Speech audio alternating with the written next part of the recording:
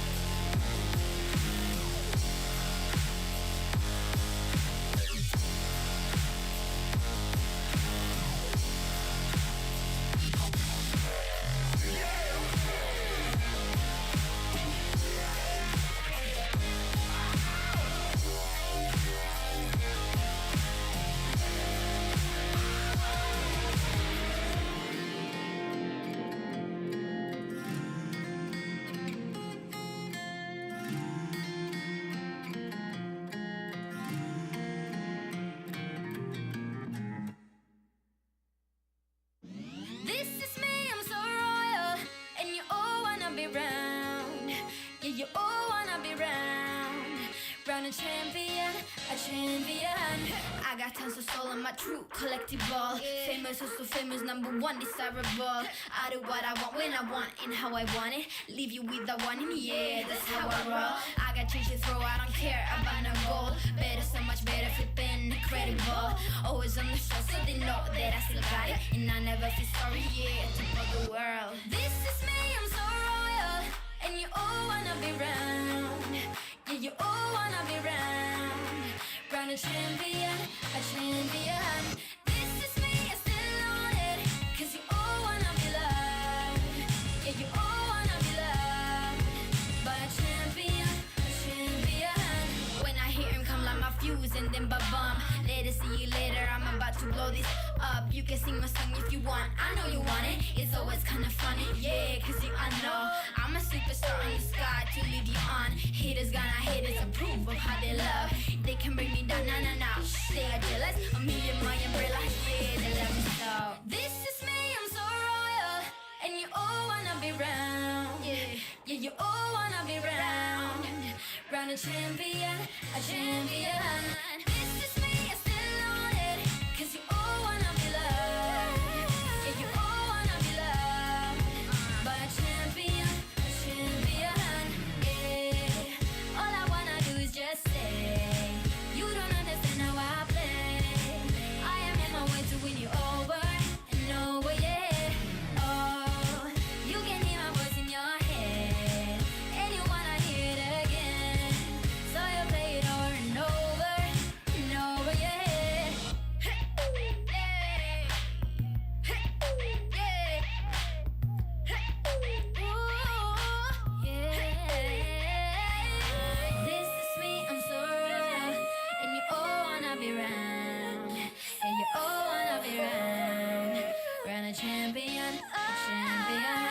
This is me, I still on it, cause you all wanna be loved, and you all wanna be loved. By a champion, a champion. This is me, I'm so royal, and you all wanna be round. There are no gods here. Now pray.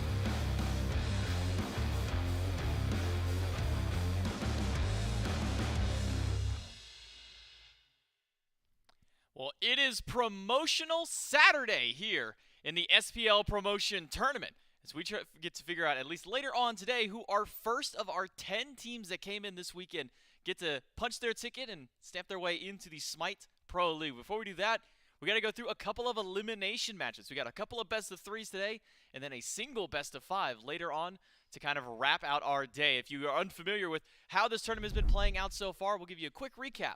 As far as the format of the tournament, we brought 10 teams in at the beginning of the week over on Wednesday to start things out. We've been playing nonstop best of threes, 4 every single day from Wednesday up until now in a double elimination bracket style, where today and tomorrow we'll figure out what 2 teams we'll be promoting into the Smite Pro League. And all of these have been starting up at 11 a.m. Eastern, just like today. And tomorrow we'll be starting at the exact same time. So make sure that you don't miss out on that. We can also take a look at the bracket if you have missed out on the event up until this point, or maybe if you even just need a quick refresher as to everything that's gone through so far. We have eliminated 4 of our 10 teams already, those being the Tartarus Titans, the Athenian Sages, Xibalba Storm, and the Yomi Tanuki. The latter of those two removed from the bracket just yesterday. We also got to watch some of our upper bracket matchups yesterday. Niflheim Wargs and Aru Scorpions faced off. That goes a 2-0 for the Wargs. Same with the Eldritch Hounds and the Gilded Gladiators. Now we'll get to have the Niflheim Wargs and the Hounds facing off for our very first promotional match. That one will be a best of 5.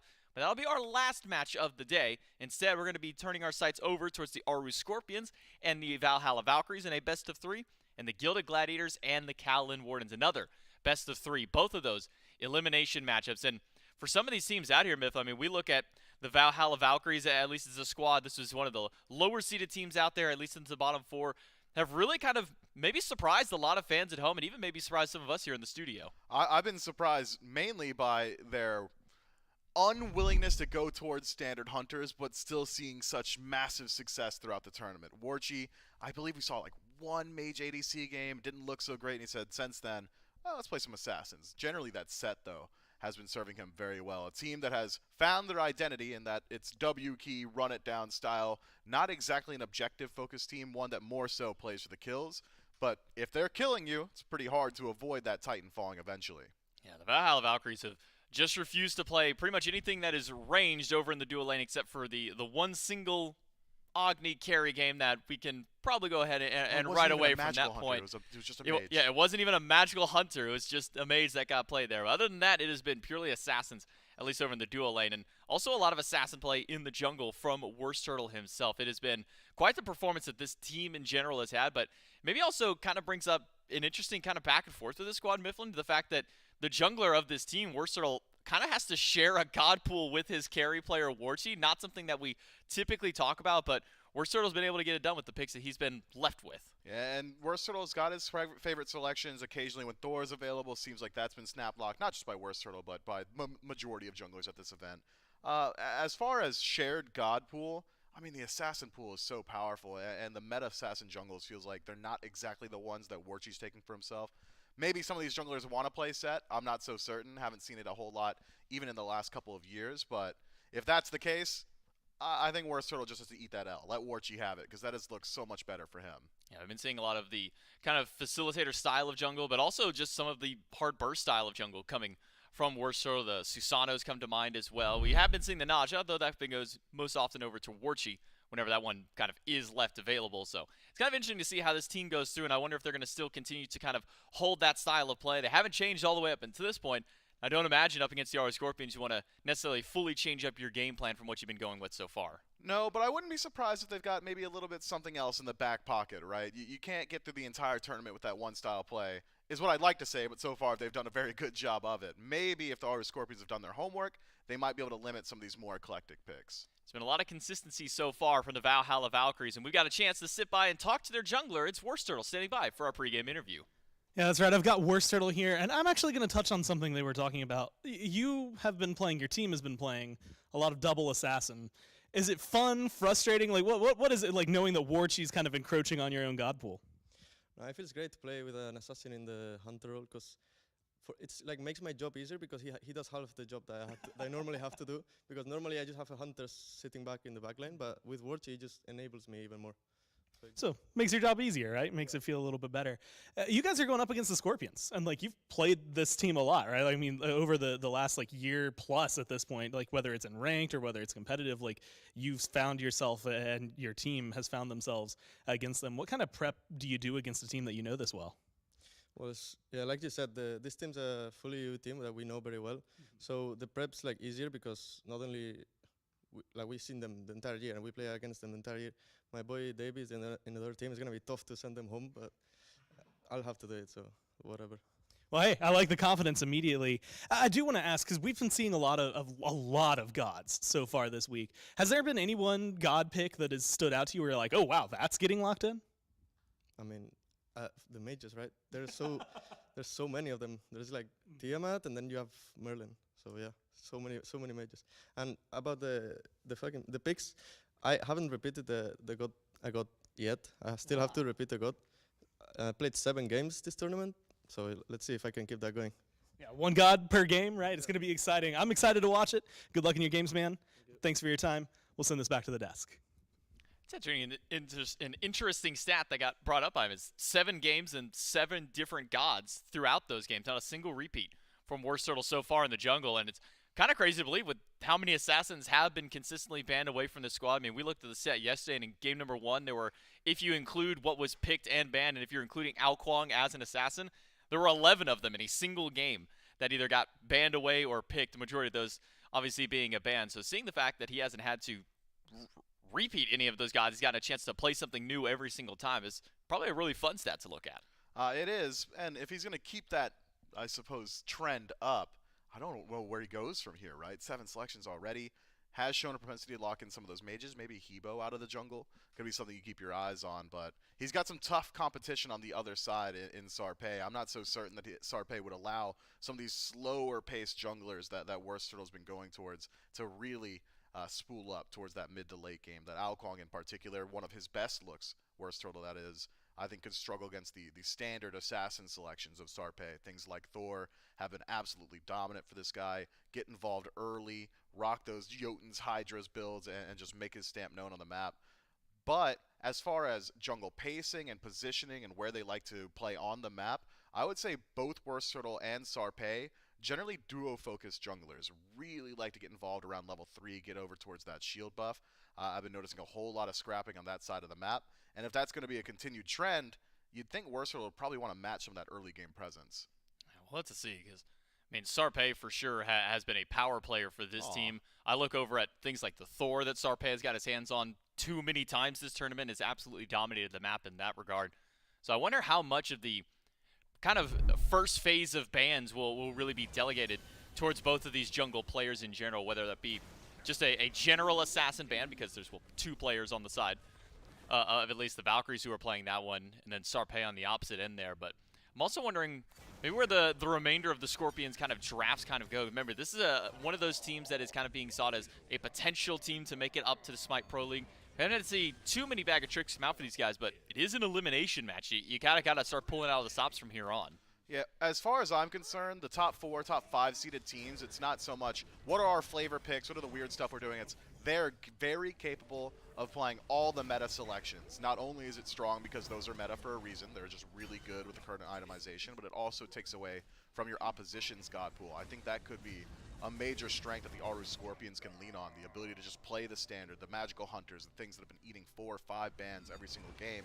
Because of Warchi's insistence on assassins out of the jungle or out of the duo lane, it might leave open some of those priority picks that the Aura Scorpions have had banned away from them so consistently. If the Scorpions decide, hey, we could just leave every single magical hunter up, it's pretty likely that they get one, and it's pretty unlikely that Warchi strays away from his standard. Now, the magical hunters are definitely something that we don't get to see from the Valhalla Valkyries whenever they play, so maybe an option for the Scorpions to try and find some way back through there. Freya has kind of been the top of the picks whenever left open. It seems that of the magical hunters, she's the one that has been reigning supreme, as far as those picks are concerned. And then a little bit more Soul. We've been seeing a bit more Ola than we were at the beginning of the week. If we look kind of back towards our first few days, Wednesday and Thursday, I think we only had a single Ola game where he was actually picked. Many games where he was left open if he wasn't banned through, but maybe not quite that same priority. And maybe in the same regard of Kronos, we haven't really seen a whole lot of him this tournament, despite how powerful some of his stuff goes through. We're going to see how things shake up in the picks and bans for game number 1 between the Aru Scorpions and the Valhalla Valkyries.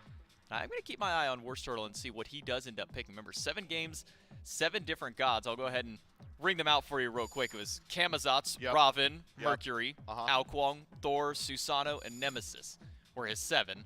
Don't worry, I've got it listed here, so I'll be able to see if we get something new from him in this right.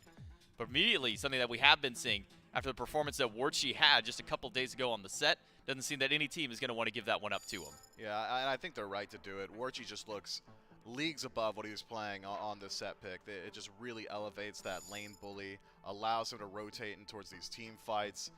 We saw him just gunning down just about anybody on the other side. It was absolutely wild, the amount of dive that Warchi was able to supply, and I think it goes to show that Worst Turtle shares that, hey, my job is just a little bit easier because someone else is doing the dive for me. It makes him allowed to play as a solo agent in some of these team fights.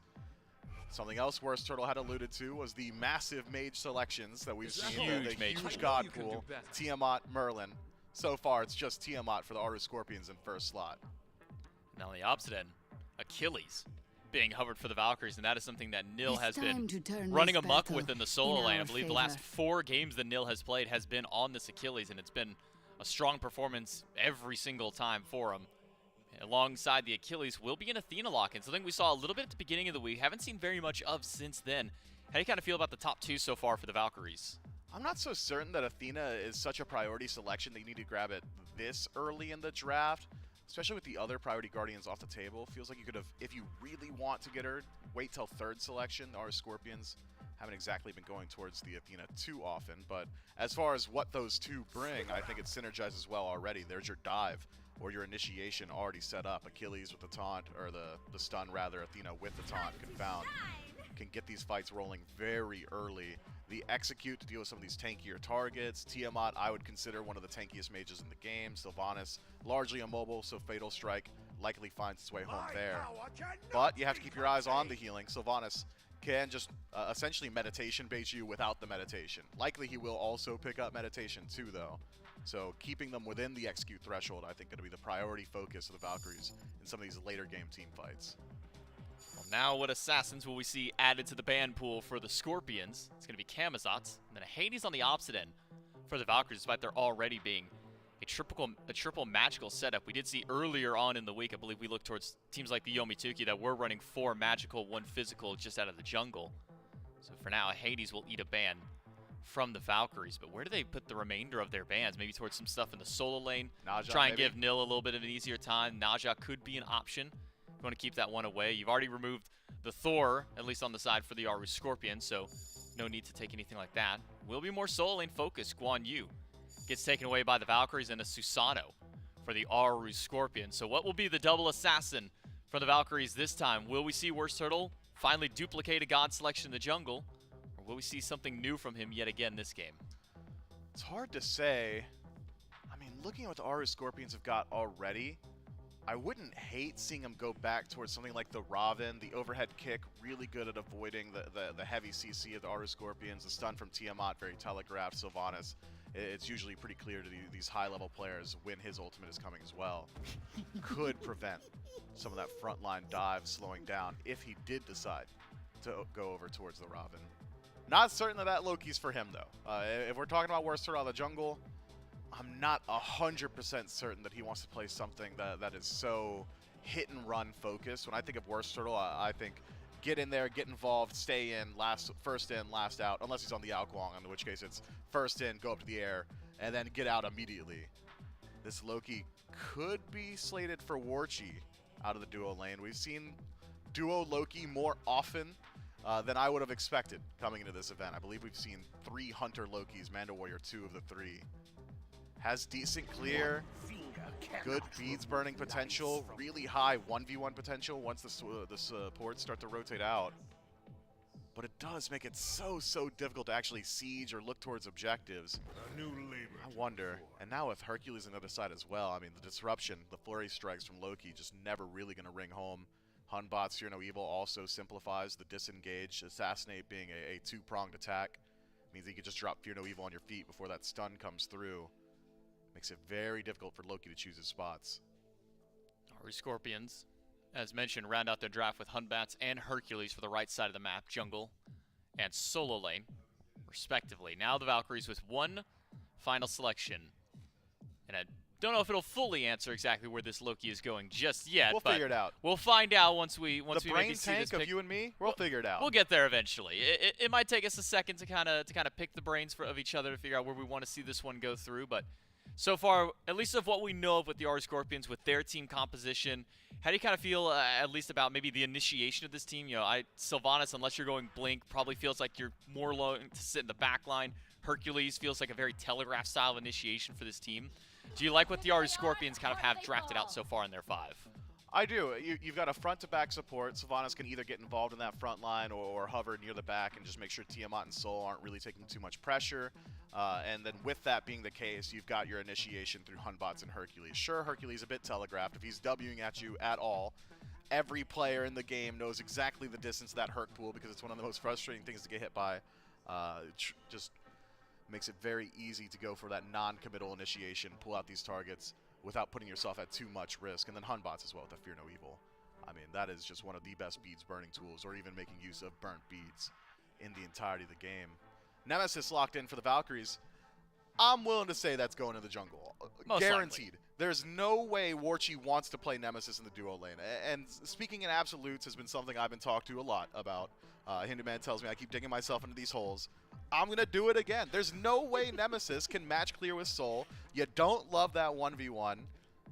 Go ahead, put him in the jungle. We know that Worst Turtle's got a pretty good performance on this pick. It's one of his favorites throughout the regular season of the entirety of last year. Fully committed. I'm locked in it. It is Loki ADC. It's like a gopher in the backyard, just another hole for you, Myth. We'll see if you can dig your way out of this one, see if at least this one will be the Nemesis jungle. The good news is that Nemesis was actually the most recent one that was played by Worst Turtle, so unless he is firmly standing on the I don't want to duplicate my gods, probably a safe bet to maybe assume that this Nemesis will be going into his hands, and Warchi once again piloting the Loki ADC for the Valhalla Valkyries.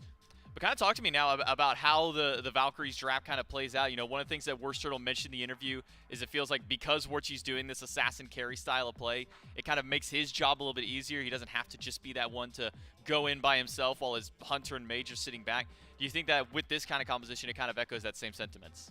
A bit. We've seen Loki, especially out of ADC, kind of lean into that split push style of play, just hover around the team fight. If it goes a bit long, especially these dances around Fire Giant or Gold Fury, rotate in towards a lane, try and take out a tower, then reinitiate, rejoin the fight, generally going for those flanks. This is a heavy pick-based composition from the Valkyries. As far as the true 5-on-5 engagement, I just really favor the Aru Scorpions. They've got higher ease of play, AoE CC, great beats, burning tools. Once they're stacked up on each other, each one of their gods have a good deal of synergy. But the Valkyries, if Loki's maneuvering the map, all of a sudden you have to worry about the Assassinate Defender of Olympus combo, just absolutely eviscerating HP bars, or Nemesis being so squishy or so slippery can really distract you around these objectives. If it gets taken to the late, it's like 30 minutes in, there's no significant lead for the Valkyries, and you're forced to a 5-on-5, I think the Scorpions take this 80% of the time. It's the Aru Scorpions and the Valhalla Valkyries, an elimination best of 3. It all starts here in game number 1. To do that, we'll throw it over to Gore and Tretley. Thanks so much, J-Mac and Mifflin. That's right, we're jumping in to an EU matchup. One I'm really excited to watch, Tretley. Although I noted, and I was talking to you about this, a hint of betrayal that exists in the Valkyries. And that is that Worst Turtle has a scorpion tattoo on his left arm, and I didn't notice it until they were in the player booth. Do you think he's secretly rooting for the other squad?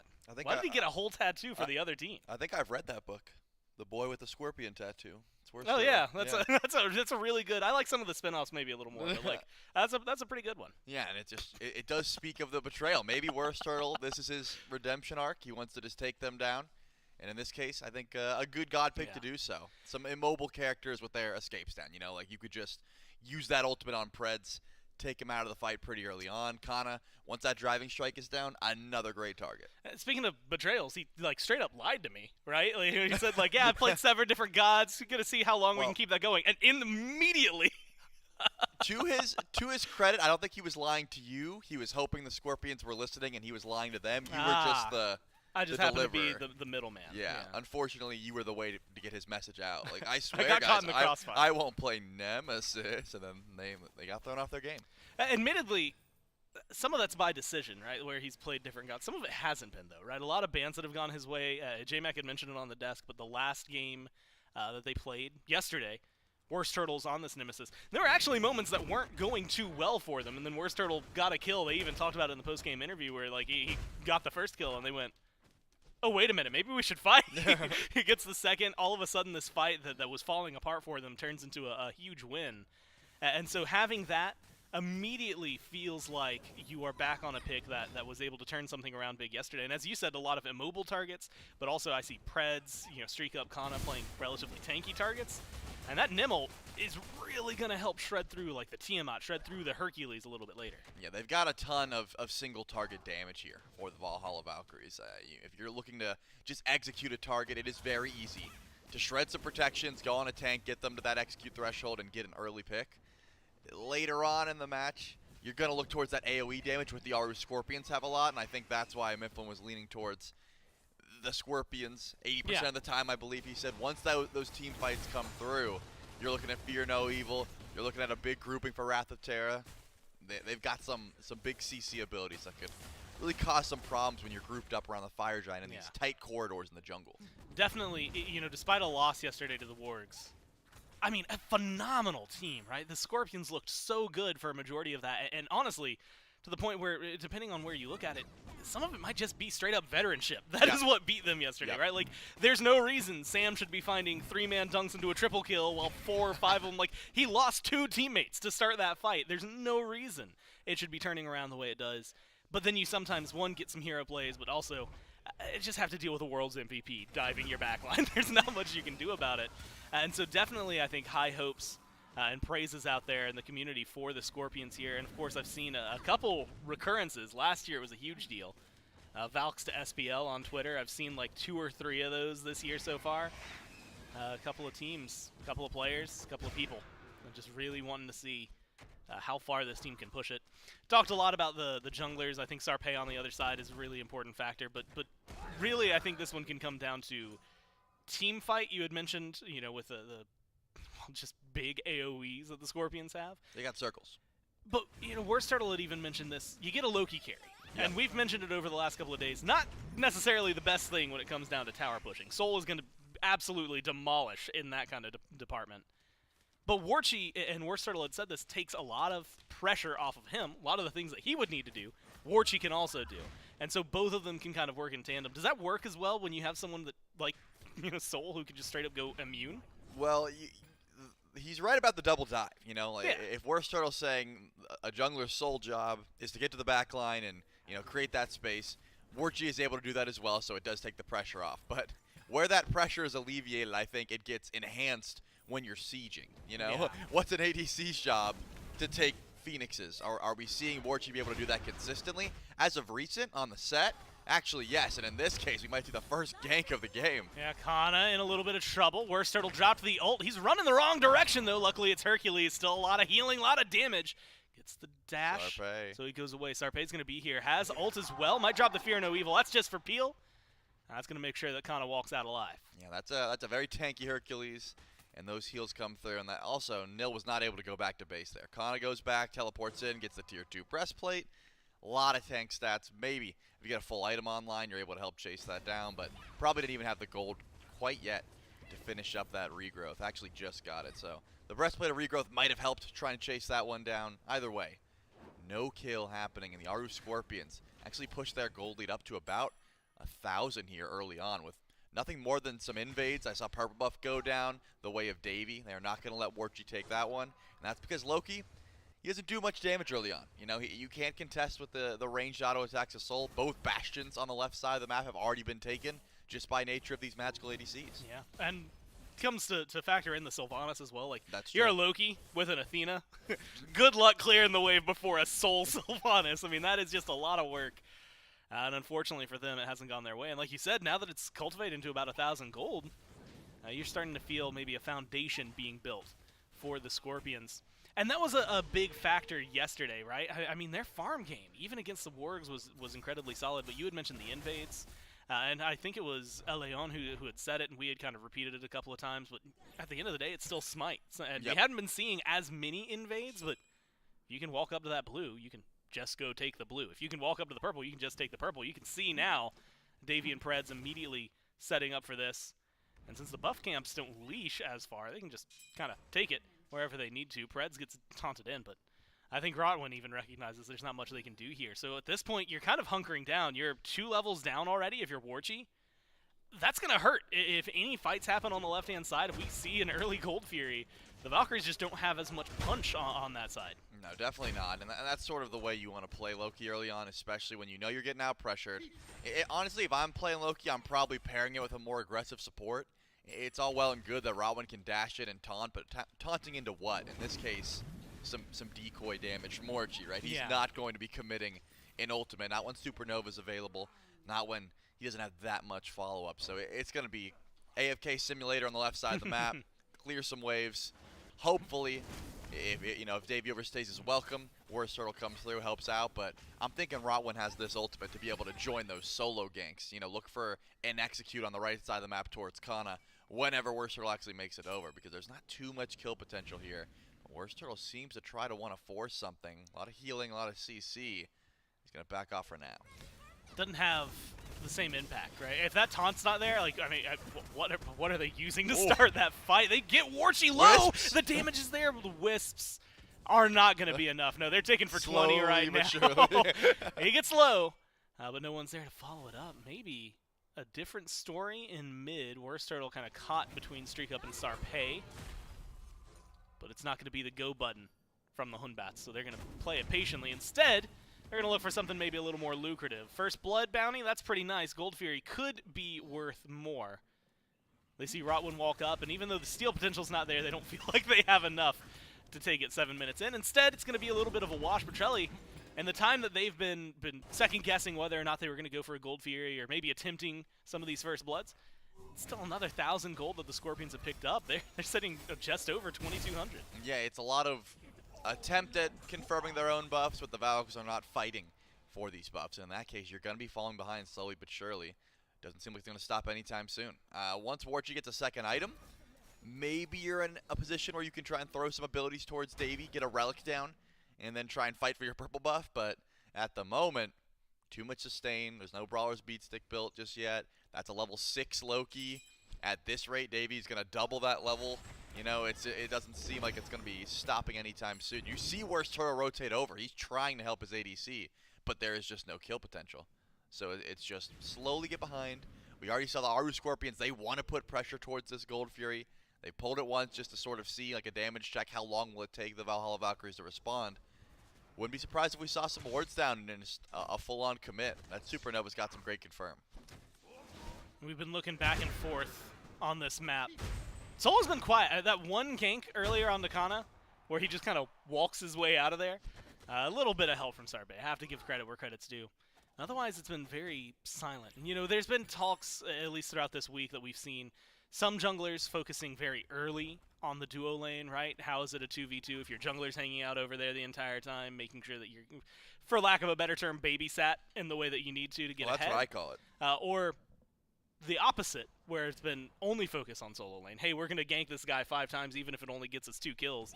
And so far, we've kind of been seeing, I want to say, almost a lack of that jungle presence. Yes, we've seen Worst Turtle kind of poke his head in on left, definitely poke his head in on right, but otherwise, it's been a very quiet game. Yeah, and that's in favor of the Scorpions. As we said earlier on, the team fight is always in favor of the Scorpions until much later, assuming Warchi can stealth into the jungle and just one-shot someone. So until they get to that point, the Scorpions are fine with this pace. I mean, they're just going to continuously outfarm, wait until late game, wait until they've got an item advantage, maybe an item and a half advantage, and then make these pulls. So it is on the Valhalla Valkyries to try and stop the pace at which the Harder Scorpions have set. I'm looking around, right? You immediately look towards Nil. There's an execute. That seems to be the easiest way to find a kill. Yeah. Because you don't have to actually kill them. You just give them a 30% HP. And at this point, kind of seems unkillable, right? You pop that regrowth, you're running away. You don't care too much about the slow from Worst Turtle. Maybe if that next item is a Brawler's, you get some extra anti-heal online, and then you can possibly look towards, especially if you get that ult in from Rotwin. That's plenty of CC to try and lock down this Hercules. But look at this. Davy is just taking the tower. There's two. This is the full duo lane here. It does not matter. No one is stopping the duo lane of the Ardu Scorpion. And honestly, maybe one of the fastest towers we've seen this week, just in general. A lot of them have been get the bastions, then start getting neutral farm, and then like eventually you can start looking at them. Maybe you'll knock down a tier 1 in mid, maybe a tier 1 in right. But to get the dual lane, that's a big deal. Nice knock up, nice pull, and grabs Rotwin locked down, not able to get the Defender of Olympus off, and Davy's going to get first blood. Yeah, Preds doesn't miss those. That's the first pull I've even seen him go for, but unfortunately for Rotwin, beautiful CC chain. Actually defended, I was going to say channel Defender Olympus. Tried to defend Olympus, but got stuck. Too much damage coming the way of that Athena. That's going to be first blood going the way of Davy. This Soul is going to be a big problem. I mean, already has a massive level lead. Now the gold is starting to pile up in the duo lane's favor. Next time that happens, Gold Fury should be looked at. But having a 4 to 5k gold lead without any objectives so far is a little bit absurd. I mean, being able to, like you said, pick this up, I'll give him a little bit of credit. 500 gold from the tier 1 tower, right? You at least got a little bit from the map. 4,000 gold. Yep. 11 minutes into this game. The Valkyries are fighting uphill, but Trelly, it's always the experience as well. You got to look at it. I mean, 1 level down in solo, not a big deal. Matching in jungle and mid. Duo lane, both down 2 entire levels. And so you're getting definitely a much bigger impact from Preds and Davy here than what you're getting out of Rotwin and Warchi. I mean, even itemization. It's not often that you get to see the supports have this big of a lead, but you actually have a finished tier 3 for Preds, while Rotwin's maybe still working on it. And with Davy rotating over, you don't need any other kills. I mean, they're seceding the tower almost instantly once the group just steps up. And it seems almost impossible for the Valkyries to fight back. It's not going to stop them. Nice pull. Nice Fear No Evil. And poor Rotwin just bullied down into the ground. I'm surprised they're not going for a Fury or the tower. I mean, Preds is on point. That's just it. Right? He's got Rotwin's number. Beautiful pull. This time, Fear No Evil goes down before Defender of Olympus can even be channeled. Does not seem like it's going to stop anytime soon. Tier 1 certainly falls here. What happens next? You can see Warchi is actually making the rotation mid, maybe trying to find a kill, but he's just going to go in, try and grab a bead. Sarpei will use it, but here comes the fall. That might be what they need. Worst Turtle gets the slow. Good taunt. Sarpei pulled back in. And finally, one lashed back for the Valkyries. They look for more. They slow down Preds. But this tower is still standing. Streak Up still there. Still has a lot of damage. Rotwin might be in trouble. Dash gets him out of there. Kana's rotated in. Blink forward. Looking for the knockup. Finds it on Ray Shadow. Beads used. The Merlin gets to walk away. It's a one pickup here for the Valkyries. And they're able to answer that one back. That's a beautiful rotation from Warchi. This is really the only time that Loki's going to be able to do something in lane. Not so much. Rotate out quickly with a great follow-up ult there from Rotwin onto Worst Turtle, and you get the chase down. You grab the beads from Sarpei and the kill, and it looks like trying to fight at the Pyromancer. This is a smart call. Numbers advantage to the Valkyries, and they're going to pick this one up. Trying to fight it. Pyromancer's getting low. Valkyries secure that one. But what is it going to cost? Nil gets pulled back in. Doesn't seem to be under too much pressure, so the Valkyries get it. Haven't picked up the Runic Bomb just yet. That is a small victory in a face of things that have been going all ways of the Scorpions. But you know what's the most scary is the fact that Davey didn't rotate out. I mean, the most fed soul, the level 14 soul, has not left tower or this lane at all. I mean, Warchi had to make that rotation. It was massive for the Valks. They get their kill, they get their Pyromancer. But I think if Davey's there, maybe that fight goes a little bit differently. Gold Fury's pulled and confirmed by the Aru Scorpions, so they're going to be able to match the Pyromancer over on right and continue just pushing that lead. And it was about like 4.4 before that fight. Valkyries get their first kill on a Pyro, and still it grows to 5.2. The Aru Scorpions are still finding that gold. On the chart, the Pyromancer was such a small dip. It's such a small blip on that graph. A little bit more maybe in the experience side so you can actually see where it happens. But unfortunate for the Valkyries, picking up something I think so important. Not getting the Runic Bomb as well. I mean, you know, we've been talking a lot about it throughout the weekend, whether you want to talk about it for objectives or god play, but towers and the capability to just go up 1K straight to any of these true damage tier 1s or tier 2s would have been a really, really nice way for the Valkyries to start to claw their way back in. And so unfortunate for them not having that in the inventory to maybe use and further their agenda on the map. Instead, my eyes turned to Worst Turtle. Yesterday, in rough spots for this team, this was the jungler, this was the player that was able to turn a lot around. He's hanging out over here on right. Davey seemed like they might be in a little bit of trouble. But Preds is here, so nothing else to worry about. This is duo lane now. Can't you see? Oh, right. Yeah, Kana heads over to left to deal with the Loki. You know, like when you're playing like if like way back when with like really low level games and nobody knows where to go, and so like you just like solo was left, whichever side it was on, solo was left, and it's like, oh well, that's not the case every time, man. I'm sorry to tell you. I can tell you I remember one of my first ranked games. We had duo lane in solo, and they just said we're doing double solo, and they just said what they were doing, and they had to do it. We won, but it wasn't pretty. You were playing the old 2-1-2, and you were like, guys, this isn't season 0. Yeah.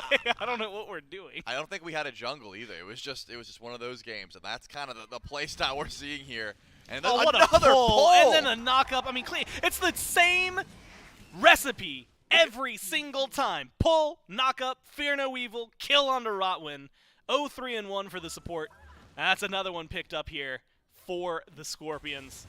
Might be a little bit more. Davey gets low though. Nil goes in, looks for the execute. Gonna get body blocked now. Might be in the wrong spot though. Taken down. Davey's on a killing spree. At some point in this game, Pred slipped a magnet in Rotwin's pocket and has been able to find him with every single pull. And I would just look towards the face cam because when you get grabbed by a free pull, you kind of just go, you know, it's just an exhale. Immediately into Fear No Evil every single time. The CC chain is absurd. It's only Rotwin. He's the only one he can pull, but he gets him every single time.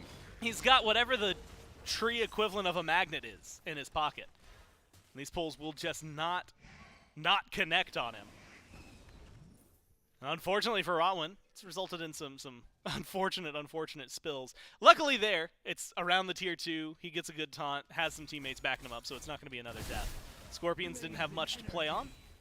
So they're going to backspin some of this gold. And Trelly, we're talking power spikes on power spikes. I mean, look at the build difference just in the solo lane right now. Kana is pulled ahead a full tier 3 and an extra tier 1 on top of that.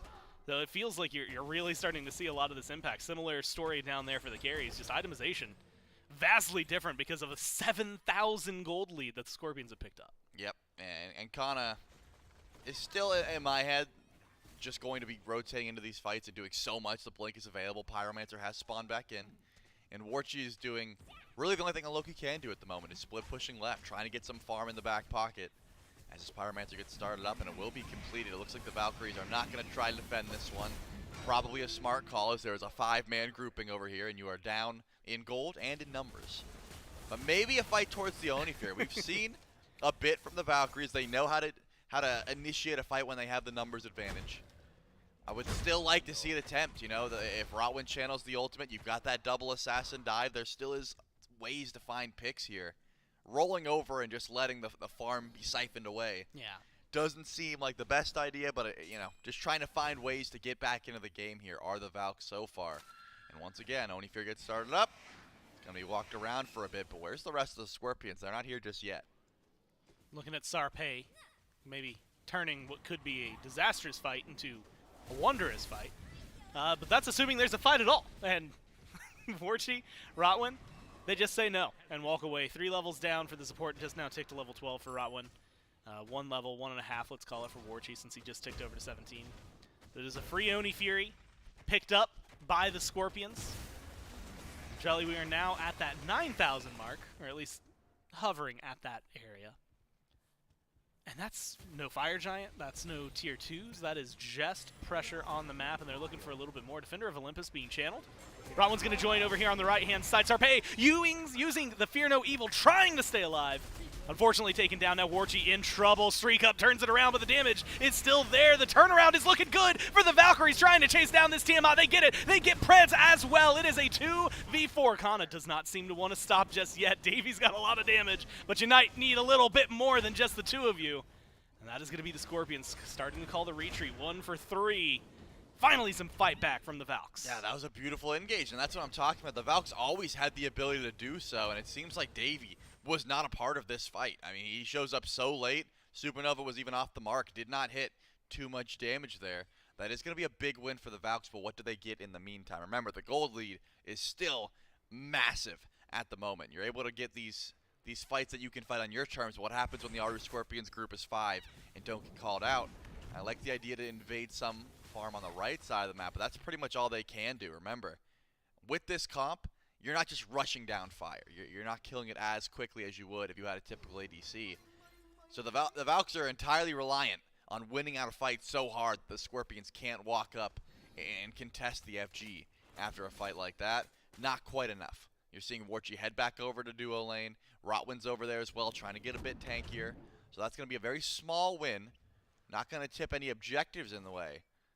But I'm thinking we're seeing those signs of life that I wanted to see from the Valks. The thing that stands out to me the most, and they're doing it again, Rotwin just now backs to base because his health bar was atrociously low. It was wild that he was still around. But, you know, you had mentioned Warchi split pushing. Yep. We've seen the speed that Loki can rotate into fights, especially if they're happening around mid. He can get there pretty quickly. Might still be a little bit late. And the split push, admittedly, hasn't been pushed that much. You think about it, he's been getting a lot of farm from the waves, but the tower over on left is still standing. Not only that, he's been at his tier 1 line more often than not. But Rotwin utilizing that global presence, right? Hanging out with Warchi, soaking up some farm, trying to play catch up. What was 2 to 3 levels is now 1 level difference between Rotwin and Preds. You're starting to see at least some of the item gap get picked up. He's also gone for the Oni Hunter's Garb super early on, which we've seen a couple times this week, Trelly, but that hasn't been like the go-to item for a lot of these supports. Is that just because he's surrounded by so many fights? Is it because of the taunt maybe helping it out? It's a desperation call, I'm thinking. You usually want, you know, support items are for the passives more often than not. You can't be too picky. But once Rotwin realized how much damage was going to be coming his way, and also the fact that he's the primary initiator, we've seen Defender of Olympus off the back of these assassins immediately into a taunt. You're going to be in the fight. I'm thinking he needed to be as tanky as he could as quickly as possible, and Oni Hunter's Garb is a great place to do it. You're going to get tons of mitigations, tons of protection, and it's cheap, right?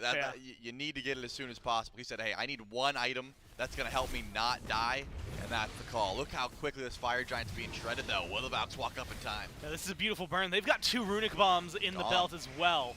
And I don't even think they need any sort of hyper secure for an FG right here. Instead, they're just going to burn it the old-fashioned way. You had mentioned maybe being a little slow for the Valkyries if they tried to start it up. They won't even get the thought this time around. Scorpions, 5 with Fire Giant immediately onto the tier 2 in mid. And again, watching specifically Pred's inventory right now, those consumables where those runic bombs are, don't even need it for the tier 2 when Davey is around. Phoenix is going to be the call. Kana starts taking it up. Pred's uncertain about this one, though. The whole team playing it maybe a little safer. They need minions. Tiamat providing a little bit. They're going to play this patiently. Probably a smart call. With the Wisps down, they're going to drop the Bracer as well. I'm keeping my eye on Worst Turtle, though. They've got plenty of dive. Usually it's Worst Turtle at the back. Get that ult from Rotwin. And then Warchi dives as well, but all relics are available, and there's those bombs. Kana goes in, pushes Nil back. What a big taunt from Rotwin, though. Do they have the follow-up, the damage that's necessary? Fear No Evil comes out, tries to save Sarpei, but it is not successful this time around. Warchi is able to find one. Body block on the execute, stops Nil from getting some big kills, but he still finds Davey, takes him out, but trades his own life for the prospect. Kana chasing him down, streak up, murdered in mid lane, and it is a 3-for-1 one more time. The Valkyries lose the Phoenix, but find some kills. Yeah, that kind of looks like Kana's going to be out scot-free, so not the biggest deal. And the Phoenix did go down. The Valks are going to help get some farm in the meantime, though. Maybe grab a tier 1 tower, but Preds is already here trying to defend. And that's good, don't get me wrong, but what are the Valks going to get off it? Looks like grouping up towards the Gold Fury, and that's great. Want to get some more damage online. They have shown that they can initiate a fight so well, right? They have plenty of damage. They can get these kills.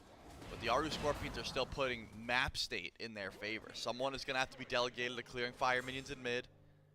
And I think that Pred's got a massive ultimate off there as well. It's just very difficult to keep your mages alive. And in this case, also Sarpei alive with this double assassin dive. I'm thinking as the game continues, you really don't need to do the traditional brand of Smite where you go for Fire Giant, push in, go for Phoenix, go for the end. If the Valks keep winning these fights, slowly but surely, those respawn timers are going to add up, and they can just run it down mid, try and find an end call off of a play like that.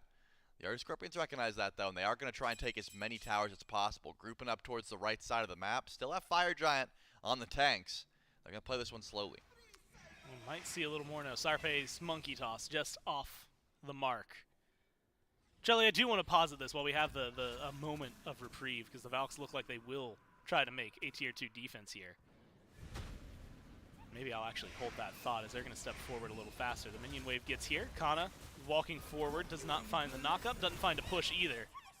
Streak up doesn't land any of the damage, so waiting for the cooldowns to cycle around for the Scorpions. Fire Giant, it's about a minute left, but like you said, it's only on the tanks. Davies' damage is going to be the biggest deal for them.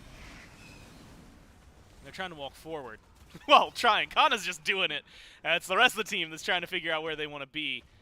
With no backdoor protections to get stripped thanks to no minion wave. They're going to have to play this one safe. This is where the Merlin comes in handy. Davies trying to get some few shots threaded in the needle. They're playing it slow. I'm going to throw this one at you.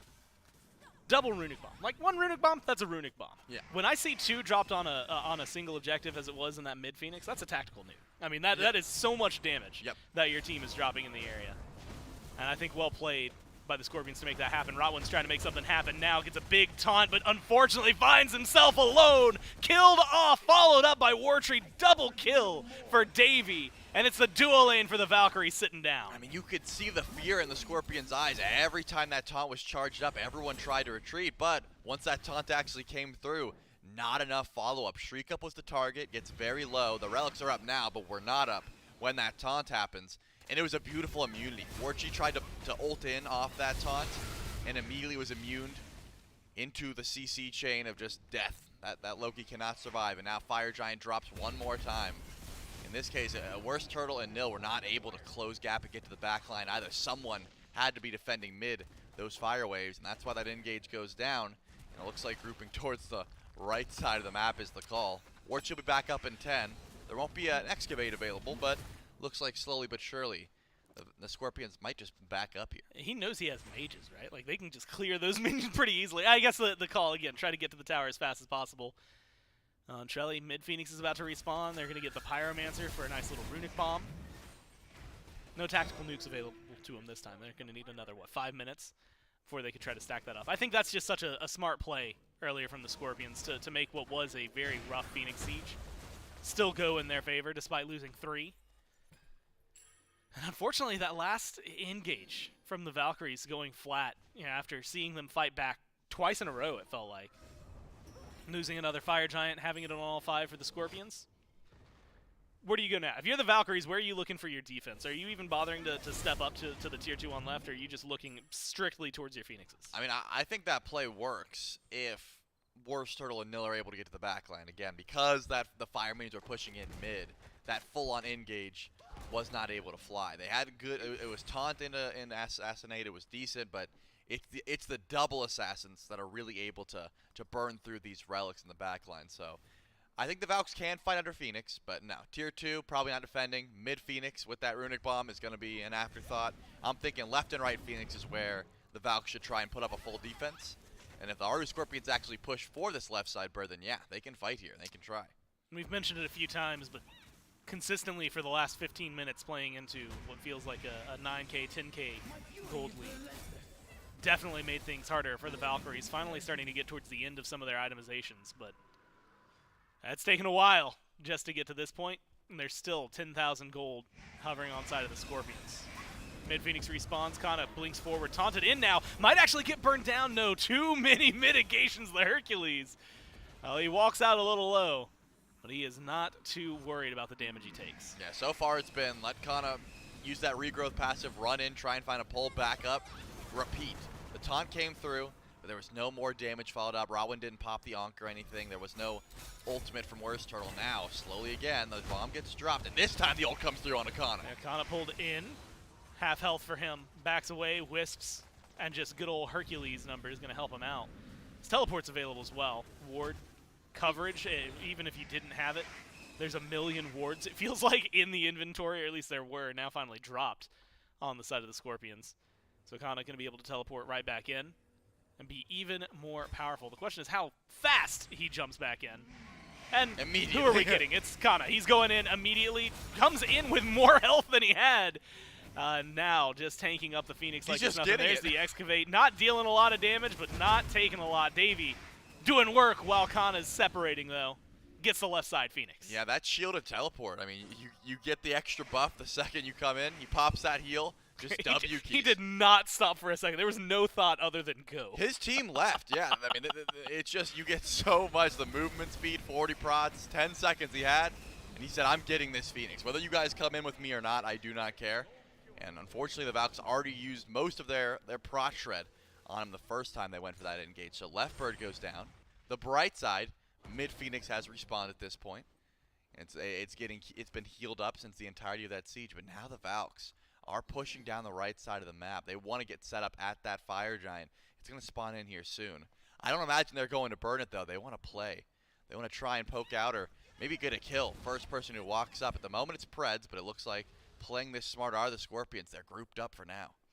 A little bit of an ambush. I think they spotted that out. Yeah, Preds sees him. And Preds? No? He doesn't? A little? No, maybe he doesn't know. Warchi's been spotted. Sarpe has to see this now. Rotwin misses the taunt. No, it's going to fall apart. Preds with a knock-up. Walks back to the team, but the fight is on. Fear no evil. Turns down Ray Shadow. Preds walks out of this. Sarpe's low. Worst Turtle looking for the hero plays. Finds a kill, but the Execute is there on the other side. Can they chase down a little bit more? Excavate. Trying to find big damage. Does so onto Preds, but it's split. Everybody has separated. Warchi looking for maybe the cleanup kills on the back. Preds is low nil. Just needs a couple of hits, but you got two people chasing you. Finally, Davey goes down, but Warchi loses his life to get the kill. Rotwin's out of here.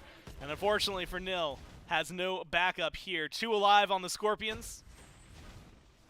Give it a little bit of time. That'll be 2 alive left for the Valkyries. A huge stagger kill, though. Actually benefiting the Scorpions. I mean, think about this. This is going to be another, full minute now before you have Nil back.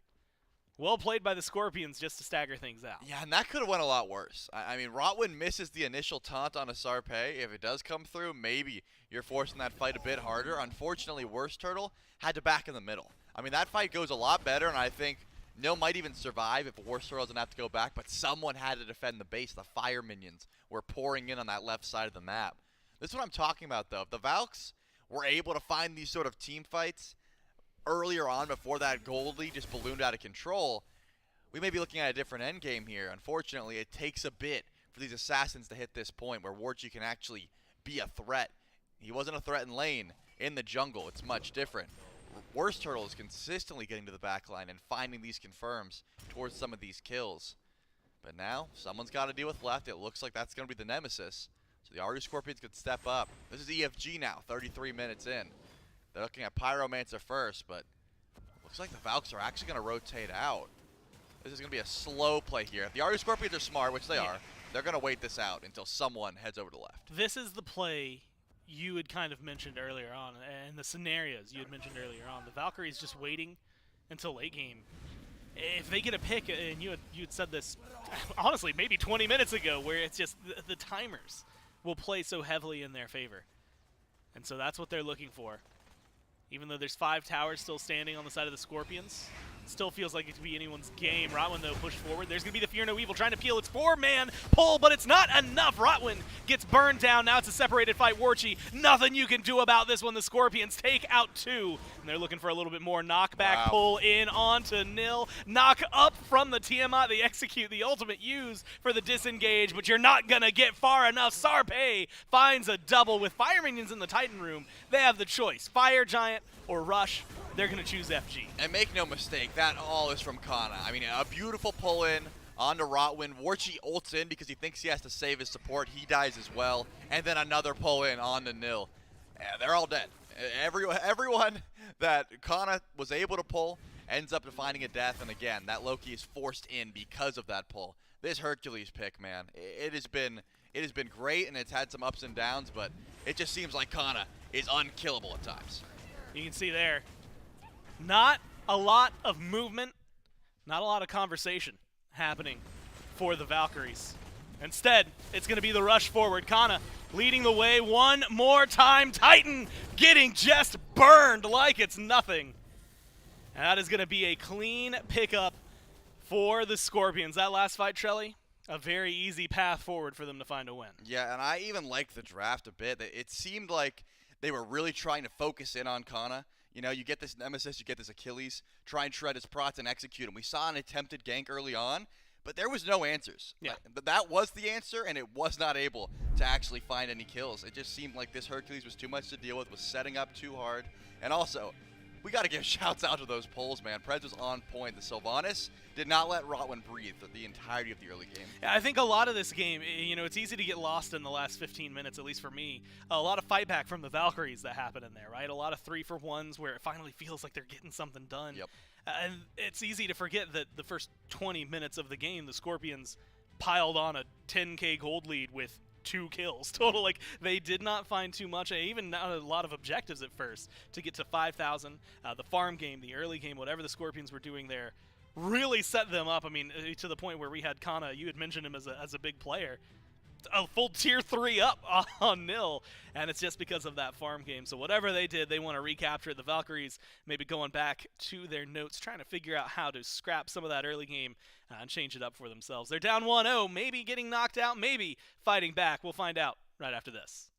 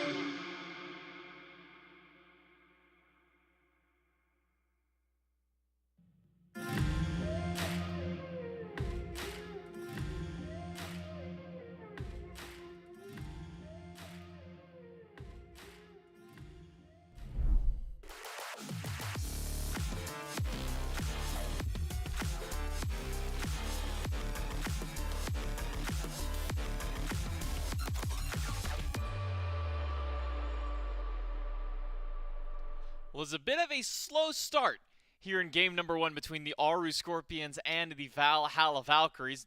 Nearly 11 minutes before we even got to really see our first fight break out and first blood kind of strike.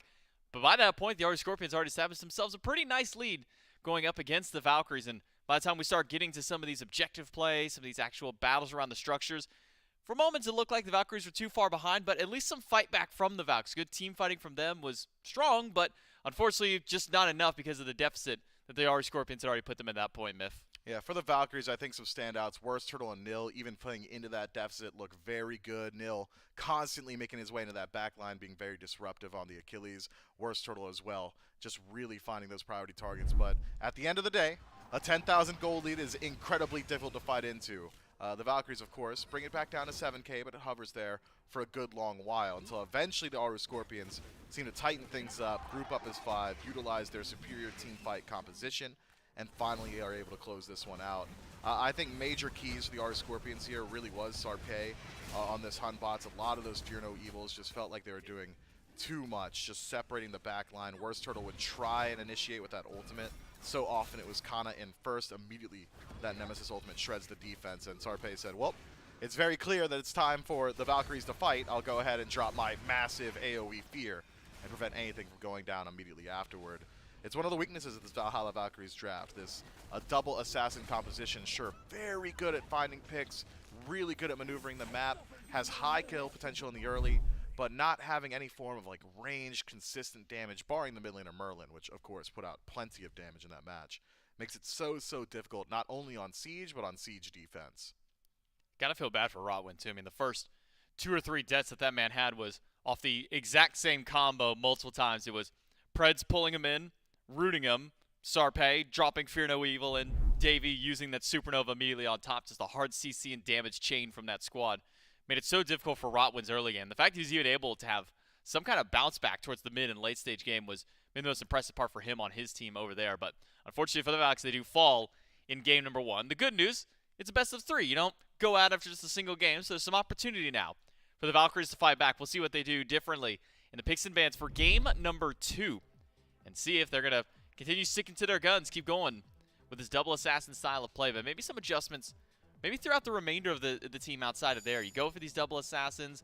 Can't make any complaints about the Merlin in the mid lane. Maybe you swap it to try and get the Tiamat for yourself, or you ban the Tiamat on the other side.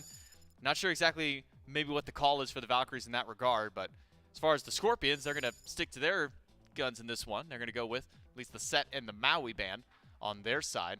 Opposite end, it will be a Tiamat and a Yamoja ban for the Valkyries. Yeah, I'm not so certain the Valkyries need to change the fundamental identity of their draft. They can rock the double assassin as much as they want. I think it's the time scale of their assassin selections. Both Nemesis and Loki require a little bit of itemization, can't exactly hang in the early game. That's why we saw, even in spite of that low kill first 10 minutes, it was a massive gold lead for the Aru Scorpions. They could just throw their weight around at the neutral farm, control both clear buffs, mid camps going their way as well. If it's a Set, which is banned out, the Aru Scorpions, taking good note of one of Warchi's best performing picks, then you're not really concerned about the early game. You can control the neutral farm, you've got massive poke potential, and you can clear waves with the skewer. Loki doesn't exactly bring the exact same thing. So if you want to put Warchi on a late game slanted assassin, I'd like to see Worst Turtle on the early, or vice versa. Put Worst Turtle on the early and Warchi on the late. That said, first assassin locked in isn't for the Valkyries. Instead, it's the Aru Scorpions, and it's one of Sarpei's favorites. This Thor with the global presence, the massive damage output, how he leverages Bluestone out of the jungle, getting additional damage from that wall now, a change that we saw towards the tail end of Season 9. Just gives you one more way to proc that passive, and another way to proc Bluestone is essentially just another win condition. So with Merlin and Freya as the final 2 bans before this Thor gets locked in, let's see something a little bit different sparking up in the mid lane now between these mages. The massive mage god pool that Worst Turtle was alluding to in his pregame interview has now been banned away, both the Merlin and the Tiamat. We have seen a little bit of Agni this weekend. We've seen some Baba Yaga pop in every so often as well. So I wonder where the next couple of picks will lie for the mid lane mages. Do you have still some magical hunters left open? Sol, Olarun, and even notably Kronos, who has been pretty much largely absent the entirety of this weekend, though. Really feels like Kronos has kind of pulled himself away from the mage ADC style of play, and it's just almost kind of re-identified himself as a full-on burst mage. Yeah, Chronos just does not feel great in an assassin meta. If you're relying on actually channeling rewind, good luck with all that flat pen that assassins get throughout the early game. So instead of the standards, it's the Discordia locked in. Another pick that we've seen here or there throughout this event. Has great CC lockdown, phenomenal AoE damage with the golden apple, but it's mainly that passive, the strife, just so strong for Discordia. Will likely find its way to the soul laner, regardless of who the soul lane is. Those guys love to have scraps in their lane, so additional power for the Valkyries on that side of the map. But with both teams emphasizing dual lane play, it might just equalize the Discordia passive. We might go without seeing it really find impact for the first 10-15 minutes of the game. Thor, Soul, and Sylvanas round out the top 3 now for the Aru Scorpions. So, exact same dual lane for the Scorpions that we saw from game 1, now shifting into game number 2. Athena, still the call for the Valkyries, and one that got banned away in the second wave of bans was the Guan Yu. This will be one of the first times in a few sets that we've actually seen Nil have to stray away from the Sylvanas, or not the Sylvanas, the Achilles that he was going towards, but it's actually of his own accord going away from this one, so maybe see something a little bit more valuable with this Guan Yu for the comp. Some healing, some defense shreds, some more consistent initiation, the cavalry charge just running down that back line. Very difficult for Soul to escape from Guan Yu. If you get all the way into the fully channeled Disapparate, you feel pretty alright about it, but Guan Yu can lock you down before you create a whole lot of distance. And even if you do get into the essentially Aegis state, should allow the rest of the Valkyries to catch up to you pretty quickly. You are lacking a bit in damage as of now for the Valkyries. Discordia sure brings it on her own, but Guan Yu not exactly known for his damage until around level 20. We've been seeing that Sundering Axe build really help him out. Athena as well. Maybe not as high damage output as a Sylvanas on the other side, and with the sustain that the Aru Scorpions have already locked in, it's going to be very difficult to poke through in these elongated battles around Gold Fury, around Fire Giant, Soul with the self-sustain, and Sylvanas with the team-wide. But instead, it's a standard mage ban from the Valkyries. I thought it would have been Agni. I thought it would have been Baba Yaga. Maybe even Thoth we've seen a fair bit, but it's the Yu Huang taken off the table. It's one of the safest mages in the game. Makes me think the Valks might try an all-in on a W key style comp. Notably, Warchi's Naja still available if they want to go for a pick. Susano still up as well if the Valks want to go with that maybe for Worst Turtle. It was a Loki and a Kamazotz banned away from the Scorpions, so Naja selected. Leads me to believe this one will be going over to Warchi over in the dual lane in that carry position. And the Valkyries banned away, as you mentioned, the Yu Huang, but also the Hades. Still worried about maybe some extra magical damage coming from that soul lane. We've seen a little bit of Hades this weekend so far. Has been still playing that full burst mage style of solo play compared to the very tanky style that we've been seeing kind of across the board from the Warriors and the other Guardians. But now the Baba Yaga being hovered by the Scorpions, and that we thought maybe would have been a ban, but instead may just be the selection for the mid lane of the Scorpions. Yeah, if Baba Yaga gets locked in here, you really like how the Aru Scorpions are capable of baiting in these team fights. It's the kind of reel them in, throw damage as you're holding down the S key, just retreat while simultaneously throwing it out. Soul and Baba Yaga, two of the best mages at playing that style of play. Maybe a counter selection into the Guan Yu as well, having that CC immunity from the Home Sweet Home. The knockaway for Naja's Sash. If you go to the Home Sweet Home, you get that HP shield as well as the knockup. Makes it pretty difficult for Naja to stick around in these fights. So often we'll see Naja go for the Sash, wait it out, say, all right, well, maybe they'll use their beads on out of fear instead of out of reaction to the Windfire wheels. Baba Yaga not exactly really fearful of the Naja combo. And then Artio as well. That is a lot of sustain now on the side of the Aru Scorpions if they elect to go down that path. It's even more. Even more with the Hell. And the Cleanse to prevent this high CC composition from the Valkyries. Confound, the Strife, the stun from Guan Yu, the stun from Naja. All countered out and all telegraphed CC. Hell's Cleanse, if she's on top of the ball, could really throw a wrench in the works of the Valks here. But that also brings it now to a 4 magical composition for the Aru Scorpions, leaving Sarpei as the lone physical damage dealer. We've seen what Sarpei can do on this Thor, so I'm not going to doubt the Aru Scorpions if this is the route that they decide to go down. But now for the Valkyries. Final selection going to be the Thanatos now coming out for the jungler Worst Turtle on the side of the Valhalla Valkyries. We talk about a lot of the sustain that's on the side of the Scorpions. You have a little bit for team sustain on the Valkyries with the Guan Yu, but a lot of now self-sustain with the Thanatos and the Naja. How do you feel about, as we start pushing towards the 25, 30 minutes, that's really when the big team fights are starting to break out for these two teams. How do you kind of feel about the team fight stage for the Valkyries at that point? I mean, they've got diversified damage output, which does instill a bit of confidence in me. It still is a very high execution composition, though. Very difficult to actually lock down the Aru Scorpions. It would be difficult for Hovering Death to actually find and execute at that with all the sustain on the Scorpion side. But as far as ease of play, I think I do prefer the initiation from the Valkyries, but the follow-up may be a bit lacking. This is one where I think you want to win out early if you're on the side of the Valkyries. Play through the Thanatos and the Najat throughout the early, leave Guan Yu on an island, and utilize that global presence from the Athena. Whereas the Aru Scorpions, it's a very high scaling composition, but having essentially quadruple dipped into the sustain pool, you got to think there's going to be 1 or 2 onks on the other side that really shake up the team fight. You're putting a whole lot of onus on Sarpei out of the jungle as well, the sole physical damage dealer on one of his signature picks. I think capable of performing, but certainly no easy task. And even Thor being that backline dive initiator, who's following up with them? Ardio can get up there pretty easily, but we've seen Sylvanas stray away from the blink, so he'll have a hard time following up with his own ultimate. Soul and Hell have to contend with the dive of the Valkyries on the other side. It's hard to say. Both teams bring very unorthodox compositions here. I think a lot rides on the early game for both sides. And there's going to be maybe a lot of emphasis on anti-heal for the Valhalla Valkyries, and a couple different ways to apply it there as well. Having an actual traditional mage in the mid lane means that Divine Ruin probably going to be second item, if not maybe even potentially as a first one, though we have been seeing a lot of emphasis on getting that Book of Thoth online for a lot of these mages. Brawler Speed Stick on the mind for either of these assassins. You gotta imagine not just maybe an Ankh, but potentially even a Pestilence as well, get some of that aura anti-heal for the Valkyries to try and deal with this, because anytime I see just the single Hell, I'm thinking probably 3-4 anti-heal items to deal with that. But now you've got Hell, Sylvanas, Ardio, Soul, who knows what else might pop in there, maybe even some meditations through. So for the Valkyries, is it really pivotal for them to have to be able to get those early kills out for their team?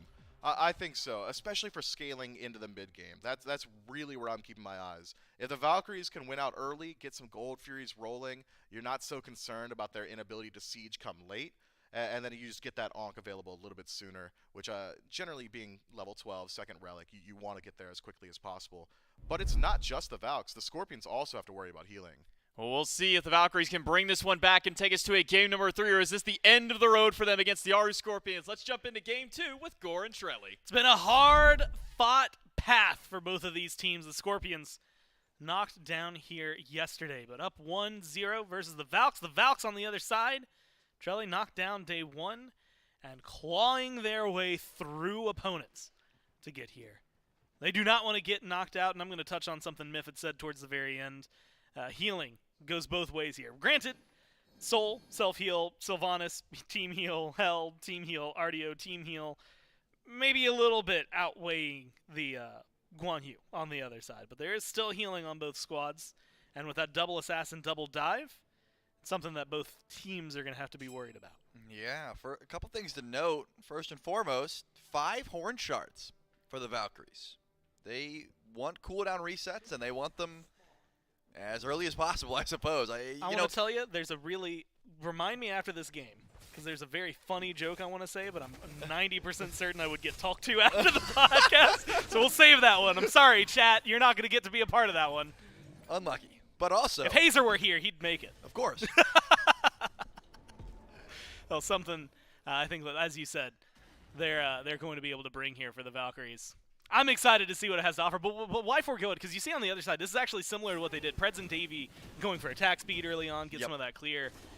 What is all this cooldown reduction going to do for the Valkyries? Well, outside to be good. there is a strategy to employ here where Rotwin goes back, gets upgraded meditation, and then everyone pops their shard with the Cloak of the Ascetic, and you just get cooldown resets out the wazoo. You know, you just take a fight and they're like, okay, the taunt is down, the death scythe is down, you know, we can go in, and then they're just back up. However, it does just seem like they're trying to snowball early, and this could be a nice way to do it, take you off guard with your cooldowns. A lot of people might be questioning the 4 magical composition, because in times we've seen plenty of 4 physical compositions with 1 mage. But in a meta like this, where you can get true damage online on your mages, and physical defense items are all the hotness right now. You know, if you're forcing a Guan Yu to build so many magical defense items, it makes getting Breastplate of Regrowth a little less likely. It makes getting, you know, all of these fun physical defense a little less likely. Worst Turtle looking for Kana, will find the Death Scythe. Not quite enough damage to finish that kill though, but gets this RDO very low in the process. And I think goes to showcase very much what you were saying there, right? I mean, you immediately pop your shard. You're doing your best to try and get as much damage out in as little time as possible. Get your team ahead. Try to ride this early wave. The one thing, and you know, this is actually going to be a huge bonus, I think, for anybody involved. I see Thor, and of course, you have to think about yesterday, right? The top play, maybe of the tournament, that will probably go uncontested. Sam on the Thor. I think Betty Smite, you had said, just put out a video about it. So if you're looking for something between games, between sets to watch, I recommend opening a tab and maybe checking that out. But one, for Sarpei, that's a rough performance to try and follow up. But two, Thor's been doing really well. Sarpei has a fantastic Thor. And though it's been a little more slow to start, let's call it, I still expect some big things out of the other half of this jungle conversation.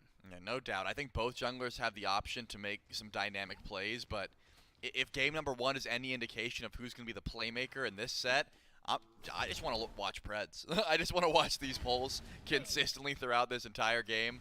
Where is Sylvanas? When is his 3 key up? And if so, that's what I want to be watching. But in this case, Worst Turtle finds a big rotation early on. Big slows from the ring toss as well. You need a few more autos, but the immunity is there just a little early from Worst Turtle, but it does not matter. First blood this time going to the Valkyries might be answered back or compounded upon. Nils low. Kana chasing him down. Make sure it goes 1 for 1 sides of the map. Yeah, that's a great initiation on the left side, though. I mean, you know that Worst Turtle's looking for action. He went over to right lane, couldn't quite find it, goes over to left lane, immediately tries to continue that aggression.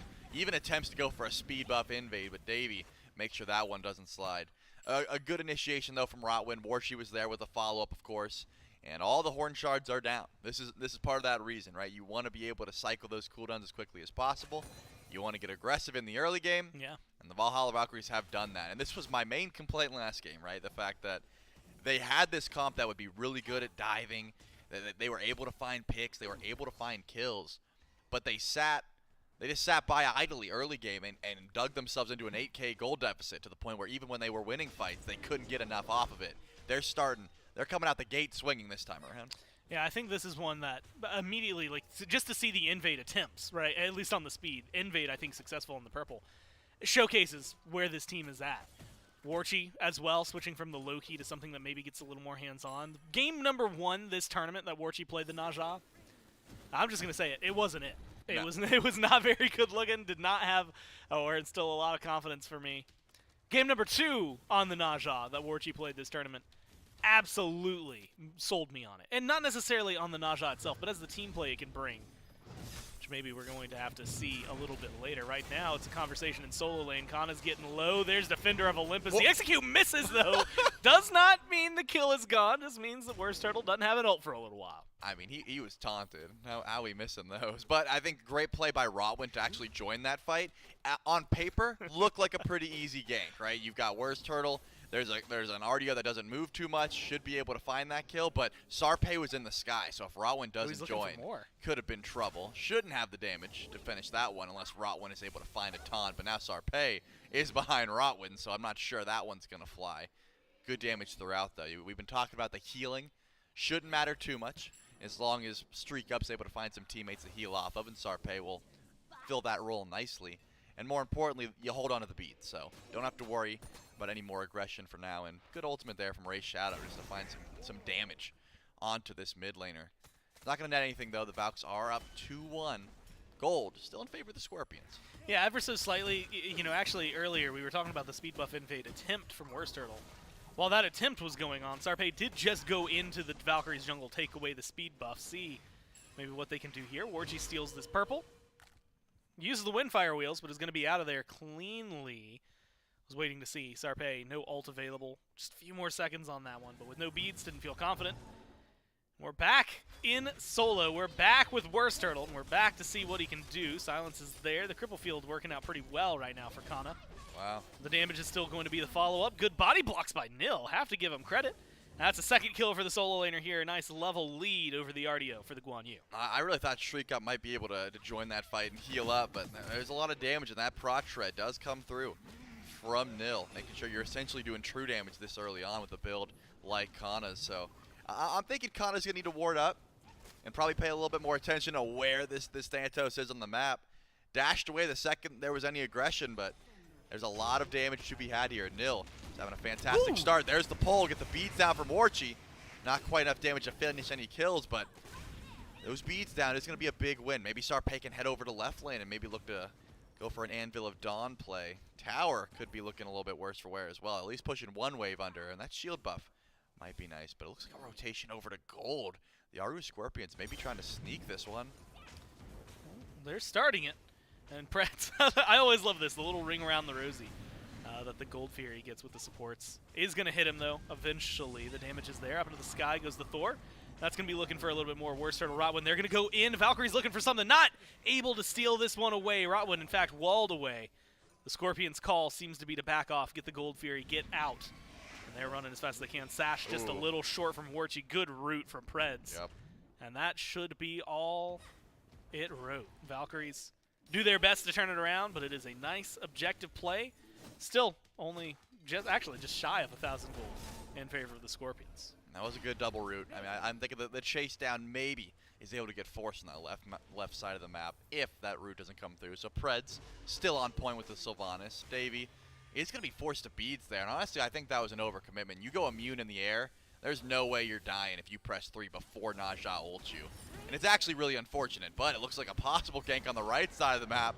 Preds is here as well, and here comes Rotwin.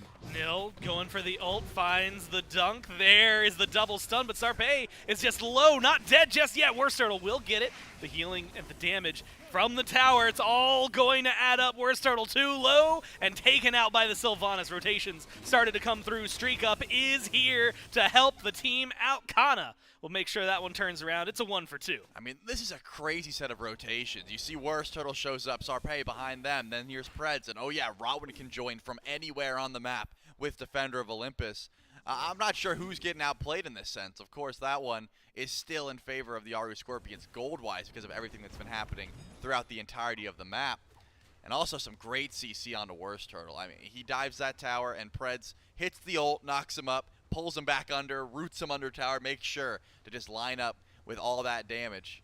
2-1 Thanatos, though, still has been making his mark throughout the entirety of this map. It's been a part of every single kill.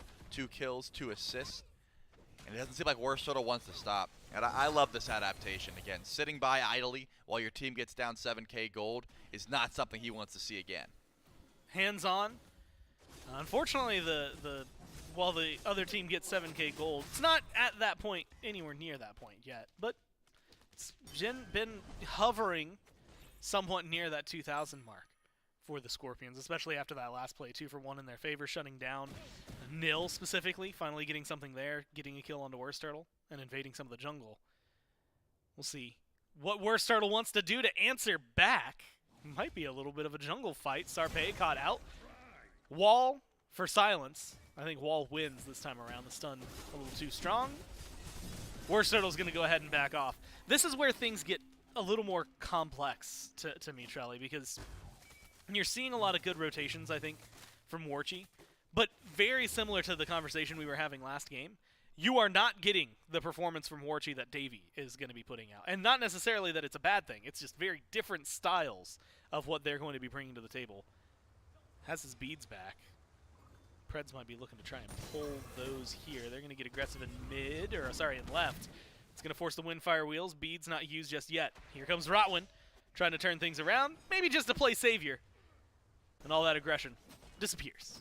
Yeah, and I've been keeping my eye on Rotwin just because, you know, we see the 5 horn shards. We see that meditation has been upgraded, and actually a blink on a Streak Up wants to find damage, but I'm not sure if Worst Turtle took a look at Streak Up's build. That's a breastplate of regrowth with the Book of Thoth.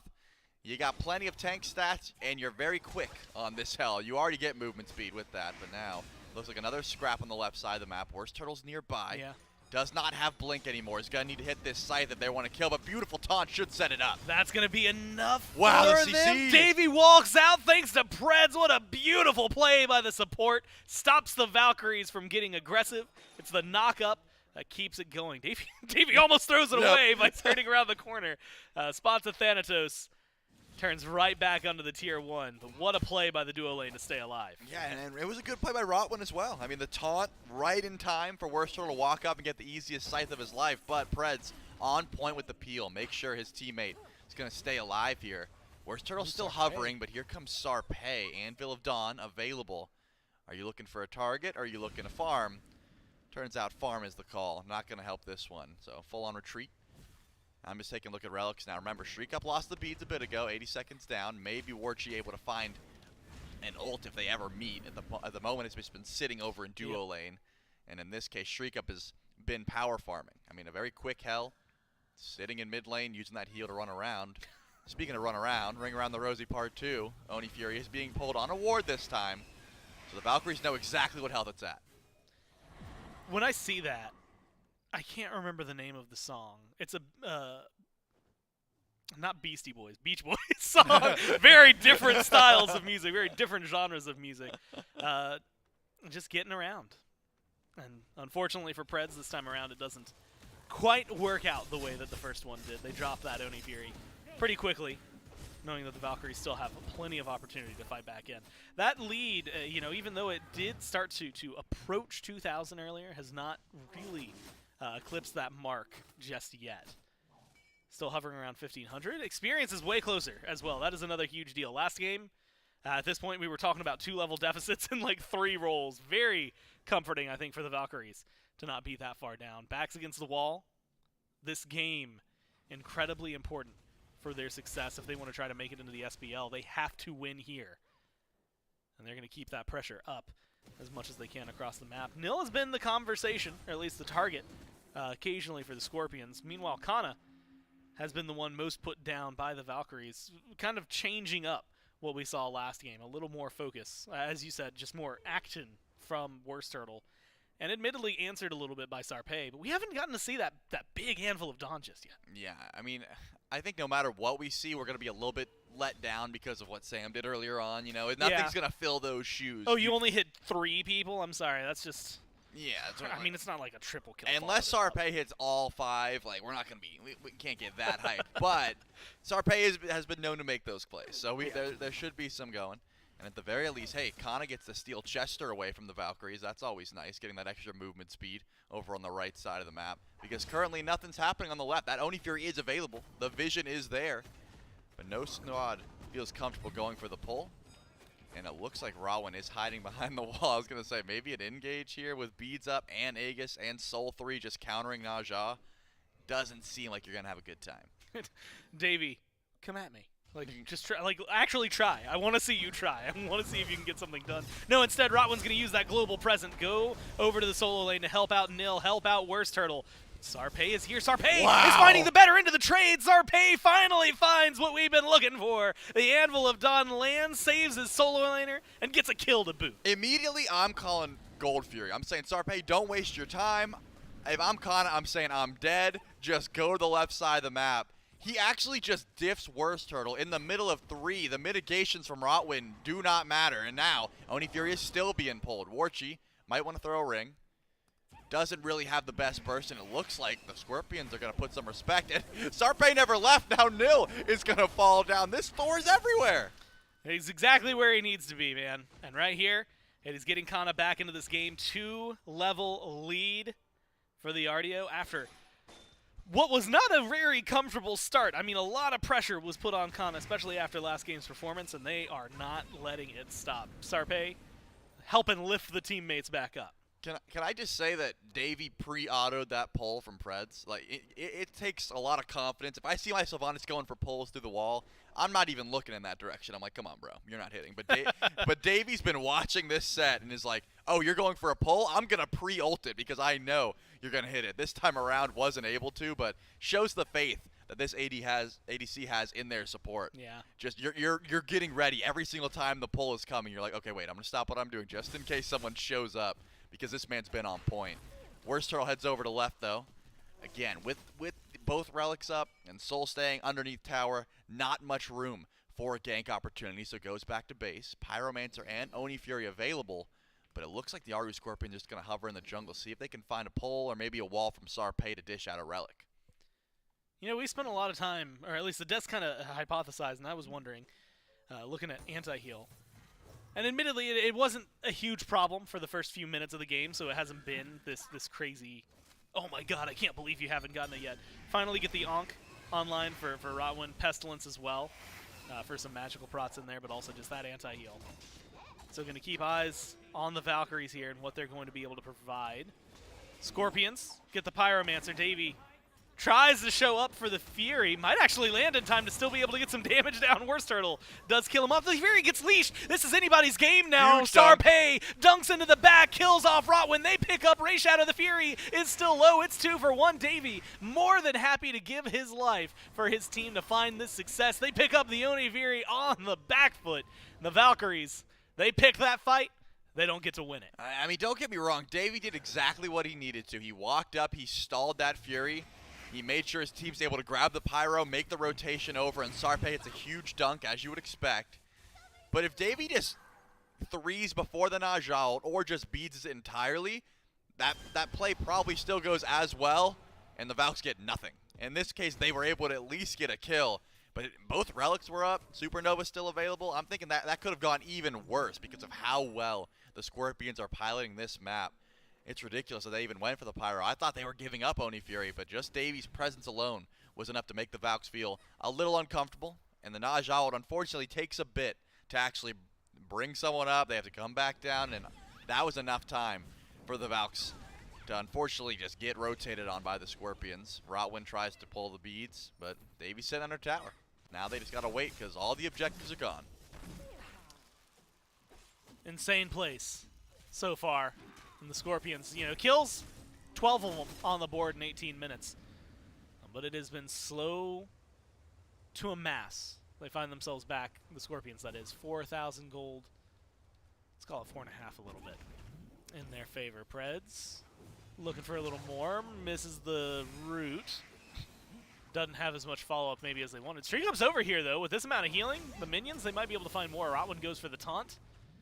And it is damage Warchi hour right now. Nice! Windfire Wheels barely avoids the knockup. Otherwise, Warchi is dead. Taunt back in. But the rotation the Valkyries had coming in their favor kind of canceled. Halfway through, Worst Turtle Ray Shadow refused to go. Oh. Sarpei became the target. Barely makes it up to the Blink. Anvil of Dawn in the air. Worst Turtle. Blink. There's no way you go for it this deep in the base. No, Oh, he's still going for chasing. it. He goes down. Aegis. He gets the stun. Wall. Aegis is good. The damage is there. Can you get out of the Phoenix last shot?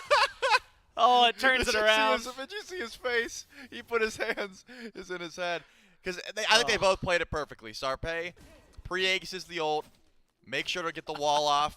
Worst Turtle knows it's coming. Pre-beads is that pre-wall just to get the kill, but unfortunately the heal was not enough. If Sarpei doesn't have Brawler's beat stick there and the wall didn't apply it, that heal may have been enough to just get out. No one else was going to make that rotation. But I think when you're in elimination game situation, Worst Turtle has to go for that play. I'm not letting someone in threshold get away, even underneath their fountain. I'm diving the whole way. And there's admittedly worse things than a 1-for-1. Now, he could have gone for it and just died. Yep. So realistically, you still get the kill. You fall back. Respawns now might give a little bit of map room over towards the Scorpions. Tier 1 on right, getting pressured out right now. With everyone over here, the minions still over here as well. Should be a couple autos. Tower goes down. That's all 3 tier 1s gone for the Valkyries. Not a single tower eliminated yet for the Scorpions, which admittedly means that the Scorpions across the 2 games have only lost like 1 to 2 of their tier 1s. They have been very clean on the map, even in regards to some of the neutral objectives. Pyromancer about to respawn. Have to imagine it's on the mind of the Scorpions. Yeah, no doubt. I've been waiting for a time to bring it up because we saw Streak Up make the rotation over to left and do some damage to Warchi. I say some because when Hell hits you with 3 abilities and you're this far ahead, you die. Warchi did not die. So if you take a look at Streak Up's build, Breastplate of Regrowth. We saw that. I like it. Survivability. Then you get to Lotus Sickle. Okay, missing some damage, but I'm sure it's coming later. Stone of Binding. Streak Up is the bottom of the damage chart. This man is light stance only. I'm pretty sure he's doing a challenge. Maybe he's doing a YouTube speed run, but he's not doing too much damage. He is only peeling for his team. So far, hasn't been a problem. It seems like Kana and Sarpei can take care of the damage for now. But I'm thinking late game, maybe that comes back to haunt them if Streak Up's not able to dish out that damage that Hell is usually known for. With this kind of lead, though, it doesn't seem to matter now. Yeah, the healing may be really what's going to matter. Especially when Davies putting the numbers out that they do. Pyromancer does go the way of the Scorpions, by the way. Runic Bomb picked up for Sarpei. Not much of an answer from the Valkyries. The real question from here is going to be the pressure around the Primal Fury. And it looks like could be at least vision game so far in favor of the Valkyries. Nothing crazy starting for it. You know, I want to pick up on what you were saying, though. Streak Up specifically being able to play, for lack of a better term, really support heavy, right? Yep. Like just facilitator. Because we highlight the healing, but like Dark Stance Hell, if you ignore the damage, Oh, it slaps. the damage is none. But like you've got slows, you've got a lot that really does help your team out. Maybe that'll factor in right here. Worst Turtle just burned down at the beginning of the Fury fight. Nothing you can do about it, right? When channeling the Defender of Olympus doesn't get out of there, taken down. It's a 2 for none so far. Apple off the mark. Sarpei goes deep and forces Ray Shadow to feel uncomfortable. Not going to find any more kills, but they get 2 plus the Primal plus that Pyro.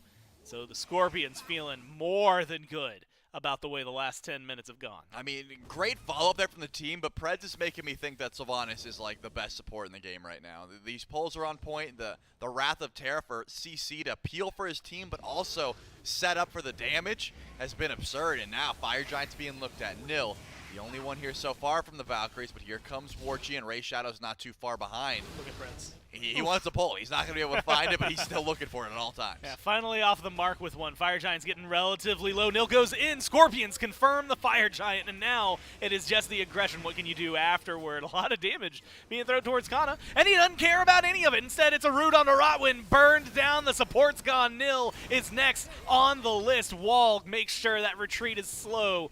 The front line for the Valkyries crumbles under the eyes of the Scorpion. The Stinger stings. And this time around, they're going to feel it 8 ways to Sunday. Tier 2 tower in right. Burned down. And now it's going to be aggression. Into the Phoenix on the right-hand side. No one here to defend. No minions to help out. Might take a little time to burn. Yeah, this right side bird is going to drop, though. The defense is not happening, and I think smart by the Valkyries. They know, number one, they can't defend it. Number two, their time is better off getting items. They're not going to sit back in well and just sort of look at the Scorpions as they take all their structures. They're going to push left. They're going to take as many buffs as they can and try to get some much-needed power spikes. I mean, they've got 3 members at level 20. It's just Nil has been the target of a lot of aggression here. In this case, Rotwin is a lost cause. That is a level 14 Athena. Not going to be tanky for, I don't know, maybe the rest of the game. Your job is to use your ult on your teammates and set up, which I think Rotwin has done. The taunts have been there. Unfortunately, this Athena has been the target of Pred's aggression for this whole set. I mean, even last game was one of the first targets pulled in consistently. And now you got 2 tier 2s left. Worst Turtle lurking in the jungle. I'm thinking the defense has to happen at one of these birds, and mid one wouldn't be terrible. But Nil is still on the right side of the map, and Warchi actually might be getting caught out here, forced into the ult for sure.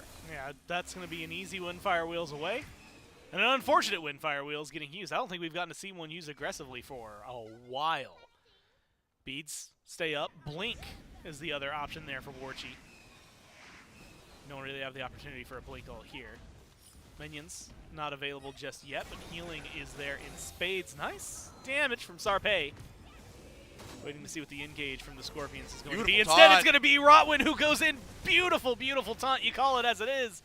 And yet it doesn't mean anything. Instead, it's Rotwin who goes down 0-4 and 4. Maybe one of the more beautiful taunts we're going to get to see this entire tournament. Mid-Phoenix goes down. The Scorpions back off with their success. Kind of throwing out a little bit of poke on the retreat. Yeah, unfortunate. It was a beautiful taunt, but an even more beautiful cleanse. Streak Up pre-cleansed that taunt. Made sure half of his team got out of it. You're not going to be able to cleanse 5, but in this case, cleanse 3. And then Wrath of Terra, Supernova, goodbye Rotwin. Like I said, this Athena will not be tanky. Warchi Oh my is God. not tanky either. He is deleted, and Nil, he's not looking much better. I mean, blink and you miss it. Warchi's gone in what feels like 2 hits. Nil doesn't last much longer. Tries to survive. Rotwin is back around. Worst turtle up in the sky. Crashes down deep in the base. Not a lot of room to work with here if you are the Valkyries. Your tournament life on the edge of disappearing. 5 strong for the Scorpions. They're walking it in. Rotwin, 1 for the road. No, makes it back to the fountain, but it does not matter. 1 more win, and the Scorpions continue on their path to the SPL. And I'm thinking, I'm still giving Preds MVP, man. This dude was on point with the Sylvanas play. Not a pick that I expected to be this highly contested in this tournament, but the amount of CC was absurd. Gotta give props to Kana. Yeah. Got very camped at the start of this game, but was able to just say, hey, I'm going to stay safe. Sarpei did not let his solo laner live on an island. Nope. When he saw those ganks, he said, don't worry, I'm on the way. He ulted in as well, and in this case, the hell actually surprised me. Not looking for damage, goes a supporty style of build, but was just sitting there in light stand saying, go ahead, dash in and Yep. taunt. We do not care about your engage. Seemed like a very smart draft, and they played it so well. Think you're in trouble? Here's a cleanse. Oh, your health is getting a little low here. Let's just get that back up to full. Yeah, I know a lot of moments where even though the anti-heal finally came through for the Valkyries, not enough to be able to silence that. Not enough to stop the damage. Sarpei, Davey, but like you said, also the CC, the pulls coming down from Preds. The Scorpions play great from top to bottom, beginning of the set to the end, and they move on, eliminating the Valkyries. But you don't got to hear from me. The desk's going to break this one down. Yeah, the Ari Scorpions in game 2 with maybe a questionable style of sustain comp that we were kind of talking a little bit about going into this game. You know, how well is it going to go in towards the late game? How much anti-heal is going to get built? As I was watching that game, Myth, the first anti-heal item that got bought was by the support. A second item, Pestilence, followed by an Ankh. And it wasn't until third item that we started seeing the Brawlers beat sticks, the Divine Runes come in. And it kind of felt by that point it was maybe a little too late to get those items online. Yeah, not even that. The Valkyries kind of lean into their individual god selections of the build more so than counter building. I saw a whole lot of regrowth, breastplate of regrowth early on. Felt like they weren't quite able to deal with the magical damage. It's like one Fizz damage dealer on the other side, and he wasn't everywhere. Felt like he was at times, though, considering how active Sarpei was on the map. I'd called for early aggression from the Valhalla Valkyries if they want to get ahead of this healing composition. They got the kills early on, just could not transition it into a lead. Really liked what I'd seen from Davey. Pressures out the duo lane, immediately rotates in towards the Gold Fury. That keeps them afloat throughout the first 10 or so minutes of the game. And then afterward, the Aru Scorpions, as a 5-man stack, just group up and take every single team fight, it felt like. There just was not enough damage on the side of the Valkyries to put anybody into execute threshold, or if anybody was in execute threshold, they weren't there long enough with all that healing for the Thanatos to find value from the hovering death. The Aru Scorpions, they've diversified their win conditions once more. This Quadra magical composition looks good in their hands, and I really like the speed with which they played as well. I mean, it was concise wins. Got a couple kills on Goldfree, run down the Fire Giant. Got a couple kills on right, run down the Phoenix. It was simple. They came in, they played with confidence, and they went out in 2 quick ones. And it also really showed that this is not a game where they were worried about their hell doing damage or not. I mean, nearly bottom of the charts for the team, only about 1,800 up over the support, but 12,000 healing from Shriek Up during that game. Effectively removed all of Warchi's damage that he had done during that game. Remove Worst Turtle's damage, if you want to call it over there. Even Nil, it seems like any given player this hell essentially removed the amount of damage they were able to do during that game. And that's not to even include the nearly 5,000 that Preds had done and the healing that Kana had as well. Just too much sustain for this composition as it started going towards the late game. Just not quite enough damage, unfortunately, for the Valhalla Valkyries. That's the end of the road for them, the Aru Scorpions, and fans of the Aru Scorpions rejoice. They're that much closer now to get back into the Smite Pro League for themselves. And we do have an interview standing by. We got Gormeister to take over. Yeah, that's right. I got Davey standing by, and there's a lot. I mean, me and you were chatting a little bit while we set up for the interview, and a lot that I kind of want to pull at. So I guess the first one I'm going to go forward is you get a win. I know you immediately were talking about how you were like 2 big sets tomorrow. You already have your eyes on what opponents you think you'll be facing. What's the confidence levels like feeling for the Scorpions? Yeah, we're very confident. I think we can outplay both teams, outdraft both teams as well. I think we've got very good drafts. We had good drafts yesterday too. We just had a couple of sloppy mistakes. Let Sam get a big 4-man dunk wasn't ideal. So yeah, we're very confident. Everyone's confident in each other. We're all on the same page. So we're good to go. I know a lot of people are excited to keep watching it, especially after today. This is absolutely wild, and hopefully you'll believe me that you said this, but called game number 1 sloppy. And I kind of felt you. I was like, okay, I could see it at the end. You guys were up such a massive amount of gold. What is it that in your mind was the kind of conversion rate that gave the Valkyries that opening? I think, just because they're EU players, we kind of not disrespected them in that mid game just because we were so far ahead. But, they kind of punished us when we went for a red buff when I was in the left lane, and we just called, wait, we'll siege mid, we're like 9k up, we can't lose a fight, all that sort of stuff, and then we had a bit sloppy there in my opinion. A couple of boys didn't agree, but I think, we had a couple of sloppy moments game 1 and game 2. To be fair, I shouldn't have died both times really. But yeah, we're good to go. Decent set, so. Always be improving, right? That's how you get to where you're going here. Eyes are set on the SPL. I do have one more question. This one is less, I guess, about the team as a whole, more about the guy that's laning with you. Is this Sylvanas something I should expect in the meta, or is Preds just absolutely insane at these pulls? Yeah, Preds insane. Preds is insane support. I don't know why he gets so much disrespect, especially in EU. Especially in EU, gets so much disrespect, and it's been a joy to play with him again. I used to play with him back in the day on console when he was a solo laner, and honestly, I think he's best support at this LAN outside of Gamma. I think he's the best support here outside of Gamma. So I just want to do a shout out to a couple of the EU boys back home if I can. So it's April, Krakito, Picarino, Ogibra, and Calvin. 5 players. They give us a couple of EU scrims.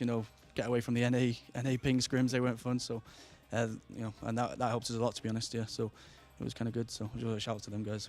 It helped us out a lot, really. Yeah, gave you guys the training that you need. Obviously, it's paid off, right? You've made it pretty deep in the tournament. I know a lot of people, again, are excited to see how far you can push this. Congratulations again on the 2-0. We'll see you guys tomorrow. We'll kick it back to the desk for now. Yeah, thank you so much for that post-game interview. And a nice little shout to some of the EU boys for giving some good scrims over to the Yaru Scorpions. Remember, this is an EU team, so trying to scrim against some of the NA teams, not the easiest thing to do and not the most fun, having to play on large ping like that one. But is able for the Yaru Scorpions to at least continue on, and that now brings us to only half of the competition remaining, Mifflin. We walked into the start of this week on Wednesday with 10 teams, and now only 5 of them remain to try and fight for these final 2 slots in the SPL. It'll be the winner of the next matchup between the Gilded Gladiators and the Callan Wardens that will be facing off against the Aru Scorpions. And then, winner of that will have to await whoever ends up losing out in the top end bracket with the Niflheim Wargs and the Eldritch Hounds. Remember, that's a best of 5 that will end out our day. Still one more best of 3 to go before then, as said, Gladiators and Wardens now facing off, and the Wardens with a lot to prove, with a lot of drive to try and get up to the SPL. Elion and his squad once more trying to dig their way back up through one of these promotional tournaments to try and get that spot in the SPL. They got tough competition, though, going up against the Gilded Gladiators. Yeah, they do, but I mean, there's some interesting dynamics in that matchup that I'm going to keep my eyes on. It has been very vocal from Elion that he does not care about his dual lane and instead would rather sit in the solo lane, right? And when I think of Scary D, his play style is step up, fight inside the enemy tower, play between the towers, approach the Phoenix. Is that going to be a line of play that Scary can really perform on with Elion on that side of the map so constantly? I'll be keeping my eyes on that dynamic. I think this is going to be a really interesting matchup and maybe one of the most important ones today, barring the actual promotion match. Yeah, obviously, the next match is going to be elimination, so we'll either see one of our top-seeded teams in the Gilded Gladiators potentially on the verge of going home, or maybe even the Callan Wardens, who have gotten down into the losers bracket since the beginning of the tournament, have been making their climb through. We'll see which of these 2 teams comes out on top. Our second set of the day, the Gladiators and the Wardens, starts right after this break.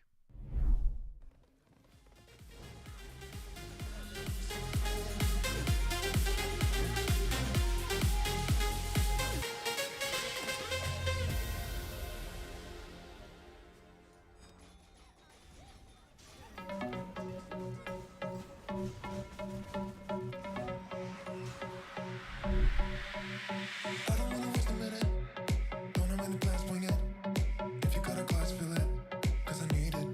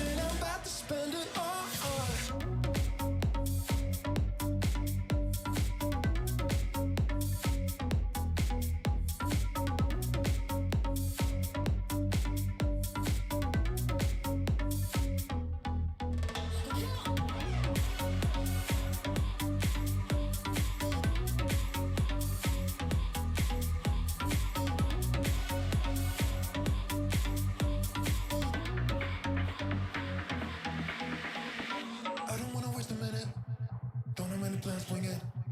If you got a glass, fill it. Cause I need it now. Money is a in it. I don't wanna think about it. So if you know the song, sing it. Cause I need it now. Take me to a place where the music's loud. I don't wanna think right now. Flashing lights running through the crowd. I don't ever wanna stop. So let's get out. Let's get out. I got money in my pocket and I'm about to fucking drop it with you now. With you now. Tear the roof off every building. I know I'll be spending millions with you. Just tell me what you wanna do. So let's get out. Let's get out. I got money in my pocket and I'm about to spend it all.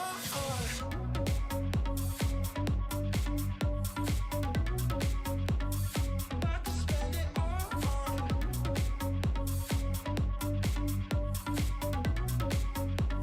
About to spend it all.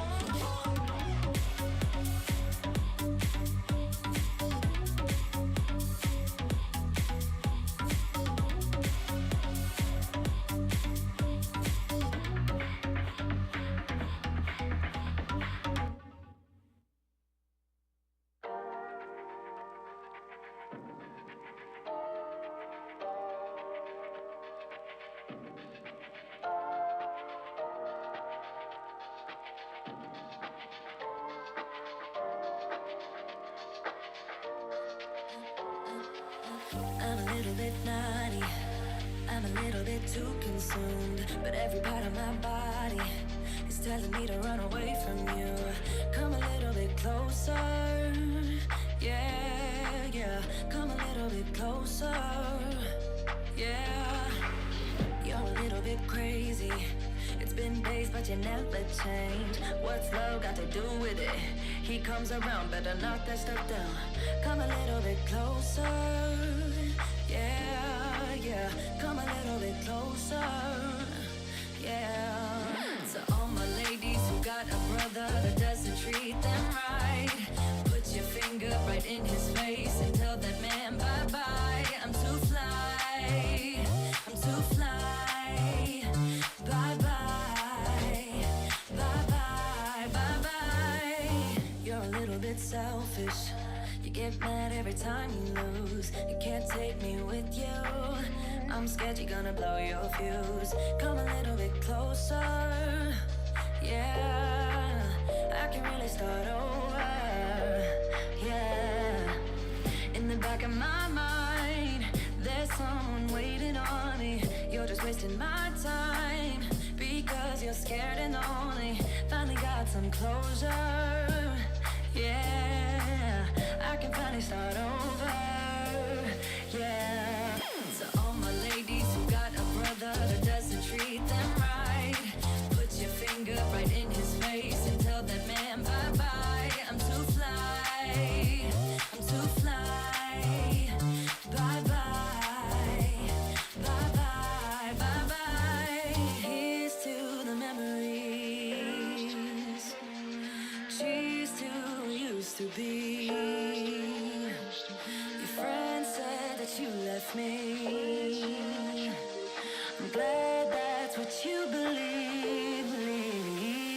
So all my ladies who got a brother that doesn't treat them right, put your finger right in his face and tell that man bye-bye. I'm too fly. I'm too fly.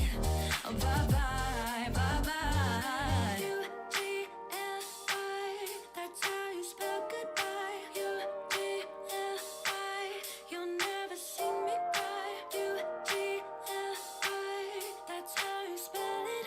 Bye-bye, bye-bye, bye-bye.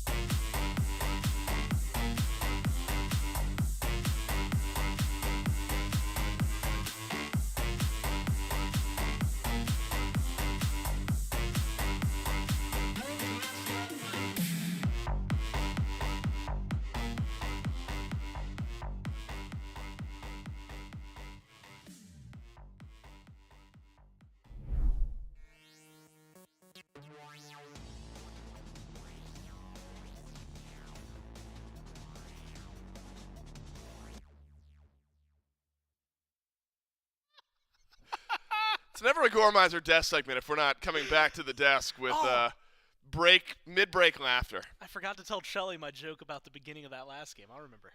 All right, you'll remember. I don't get to know the joke. That's only a Shelly thing. You can. You know, it's not a joke. Exclamation point temple in chat. You can use that command right now, and it'll send you a link.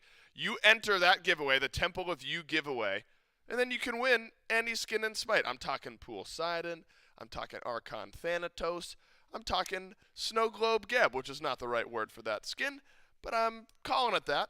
Use exclamation point temple in chat. Follow the link, and if you win, you can pick any skin in Smite. Pretty sweet giveaway, if you ask me. Gore, do you have a favorite skin that you're shouting out, or you got something to add? Man, now I'm a Hebrew. That's my favorite skin. Hebrew is a good skin. Because Hebrew, like, that's the first. So the first thing I spent money on in Smite, God Pack. Second thing second thing I spent money on in Smite, Hebrew. And so that one has maybe like a special place. I think like Cacodemon could be pretty good. You can get like Neath's gold skin. There's probably easier ways to get it. I think if you win a giveaway and use it on that, maybe not the best thing to do. There's a lot of fun ones. I've realized I still use a lot of old skins. That's though, right, the old classic ones. Which is maybe like a detriment to me because there's a lot of like really beautiful new skins. Yeah. But you can, those are still out and available, and you can get those. So the classic skins may be the ones you use on that giveaway. Let's take a look at the bracket, though. We're getting towards the end of our weekend. We've only got a few sets left. The stage is set for this afternoon, our first best of 5 of this event, as the Eldritch Hounds and the Niflheim Wargs will battle it out for a guaranteed spot in the SPL. The loser will not be out. They will end up dropping down into the winners' final, or the losers' finals, rather, a bit later on. Up next, though, Gortz, the Gilded Gladiators versus the Kalen Wardens. The winner will move on to face up against the Aru Scorpions. The loser, unfortunately, their road ends here. And so the potential losers' semifinal match, Aru Scorpions versus the winner of this one, crazy matchup as far as expectations go. As far as expectations go, all 4 of the assumed top teams still in the event. I think that it's been, like you said, not only all 4 of the top teams of the event still sticking around. I think we're getting to that potential where, if we said coming into this, hey, this team, maybe they don't make it to the SPL, but they're going to play upset. A lot of those guys haven't been able to play upset as well as they wanted. The Wardens are one of those teams that so far, not only did we think, yes, this is a team that could play upset, based on what we've seen, this is a team that could fight their way into the SPL, right? So I'm really excited to see what they have, because this is by no means like there wasn't a single game this tournament, single set this tournament that was easy, but they are closer and closer to impossible, closer and closer to just difficult, hard to overcome, hard to truly win. But after the performances that we've gotten to see out of some of the Wardens, I think I'm excited to see specifically what they bring today. My eyes immediately go towards Leon because of the performance that he's had all tournament and because of what we've heard about the comms in the background. Tuba because of what we saw a couple days ago in terms of performance, but yesterday in terms of ban priority, as well as Joshi, because yesterday when Tuba's getting banned out, when you're looking at who's going to be the carry, who's going to be the one that's getting all these last hits, the Tiamat game, the Merlin game, absolute hard carries that come through. The mid feels really, really solid. And when you've got now 3 people that get mentioned, that's not even to bring in what Oceans and Slash have done as front lines. I think the Wardens have really coalesced into a very strong team, and that's going to be something that the Gladiators are going to have to deal with. I agree. I'm a Wardens believer nowadays, Gore. They're on a streak. They're on a 4-game win streak, 2 2-0 sets in a row. You talked about the mid lane.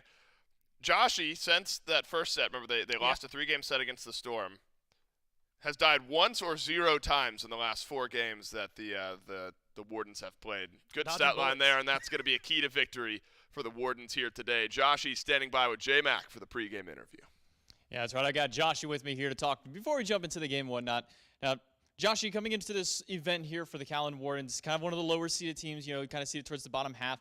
Now you're going up against one of the top teams. In fact, I believe the number 2 seed with the Gilded Gladiators. How does it feel as a team not only just making it this far into the event, but now maybe even having a chance to knock out one of the top teams? Yeah, it feels really good. I think obviously on paper you can see our names and maybe like it's not top 5, but we're top 5 now. So we're just gonna play our game. I think day 1 we kind of trolled a little bit. If you look game 1, it was super clean, and then we like a dive down. But now we're back up on top on our game, so we're gonna see if we can keep it riding. And for you personally, kind of going up against, Snoopy in the mid lane now. Snoopy, up until just recently, had been down in the SEC. Not maybe necessarily in your lane specifically, was kind of playing into the carry role for a while. How does it feel kind of going up against, a tenure name like Snoopy up in your role? Yeah, I think Snoopy is pretty good. I think he's shown a bunch of gods in this tournament, so he's obviously got a big god pool in this event. I think he's like multi-role players usually do play a lot of different gods. So yeah, I think we're going to be ready for him and see what he can do and see what I can do. Now, we got to watch the Gladiators a little bit earlier on this week and had a really good start up against the Elder Towns, but then kind of fell apart towards the end. Do you think that maybe some of that's still kind of lingering in their minds and maybe can possibly bring an advantage to your team in this set? Yeah, when we was watching that yesterday, I thought they were really disciplined for the first 20 minutes. Like they were on their farm game. Everyone was playing really well, and then I don't know who shot calling, but it looks like their discipline kind of went out the window. So maybe that can be an advantage for us as well. Yeah, maybe so. Maybe a little bit of fun question for you here. I'll kind of give it as a two-part. First part of it, as a mid laner, you get to play a lot of mages, sometimes hunters, assassins. You get a lot of gods to kind of get a flex into your role. Of all those gods, maybe what's your favorite skin of any of those gods that you get to play? I think I love the RuneScape skins, even though my team I'm in the scrims and they hear the RuneScape going off and they're like, bro, you need to change skins, but it's pretty fun skin. You get to wear capes and stuff. It's pretty good. And now of that, with our temple promotion going on, if you win that one, you get to pick any skin in the game that you don't already have. So of the skins you don't have, if you were to win the temple, what would be the one skin that you pick out? One skin? Maybe Poseidon. I think Poseidon's probably a good shout, yeah. Yeah. No, I think it's a good shout there. Well, Joshy, I wish you best of luck in your games. Good luck out there. We'll throw it back over to the desk. Keep it going. And I think there's some important information to take away there from that interview, Gore, where Joshy and this Callan Wardens team, they realize that the Gladiators are opponents. I mean, very clean cut. However, maybe down the stretch in a couple of the Gladiators games yesterday, they felt like some openings that could be exploited and not an unbeatable opponent. I mean, and I think even Inbound acknowledged it on Twitter afterward, where it's just kind of like, oof, some of the calls towards the end of the game, towards the end of the set, definitely started to maybe fall apart compared to where they wanted to be, right? And so if they clean that up, Gladiators are going to be a very, very difficult team to try and take down. But if they don't, one of the things that has been the strengths for the Wardens has been this shot calling, right? Has been their direction through a lot of these games. So really, I think what we're looking at here, and this is actually a perfect pivot point in my eyes to what the Gladiators are going to bring, is a lot of team, not just capabilities, but I think draft capabilities between these two squads. We know that Eleon and the Wardens are really good at shot calls, really good at sticking together, really good at following orders, for lack of a better term. And so I expect a lot from them in that kind of play, team play. But the draft is where things get a little more questionable to me. We've seen from the Wardens more comfort picks than anything. If you look at the Gladiators, what you've been seeing and what I expect to see is going to be a team that is playing simultaneously meta picks, simultaneously comfort picks, right? They're going to blend them together. Tuba straight up said the other day he's not a Freya player, but you can absolutely bet if Dude Man Bro can pick it up, he's going to play it. He's going to bring it in. So I think that's going to be maybe one of the big variety, big challenges the Wardens have against this team. It's always good to see Inbound up, walking around, smile on his face, clearly feeling good. And hopefully we'll boost the rest of the squad and Snoopy moving forward today, Gore. And let's talk about Snoopy before we pivot back to the rest of the team here, because veteran player for the squad. Got to be, especially when you're in the mid lane, you got to be an anchor for your team. But if you talk about pick variety, it's been there for Snoopy. Just this event, we've seen Ra, we've seen Neath, we've seen Set, we've seen Agni. So it's been control mages, it's been secure mages, it's been assassins, it's been AD carries.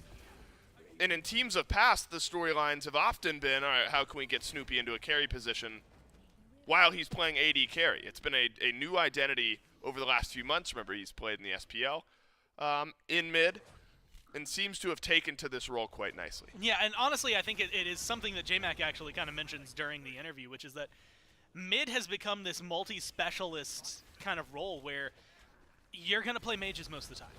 You're going to play burst mages, you're going to play damage mages, whatever, or ability damage mages, like all around, top to bottom, that's going to be most of what your bread and butter is.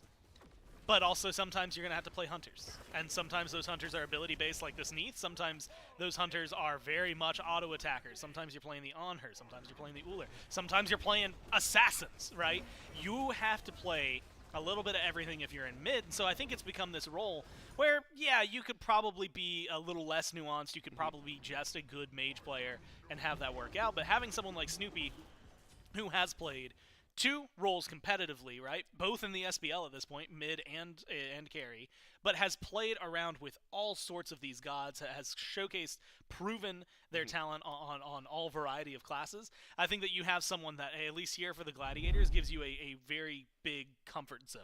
If you want to run double assassin, you got it. If you want to run double hunter, you can do it. Yep. If you want to just have some guy playing a mage who's going to hit his ults, he can do that too. Like, he can do any variety you want to throw at him. So I think he's just a really good staple, and he's been a really good player in the game for years. I mean, since Season 1. And Gore, I know we pivoted away, but we talked about Inbound a bit, and he was in the player booth, smiling, maybe feeling good for the rest of the team. But here's the real question. Yeah.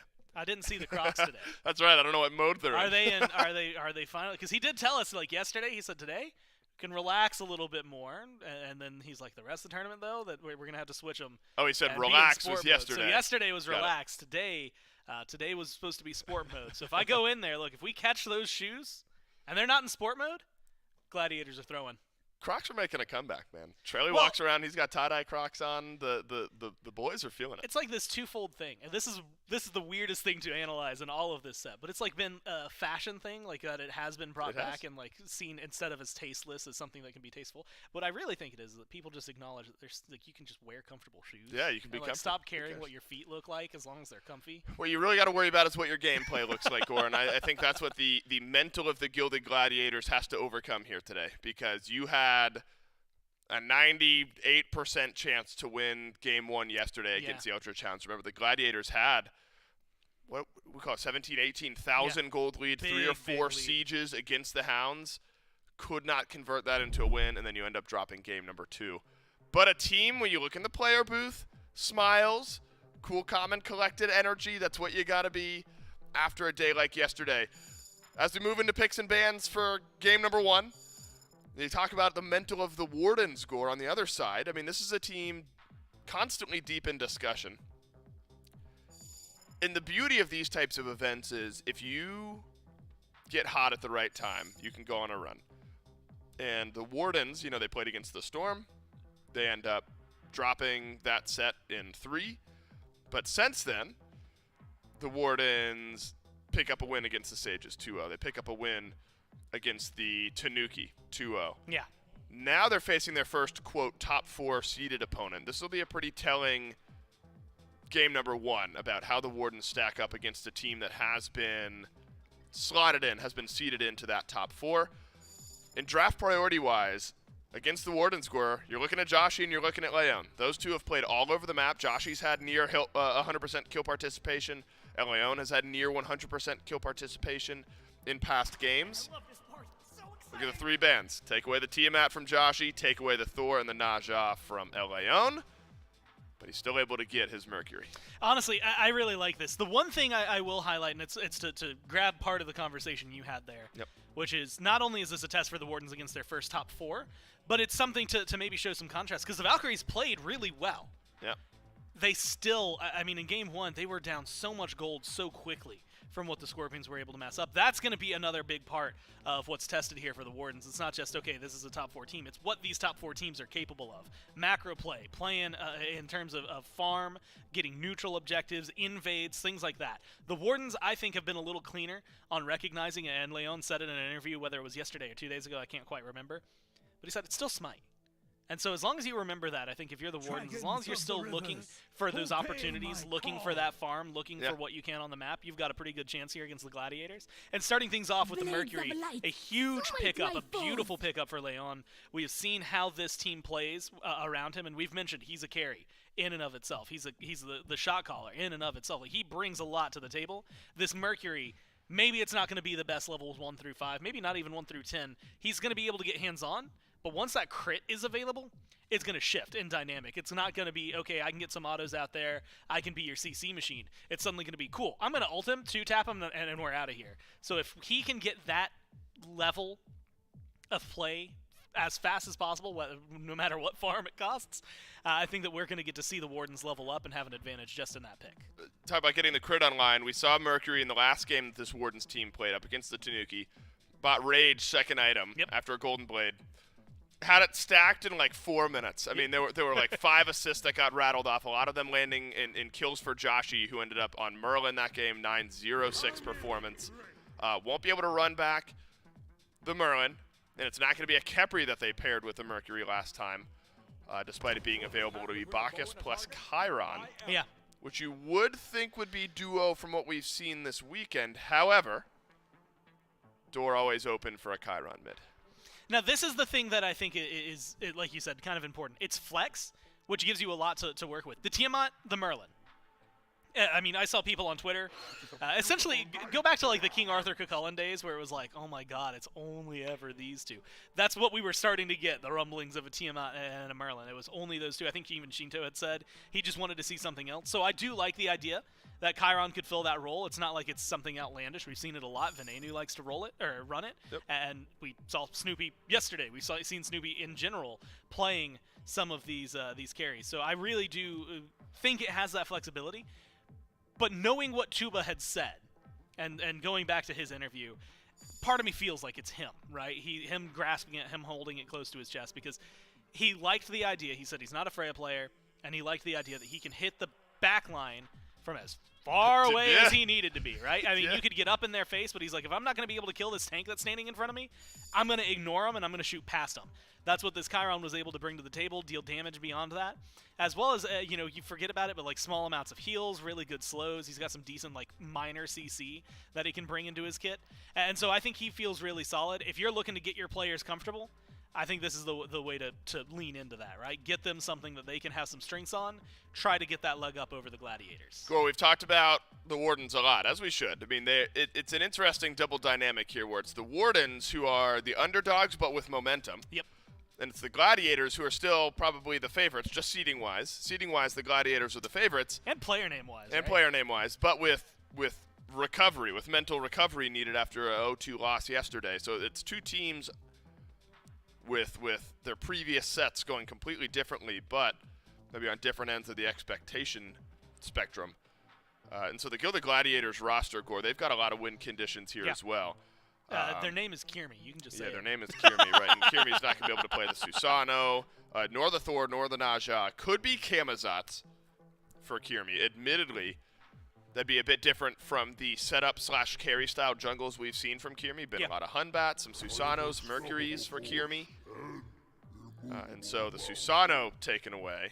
Mercury picked by the Wardens. Hunbat's still available, and yet Kama could be the answer. Could be Soul Lane Kamazats as well. Still leaving something up to the imagination. And I kind of like that, again, being able to counter pick it. Because right here, you could very easily have Scary go, actually, I like this into my lane opponent, and I want to run that. Maybe, like, Kirmi, can you pivot onto this? Because we've seen Kama jungle, and we've seen it carry. Like you said, maybe it's not this hard-style carry that a Mercury is bringing here, like a Kali would bring, but it still can hit insanely hard, and you still have all that safety that you would otherwise playing a Kamazats. And so you're really in a good spot for the Gladiators, kind of utilizing your second pick position to flex as hard as you can. You'll get to see what the lane matchup would be. If Kamazats is isolated for solo right now, you can then say, yikes, I don't want that anymore. Or you can kind of curve further into it. And then you can pick up a jungler, or you can pick up a warrior. So it really is going to be, I think, a good shift for the Gladiators. The Ymir I'm a really big fan of. We've seen it. Look, Inbound has definitely had some of the great Ymir games, some of the other Ymir games that we've seen. Yep. So it goes, I think, both ways. But I think what you had said is looking at the Gladiators, looking at win conditions. You've got a lot of good CC on this team already. Ishtar is one of the best boxers. If you're just going tier list-wise, Ishtar is valued way above Chiron for a good reason. I think is going to bring a lot to this. I think that right now, clear-wise, you're probably leaning a little more in favor of the Ishtar Ymir. Maybe a lot more in favor of the Ishtar Ymir. Kamazats, like we said, it has that flexibility, but the Yu Huang able to bring a lot to the table.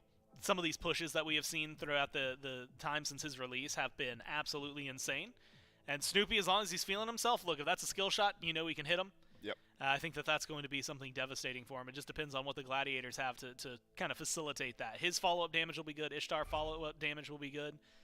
but it'll be this, right? What kind of jungle damage do you have joining it? Interesting. So a Wheelix ends up being the pick for Kiermi.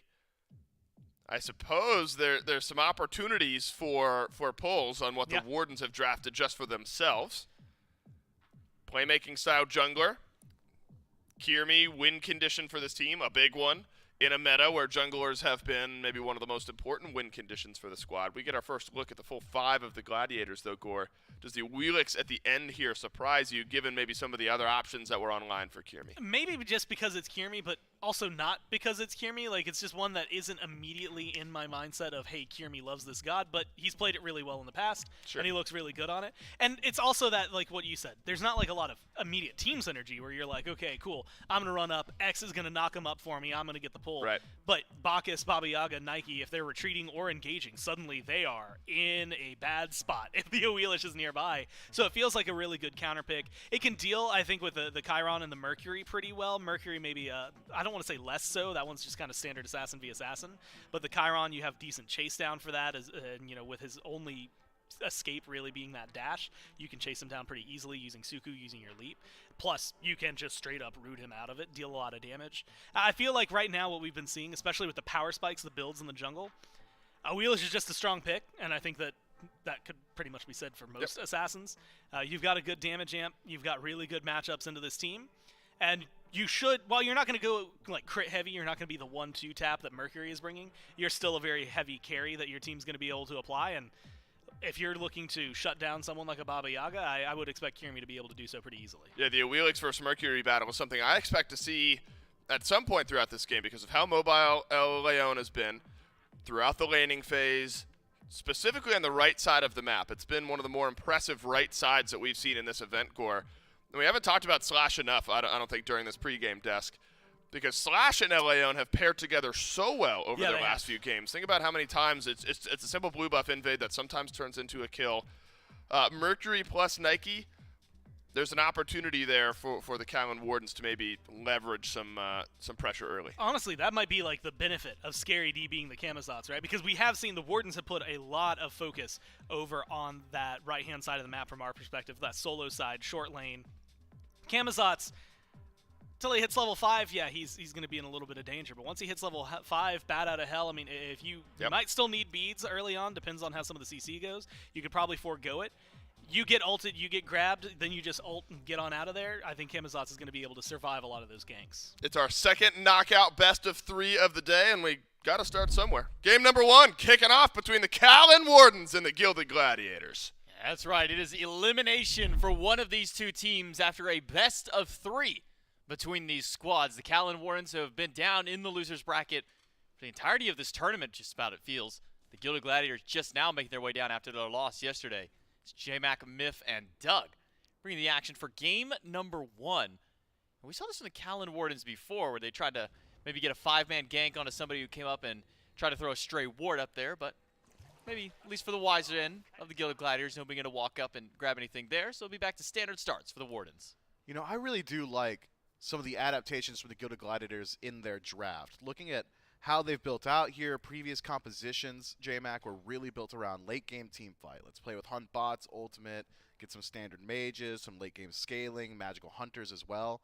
DMB looks best on standard hunters. I think that's the conclusion I've come to there. So getting him on Ishtar, a lane bully, I think a very smart adaptation.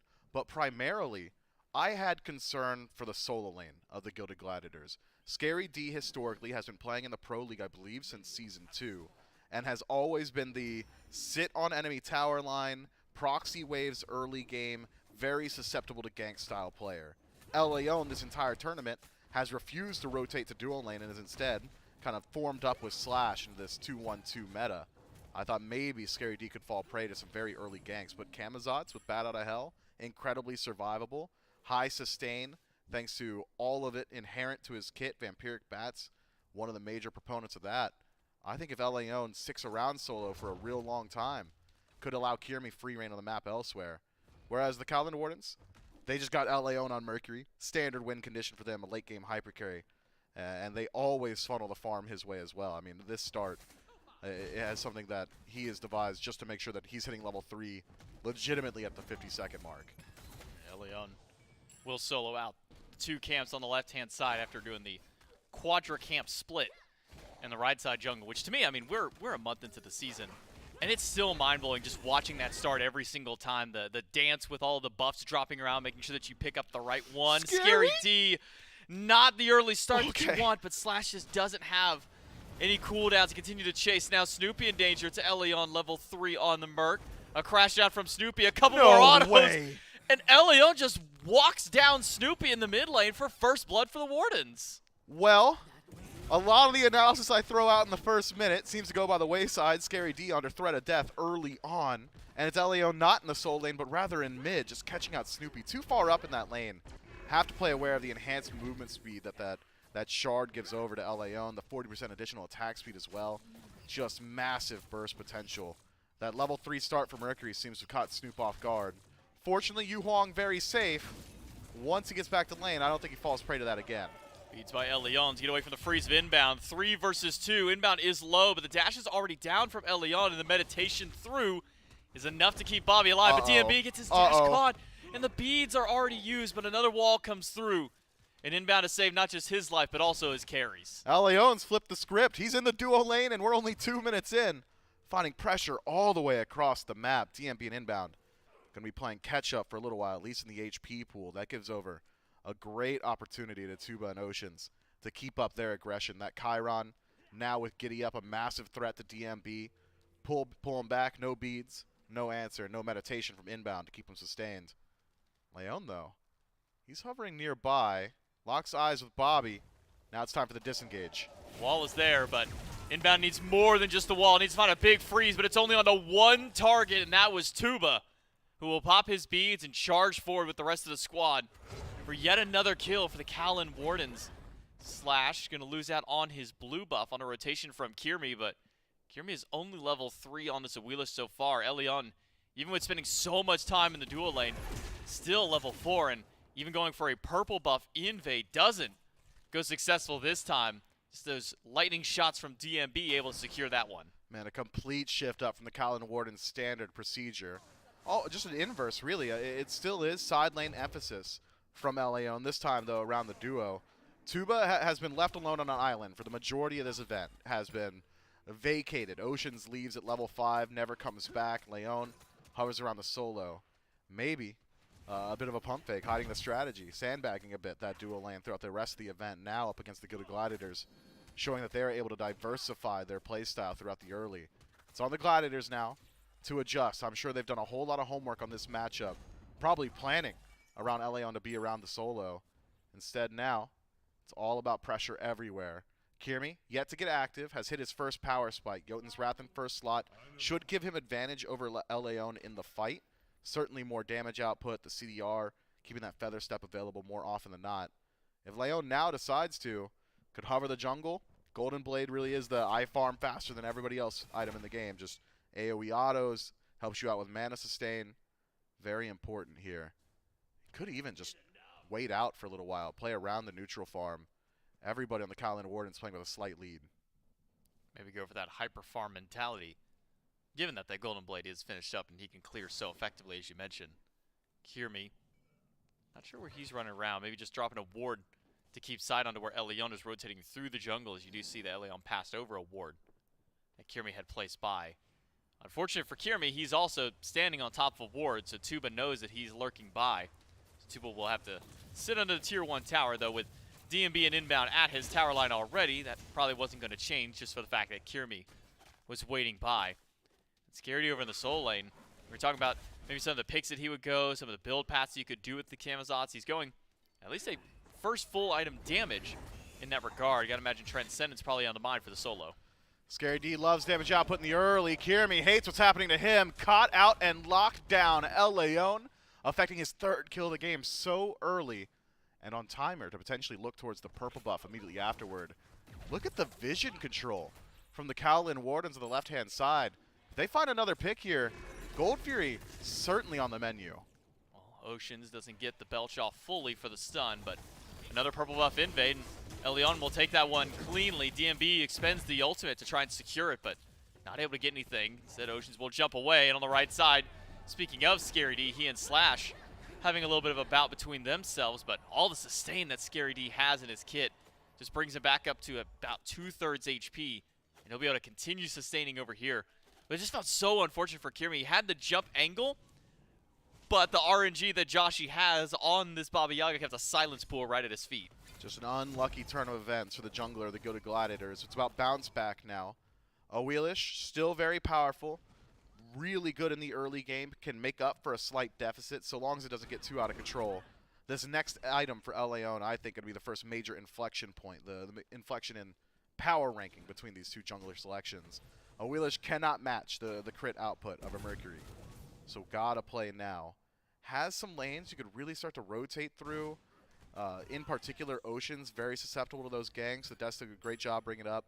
Maybe not the most knockups on the side of the Go-To Gladiators. If Kiermi wants to do it himself, it's really up to him. Maybe Snoopy, but that's a very small knockup from the Celestial Flight. Otherwise, you're just waiting on those leaps from the Kaolin Wardens. You're not really punishing Slash. If he's got the ultimate available, that second HP bar makes it so difficult to actually shut him down.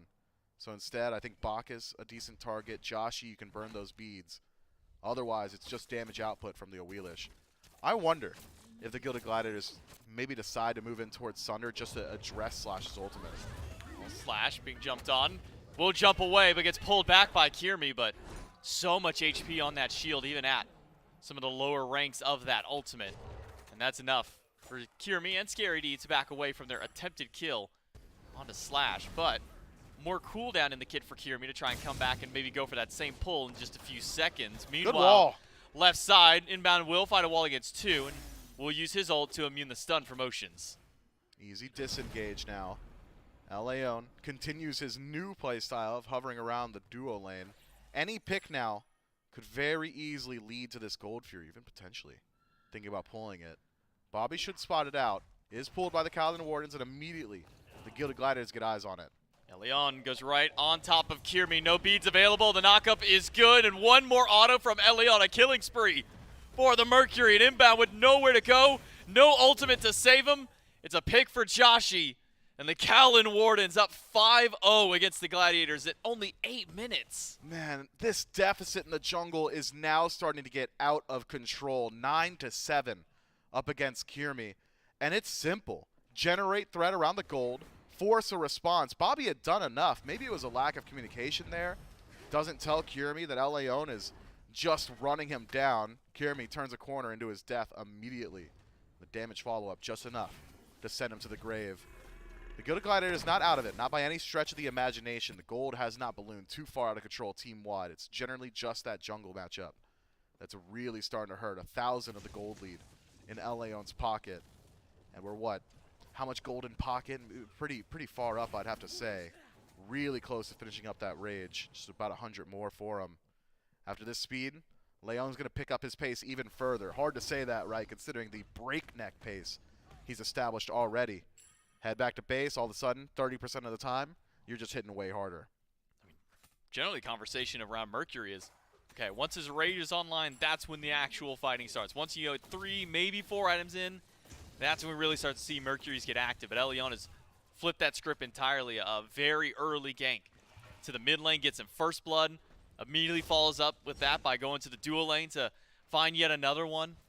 Elion has started this game off strong for his team. They've been rolling fairly well ever since.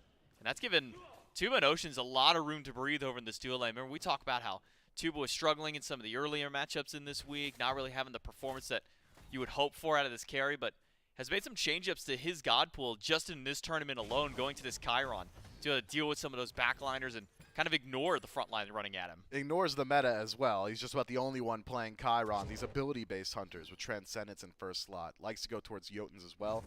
Just clear waves, back up, use your ultimate to help out in the team fight. Not exactly one to lean in towards those auto attackers. DMB, the exact opposite mentality.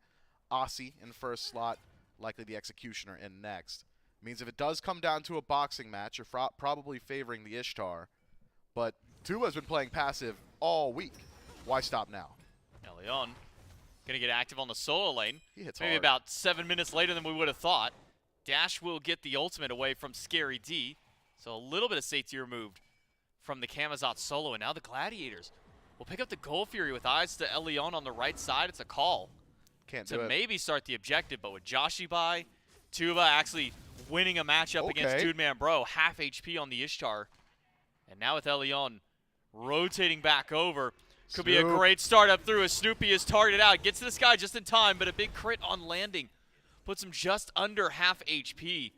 And Elion and Ocean's presence is enough to scare these Gladiators away from the Fury. Snoop forced back to base, inbound, forced forward, pushed back into the team, isolated in the purple buff, will lose his life. Credit to the kill for Tuba. Back up to the Gold Fury, do it all again. You don't necessarily need to grab the objective, just force the Gladiators to respond. There is no response from the Gilded Gladiators. Scary D had started his rotation actually in that tier 1 mid tower, but decides without his support can't fight, and the Kowlin Wardens push their lead even further. It's not as if this is a composition from the Wardens that doesn't scale well either. Baba Yaga, just incredibly strong at stacking up, already has the Book of Thoth finished. Tablet of Destiny is starting to get worked on as well. Bacchus gets tankier and tankier as the game goes on. Don't need to tell you what Mercury does. It's a whole lot of damage and a whole lot of crit in the late game. And with this expedited early, the Kowlin Wardens have set themselves up for success. Slash on this Nike. So far, 100% win rate in the games that he's been able to play this one through, and you can see a little bit why. It's effectively nullified the Hunter of Doom Man Bro. I mean, you throw up that barrier, what's Doom Man Bro going to do up against it unless he wants to dedicate some of his CC to try and stop that one out? Joshi will go into the home sweet home in order to immune the freeze from inbound, but Joshi is W keying at 3 people, and all 3 of those will pay their respect to him and Oceans and back up towards tower line. Scary D's the only one who's really having any kind of remote fun for the side of the Gladiators, able to take down the first tower of the game over on his lane. Scary D is not building tanky whatsoever. I thought it'd be Transcendence into maybe a Glad Shield second slot instead. Full eyes for damage. Jotun's in second. Leon, he's got beads, will use it, and that's just that easy for Leon. A couple of crits, a major look to follow up, and a death on a Dude Man Bro. An 0-4 dual lane to start out the game for the Gilded Gladiators, and a 4-0 Mercury for Leon to keep it going for the Wardens. The reason Leon's only been allowed to play Mercury the once at this event, now twice in this game, it's just a different pick for this player. Allows him to play so aggressively on map. One that he has so much experience playing on and scales so well into the late game. I'm not certain that he's going to get it again. I know it's a bit early to put your eyes elsewhere into the event, but this has got to be the last performance on it. 7 out of 7 affected kills, 3-level lead over in the jungle, and already starting to stack up that rage. Deathbringer not too far behind it. Kiri's playing the catch-up game. Just cannot have the same output as this Mercury. If the fight involves both junglers, you favor the Wardens every time. If you're an Leon fan, you are celebrating right now. It's the success that he is bringing on this pick, and you're hoping that teams later on forget about it. If you're up and not rooting for Leon, you're hoping that every team remembers this game right here, and even the previous Mercury game going, maybe he never sees that pick again. Not sure if DMB actually spots Leon there. It seems that DMB is just concerned of the wave that's being pushed up to his tower by Tuba. A 2-level deficit, but Leon will walk right up. Focus on the tower, but that tower's doing a decent bit of damage to him so far, so no gank on a Dude Man Bro, just consistently keeping him pushed back towards these fights. Yeah, keeping the pressure up. It's been good for them so far. The Gilded Gladiators, though, at least find a small win on the right-hand side. Runic Bomb in the pocket of Kirmi.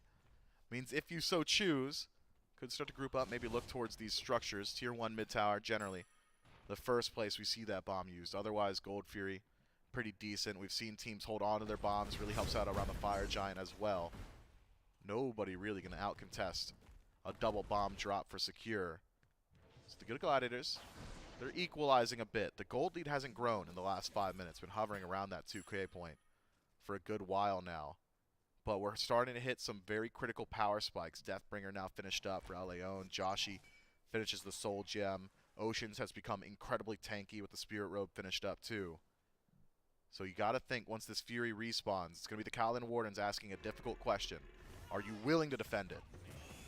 Leon slamming away at Kirmi's health bar, but Scary Dude doing just the same. Leon forced out of this fight, and now Oceans maybe caught out of position as there are 4 members of the Gladiators standing by. Scary D, not sure what he was trying to do at the wall there, whether it was go for a jump or it looked like he just threw an ability. It felt like he just threw an ability in the wall, but did not stop the back of Elion. And now a man advantage for the Gladiators for only a moment. They got to use it now because Elion is back at full HP. Scary D, the hero, has turned around the fight on his own. Now locks eyes with Josh. He dropped low. Joshi, though, in the home sweet home, firing some damage right back at the Gladiators. The Dragons do a lot of damage to Joshi, but he'll be able to get back, resustain with the house, and go back to base as well. That will peter out the fight. Same for Oceans, but he's going to actually stop his back for a moment. The Gladiators are moving up towards the Fury. Now Leon just hovering nearby with the Meiji look can poke out pretty severely here. And Slash with the initiation, gotta be something you're concerned about on the Gilded Gladiators. Goes in with a blink, locks down 2, immediately disengages. It's a careful dance between these two teams. Advantage certainly still belongs to the Wardens, and Leon seems to know it. Leon walking up almost by himself. That's 400 damage to Kirmi right away. Oceans good start. Is knocked up and pulled back in by Kirmi, but Inbound is the one out of position, caught inside the purple buff, and not enough HP. Tuba low, has to dash away, but Kirmi and Scary go into the pit. Kirmi finds one, but he will trade his life out. Two-Man Pro has used his escape for damage, and he will fall, but Still Scary healthy. D is putting out a ton of damage with his mid laner. It is only Elion left alive, but a critical HP. There's no way he can fight against Snoopy and Scary. Scary doing so much for his team. It is a weight off the Gilded Gladiators once this Camazotz has rotated in towards his first team fight. Scary says, defense will not help me. I have to do the damage on my own, and does it in spades, completely separating the engagement, finding his priority targets, even sacrificing his allies to use them for HP pools. And the Gilded Gladiators just better off for it. Finally find a bit of footing on the map, able to fight back ever so slightly and find themselves an objective as well. But they still haven't answered the biggest question. Who's dealing with El Leon? The Gilded Gladiators fought around him, ignored him. AoE damage collapses onto Mercury, forces him back. But next item, if history's any indicator, is Serrated Edge for the Mercury. That sustain will keep him in the fight a little bit longer, and then you really do have to figure out how you're going to kill him. Now with the crits online as well between the Rage, fully stacked up, by the way, and a Deathbringer available for Elion. A little bit harder for them to try and maybe deal with some of the crit damage coming through. Okay. But it's actually not towards the Serrated Edge right away for Elion. Seems that he might be going towards Bloodforge instead. Gives him sustain nonetheless, but a little bit of extra movement speed to his kit. It's a really smart adaptation and one I should have seen coming. There's no tank on the Gilded Gladiators. You're not worried about Bobby. And Scary D's full squish. Why do you need 20% penetration? You don't. So go for more power. Get yourself a passive that can keep you in the fight even longer. El Leon, I really do like what he's done here with this build. It's been serrated every single time he's played Mercury so far. Now, Bloodforge could really, really alleviate some of those issues I thought might pop up in the coming team fights. With that said, though, the Gilded Gladiators do now have 2 runic bombs in the pocket. And nobody on the Kaolin Wardens can challenge that level of secure. Doesn't necessarily need to be on the Fire Giant. Could push in towards these tier 1s, these tier 2s. Seems the Gladiators are playing with a bit of confidence now, and for the first time, with a bit of a lead. And we saw what 2 runic bombs in the last set were able to do to just a Phoenix. A couple auto attacks, and both bombs dropped through, and the Phoenixes evaporated in just an instant. But with the game evened out, the Gilded Gladiators with a little more confidence now to move up. Tier 1 tower will not be necessary for one of the bomb charges, but Scary D lurking in the jungle could be dangerous for the Wardens. He was not dealt with in the last team fight. And there's no anti-heal to deal with all the sustain that Scary D has to his name as well. Not a Divine Ruin or a Brawler's Beatstick in sight. So it could be just a bunch of true sustain for Scary D that might just go unanswered in these next couple fights. Fortunately for the Wardens, it's conditional sustain. It's really those passive pools that keep Camazotz available in these team fights. Vampiric Bat's, of course, good, but keep your eyes on his HP. Won't move too much here. It's about 15%. That's what, half an auto attack from El Leon? So long as Scary D is the first one out in the fight, maybe you're not so worried about looking at Brawler's Beatsticks or Pestilence or Contagion or anything along those lines. It's the Kaolin Wardens who are now starting to push their way forward on the right-hand side, trying to control the rotations of the Gilded Gladiators. If you can get eyes on everybody, it simplifies your approach into the Fire Giant pit. Gladiators, though, don't need to be concerned. They've actually got very good vision on the right-hand side. They'll realize if El Leon starts his rotation. They'll know when Joshi starts to work his way over towards the right as well. Scary D and Inbound doing their best to protect this Tier 1 tower, and the Warden's unwilling to step up into the Tier 1 to try and deal with that structure or remove it from the map, and it's just giving the Gladiators a lot of time to start their group up over the right side of the map. But remember, it's the Gladiators who do have 2 runic bombs in hand. They want to try and get a counter push of their own. They can do just that. But Elion is more focused on his own personal farm. Goes all the way to the left side, says, hey, if everybody's going to party in the right and nothing's going to happen, I might as well just go ahead and get my own farm up, get my own stuff stacked up. Could be dangerous. Don't walk into this one, Leon. It's a 2v1. Lots of crit. Just make sure that vision doesn't go over to the Gilded Gladiators. Snoopy's a little bit more heads up there. The Dueling Dragons maybe forces out a relic from Leon instead. It's a reset back to neutral. Neither one of these teams wants to slip up, not when you're dancing on the knife's edge. So instead, play it safe, play it slow. Gilded Gladiators approach the Fire Giant first. Much easier to hold a defensive position than it is to fight into it, especially when you've got a strong kite composition. Difficult to fight into a Yu Huang in general. Sit on the corner. The Kowloon Wardens will have to check it. Elion charging ult. Snoopy half HP already before the fight has even really broke out. A pullback in on top of Slash, but Elion has crashed through the backline. Massive damage coming from the jungler, but it's all been funneled right back into Elion. It's a double kill for Kirmi, 1 for Scary D, and it is all falling apart. The home sweet home will not protect Joshi any longer. Aegis does not buy him enough time, and Slash can only hold that barrier for so long before the jungler collapses in. An unofficial triple for Kirmi and 2 for Scary D. Snoopy baits literally everybody on the Kowloon Wardens. Yu Huang, one of the safest mages, so good at kiting the enemies, does exactly that. Gets up to the Celestial Flight. An ultimate from Kirmi buys him even more time. Had the knockup connected from Slash on landing, maybe the Yu Huang falls fast enough, but instead, it's clean play from the Gilded Gladiators who force the Kowloon Wardens, who just seem antsy to take the engagement into a poor spot. And now the Gilded Gladiators, who I was almost ready to write off when this game started out 7-0 for the Kowloon Wardens, who have put themselves in the winning position. 3 towers standing between the Chaos team and the Exposed Birds on the left-hand side, or should I say on the Order side.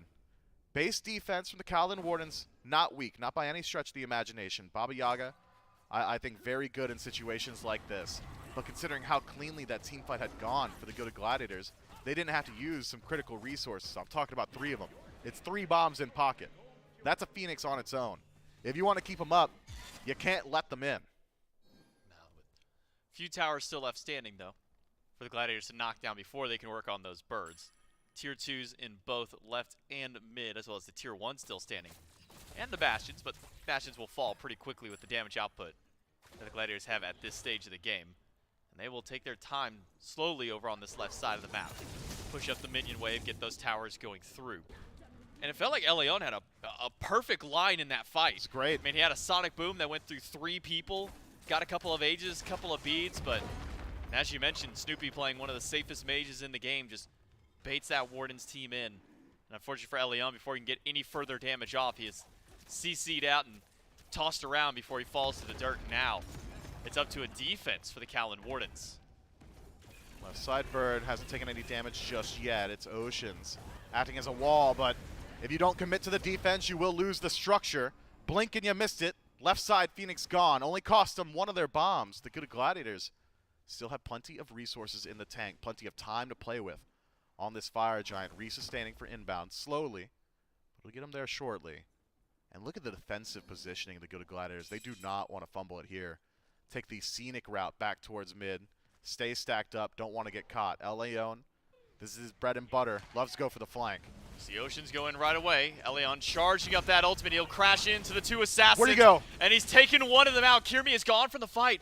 And DMP now on the run with the rest of his squad. Slash finds the slow. Inbound should fall down to Elion here. That is a double kill for the jungler of the Kowloon Wardens. And a further charge up. But Elion does not have ult. Does not have his dash to keep going.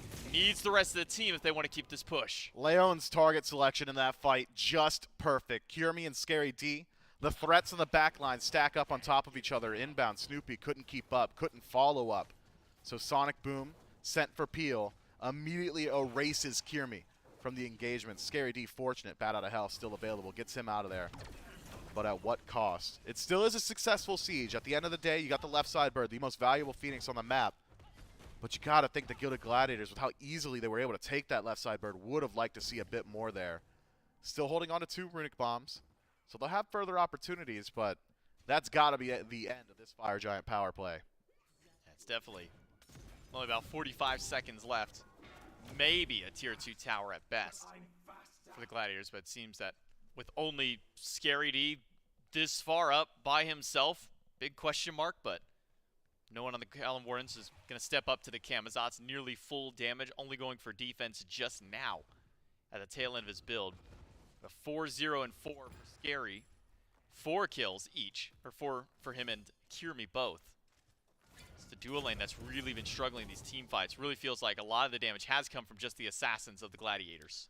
And so the answer that LAON devised of jumping onto the assassins, I think, probably true of the inverse as well. If the Gilded Gladiators can find LAON on these flanks, these solo agent plays where he's maneuvering the map on his own, you remove a massive portion, maybe the lion's share of the team fight from the Calden Wardens.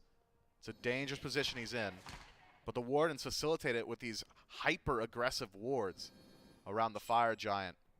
Leon's got pathing for free. Maybe send Scary D. If Scary D could just headhunt Leon, keep him out of the fight or poke him ever so slightly before the engagement starts, the rest of the Gilded Gladiators will just have so much more space to play with. Well, speaking of Scary versus Elion, it's close. Decent sustain for Scary D. Puts him about even with Elion, but a lot of sustain in the kit of Scary D. Bloodforge and Serrated picked up for Elion now. And a startup of the Fire Giant. Look at the Titan. For the Gilded Gladiators. And that Titan is starting to get whittled away by the minions. Not much longer do the Wardens have to stick around and try and play around this Fire Giant. Someone's going to have to go back to base soon to try and deal with the damage. Inbound finds a stun on the Slash. Oceans gets pulled in from his own leap. Low in HP, but Elion has bursted through the front line. Inbound is gone. Joshi credit to the kill. And Scary D now trying to hunt for Elion. Will swoop to the backline, but only one of those hits does manage to find the Screech after. Scary D is low. One more shot would do it, but there's just no follow-up by the Callan Wardens. Scary D is the hero that the Gilded Gladiators need once more, pulls them back from the brink. If Elion disengages there, it's Fire Giant every single time. But back to base from Oceans should keep that left side Phoenix up. Not certain he can defend it on his own entirely. Actually keeps it within range of the Phoenix. Had he let the wave in towards his Titan, you're not nearly as worried about it. This could be a critical fumble from Oceans, unless Tuba bails him out. That was close. That's game-changing, legitimately, had Oceans cost him the bird there. But instead, it's a reset back to neutral. Only one more enhanced minion wave that Tuba needs to contend with. But with all that time spent, with 2 people having to dedicate it, it's the Gilded Gladiators on the fire, and it's going quick. Slash and Josh, you're here. Scary D's health bar melting, but the Gladiators will grab the fire. Slash will be able to leap out and away from the opposition. Seems like Kirmi had already used his ult prior during that initial engagement to try and keep some zoning for the Fire Giant itself. So Gladiators now with all 5, with fire on their waist and a weakened bird in the left side. That was the only siege they were able to get off their last Fire Giant. They should be able to take that one with little to no trouble unless somebody has a unfortunate square off with Elion. Elion does seem to be what's keeping the Callan Wardens afloat as of now. The damage output from him and Joshi, incredible, but Leon, I think, a bit more impactful on his when he's applying that damage. Almost always a kill. Joshi very good at poking out in these team fights. No runic bomb available for the Gilded Gladiators this time, so not nearly as simple a siege as it could have been. Instead, had to use it to secure the objective, the Fire Giant, for themselves. On the waist of 5, you still have faith in them to be able to execute a siege on the left. It would take maybe 2, 3 auto attacks from DMB to secure it. It's not an enhanced Fire Giant, though. Backdoor protections. Still something you have to contend with, so play with your minion wave. Elion hovering. Doesn't want to show himself on the right-hand side. Instead, trying to poke from a distance. I believe has shown himself now. So the Gilded Gladiators, they've got time. If they can get into that Phoenix soon, they don't have to worry about the win condition for the Wardens.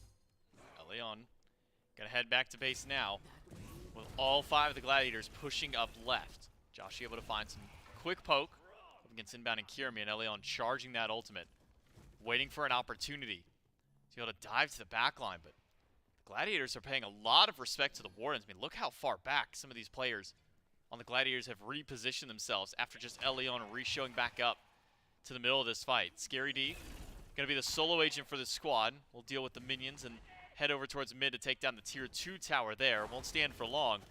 And now we'll have a 4 versus 1 split as we start going to the Phoenix defense. Leon distracted by Scary D. The win conditions for both teams square off towards the center of the map. Slash decides to get involved as well. It's a slow push on the left, but it wouldn't take long with the bird to shut it down. And Ymir, so good on Siege, could lock down entire paths. Will find the freeze onto 2. Immediately, Inbound has got to go for the ultimate, and a lot of damage thrown his way. But that's a Dueling Dragons now used by Snoopy. Not going to find the target that he was maybe hoping for that time around. Snoopy charging up that route. Will find Oceans, who will immediately walk right back through Elion to the back line. That is 2 instantly for the jungler of the Calvin Wardens. Kirmi tries to box up against him, finds some good damage. Snoopy crashes back in, and that's enough Scary to take him down. But Scary D has rejoined the fight. Oceans is gone. It needs to help out the rest of the team, and Kirmi has done so Still much alive to keep this one alive. Scary D finds the double slash, the only one alive against the 2 assassins, and he's able to jump back into the jungle. With the weakened Phoenix, Scary D and Kirmi should be able to push down this bird. Scary can stop Slash from backing. These are synced deaths from the Calvin Wardens, and the minion wave is playing with Kirmi. He's got the damage to go for the Titan here. A TP from Slash will get him out, but the dot damage from Scary D shuts him down. TP's into his death, and Kirmi's got the Titan. Kirmi, though, with only a couple of minions, and they aren't enhanced minions either from the fire. Oh, it's and back. with that cleave damage that comes from the Titan, get in there. Minions don't stand a chance. You got 12 seconds until Elion and Oceans are back. Scary D taking the long path in, so instead of going for the Titan, the 2 assassins will settle for the mid lane Phoenix. So now with 2 birds off the map, both assassins alive, the Gladiators will be able to back up and rest on the victory they've received. It's a hard call to make, right? Go for the bird or try and attempt the win. But these fights are so back and forth. It is such a coin toss that I think it might have been worth the risk to try and attempt for the Titan. Scary D zoning on his own. The rest of the team on the Fire Giant burning. Scary D can no longer play defensively, has to back out without the ultimate, so instead rejoins his team. 2 birds down, Fire Giant on 5 once more. This time enhanced, no backdoor protections to worry about. Pyromancer on the map means Runic Bomb simplifies your next siege as well. And the Gilded Gladiators have only got one more avenue to increase map state advantage. It's that right side bird, the only thing preventing a completely exposed base from the Calvin Wardens. But I'm not so certain the Calvin Wardens are feeling the threat of it. Leon knows now that if he just kills one more person, and it's a lot to put on one guy to get 3 from the enemies, but if he gets 1 more, that fight goes completely sideways for the Gilded Gladiators. I think really it's both now up to Leon and Scary D. It's a 2-man game. If Scary D could stop Leon, great for the Glads. If Leon could do the same for Scary D, I think goes well for the Wardens. But maybe more onus on Leon. Has to be involved in the team fight. Needs to be there to shut down DMB. In the 4v4, the Calvin Wardens have lost the majority of the engagements. Whereas Scary D, sure, in the early game it was all him in the fight, but now that the rest of his team is caught up a bit, 6 slot in the build, feels like they can do enough on their own so long as Leon isn't legitimately throat chopping them. It's a tough spot to be in, a hard call to make. And I don't envy these players to have to make it. You even see Scary D has adapted to the crit that's been coming out from Elion, a spectral armor in the last slot to try and deal with some of that. But now the Gladiators push up to the right Phoenix, the only one left standing. Scary D trying to loop around the side of the fight as the Gladiators keep up their push. Some stray autos from DMB to try and poke out Slash, and he and Snoopy will do just that. Half HP nearly on the Nike, and Scary D hasn't even really joined this fight yet. Just been poking Elion from the side. And the right side, Phoenix with no contest. Ooh. The Gilded Gladiators will grab that and an ultimate from Elion. Perfect for the Gladiators, and they don't lose anything for it. But the Gilded Gladiators have still got a lot of work cut out for them. Actually have to get in towards that Titan room. Anyway, pushed up on left. Going to be a little while till that helps. Mid and right already starting to leak their way into the base. The Calvin Wardens cannot allow the Gilded Gladiators in towards the Titan room. It will burn incredibly fast, especially that Runic Bomb still in the pocket of inbound. It's a very defensive positioning, waiting on the cooldown. That Sonic Boom critical. I believe Leon may be frustrated with that poke Scary D put into him. at the off rip from that fight, had to get involved, wanted to make them pay for taking down that right side bird, but just could not quite find it. Minutes ago, we were talking about how Scary and Kiri both had 4 kills. Now 8-0 for Scary D as the Gladiators keep up their poke, but Good look at the damage. return fire from Tuba up on the carries of the Gladiators. Both DMB and Snoopy have got to resustain themselves with Fire Giant, with whatever lifesteal may be in their builds. And now Scary D over to the left side bird. Disarmed by Slash, who jumps in up against 3. Frozen immediately on landing. Kirmi low, and Kirmi gone. Doesn't have any kind of damage immunity in the kit or in the build to stay alive. And the Gladiators have lost their jungler. Time to retreat. Got to get out there. Can't get cut off by Leon. Sonic Boom coming up shortly. The good Gladiators stay stacked up. Could fall back to the Primal Fury here. Fire Giant buff only had about 30 seconds left on it regardless. So reset back to neutral. But it's actually the Calvin Wardens who come out ahead off that siege. It was left and mid Phoenix that were down. Right side was the only one remaining. Now it's left and mid up, only right side down. Easiest lane to defend while simultaneously playing for the fire. This slow play from the Gilded Gladiators, this inability to actually push in, starting to cost them greatly. The Calvin Wardens starting to find their own equilibrium. Only need one more bird before they're back at an even map stake and start to approach the Fire Giant. I think even regardless, with Leon pushed up so far on left, might even commit himself to the split push. Be very difficult for the Gladiators to take this fire without a bit of fight back from the Wardens. And when I talked to Josh in the pregame interview, I asked him, how do you feel about going against the Gladiators? They had a great early game, on a ward, kind of sketchy late game. He said, we think we've got some weaknesses that we can exploit in the late game, and maybe this is what it is. Scary D out of position, flopped on, and That's dropped massive. by the potion toss of Joshi. Elion versus Snoopy and Kirmi is not going great for the Mercury, though. And that is a 1-for-1 trade, but DMB out of position. No relic to save his life. Tuba takes him out, but Kirby finds another pull. That's 2 for the jungler of the Gladiators. And now inbound is fighting back. Used his ultimate, and with Ocean's low, a dueling dragons by Snoopy. The Gladiators have found 3 picks for 2. 3 for 2. Joshi and Slash still alive, hovering nearby. Fire Giant won't be easy to take down. Not with the 3 remaining members. Pyromancer's certainly an option. Kirmi starts it up for his team. And Slash has to hover. Needs to make sure that Fire Giant isn't pulled. These fights, ridiculous. Seems Leon and Scary D have fallen prey to the hero mentality, trying to make it happen on their own. Lose their lives early. This time, though, and it's something we talked about earlier, the 4v4 generally favors the Gilded Gladiators. They've just been executing on it a bit better. The Calvin Wardens, always chasing the fight. Snoopy, always kiting, have caught out the majority of these engagements. On reset, it still is a time sink. The Calvin Wardens benefiting from how long that fight had gone on. Right side bird, really only 2 more waves they need to worry about there, enhanced, before they've found their complete equilibrium, before the base is completely restored. Good Gladiators, though, have slight map state advantage in that they should have control of vision on the right-hand side. The pit completely under control of the Gilded Gladiators. The Fire Giant pulled out, and nobody from the Wardens stepping up. Slash was there, but just can't step in. The Gilded Gladiators will get yet another enhanced Fire Giant, but the question is, what will they be able to do with it this time? All 3 Phoenixes are now back up on the side of the Callan Wardens. Right side weak, quite weak, even from just respawning through.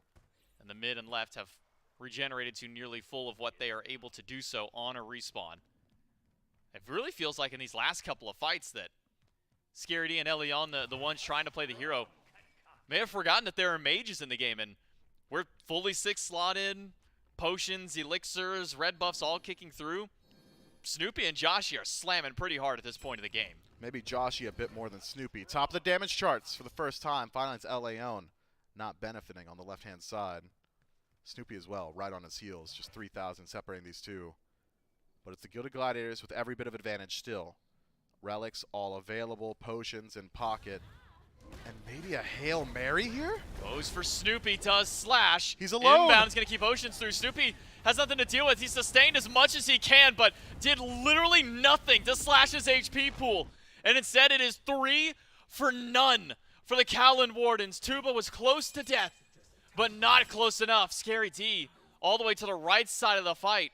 Not sure where he was during all of that, but the Callan Wardens benefit from it.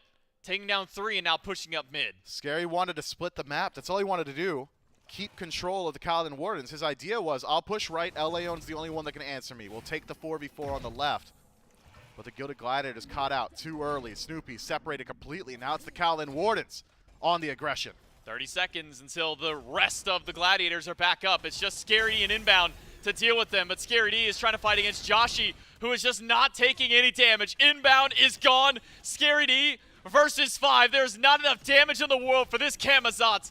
And the Kaladin Wardens hold out once more. A strong start, a shaky mid, but a great way to end the game out. It's the Kaladin Wardens coming out on top for game number 1. Emotions electric in the booth there. A ridiculous game pace. Starts early for Leon, does everything on the map. Eventually, Scary D joins the fray, completely changes the narrative of this match. It becomes a hero battle between these two, and one slip up in the late, one overextension on the left-hand side cost him everything. That is a heartbreaking game 1. Gotta feel for Snoopy more than anybody in that last team fight. His team just left him to the lone wolf of Slash. Why was he so far up? Why was he frontlining? Not sure, but Slash jumps in, pops ult, Snoopy dumps the kid, and Slash looks at him and says, cool, you removed my shield, what's next? Well, you got no HP left. And from that point on, and the Gladiators just fell apart during that team fight, lose 2 immediately after that. I mean, it is far from clean from either side, I think. That was a scrappy battle, and I think a lot of notes to be made. You got to control that early game. Let's get Leon off the Mercury, control those 2 things, make those adaptations. We could be looking at a game 3. Yeah, I thought after yesterday's performance on the Mercury, we would never see Leon again. I've been proven wrong. Maybe this is the game that solidifies that he doesn't see this pick again. Congrats to the Kaladin Wardens for a game number 1. They keep it up in game number 2. We'll find out right after this.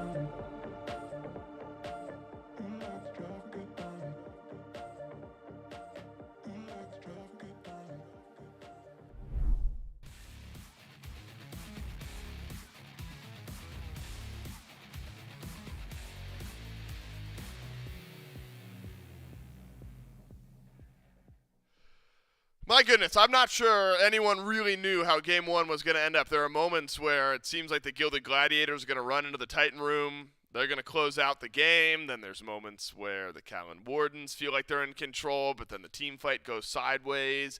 Individual performances, misplays, missed calls. This Game 1 basically had everything between these two teams. But it is the Callan Wardens who come out on top despite all the Fire Giant advantages, Gore, to the Gilded Gladiators. There's a moment, and it's hard to, there's so many moments in this game that go wrong for the Gilded Gladiators. But I think if you rewind to, was it Kirmi and Scary were the only two players alive on the map. They chased down Slash.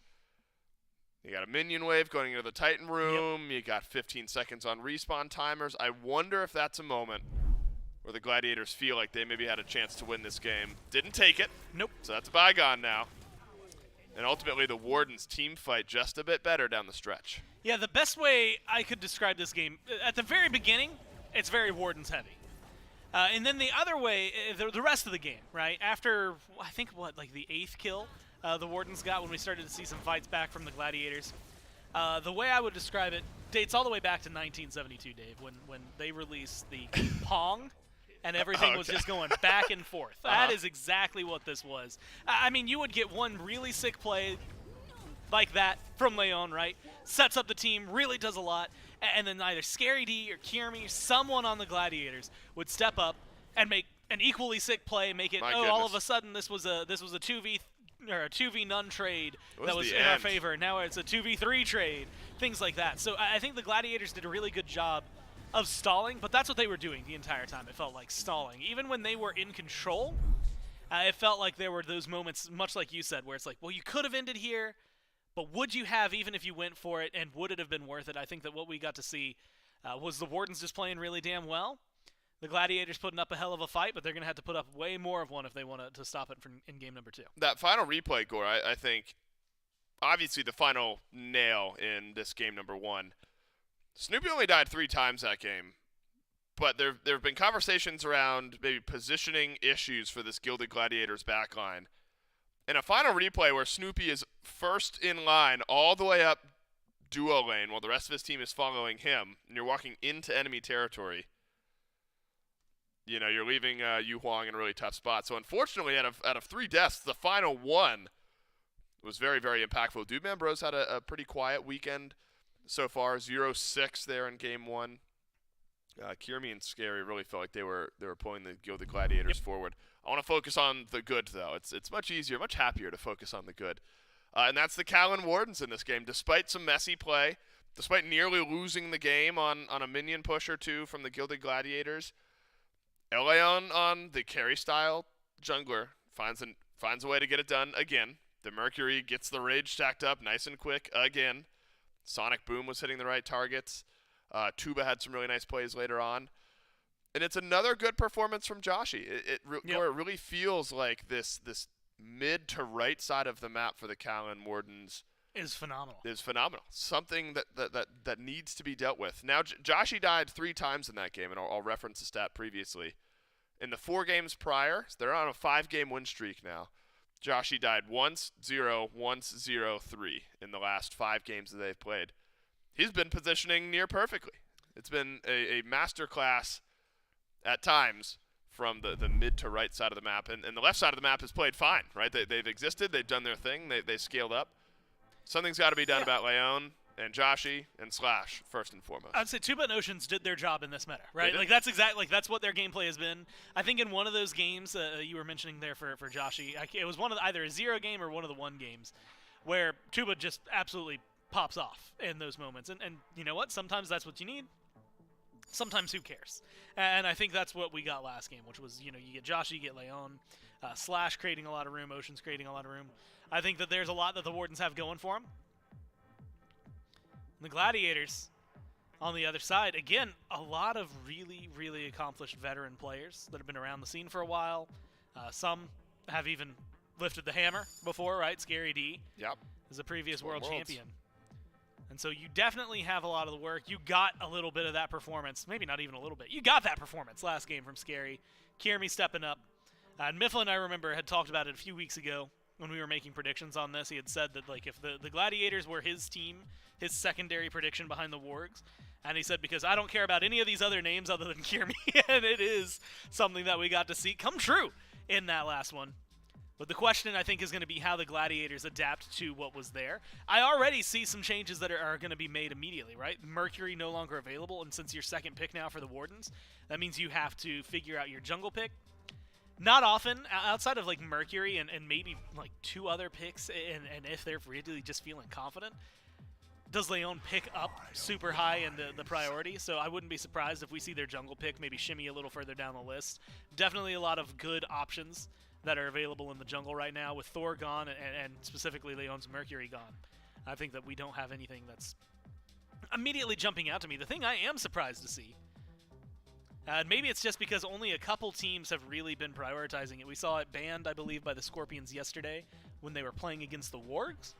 And now we are seeing it here locked in first by the Gladiators, this Hades, which is something that at the time we had been talking about it for Aquarius. This could easily be something, and more than likely we've been seeing it in solo lane if you want to just focus on only competitive play. Season 10 is kind of a new playground, though. A lot of damage, a lot of survivability, a lot of good setup, and he can do all of it at once, right? I mean, it is something that Hades brings to the table that others don't. We have seen him thrown in mid. We technically have seen him thrown in support. Got to give a shout out to that game. But it has been a solo lane through and through. Very solid pick as far as things go. But we don't have, at least this week, a lot of the competitive intel on it, right? Like how it's been going in scrims, how it's been playing in ranked is always one thing. How it's going to do in this 5-on-5 environment, especially with how the Wardens have been isolating and targeting picks, almost time to I think is going to create a really big conversation as to whether or not this is going to be a successful pick for the Gladiators or if it's going to fall apart. Goran, the people at home couldn't see, and you might have noticed I've been doing some you were working calculations away. over here. In 5-game win streak now for the Wardens. El Leon in five games, in the last 5 games that this team has won, is 29, Yep, that's a lot. 9, That's and a little. 54. Oh my god. 29, 9, and 54 in the last 5 games for El Leon. And if you want to, they lost in Game 3 to the Storm, and he went 14, 5, and 5 in that game. So if you want to include that, you're at 33, 14, and 55 total as a 5-death game, but a 14-kill game. And a couple Mercury games in there, but Serket and a Wheelix, both of which are available. The Naja and the Mercury both banned here in this game. So depending on where Leon wants to go, he's got some picks that are there in the back pocket. I think something we've got to talk about, Gore. Yeah. How the mental recovers at this point if you're the Gilded Gladiators. You had every chance to win Game 1 yesterday up against the Hounds. You lose that, then you lose Game 2, and then you come in here and you had every chance to win a Game 1 against the Wardens, and you're unable to close out this game. You're on a 3-game loss streak. This is why we talked about momentum, right? Coming into this set, the Warden's on a hot streak. The Gladiator's a bit cold. There's mental at play here going into Game 2. An elimination Game 2, I might add. Yeah. Kierme in an interview figured this team would qualify in first or second. The rest of this team had SPL aspirations and expectations. 1 loss away in either Game 2 or Game 3 from that not being a reality for this team anymore. And it's weird. It's almost simultaneous. I think that you have to let that weight exist for you, right? That pressure has to be there because you need to know you have to perform. But at the same time, you can't let it weigh so heavily on you that you're now nervous about what this game is going to be, right? Like it is a game that you have to go in. You know you have to win. But if you treat it similar to, let's just say, any other game, then as long as you can go in and play your best and get the win, I think that's really what the Gladiators need to focus on. Because otherwise, if the weight gets to you, it can crumble apart immediately. I'm absolutely flabbergasted. Not a single pick on that board so far has blown me away. I know we have at least one mod right now who's going to be losing his damn mind. Opwash gets locked in. And I'm going to say there's a lot of, there's a lot of mages that are out there. And you know, I think I had asked Worst Turtle, like, craziest pick you had seen. We had started to see some Opwash towards the end of last year, right? Like, he started to be on the rise. He's got decent damage. He's got a huge AoE ult that just says this is a no-play zone. Good luck. Technically, he has a conditional stun in there, but when you have someone like a Hades, someone like a Soul, the healing that is going to be coming out for the Gladiators, it can help with that. decent burst, super immobile. So there's a lot of benefits. There's some detriments. I am excited with the way Joshy's been playing. I'm going to give him the faith that I think he deserves and say I'm excited to see what he does with this pick. Perfect timing, Gore, because I've done the math for Joshy in the last 5 games. Yeah. Joshy has gone, I want to make sure I get it right, 28, Yep. 5, and 58 in the last 5 Yep. games. 28, 5, and 58 for Joshy in the last 5 games. And those are all 5 wins that this Wardens team has played. So you have to give faith, right? It's a pick we haven't seen yet this week. But a KDA like that, you have to give some faith to. I mean, even when you factor in the other 3 games that the team has played, right? Go to that set prior before their 2-0s come through. Joshy's 5th on the KDA board for the tournament, despite the fact that he's got more games. The only people that are above him, one is Slash, who's played the exact same amount of games, but the others have only played 4 games. It's the players on the Wargs and the Ducky right? from the Hounds. So you really do have, I think, a really impressive run here so far, knowing that Slash and Joshy are doing so well KDA-wise, knowing that Leon, I had done the math on the numbers you gave me earlier, but a 6.2 in the last 5. I mean, that's insane for what you are putting out. It comes out, I think he's around a 4.1 overall throughout the tournament with that, with that first set. And that's the loss, right? So all of a sudden, you're looking at a team that has been on fire. I think, like you said, give them the benefit of the doubt. Plus, now you get them on the Awilish. I feel like you got the carries there. A lot of good CC on the squad for the Wardens as well. I love Maui's engage. Oceans has played this pick well in the past, so I'm going to give him some faith as well. I think that he has a lot of good setup, and as Mifflin likes to call it, it's very non-committal engagement, right? It's far away for the ultimate. You don't have to worry about it. Your hook, you throw out as far as you can. Tier's a little more committal, but really, really good in moments like this. The one downside that the team is going to be dealing with is that Cabrakan. Those walls are going to cause a lot of trouble. But if you look top to bottom for the Gladiators, this is a much squishier composition than what they've been running. Cabrakan's going to be the tankiest. Realistically, Hades is probably going to be quote-unquote the tankiest, but his health bar will drop fast. He just refills it insanely fast. Cabrakan is going to be able to kind of take that impact. But those walls, I mean, Maui can get over it, but Chiron can't.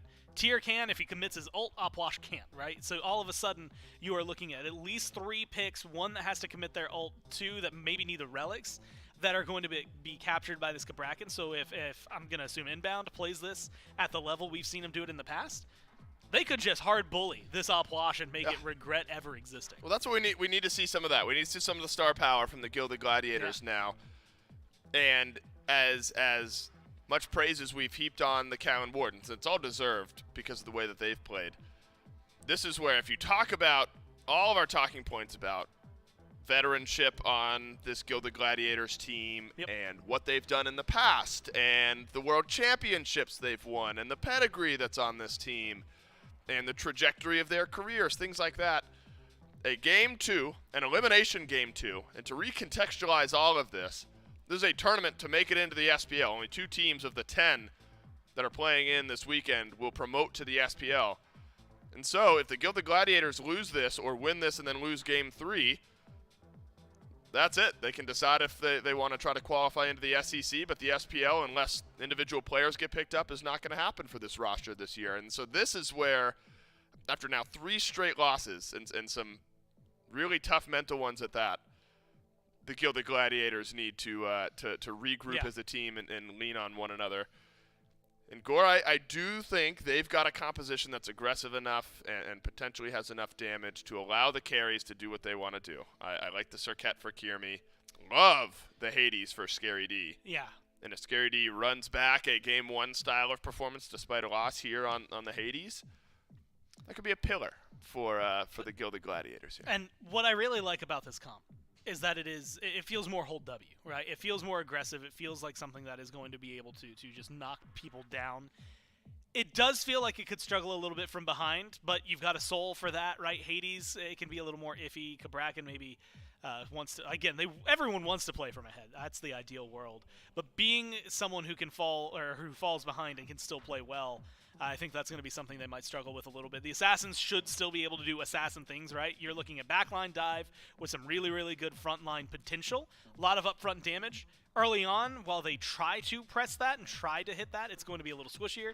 Later on in the game, you're talking to Hades, like you said, that's going to be jumping in, dealing a ton of damage, and then immediately followed up by a Cabrakan who's going to be walling people off, isolating them, stunning them, good CC, Soul's going to have long range, and the entire time that's going on, Set and Serket are diving the backline. I think there are definitely a lot of dangers that the Wardens are going to have to deal with here.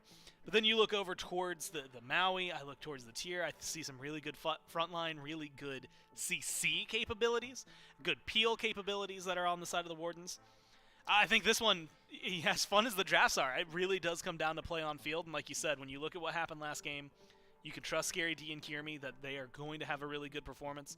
Look over towards the other side. You know Leon, you know Joshi, you know Slash are going to hit really hard. The question marks are going to be this Chiron, and the question marks are going to be whether or not they can survive any of this initial onslaught, any of this hyper damage early on, and get to the point where they're able to find those carries where they need to be. Yeah, it's backline conversation, I think, for the Gilded Gladiators, where can we clean up the positioning?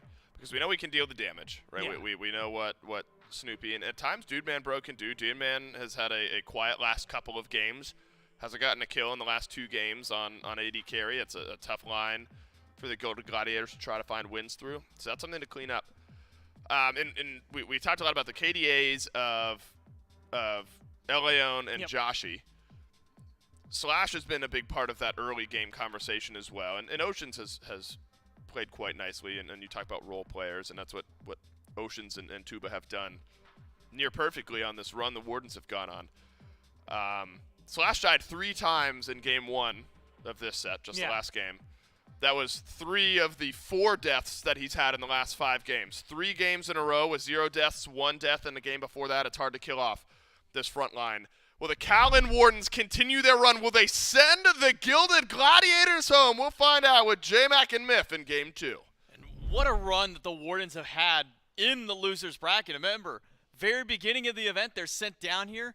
I believe it was the Yomi Tanuki up against them in that regard, and now we're seeing this evolution of the Callan Wardens as this event has progressed through. The Gilded Gladiators now 3 losses in a row, 2 from their prior set, 1 now starting out this one. That's got to be a bounce back if you're the Gilded Gladiators to keep your chances of the SPL alive. It's J-Mac and Mifflin and Doug here for game number 2 in a very important game for the Gilded Gladiators, and a very important one for the Callan Wardens as well, because as mentioned, for the Gilded Gladiators, if they lose this one here, their chances of the SPL are gone, Mifflin. Unless a player gets picked up randomly throughout the season, that's the end of the road for these guys for Season 10. But an animal with his back against the wall is always at their most dangerous, and the Gilded Gladiators, in the exact same situation, have decided for a full dive composition. Kierme, Snoopy, inbound, Scary D, all W key. And there is one guy on the other side that I think is going to be the recipient of all the dive. Looks like Doug's a little bit ahead of the reveal. It's Joshi. I mean, on this Opwash, very difficult to get yourself out of these sticky situations. Very difficult to maneuver the jungle. But breastplate of regrowth maybe helps out a little bit. I wonder if you've got enough defense stack up early on, or even how Joshi decides to itemize Opwash, an untested element, one that I have got just about no data on. He's really got to be the talk of this game. Leon as well on the Awilish after his Super Soldier performance in the previous match. I think all eyes on him as well. But as far as compositions are concerned, I really do like what the Gilded Gladiators have lined up here. Leon. We'll go with this patented level 3 startup once again. We saw it in game 1. We've seen it multiple times throughout the tournament. Take the quad split, get the speed and the Harpies on the left side of the map, and then immediately make a rush towards lane. It does put Oceans and Tuba behind just a tad bit in the lane because of that. They're not getting that full XP camp. That doesn't seem to have slowed down the Callan Wardens just yet. Kierme making an early rotation towards Duo, but stepped over a ward. Close. Leon tries to find the knockup onto Snoopy. Some good damage from Joshi on the Opwash to keep Snoopy down under the tower line. Lucky Snoopy's got 10,000 DPI, or he doesn't turn fast enough to avoid that knockup. If he's in the air, he's dead.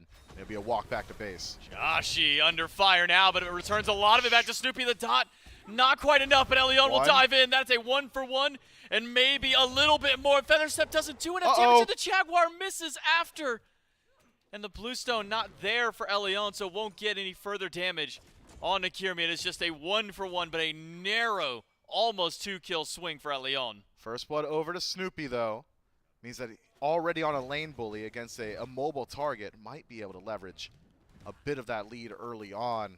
Leon so close to finding that double. Would have made it a clean win for the Kowloon Wardens. Instead, it's Kiermi who slips away ever so slightly.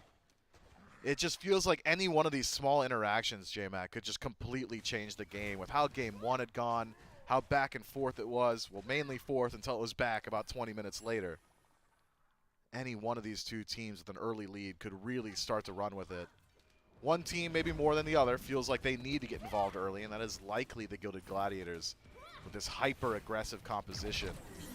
I'm keeping my eyes on inbound. I think it'll be pretty telling. Once the support rotates out, when it becomes a 3-man roaming death ball, that could be the go button for the Gilded Gladiators. Otherwise, Leon seems to be back to his solo ways, hovering nearby. Tries to go and steal away this blue. Kiermi will drag it between the tower line. Scary D goes in aggressive, gets the fear on Elion. And that should be enough to keep this blue buff from going down. No, Elion did steal Surely it. not. Even despite the two men on top of it. Between the towers? Between the towers, despite the fear, did not matter, was not enough. Elion able to take that one away from the Gilded Gladiators. It is a blue buff. It is going to hurt Scary. Lose out on that MP5 now that he would have had prior, but it's got to feel good for Elion to find that in such narrow margins. I mean, it's just a tough situation. A large time commitment from Kiermi, who now has to work a little bit harder to tick over towards level 5. It was a pretty mentally draining battle in game 1 for the Gilded Gladiators. Now have this small mental blemish just in the laning phase there. And it's so easy to let these small plays start to stack up on your mind. Oh man, that really affected my pathing, this, that, or the other. Scary D in some trouble. He can't leap out, just has to walk. And will save it for the time being. Even the Lawbringer extended by Slash, maybe trying to scare the leap out of Scary D, but he will hold on to it. So long as he knows that Elion is on this side of the map, not a chance that we'll see him use that death from below. But maybe with Kiermi on the way, could get things started. Fear. And the ultimate will hold Elion under the tower line. Elion can jump out, but a good push by Slash will keep them away. Elion now dove on top of by Scary, but the ultimate was already expended. And Scary D has turned this around. Now Slash under fire, taunted back in, and keep your eyes on Snoopy to the top side of the arena. We'll try and dive under this tower if need be. A dive in from the mid. And a kill, second one for Snoopy. Miscommunication between Leon and Slash there. Early cancels the Fearless, but we won't get a chance to talk about it. Oceans caught between a rock and a hard place. Hovering around the wall. DMB, credit for the kill. Tuba now trying to fight for his life. 2 auto attacks is all it would take. But he gets behind the tower, resustained with some potions. He'll live another day. Crazy turn of events. The Gilded Gladiators, 4 quick ones on the board. And wow, is it really that much of a lead already? Experience and gold. 2,000 a pop. Elion surely not. On the way, a dive in by Tuba. Ult is down for inbound. DMB as well. They could fight in this, but Tuba's lost so much HP. DMB needed one more auto to take him down, but just out of range. And Elion tries to make a big play, but Kiermi has rotated over. Could find somebody. Ult still down for a moment. Goes for the taunt. Finds the dashes afterward, and the ult just a moment later to find yet another pick for his team. First for himself, but 4th affected kill for the jungler of the Gladiators. If you were worried about the Gladiators' mental, this is the best remedy for it. Something going their way in the early game, and it's a lot of something this time around. Everywhere on the map. Snoopy throwing around his weight. Kiermi looking for a purple invade as well. Joshi able to defend it this time around, but it is already a deficit in mid. Transcendence starting to stack up. A bit of parity between the 2 mid laners, but this time it's Bobby involved. Joshi used the ultimate, but that's not going to do him any good against the 2. He will be stuck between inbound and Snoopy. And those might be 2 of the worst gods to have to square off against if you were an Opwash this early in the game. 6 kills now for the Gilded Gladiators, and 3 of them around the waist of Snoopy. Scary D pulls Slash back out from under the tower. Close. Almost gets the kill, but not quite enough damage from Scary D. Man, Scary has been different today as well. I mean, it's easy to look over it considering it was a loss in game 1, but Scary nearly does it on his own. Now without ultimate, has to fight back. Healing's good. Leon, do you have the damage? Death from below hits. Elion finds the Feather Step, and just enough damage from the Jaguar after. And Elion will get his 2nd kill of the game and relieve a little bit of pressure that's been put up against the Callan Wardens. It has been non-stop aggression by the Gladiators in every single lane that's been played through. And Elion has found at least one way to try and answer back. Is that real? Did Snoopy just walk up on Oceans and Joshy and just last Slowly. hit every single one of those mid camps with auto attacks? He didn't steal the skewer. That's a lot of respect early. Another ult, this time on a Joshy. Ultimate from Oceans will not find anybody, so Joshy will be just fine. The pull on the Snoopy is good, but you pulled him closer Bobby. to Joshy. No. Inbound wants the kill, but Joshy is too far back under the tier 1 tower. He'll resustain a little bit of his health, but gonna need some assistance from Ocean so he doesn't go down before this wave falls. That was thin margins for Joshy there. Concerned for his life, and the damage output already started to stack up from Snoopy. If he's 3-4 more stacks on Transcendence, we're probably just talking about the respawn timer. Instead, narrowly evades with his life here. Inbound briefly considers the dive, thinks better of it. Why leave it up to risk? Why give anything back? I know Ocean's ultimate doesn't connect there, but even the threat of it is enough to force Kirmi away. If Kirmi's allowed to stick in there, keep applying damage, it's another free pick. So Ocean's right to throw it out, even if it doesn't look too pretty on the map. The Callan Warden's showing a bit of life here, a bit of fight back. It's been a lot of reactive play, and it will likely remain that way until Joshy gets a bit more farm behind him. We see another invade at the purple buff. Tuba unsuccessful in saving that one. So more farm denied to the Callan Wardens, and that's where a lot of this problem is starting to arrive. So we see 3,700 XP, 3,300 gold for the Callan Wardens down now. They got to find some way to fight back in. The only one on their team who is even or ahead is Elion. Has been able to get quite a bit of farm for himself, but haven't seen too much impact outside the last fight over on the right-hand side. We keep talking about Elion. That's because, well, it seems that he's been the hero and the shining light for his team to try and bring things back. We saw it in game number 1. Seems that his team might need him to help step up for game 2 as well. He's done a lot. He's gotten involved. It's multiple attempts. It's not for lack of trying. 100% kill participation to El Leon. Just has not had too many opportunities to get involved on the map. Now hovering on the left side, DMB. Been putting a lot of pressure on a Tuba.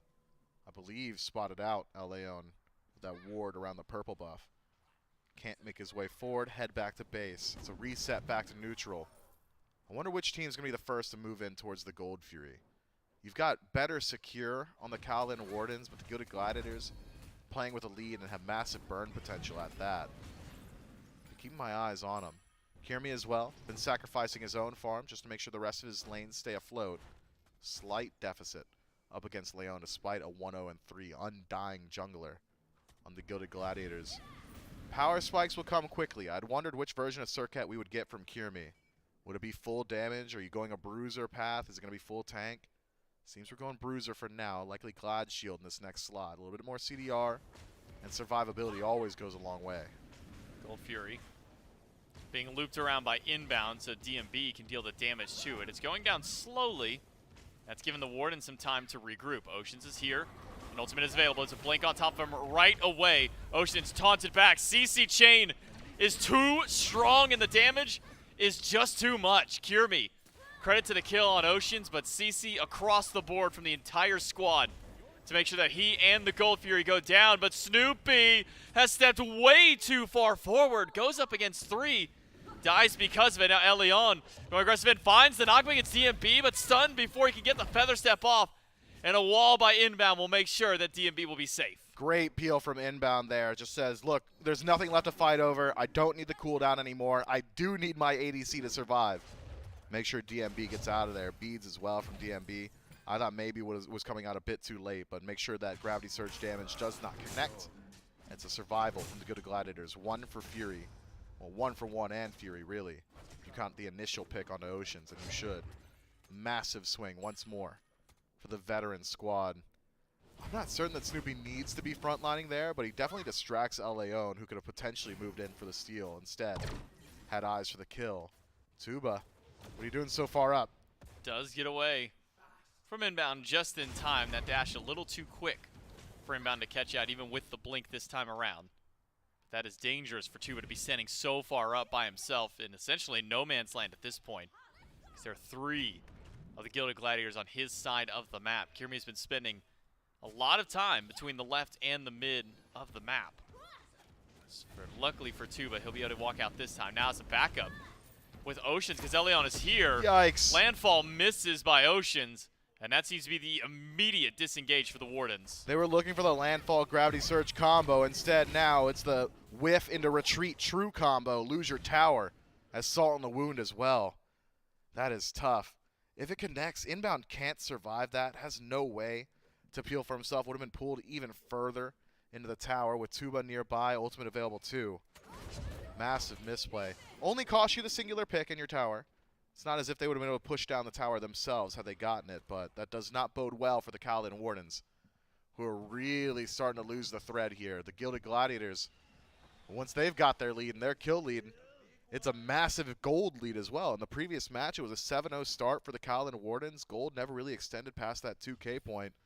The Gilded Gladiators say, hey, kills, that's great, but it really only gives you the power to control farm on map. And is this a true lane swap? Scary D. Gold on over to the left lane.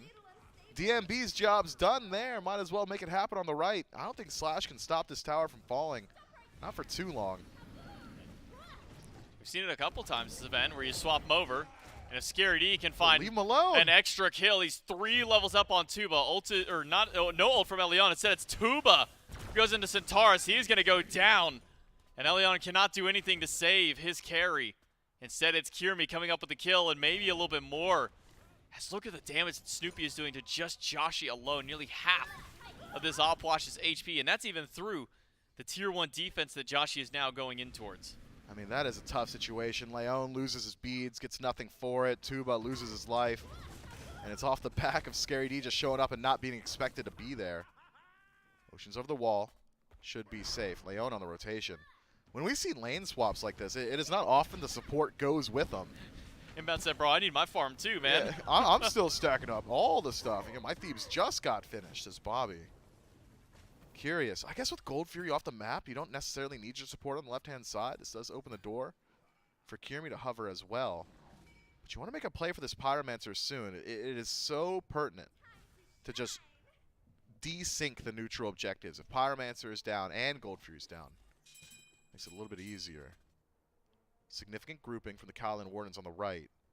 Just showing a bit of presence here, making sure that Pyromancer isn't pulled out. DMB generating threat just by standing nearby.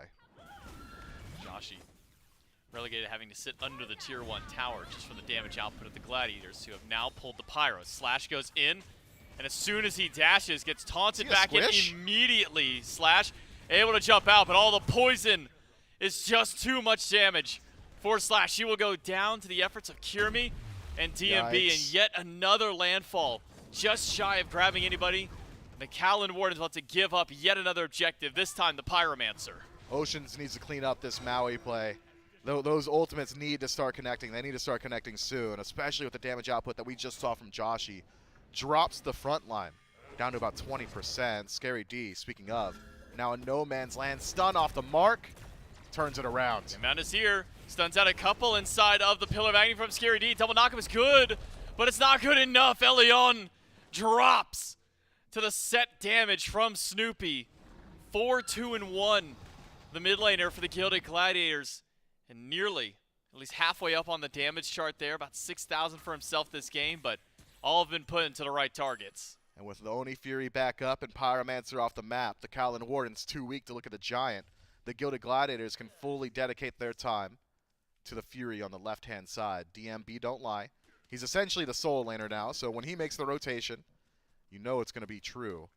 Is what I would have said had Scary D not given me Whiplash. He's actually on right again, so these guys are just juggling back and forth. Keeping us guessing. Keeping us guessing, keeping the Wardens guessing. Should be a Fury pool pretty soon, especially with Tuba now showing himself on map, left-hand side. Bobby showing presence, Kiermi. DMB on the way in. Keep your eyes on Joshi, though. Haven't seen it just yet, but his damage output is massive. Just needs a bit of facilitation. Scary D in the 2v1, winning out initially, but pulled back now by Elion. Fury will go to the Gladiators. Scary D will not make it out of this one. That's what I would have said, but that healing is disgusting. Just not enough damage. Elion walks back with only about 20 HP to his name.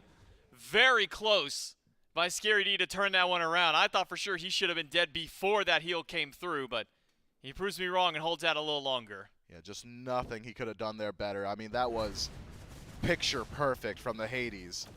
Tuba taking a lot of damage. So many people on the right-hand side. Nobody here to help him on the left. Throws out the Centaurus. Wishful thinking. I'm thinking. Not much he could have done. And now without that death immunity, he's got Kirmi on him. Yeah, Kirmi walked up behind and said, that was a really cool ultimate you just used there, Tuba, but what else you got in the pocket to deal with my damage? Kirmi going for this hybrid style of build as well. The Glad Shield picked up earlier, and now a Stone of Binding to further bump up his extra damage. And the Gilded Gladiators now nearing 10,000 gold in the lead, sitting just over 9K at this point. Feels very reminiscent of game one from yesterday, Sam Miff. And maybe that's why I'm so worried right now. Be careful. Don't evoke that evil. That's why I'm so worried, man. It's such a dominant performance that the Gladiators have put out. But you got to keep that little thought in the back of your mind of they've been here before. Have they learned how to clean up their late game performance? And it's not exactly the strongest siege composition either. It's really almost entirely up to DMB to deal with these structures.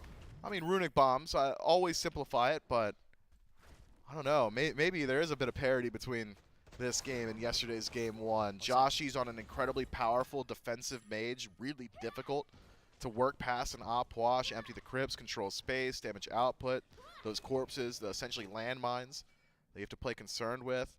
Oceans, I'm not certain has hit an ultimate just yet, but you got to think he will on Phoenix or tier 2 defense. Can't miss 100 shots. Yeah, can't miss all of them. I don't know. The Callan Wardens feels like they've got something a little bit left, but it would be hard pressed to see it. I mean, this is a massive lead. I know we haven't had exactly the most reasons to have confidence here in the Gladiators and their ability to close out these games, but it's such a large lead, and it's come so early. And Pyromancer's spawning again, and Fire Giant's on the menu, and this tier 1 tower is going to drop here. Just everything lining up for the Order side. It was 5 Furies, 5 Pyros, and 4 Fire Giants. Man, that sounds game so one good. Yesterday. Yeah, that was a win, right? No, that was a loss. Okay. So maybe give one to the enemy team, let them have one for once. That way you don't have to feel as pressured. But no, it'll be second Pyromancer now, as well as the second Fury earlier on. That'll respawn in about a minute now for the Gladiators. 2 runic bombs in hand, one for inbound, one for Snoopy. But Kirmi, W King, towards Slash. Does get pulled back. The clutch of Eliana will jump away, so Skirmy fine, but even with all the defense to his name, you're starting to see the damage output that Elion and Slash could have up against him. I'm surprised he decides to even use the beads there. I mean, he is tanky. Tuba isn't. Wow. 50%, just skewer. Runic Bomb used for the tier 2. 20 to 14. Yeah. Man. Also, wait, 20 on Snoopy. Wow. Yeah, Snoopy's been free farming the entire time. 20 to 14, though. I didn't even realize it's a 6-level deficit there. Now's the time. Keep up your pressure. Move in towards gold. It's on the respawn. Have to play wary, though. Look at this stack up from the Calvin Wardens. If the Gilded Gladiators go for Gold Fury here, could just lose the Fire Giant. Scary D blinks away from Slash, but it's a blink from Elion. Doesn't manage to get the pull. I think the beads were just lasting long enough from Scary D to dive under. Oceans wants this pick. Oh. But Oceans, you gotta hit the landfall if you want to find the pick after. Oceans. Snoopy on the way. Scary D charging back forward. 4 of the Callan Wardens on the run from what would only be 2 have a jump. of the Gilded Gladiators, but Scary D not able to close the gap. Inbound wants it. He's got Blink. He's got ult to try and catch somebody. Kirmi has found one in the jungle, and Two-Man Pro with the polish shot after eliminates the jungler. Oceans is gone. 5 Gladiators stand strong, and 2 of the Wardens now in the grave. The Maui play is criminal now. I want to be a nice guy. I don't want to rip into one dude, but that is... It's he hasn't hit an ultimate yet. He inted his entire team there. They're going to lose a Phoenix off this. Slash tries to hold out, but Joshi is gone. Slash is the only one left alive on the Phoenix. Is it the game? And it's 10 seconds until Leon is back. Tuba is low. Back to the fountain. It can't be. But not going to end the game just yet. Right side Phoenix burn. And I think the adaptation, maybe the lack of siege for the Gilded Gladiators is made up by this third item poly that Dude Man Bro picks up, and maybe that's what happened to Elion was one Kirmi combo into a poly auto from Soul wiped him out. Yeah, I mean, the damage output from Dude Man Bro is ridiculous at this point. We still haven't seen a Siege without a Runic Bomb, and I'm not certain that we will. It's a regroup, back to base, head over to Fire. Pyromancer might spawn in time if the Cowlin Wardens show face on the defense. The Wardens, I mean, simple adaptations need to be hit. And by need to be hit, I think I've hit the nail on the head.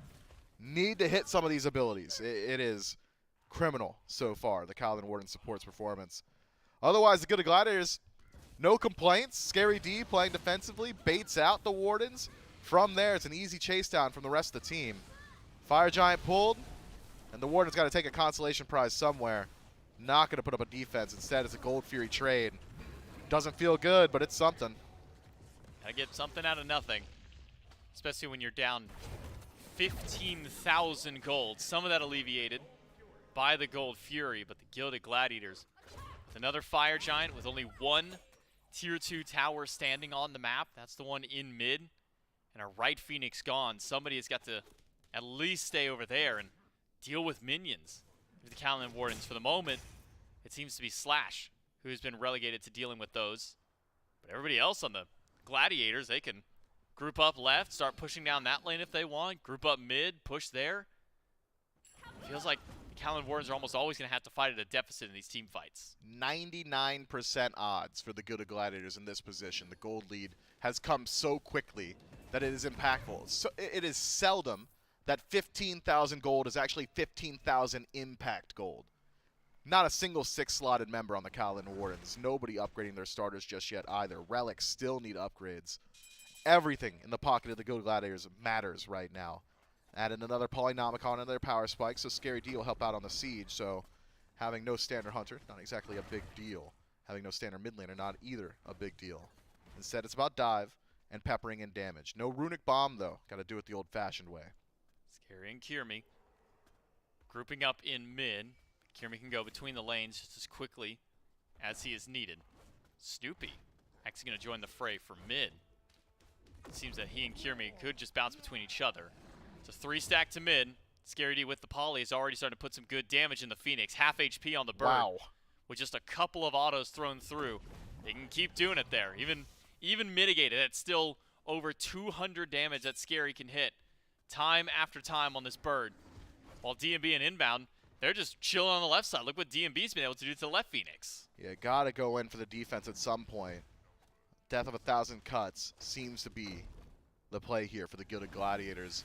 The Cowlin Wardens want to prevent it. They have to initiate, but they're playing at such a deficit that I can't blame them not wanting to. Midbird, one good auto away. Make that one more good auto away. But who's going to be the one to walk in? It's got to be Scary D to grab it from the distance. We'll go through. Mid Phoenix gone. Slash now versus 3. Will dash away. And all the while, I mean, we've been so focused on what's been happening in mid. Dude Man Bro and Inbound are literally just chilling out over in left side, taking the bird by their own accord. That poly from the Soul is also starting to chip away. It's the same thing that happened in mid, just repeated on left. Now as a 5-stack though, it's the team fight. Oceans. Scary D, massive. Oceans can't even get the ultimate off just yet. Won't even get an opportunity to. The wall from Inbound is just too much. Snoopy to the backline. Elion has pulled in Scary D, and that's at least one turnaround. But now it's got to be Elion against 4. The Gilded Gladiators are not going to drop the lead that they've gotten in this game. With 4 up on the Titan, no chance for Elion to save this one. And Miff, we are going to a game 3. And in a set where it seems like the early game is the indicator. In game 1, early belongs to Leon's team. Dominates through a essentially 7-0 start. Bit more back and forth there. Once Kirmi and the boys, the Snoop Troop, line up their early game, I mean, that was clean. There was nothing I could critique. It was just perfect top to bottom, objective play, tower siege, some wild lane swaps, doesn't matter. Just executed every step of the way. Adaptations in game 3, get Oceans off the Maui.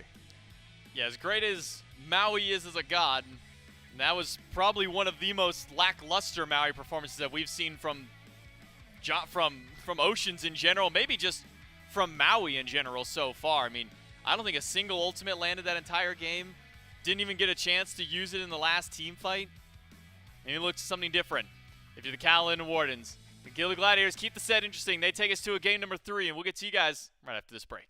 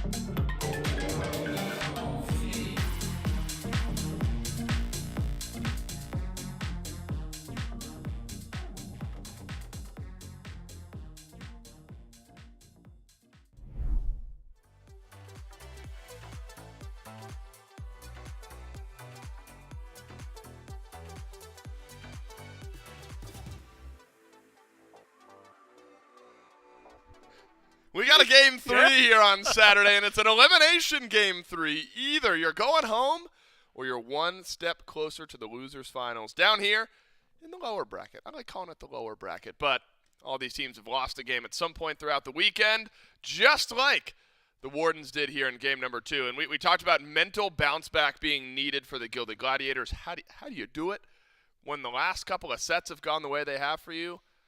You W key, and that seems to be the answer for the Gladiators here in Game 2, Gore. They kill early, they kill often, and they don't stop until the Titan is down. Seems like exactly the right type of medicine for how the slow, long burn, kind of watching the light fade away type games have gone in previous games. Yeah, and you get this really, like you said, solid performance out of them where you just get aggressive to the point where it was like if you blinked, if you weren't watching the first 5 minutes, then you just get back and you're like, I'm sorry, why do they have 6 kills? Like, what's been going on? And it's just because you get a lot of this, right? It's a composition, and that kind of showcases it more than anything, where things can go wrong. You are still squishy, but you have a lot of damage across the entirety of the board. You have a lot of aggression, and you're able to make that pay off in dividends, playing very much, like you said, W key style. And what was kind of telegraphed from the start, I mean, you don't see a draft like that and think, oh, I bet these guys are waiting for 45 minutes. You see a draft like that, and you better start thinking something similar to last year's Jade Dragons, right? You got to be thinking of a team that has PVM on it, you know, Ghost Gaming prior to that, Rival prior to that, things like that, where they are just going to run you down, and they're going to do it well, they're going to do it better, and you're not going to have a real chance to fight on equal footing. They're going to have a 5,000 gold lead by the time you feel like you can team fight. They're going to have a 10,000 gold lead by the time you think you can hold on to an objective. So they're going to keep you on your toes, keep you on the back foot, and I think they played really well. I am going to give them a little bit of credit, maybe cast a little shade. They had a little help. Not a lot coming from the Maui. That's all. That's as in-depth as I'm going to get on it. Not a lot that came from the Maui. That's not nice a lot of that you. impressed me over there. That was real nice of you. So I think really the meanest thing I'll say right now, if Oceans goes back to that, I think the Wardens lose this next game. Unless it is a complete turnaround performance, I do not think that, like, it was very just non-impact. I think we need to see a very big change that comes from the support. Inbound wasn't prioritizing it. They didn't first pick it. You could probably just ban it out and feel just as good doing something like that. It was a bad Maui game. It was very bad. It was Maui not a game. good I'll Maui stop game. being nice. That was no, but I don't think you know. There's ways to. You could say it's a bad game without like owning the dude, right? Yeah. I mean, it wasn't great for motions, but yeah, the rest of the Wardens. I mean, that's a massive piece of your initiation, Yes. right? And your defense. So you need that to connect, but not as if you know the rest of the squad was knocking it out of the park in their lane. I mean, this was really a game that the Gladiators won. And then there was also this extra facet of a tough support performance. It's the way that I end up looking at it. So now is the script completely reversed. It's got to be the Gilded Gladiators mentally a bit happier now after game number 2. They're back to their winning ways. They kind of remind themselves and remind us what this squad is capable of. Yep, and can do. And what the expectations were.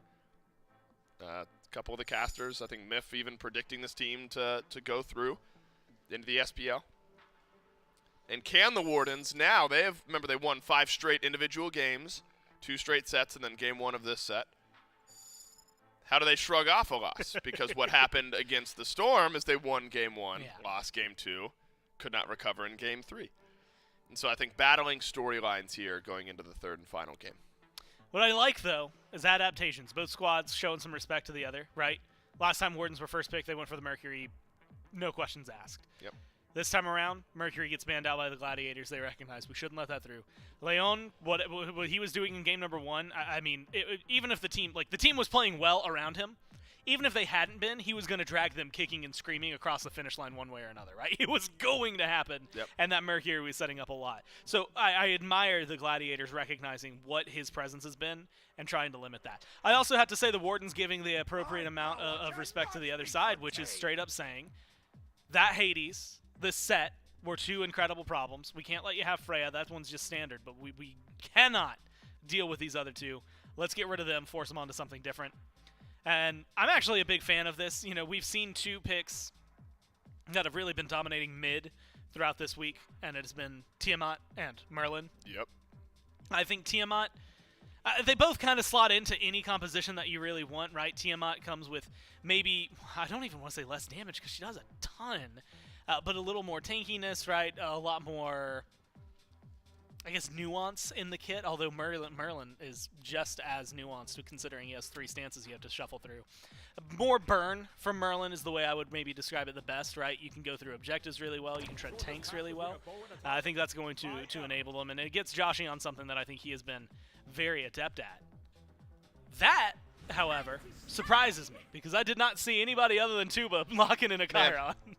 This is interesting. What I was about to say along that same conversation, Gore, is if the Gladiators want Tiamat, I think they got to pick her in the top 3, because that's a really simple ban for the Wardens if the Wardens think that Snoopy wants to play it. We haven't seen Snoopy on the Tiamat yet this week.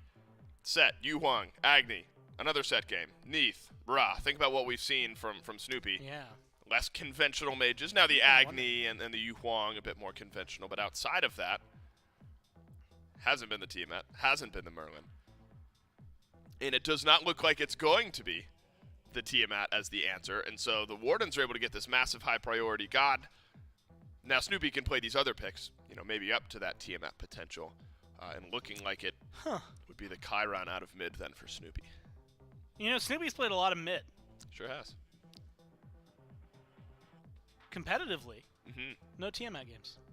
I was going to pull it up. I was going to see what his win-loss was, what his KDA Can you see is. how many games out of mid he's played? I don't want to throw you through too many. I can tell you games he's played mages, because that's what I have open right now. Well, okay, hold on. I got to count here. I'll run through the run through the P's and B's while you're adding up how many mage games Snoopy has played. Guan Yu, Sheng Chen, the Kowloon Wardens. If you're wondering what their front line is going to look like, got a lot more clear. And think back to earlier in the weekend when the Wardens finally started to go on their run. What support pick did Oceans play that synergized so well with LAM?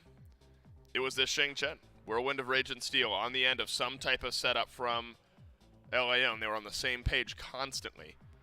And after a really rough game number 2. Oh, whoops. Looks like the Kowloon Wardens are trying to get back to that. Did you flub some numbers there, Gore? Not only did I flub numbers, I forgot to count the games and was just counting the different gods. So that's kind of fun, too. Either way. I got to 4 before I realized my mistake. Strong pick here for the Gilded Gladiators. Scary D, despite a loss in game 1, looked real good on this pick. Ended up at 9-2-6 in that game. That leaves the Wardens open now to, okay, we know how Scary wants to play this pick. We know what to expect. Maybe there's some answers in that area. I think that's exactly the way, at least that I would look at it, right? Is hey, we now know how we can deal with this a little bit more. We've seen what the goal was. Now that you see the soul locked in as well, you've got maybe more of a composition in mind that you're going for. I actually really love the response in those top 2 to grab a Xing Chen, right? That helps limit a lot of the basic attack damage. It's really good engage. And more importantly, it's not that Maui. So really, you do get some shifts. And it's all in the right direction. I really do think this front line is going to be solid for him. Good not just in the counters, but with Guan Yu, you've got a really good capability of starting fights, really good engage on the ult, really good disengage if we see a lot of solo lane focus, which was happening a little earlier. The question does still remain what Leon's going to play, which I think is just as important for this team, maybe even more important than what some of their frontline picks are. Getting Slash on something that's going to be this strong, already a really big pick.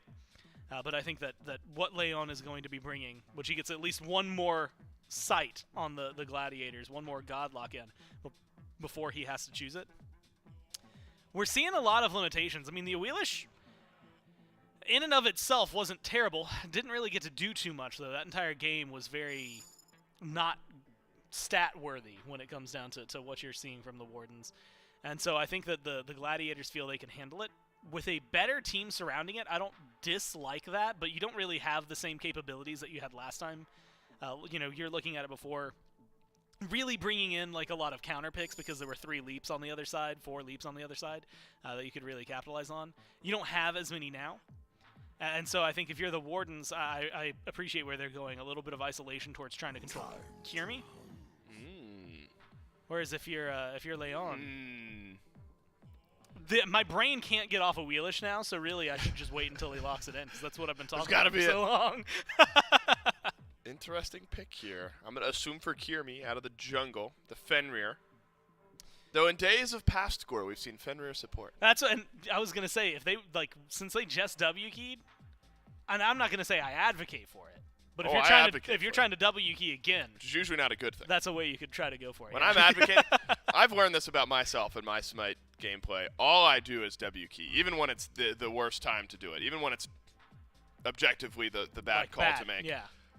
There's something in my brain that's wired to refuse to just sit back. I'm constantly scrapping, and I'm losing half of them. Here's how you need to frame that, right? You got to put some spin on it. Just like you're not a KDA player. No, you're really in that's there right. for I'm a the team until I lose like a random 1v1 that I shouldn't be taking, and then I lose it for my team. So I of course advocate for the Fenrir from a W key perspective, whether that be jungle or support. Likely though, I think would go to Kirmi. How about these two picks from the Wardens, though, Gore? Mentioned the Xing Chen and the Guan Yu earlier. You got some good dive and chase down. Follow-up potentially on this Bastet. A lot of it, though, for the Wardens. El Leon, how's he feeling himself? Are these polls going to be hitting their targets? We saw a lot of really good Bastet play at the beginning of the tournament. We've also seen some not-so-great Bastet play throughout the tournament. I think this is going to be one of those ones. It is a coin flip. It is how are you feeling yourself? Mifflin had said it earlier on Twitter. He said that Leon was doing some super soldier stuff. Yep.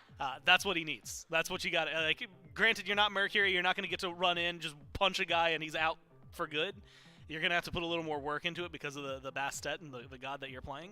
But I think that you've got it. And like you said, a lot of it's going to be on those ults, but you've got really good frontline for setup, really good follow-up in terms of damage, and your damage output isn't anything to scoff at either. So if you're looking just at jungle, it's going to be there, I think, for the Wardens. The Jingwei is one that I honestly kind of like as well because you get decent damage, good crits. Early on, your crit chance is just going to be blanket statement higher. But more importantly, you're safe. You can get out of things that are a little too iffy for you. If you're getting chased down by, let's say, a Terra Soul, then you're going to be really good. If it's Terra Chiron, you're still going to be able to get away pretty far without having to worry too much about it. So I do like what you're dealing with. Plus, you spend so much time in lane constantly because of your passive that you don't lose out on as much farm. You don't fall as behind as easily. It is very much an easy pick to kind of guide you into something that could be a successful late game.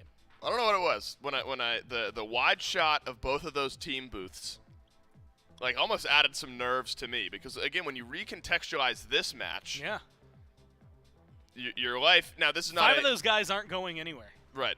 Well, home. Well, right. Yeah, I guess home. They better get out of here. They can't stay. I don't know. And look, Kirmi's nodding his head. He's smiling.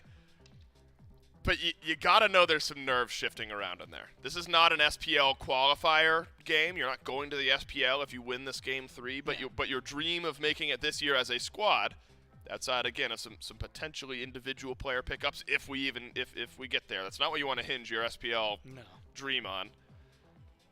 This is the end of the road for one of these two teams, and so there's sort of when you try to assume what these players are talking about, of course they're talking strategy, but is it undertoned by a little nerve? Is there confidence throughout the player booth? Because the Gladiators just faced an elimination game number 2, right? Now they got to do it again, but the Warden's also dealing with that on the other side, where it's a team who wanted to make some noise. Further you get on, you're like, okay, guys, we can actually do this. One of these two teams going home. Kind of like how, when we were talking about the Gladiators last game, right? Like you said, you can't let that weight get to you. You have to let it motivate you, but you can't let it collapse on top of you. You can't, you're not going for a lift and then suddenly you're watching the bar crush your body. You got to be able to get it, and I think that they're going to look for it. That's pillar number 3 of World Score. When the lights shine their brightest and the pressure is at its heaviest, the playmakers must allow the energy of the moment to fuel them. Onto the casters we go for an elimination game number 3. One of these teams' tournament road ends here. The other one still has to go through 2 more arduous sets of play in order to try and make it into the Smite Pro League. But it's all got to start here in game number 3 between the Callan Wardens and the Gilded Gladiators. 2 games and 2 teams that have really dictated the pace of the game by early pressure to win out in both of their matchups. And Mifflin, going into game number 3, Elion on another pick, something that we only saw at the beginning of this tournament that was piloted by Grave. Tell me some of your thoughts maybe on this Bastet for the Callan Wardens. I mean, I've played against Leon's Bastet personally a fair deal of times, and I could count the amount of times I've beaten it on maybe one hand. If that inspires confidence in you, I can't do anything to take it away, but I will say this about Bastet. Not exactly as early game as a Fenrir.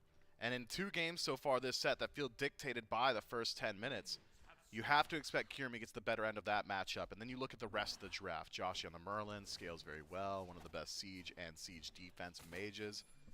Not early game. Slash on the Guan Yu. Great team fight presence. Lots of dive, defense shred, a little bit of healing, some sustain. Not exactly early game.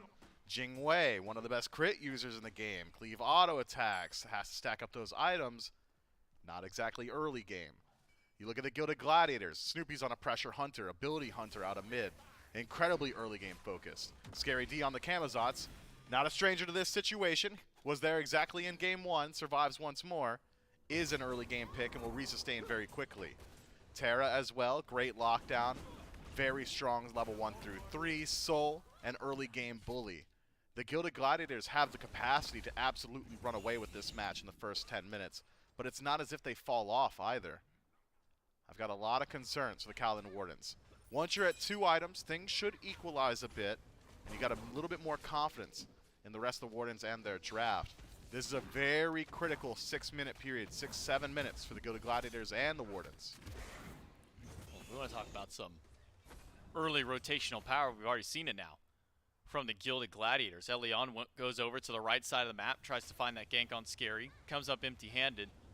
And so immediately, Kiermi and Snoopy, once they got that clear in mid, actually end up stealing the back Harpy camp away from Elion. It's going to be a little bit of gold, a little bit of experience removed from him there.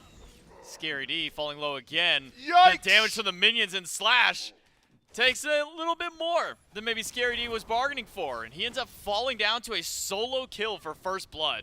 Yeah, all right, maybe Guan Yu's more early game than I let on, right? That is not the standard. I think Scary D missed jump on wave. I didn't see his HP go up there, so maybe a bit of miss sustain. Overcommits the fight. The blue stone off the Screech. Applying that dot damage kept the archers on him as well. Just takes a whole lot of damage. Guan Yu with the lead can be hard to deal with. But Scary D's got plenty of sustain on Camazotz. I think it's going to come down to rotations. Is Leon going to hover the right side? How willing are you to dedicate time to invading this blue buff, controlling the right side camps? Well, Leon's already there, and he's there very early. Yeah, Leon there before it's even respawned back in. Scary D slowed yet again. Jump in by Leon. The lash is there. The cat is there. And it's a kill for the jungler. 2 up for the Callan Wardens, trying to reprise that pacing from game 1. But Kiermi has joined the fray. Goes in with a brutalize and just enough damage on the follow-up auto after. Immediate response for the Gilded Gladiators, but Slash still going aggressive up on Kiermi. Needs to be careful because Scary D is on the way back in. Fenrir's damage right now, just absolutely ridiculous. That did upwards of 300 to 400 at level 3. These guys have 900 HP to play with.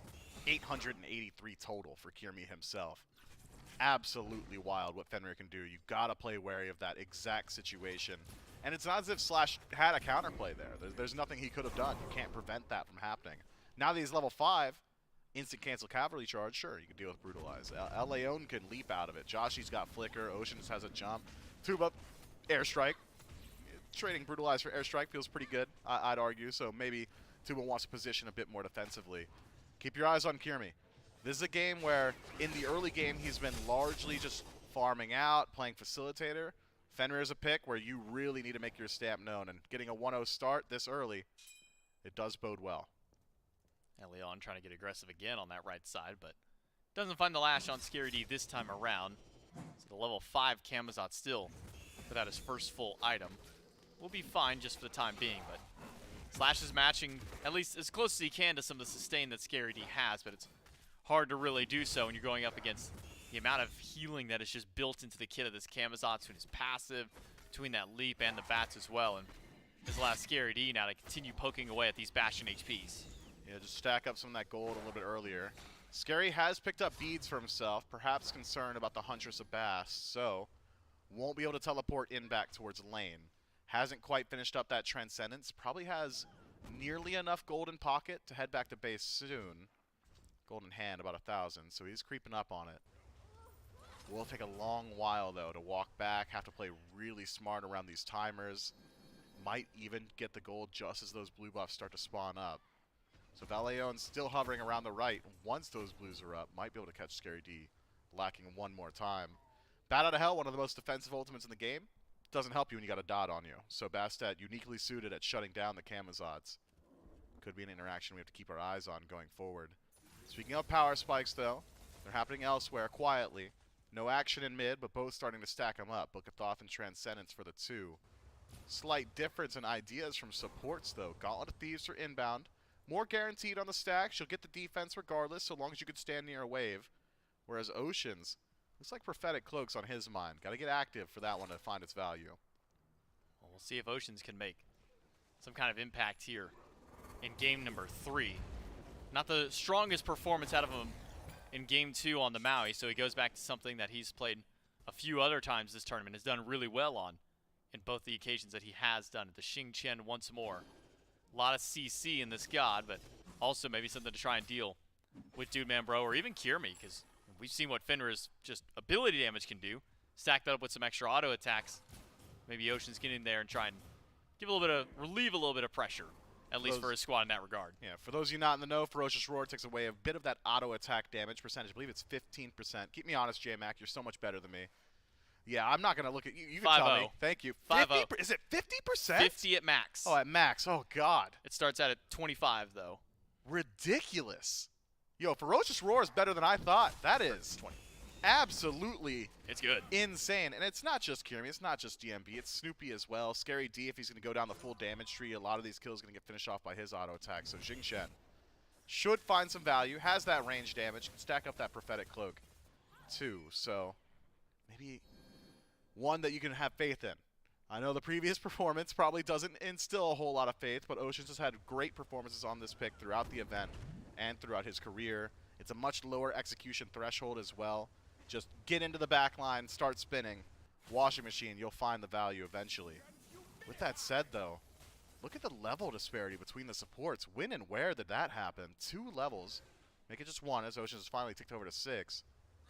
Inbound just farming up a bit better.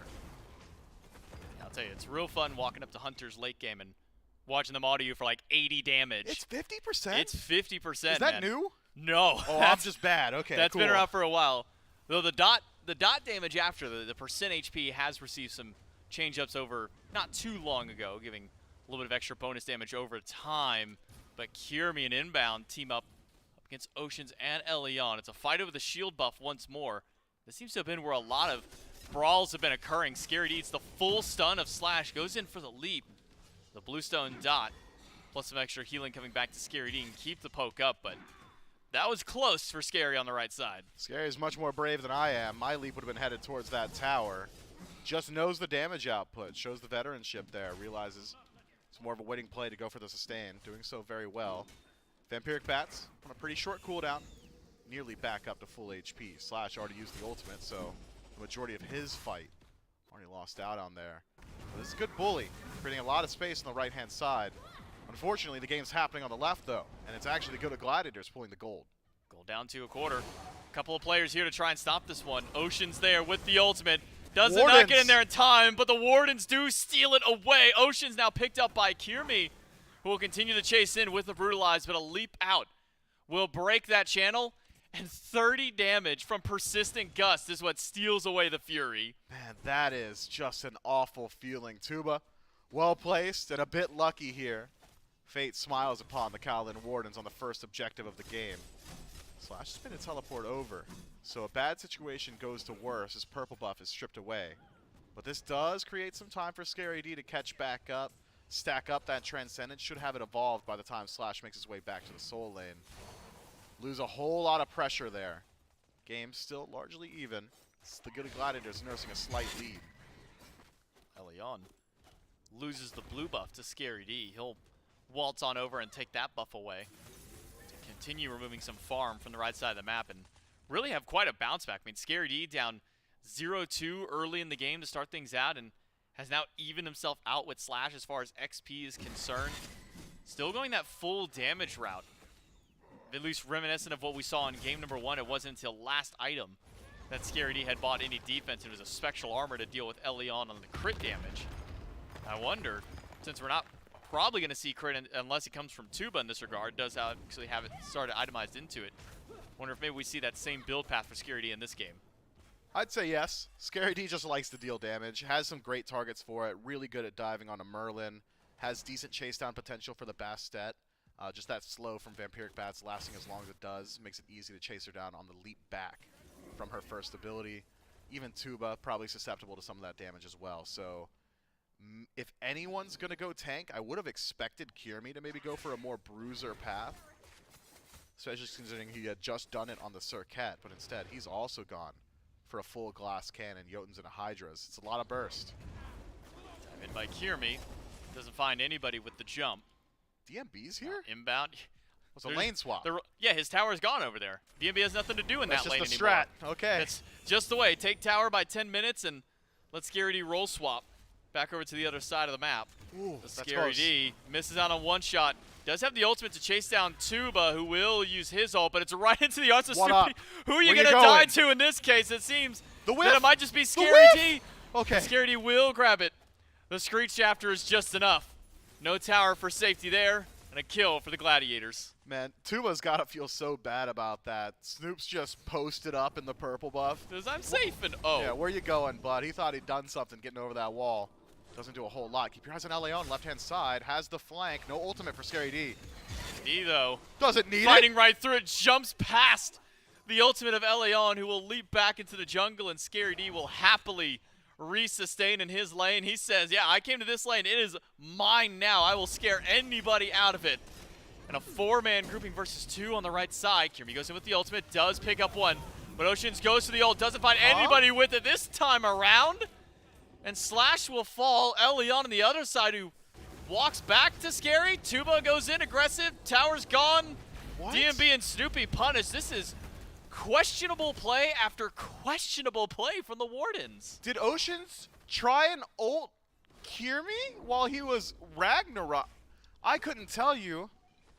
I couldn't Interesting. either. That is strange ult placement. Maybe concerned about a dive, but Kirmi's dragging your teammate away, not towards the tower. I mean, I don't think it changes things too much. If he holds on to it a little bit longer, maybe he can separate the back line, but certainly not ideal usage there. Looks like we got a lane swap trade. Slash says, I'll handle Scary D. But now he's playing at a deficit, whereas previously was playing at a massive lead. Things have changed completely. DMB, suffering from success, has taken out both towers on the right-hand side. Where's he going to go? All right, Snoopy, get out of your lane. That one's mine now, bro. If DMB goes mid and takes Snoopy's lane, that is potentially the most Sigma move I've ever seen. It's hilarious, Wait, really. oh no, he's going back left. Okay. Well, you know, his work's not done. You know, I'll celebrate when my work's done. There's a tier 2 in left still. Yeah, and that's half HP from what Scary D did there earlier on. Okay, I'm going to try and, like, Gigabrain think of maybe what was going through Ocean's mind for that ultimate. Maybe he thought that Slash would immune the bite with cavalry charge. He was and then he would pick it up, but then he's So maybe he thought, okay, Ocean's thinking, okay, the bite's coming to me, so I'll ult the bite, but they came out like it was way already after late. Slash was like. I'm just trying to turn the gears in my brain to think what was Oceans going. was thinking, I fight for my friends, and I'm going in, and it just didn't work. Did not. And now we're at Oni Fury. Vision for the Wardens, but man advantage for the Gladiators. Oceans, half HP, and Scary D waiting for him after. Where's the Xingqian gonna go now? The ult does not come out in time for anything, for damage, for CC. And instead it's the Gilded Gladiators with 5 running down the Fury. Scary D low. The ultimate does hit one, but it's beats out. Instead it's Kirmi picking up Eleon, the Supernova. Rings through the back line. The Fury still has not been leashed yet. Slash in danger, and Slash is gone. It's a killing spree for Scary D. It's a kill for Kirby, and Joshi, with 1 moment left, will give his life over to Snoopy. 5 strong of the Gilded Gladiators. They'll walk back to the Oni Fury, and they'll take their objective plus their 3 kills. If Tuba's just a little bit luckier there, maybe he grabs a couple of kills for his team. The crits were not for him. Oceans picked out a bit too early. Leon, I believe, doesn't grab the proper target with the ultimate. Maybe does. Every bead set down on the Gilded Gladiators, so hard to say who exactly he did grab over that wall. Regardless, doesn't find the value. Will find value the second that ultimate comes back up, so long as he connects with either Scary, Kirmi, Snoopy, or Inbound. All of those now without CC immunity. Could set up well for the Huntress of Bast, but Now you're starting to concern yourself about the damage follow-up. Do you have it? Merlin hasn't quite hit the power spike of Soul Gem just yet. You don't really have any anti-heal either. No Brawler's Beat Sticks, no Divine Ruin, so you're finding the sustain from the Terra ultimate, from Snoopy's passive, from Kirmi's lifesteal, from Scary T's self-sustain. All right, we need anti-heal. I didn't even put it together just yet. Anti-heal needs to get stacked up. It needs to get stacked up soon. The Gilded Gladiators lived for a very long time there, and I'm starting to figure out why. Divine Ruin, it's got to be next. You finish your Soul Gem, fine. You're already most of the way there. But you need something. But we've seen from these mid laners who are doing this triple book style of play. We don't see the third book yet from Joshi, but that's always seemed to have been the call after the Soul Gem is done. Maybe an adjustment from Joshi. Come here. Jeremy picks up Oceans, throws them to everybody, and Scary D will lock him down. One more pick for the Gladiators. And damage raining from range out of Snoopy. That's Centaurus, clipping a few different players there. As Joshi has lost over a quarter of his HP. The Gladiators, there's that sustain to bring him right back up for the siege. When the Gladiators are winning, they simply do it well. 7,000 gold up, knocking on the door of the Tier 2, and put themselves at an 8k lead. Slash creates some space, but only a little. Scary D by himself in the back line. A lot of damage coming from Elion and Tuba, but there's the bat out of hell to get Scary D out of dodge. The Tier 2 tower does not take a whole lot of damage there, so the assassin combo of the Gladiators will retreat towards the left side of the map. Meanwhile, the rest of the Gladiators will push their way back towards mid. Go ahead and grab a little bit of Oracle Harpy Vision, even though it's not necessary, and strip out the jungle for what's left. Leon's on the chase. Might catch someone slipping, but the only people he could catch are both stronger and healthier than him right now. So head back to base. A good call for the Bastet. I'm surprised the Gilded Gladiators don't commit a bit harder there. Runic Bomb in the pocket of inbound. Maybe could have slowed down the attack speed of the structure, allowed for the dive to continue, or even just focus down that Tier 2 with the double Hunter composition. Instead, a slower pace. Don't leave it up to risk. Again, this is tournament life on the line. You want to play in the SPL for a year? You want to have a salary this year? Got to win this set. It's got to start here. The Gilded Gladiators do not want to fumble. The Calvin Wardens, though, they have to find something that they can rely on. Leon, very far behind now. Needs to stack up some items. Needs to get some of that damage available. Once he does, it's squishy targets on the side of the Gilded Gladiators. Really, it's only inbound as the dedicated tank. Otherwise, every single individual member of the Gladiators have 100 to 0 potential for this Bastet. Just apply that ultimate, get your claws out, jump on him, and that should be enough. But that's future sight. We're talking about 4 or 5 minutes from now when he's got 2 or 3 more items. 10 minutes now, 15 minutes from now. Who knows on that clock? For now, Scary D will take away the last tower of the left lane. Only Tier 2 and mid still stands. And inbound can be the leading the charge for his squad. Never mind, it's Kirmi who goes in. Doesn't find anybody though this time. A turnaround onto the Fenrir could be huge for Elion and Slash. Kirmi still alive though, and the ult can only connect on the Scary D from Oceans. He's gone. And Scary D, the dot is enough to take out Elion. Kirmi had to go back to base, so it's a 4v4. But there is a bracer nearby for inbound and Dude Man Bro, and you can see the damage they can pop towards this tower and towards anyone else. DMB's already got the Polynomicon. We've seen this game plan before. Pepper some damage in the tower. It eventually will fall. Have to be a dedicated defense. It's the most intimidating bat that I've seen in a while from Scary D as he just hunts down 2 members under the tower, forces the Aegis out of Joshi. It opens the way for the Tier 2 for the Gladiators. No more permanent structures left standing to defend. So for the Gladiators, they will take their win, take the Gold Fury, and head back to base to spend up some of their gold. As there's 2,700 in hand for Scary D. Add a little bit more with this minion wave. That's a full item this man can go back and buy. 3,000 gold. What's he going to buy? Let's play a game, J-Mac. What do you think? It depends if he goes back before 20. What happens at 20? Oh, level 20. I thought you meant 20 minutes in. No, level 20. Oh, because we're on pace for a minute, a level a minute. Okay. Okay, so he's going back for level 20. I was going to say if he's going back at level 20, Bluestone. Yeah. But I guess maybe just another pen item. Maybe Serrated? Crusher. Serrated? Crusher? Oh, you got it. It's Crusher. Oh, it is Crusher. Yeah, let's go. Let's go, J-Mac. I play for the win. You know, I was going to say Crusher, but you had already said it. I don't like tying. That's fair. That's fair. I'll give you your due benefits in that one, though. I am just a serrated fan as well. Serrated's so good, dude. 7% movement speed, tons of power, some penetration. Crusher, attack speed, power, penetration. It's all that plus some dot damage. It's yellow numbers, dude. That's what he wants. He wants Yep. to see like 100 numbers pop up on one person at a time. Yeah, he wants Vampiric Bats to one-shot somebody, and at level 20, presumably. Against the level 15 Jing Wei. A level Oh, 15 Bastet. A level He might 12 just do that. Jing-Shen. Yeah, he's definitely got the damage for it. The Gilded Gladiators have all the momentum. Fire Giant pulled. It looks like a bait. They're not sinking damage into it. Trying to get the Kalen Wardens to step up. Snoopy frontlining with Scary D. They don't care about damaging the fire. It's all about the fight. Kirmi finds a double stun, picks up Oceans, drags him into the pit, and Oceans has nowhere to go. Slash charging through the back line on the cavalry, but Tuba's been left by himself. Slash lives for maybe too long. That's one. And he's able to get out. Elion finds the double, but Dude Man Bro has got a double of his own, and Scary D tries to pick off Joshi. And it's just the mid and jungle left for the Wardens. Kirmi and Snoopy out of the fight. Scary D, an immense amount of sustain and damage on this Camazotz. Smart play there from the Kalen Wardens. It was an overcommitment onto Oceans, who survives a good long while. Gets dragged into the back line. The Wardens say, well, if he dies and we back up, it's a 4v5 and we're already to deficits. We have to play now, and we need to play for damage. Jump on a Kirmi, jump on a Snoopy. Take him out quickly. But the Gilded Gladiators, I mean, they've got such a massive lead so quickly that even this small win for the Kalen Wardens won't amount to much. Maybe a tier 1 tower if you're lucky. And you're not lucky because inbound is there. Prevent that global gold from going into the coffers of the Kalen Wardens.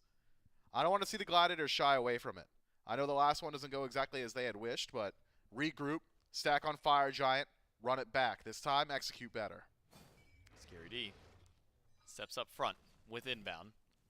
It's a massive dewarding game for the Gilded Gladiators. Rapali is up for Dude Man, so a little bit of extra damage on those autos every few moments. And even with a bracer drop down, that number is escalated even further. No answer back from the Kalen Wardens. The Gladiators will get to take this Fire Giant for free. There's just no answer back. The Wardens, they got their win the last time around, but instead will spend their attention elsewhere, taking out some of these towers across the map. If you get a tier 2, that'd be massive. That's a big if and a massive ask. Won't be able to do it this time around with the back of the Gilded Gladiators. Fire Giant on all 5. Siege, incredibly strong. Double Hunter composition, 1 physical, 1 magical. Means you will make short work of these structures. Especially with the Polynomicon already in the pocket of Dude Man Bro. Just have to pepper in that damage. 2 runic bombs to play with.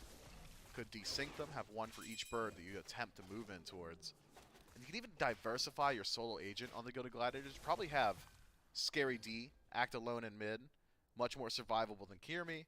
Kirmi, a key part of that team fight, has been able to pick up Oceans every single time. Would love to see him continue to do so. And this time, the Gilded Gladiators will not be overstepping with their Fire Giant. Keep your eyes on Snoopy. Last time he got caught right here is at the front of the pack. This time, it's Bobby leading the charge. So if anybody were setting up an ambush here, they aren't. It'd be the tank that falls down. And that's very preferable. Instead, it'll be a stacked defense on the Phoenix. The fight around the Fire Giant had gone relatively well, so with the unofficial 6-man, you might prefer the Kalen Warden's odds here rather than in that neutral territory. With that said, though, relics all back for the Gilded Gladiators. Fire Giant on all 5, and Leon, where's he going? Well, he jumped back. Kirmi and Scary D collapse. And Elion has fallen one more time. 50 seconds without the jungler for the Kalen Wardens. The Gilded Gladiators, only 1 ultimate expended during that fight, and that was Scary D's. Now a dive on the Slash. The attention diverted to the mid lane as the 2 assassins run rampant. Who needs the rest of the team? Well, the Kalen Wardens need a little bit of assistance to take them down, but there's 3 gone. There's 3 dead. There's 2 Phoenixes. And Dude Man and Snoopy are untouched through this entire fight.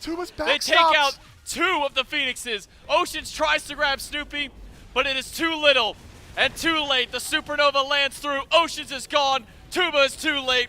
And the Gilded Gladiators move on, and they will send the Kalen Wardens packing. The Gilded Gladiators, I suppose. I mean, they make it look easy in games 2 and 3. Game 1, it took Super Soldier Serum from El Leon to keep him afloat and keep him in it. If he's not putting up 15 kills on his own, seems like they just can't stack up. Congratulations to the Snoop Troop. You get to advance 1 more spot. It feels like this was more than anything, not just a win in the books to keep your Eternal Life line. Feels like this is a win to get the mental back more than anything else. Because after 3 devastating losses they'd had prior in their set before, where they went down 2-0 instantly, started out this one rough, had a major reset in game number 2, and then now coming to this 3rd game with a big win like this, maybe gives a little bit more hope to the Gladiators moving forward. It should, and it's such a clean victory. It starts early. Besides the fumble from Scary D for first blood, it was just concise aggression, a clear strategy, jam towers, have DMB rotate through the map. From there, accumulate your gold, group up with the lead, take the team fight on neutrals, rinse, repeat. It really was just a well-executed game plan here. For the Gilded Gladiators and their fans, you can rest easy. They're still in the tournament. They still got a long way to go. 2 more sets before they can try and battle in for their chance at the Smite Pro League. But a win here is good for them. That's it for me and Myth on the cast. Throw it over to the desk to break it down.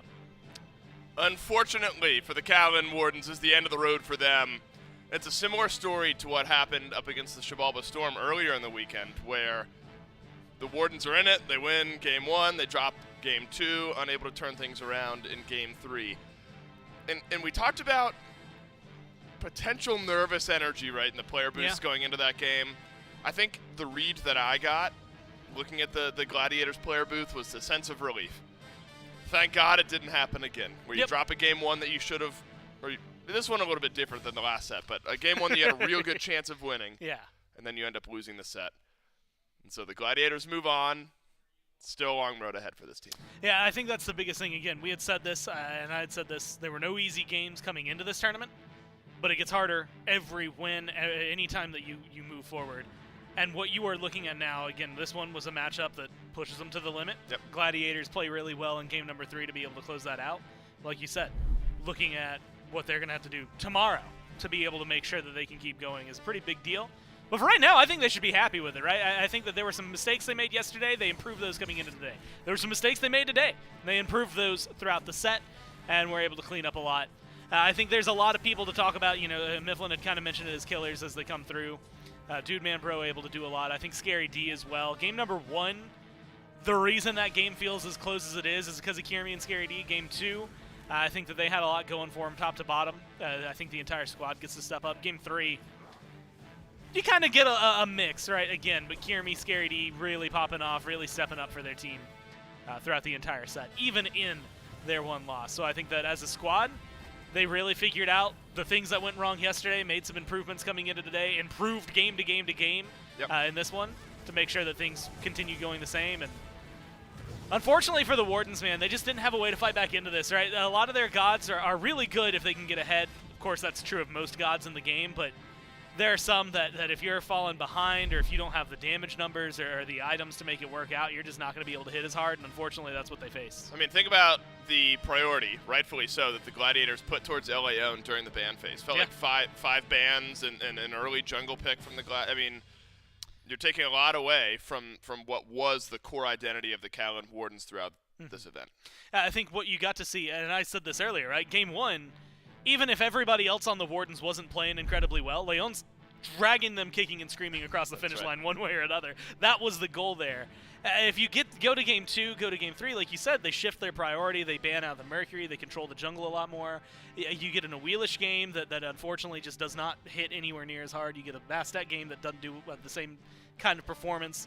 And nothing else on the team was stepping up to overtake that lack of what the Mercury brought. I think Gilded Gladiators, you can rest a bit now, but again, you got to keep this momentum rolling. You got to win another set and then another set to get back into the SPO. But they get it done here today, and that's what matters first and foremost. And at the forefront of a lot of that was Scary D out of the Soul Lane. Scary D standing by with J-Mac for the post-game interview. Yeah, that's right. I got Soul Laner for the Gladiators, Scary D, with me for the post-game interview. Scary D, talk to me about the in-between of these games, because game number 1 starts out rough. There's a little bit of bounce back from you guys. Still end up falling. Talk to me about the conversations being had between games 1 and 2, and even between games 2 and 3 to kind of reset that momentum for your squad. Yeah, so wait, can I hold it? Or? I mean, I don't care. Right anyways, it kind of felt reminiscent to how game 1 went yesterday a little bit, and we just kind of like remembered like how our mentals were after the game. So we just kind of reeled it back. We told ourselves like we know we're better, like we're confident, and like we're just losing because we're throwing. Honestly, like I think we should have won yesterday too, but yeah, no, we just reeled it back. I don't know. Now, kind of talk to me about this slightly different playstyle that you and Kirmi are kind of running here. We've been seeing a little bit of the double assassin so far this weekend, whether that be the mid and jungle or the jungle and carry role. But you seem to be one of the only teams that are running the assassin over in the soul lane compared to the warriors and the guardians. Tell me a little bit about that. Yeah, I mean, honestly, I just think the sigil mitigation build's really lame, and I don't want to build it. Yeah, that's. It's just a preference. You just don't want to be part of that group. Yeah, I'm just different. Yep. Now, maybe talk to me a little bit about Dudeman Bro here. I mean, it's DMB. He's a player who's been right at the top of the SEC for so long, playing with that former Eldritch Hounds team in the SEC. Talk to me about bringing him onto a squad like you have here. Wait, who, sir? Dudeman Bro. Oh, my you know, I love playing with Dudeman so far. He's been a really fun teammate. He's I don't know if you talk to him in person, but he's just he's a really troll personality. You guys know. Of course you guys know. But yeah, it's been a lot of fun to play with him so far, and I think he's a really good player too. He's been like impressing me a lot, and he's doing a lot of good things for us. So yeah, I'm happy to be with him. I'm happy to be with the whole team. All of them are really good. Yeah, you guys look real good coming out at the end of the set. Congratulations on your win. It was a tough fought battle, Scary D. Congratulations on the win. We'll see you tomorrow. We'll throw back to this. Keep it going. This is a big turnaround from Dudeman Bro after what was a 0-kill game at the end of that Hound set. Yep. 0-kill game on Ishtar at the beginning of this set, followed by 2 deathless games to win this set. 4-0 on the Soul in both games 2 and 3, and a necessary turnaround after what was a quiet losing game 3 yesterday and a losing game 1 here today.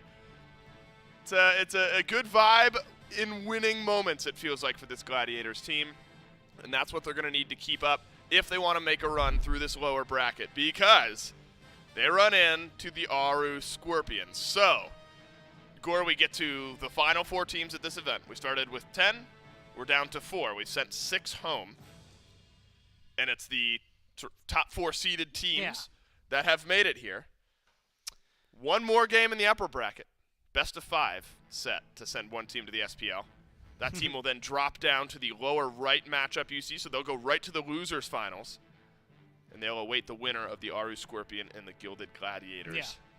Wondered if there would be some upsets somewhere. Haven't been in the top 4. Still could be, though, at the end of this weekend. Someone here gets 2 best of 5s as an opportunity, right? You can either do it in the first one. That's right. If you lose that, you get a second best of 5 to try, right? The glory of the double elim. Very similar to last year. The one thing, and you know, maybe this is just for us, but no matter what, somebody who's predicted something from our team is going to get something right. Like the top 4 teams were all the ones that we had named, so they're all there. So somebody's going to be right about something. And the question is whether or not they can be right about everything. A lot of people had, I think, a heavy weight on the Wargs coming into this. I think still should. Hounds have been impressive to me, so have the Scorpions. The Gladiators, they're the team that is the most interesting to me because it feels like, I want to say I expected a lot more out of them, but I'm also really impressed with what we've gotten still. I think that, as they have said themselves, yesterday wasn't as clean as maybe they wanted. Make some mistakes towards the end, make some mistakes in terms of shot calling. Come into today with those improvements in mind, win this set, come into tomorrow even stronger. I think that's what you got. You've got 5 guys that are really good at adapting, moving forward, and applying those lessons. And so if they're going to be able to do it, it's still a hard run to do so, but I think they've been making the changes to do so. Cool, I'm getting a little tired of talking about the 6 teams that we've got in the SPL. I think I'm ready to add a 7th. And I think it's about time we do that. We've got one more set remaining today, a best of 5 winner to the SPL set right around the corner. It's the Niflheim Wargs up against the Eldritch Hounds for a spot in the SPL coming up next.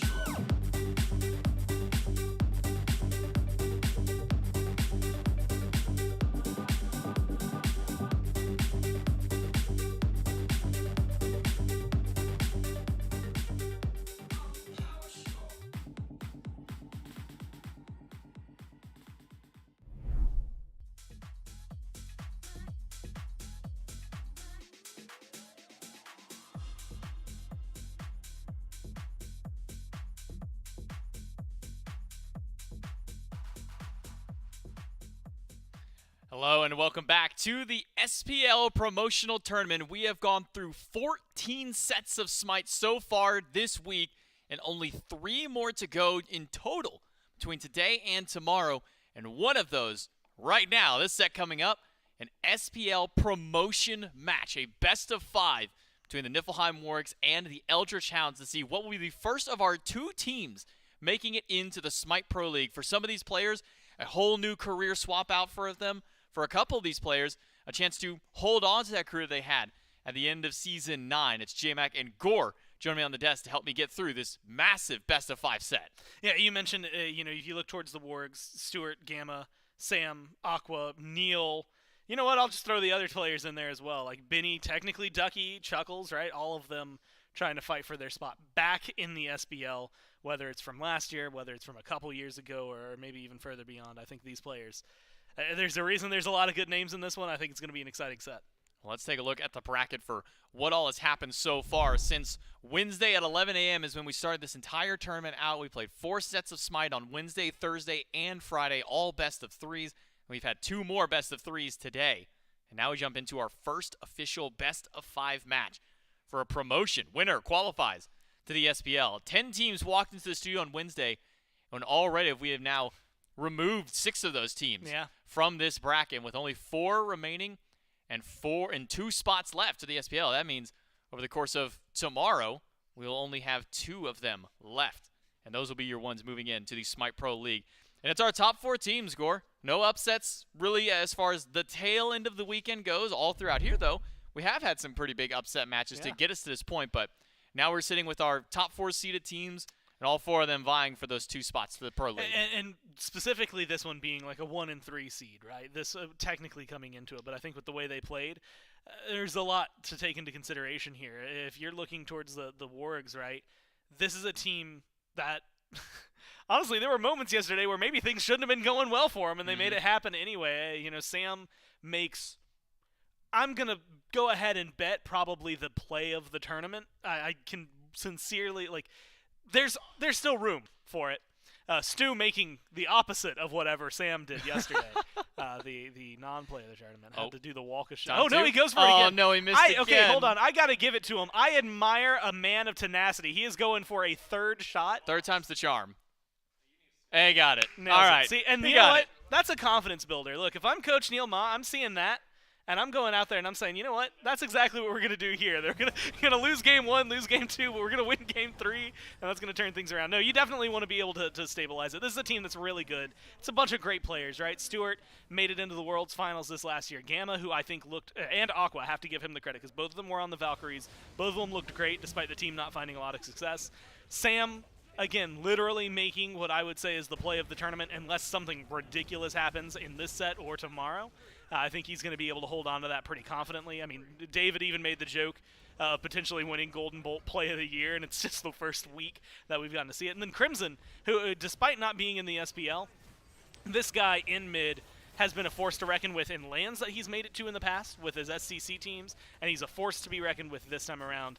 Someone who I think was in conversations. If the mid lane wasn't so stacked, his name was going to come up no matter what. Now it has, and so I think what we're going to be looking at here for the Wargs is a very, very accomplished team, pushed to the limits by the Scorpions. I think is a brilliant, let's call it warm-up for this set, and just 3 wins, I should say, between them and potentially making it back to the SPL for a majority of them. Going up against the Niflheim Wargs, the Eldritch Hounds on the opposite side. And a quick reminder of the players on this roster: Ducky, Oath, Benny Q, Quig, and Vaporish Coast. As far as the plays on field, and their coach, El Chuckles, going to be piloting at least as the top for that squad. But even talking about the Eldritch Hounds, you want to talk about players that were together. Gamma and Aquarius on the side, Niflheim Wargs played together just in this past season in the SPL. A majority of the Eldritch Hounds have been playing together for all, if not most, of Season 9. You look over at Quig, Oath, and Ducky, all originally a part of this roster for the SCC side. Now slotting out Erupt Crimson, who was the mid laner for this team, now having to fight up against him. And then Dude-Man Bro, we saw earlier on the Gilded Gladiators, now no longer with the squad. Porsche Coast in that squad. So having 3 players who have had, at bare minimum, 1 full split of synergy and a LAN event together at the very tail end of Season 9, it's got to give at least a little bit of confidence to Eldritch Hounds fans that this is one of those squads that is being talked about by a few of us as the casting team, as a team that could potentially make it up there. What I really like is how some of this, I want to say just team dynamic has shifted, right? Ducky, despite the fact that he has been maybe one of the favorite players, and he's made several good plays, but his win rate in the SPL wasn't that high. I honestly think that taking a break from the SPL was really good over the last year, kind of helped find some more, let's say, grounding to then come back to this year, be a much stronger player. Has, like you said, worked really well with a couple of his teammates in order to get that. Oath was in conversations even towards the end of last year, potentially being brought up when Layers was taken out. It was Sino or Oath. Aurora straight up said we just had to figure out which one was going to be the right fit. They go with Sino, stick with him going into the SBL this year. And so Oath in that conversation of should be there. Benny Q, I think the difference we are about to see in a mid laner that was trying to qualify last year and did, to this Benny Q, who is going to try and qualify and very well might. I think he has grown a lot in that time in the SBL, and I think being able to be put with these guys, again, alongside Ducky, alongside Chuckles behind the scenes, I think you really get a lot of veteranship for some of the new guys with that hunger still existing for a lot of them, right? And so Coast, Quig, they're the ones I think when we were reading the duo lanes, was it 2 weeks ago, 3 weeks ago, whenever we did that show, this was the one where we broke and we were like, oh my god, how is it fair for some of these teams to exist? And I think we've got both of them right here. This is going to be a hell of a set. Honestly, this might be the closest set that we could see this entire week. I mean, you don't got to take our word for it. We've got the coaches of both of the teams standing by with Dave for a pregame interview. The most anticipated interview of the weekend, I think. We got Chuck and Neilma here. Neil, I want to start with you. Learning from some of the greats is so important, especially when taking on a new role.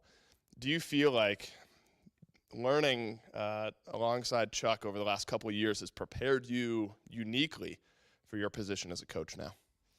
Yeah, absolutely. The thing I was really doing was playing the long game. I've just been studying him for a long time for this moment. I'm in his head. Blade, right. I know everything they're about to do, and it's going to look really simple, I think.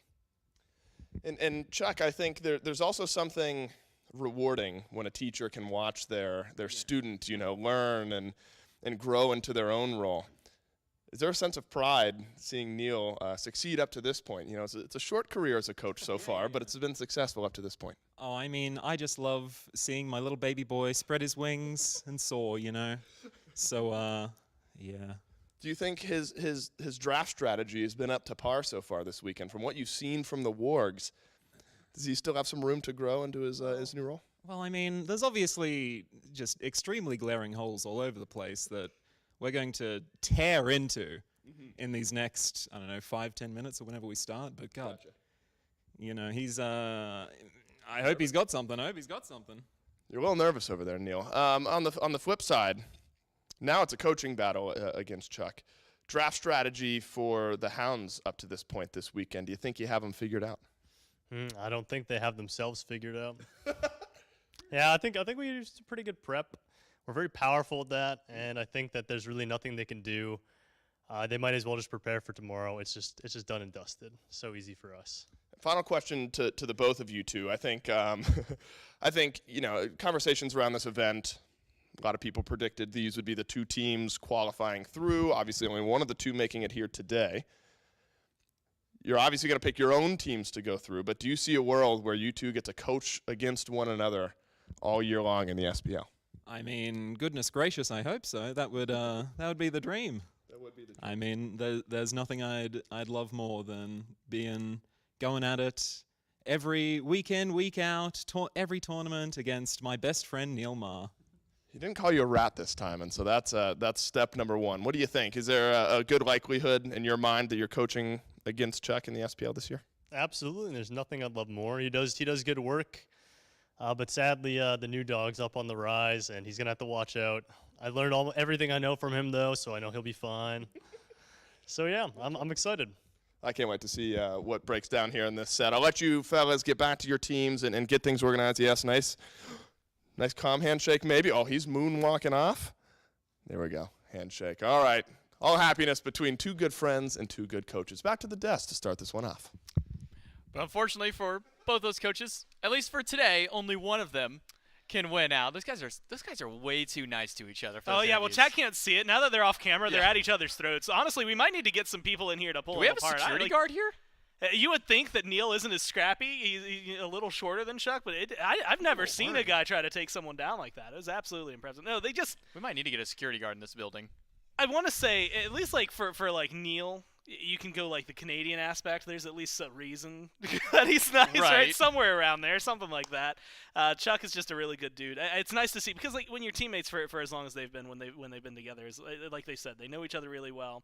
They've been friends for a little while, and I think that they can joke around like that because they do both legitimately believe that their team and the other are probably the ones that will make it, right? That's been the favor coming into it after watching the tournament. You know, the Wargs winning over the Scorpions have to feel pretty confident. The Hounds, with the way their win went, have to feel pretty confident. I think that this is going to be very interesting to see how that dynamic might shift after the first game, right? Whoever gets the first win, see who maybe has like the fear put in them first. Well, it's a very important set for both of these teams and a bit of a deviation from the norm of what we've done so far this week. It's been best of threes all up until this point, but this matchup is a best of 5. Winner promotes to the Smite Pro League. Loser has got one more opportunity tomorrow to try and take that second spot through. So for game number 1, Picks and Bans, the Niflheim Wargs up against the Eldritch Hounds. Which of the dogs will come out on top for game number 1? Yamoja and Vamana banned away by the Wargs. Ymir and Freya, the bans for the Hounds. And there was a little bit of rumblings with the players about this Vamana pick. We saw it really just kind of erupt out of nowhere, but definitely something that Ducky has played a few times already this week, and it's looked really good. So maybe no surprise to see the Wargs take that one away. Honestly, I really like the bans top to bottom, right? Mostly meta bans, if we can call them that. Nothing that stands out. Maybe the Vamana the most, like you said, just because it's been something that hasn't been played a ton, but when it has been played, it's found success, and you are still letting through a few things that are going to be really solid, right? Like this Merlin, knowing what the Soul has been doing, some of the other magical carries, Ishtar, things like that. But none of them have controlled a game and maybe are as strong as what some of these players are able to do with like the Emojas, the Mauis, the Ymirs, if I'm looking at these supports, I mean Quig, but very specifically Gamma as well.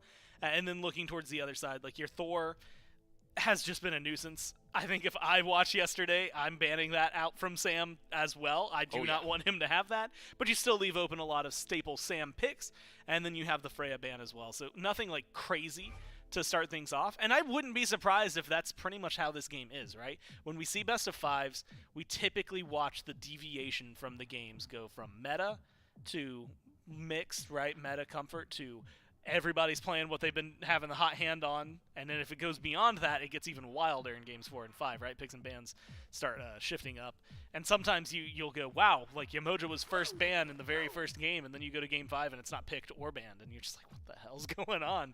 I think that's what we could be in store for. I also wouldn't be surprised. I mean, this is one of those sets that I could see being a very close 3-0. It's also one that I could see going 40 minutes, 5 games in a row, right? It is really, really interesting to imagine how this plays out. And I think the Wargs have got themselves off to a good foot, right? You want Crimson on something he's comfortable on. You want him to play well. He's the one, admittedly, on the Wargs that doesn't have the SBL experience, but has been rocking lands for a while, has been rocking mid for a long time. Merlin's been doing great this weekend. A lot of burn damage that he's going to bring with it.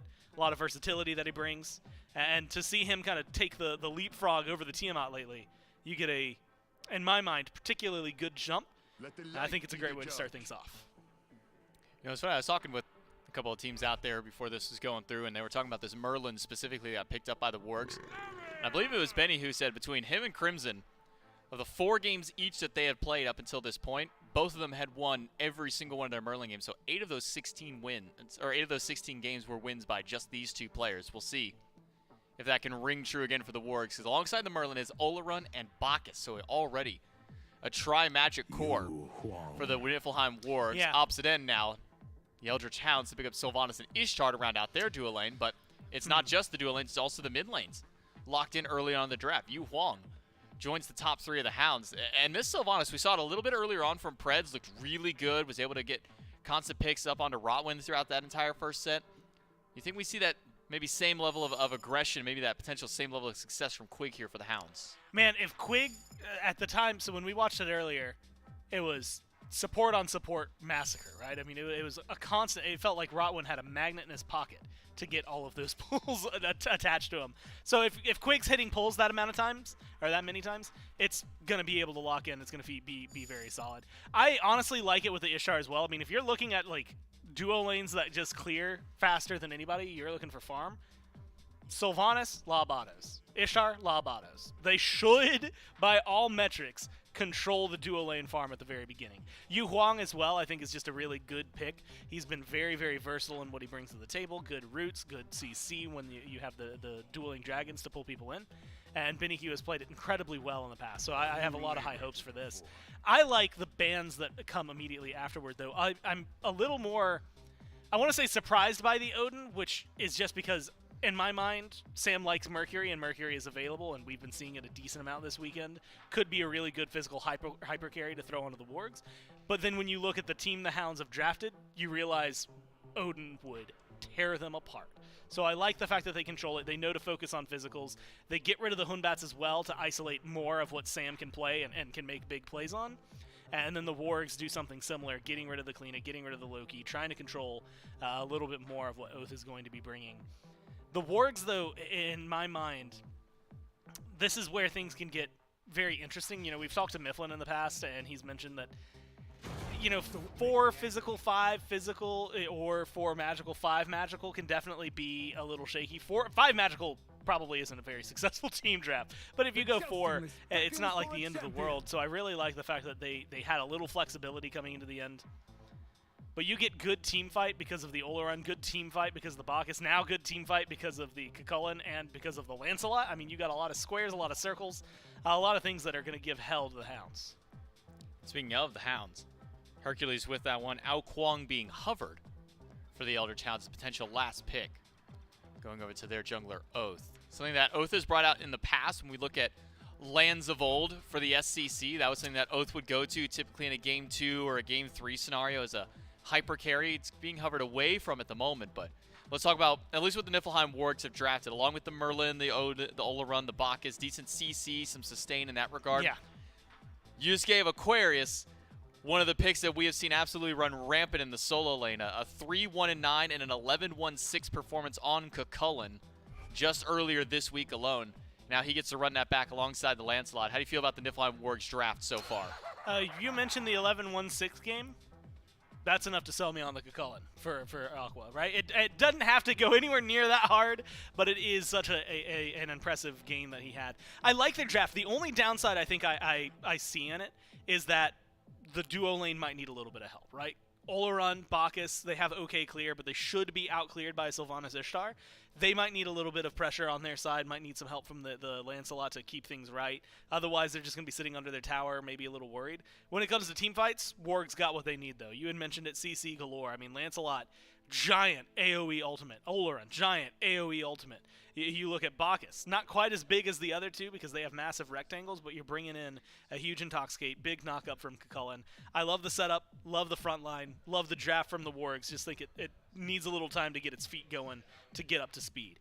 Other side, you hit the ground running in duo lane, right? Clear, I'd mentioned it earlier, is absolutely insane. Yu Huang, I think, levels 1 through 3 is fantastic, and then, pretty much 10+, he's going to be incredibly solid. Hercules, with the way the mitigations and the way the builds have been going, I don't think he's sweating it. I don't think he's going to be too worried. Maybe a little bit of attention from a Lancelot could be too much, but he is definitely a pick that once he gets like 2 items online, it feels like he can become unkillable. The Camazotz does throw a little bit of a loop in there. Something Oath is really good at. I will put that out up front.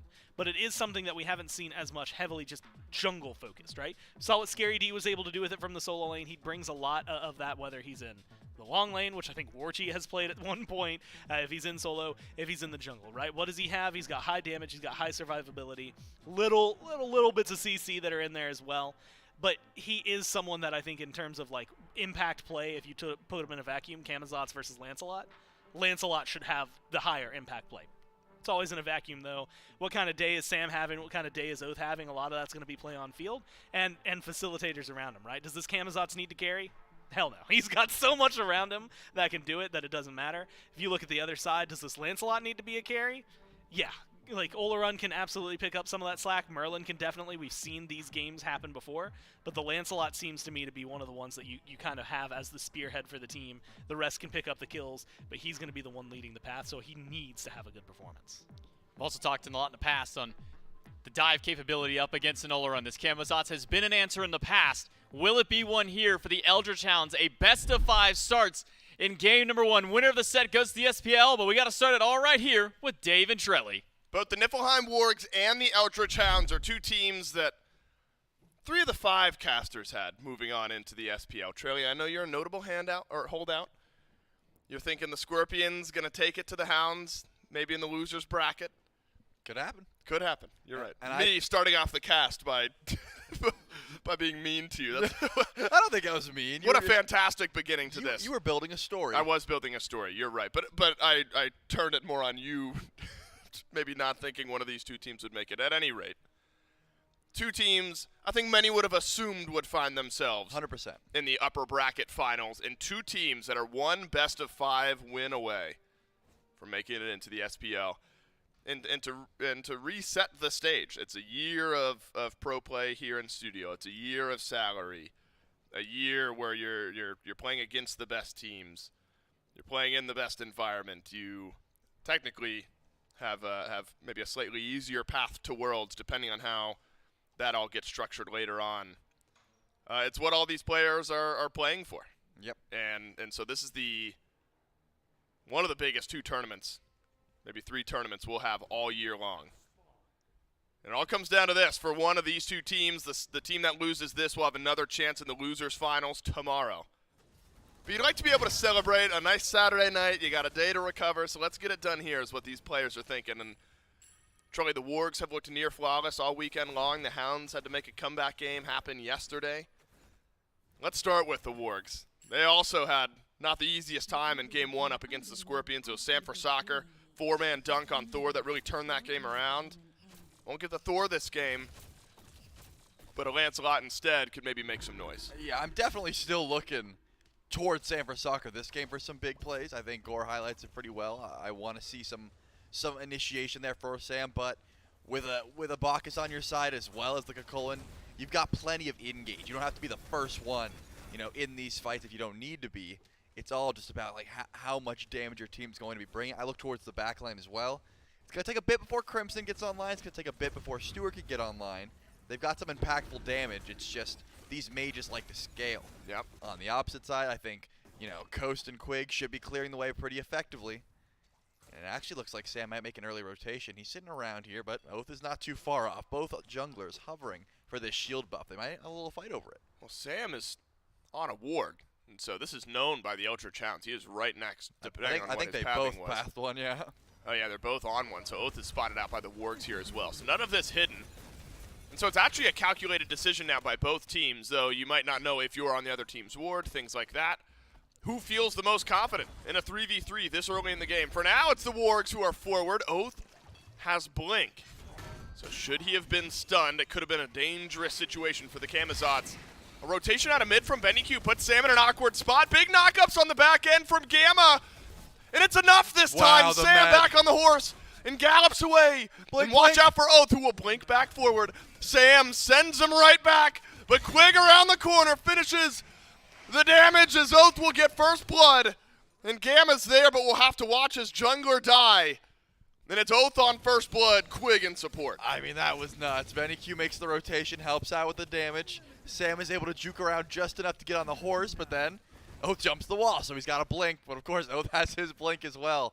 Hard-fought chase and a gank that seemingly started over a shield buff fight, and then the aggression from both teams. But Eldritch Hound's going to come out on top in that regard, giving the first blood over to the Kama. A lot of damage over towards a Porsche Coast. Still has beads, and it looks like another gank in from Oath. Oh, man, Oath has just been active. Stewart doing his best to flip it on the Coast, but he won't have enough. Gamma maybe a chance, and the belly flop gets it done. But that is a consolation prize. The Eldritch Hounds, we are 3 minutes in, and they've got 3 kills, 3 assists for Quig, and 3 affected kills for Oath. Yeah, and I think the biggest deal there is that both ADCs die, so no one is getting free farm. That's always the worst, when you have a hard-fought fight, you barely die, then you look up and you see your lane opposition just pushing your wave in, stealing your purple buff. That shouldn't occur now. I mean, purple buff is going down, but the point is, Coast is not getting that XP. He's on his own purple buff, so Stewart's not going to get that far behind. Just the buff XP for now. Shield buff is also here, and it looks like San Francisco's going to be spending more time on the right side of the map, which I definitely think is the right call. How much Oath has been on the left, it just seems like fighting through duo lane may not be the best idea for the early game. And you already know that Ducky is going to be able to hold his own in that lane. So Sam's going to sit on the right, maybe see if Aqua can get some pressure, look for some ganks towards this Hercules. Because at the moment, I'm probably not fighting with my duo. No. I'm excited, Trelly, for Ducky versus Aquarius over the course of this set. We're at least getting 3 games, if it's a 3-0 sweep. These two players have been running things in their lanes so far this weekend. Aquarius, notably, some standout games where truly felt like he was carrying the game for the rest of this Wargs team, as talented as they are. And Ducky is slotted in quite well with this Hounds team. And it's something we talked about Hounds v Gladiators the other day. I mean, there's some storylines interwoven between the Hounds and the Wargs here as well. Gamma played with Benny Q and Aquarius last year, and so playing against your previous mid laner, Crimson and Benny Q have played against one another so many times, it feels like, if you're looking back to Hounds v Valkyries and SPL qualifiers of years past. And Oath and Crim. Oath and Crim, absolutely right. These are all players that have been so close, and they've denied one another in the past because they were all on completely opposite teams. Now that it's sort of interwoven and 2 spots up for grabs, there's a chance where we get these storylines continuing into the SPL if both of these 2 teams were to make it. Right now, the Hounds, who have been a bit more proactive, but it's the Niflheim Wargs trying to keep pace. Grand joust forward from Sam, and Crimson from over the wall gets the last bit of damage, and no emotion on the player cam from Crim. He says, I know, that's expected. I'm hitting that every day of the week, and that's perfect calculation between the Wargs jungle and mid. Yeah, I thought the Dueling Dragons may have been able to get him out of trouble. Looks like Stewart wants to juke. He hits it in slow motion? That was nearly, it was nuts that he hit it, and it was nearly really bad. I mean, Stewart wanted to hold on to his beat. Yeah, that's why he ulted. That's right. But you're hitting slow motion pulls? That looks cooler that way. It was way cooler because it is so difficult to do. You got to be thinking 5 steps behind to make sure you're able to hit that one. In this case, Stewart does lose the beat, which opens himself up to a gank later on, and the ult. That's a big cooldown. That Sanctified Field takes a while to get back up. Props to Quig for being able to find that one. Not going to net too much in the meantime, though. We've talked about Coast, who got a little bit of extra farm, but is actually behind XP-wise. As Oath tries to take away the red buff, and does. That's a level 6 to a level 9, though. It is not easy for Oath to try and pressure Erupt Crimson, who, by the way, has been having a fantastic tournament. I mean, you said no emotion, and I feel like I've seen no emotion out of him the entirety of this week. I haven't seen him stressed, no sweat, relics vastly untouched. It just seems like his positioning has been top of the line. That's a great point. We've seen positioning bite some other teams here in this tournament, and when you're not worried about exactly where Crim is in any of these moments, and knowing he's going to be exactly where you want him to be, if you're the front line, if you're the back line, even you're talking about Gamma wanting to know where Crim is should he need to peel, things like that. The players have really just felt in sync with one another this weekend. You could say the same for both teams, where it feels like the Hounds, and as talented as they are, they've all, positioning-wise, been just about perfect as well. And it's a duo of carries for the Eldritch Hounds that are going to have to really step up in this event. And we know they're capable of it, right? Vaporish Coast and Benny Q. Benny Q's been in the SPL. Vaporish Coast feels like he deserves it. Probably does with some of the skill that we've seen out of him. You'll have to prove it here over the course of this weekend. And this is now the toughest opponent you'll have faced. Feels like things, though, Trelly, flowing okay. Though the last kill was Sanford Soccer and Erupt Crimson over in mid. I say the Hounds are withstanding a lot, but Sam wants to speed things back up. Wow. It's a Sanctified Field, but it's too late. Somehow the Hounds have gotten all their damage off onto Sam just in time. And though the assist is there for this Lancelot, 2 deaths early in this game. With not much mana left, we'll use the med. Could be enough. Is not enough, as Oath on a killing spree.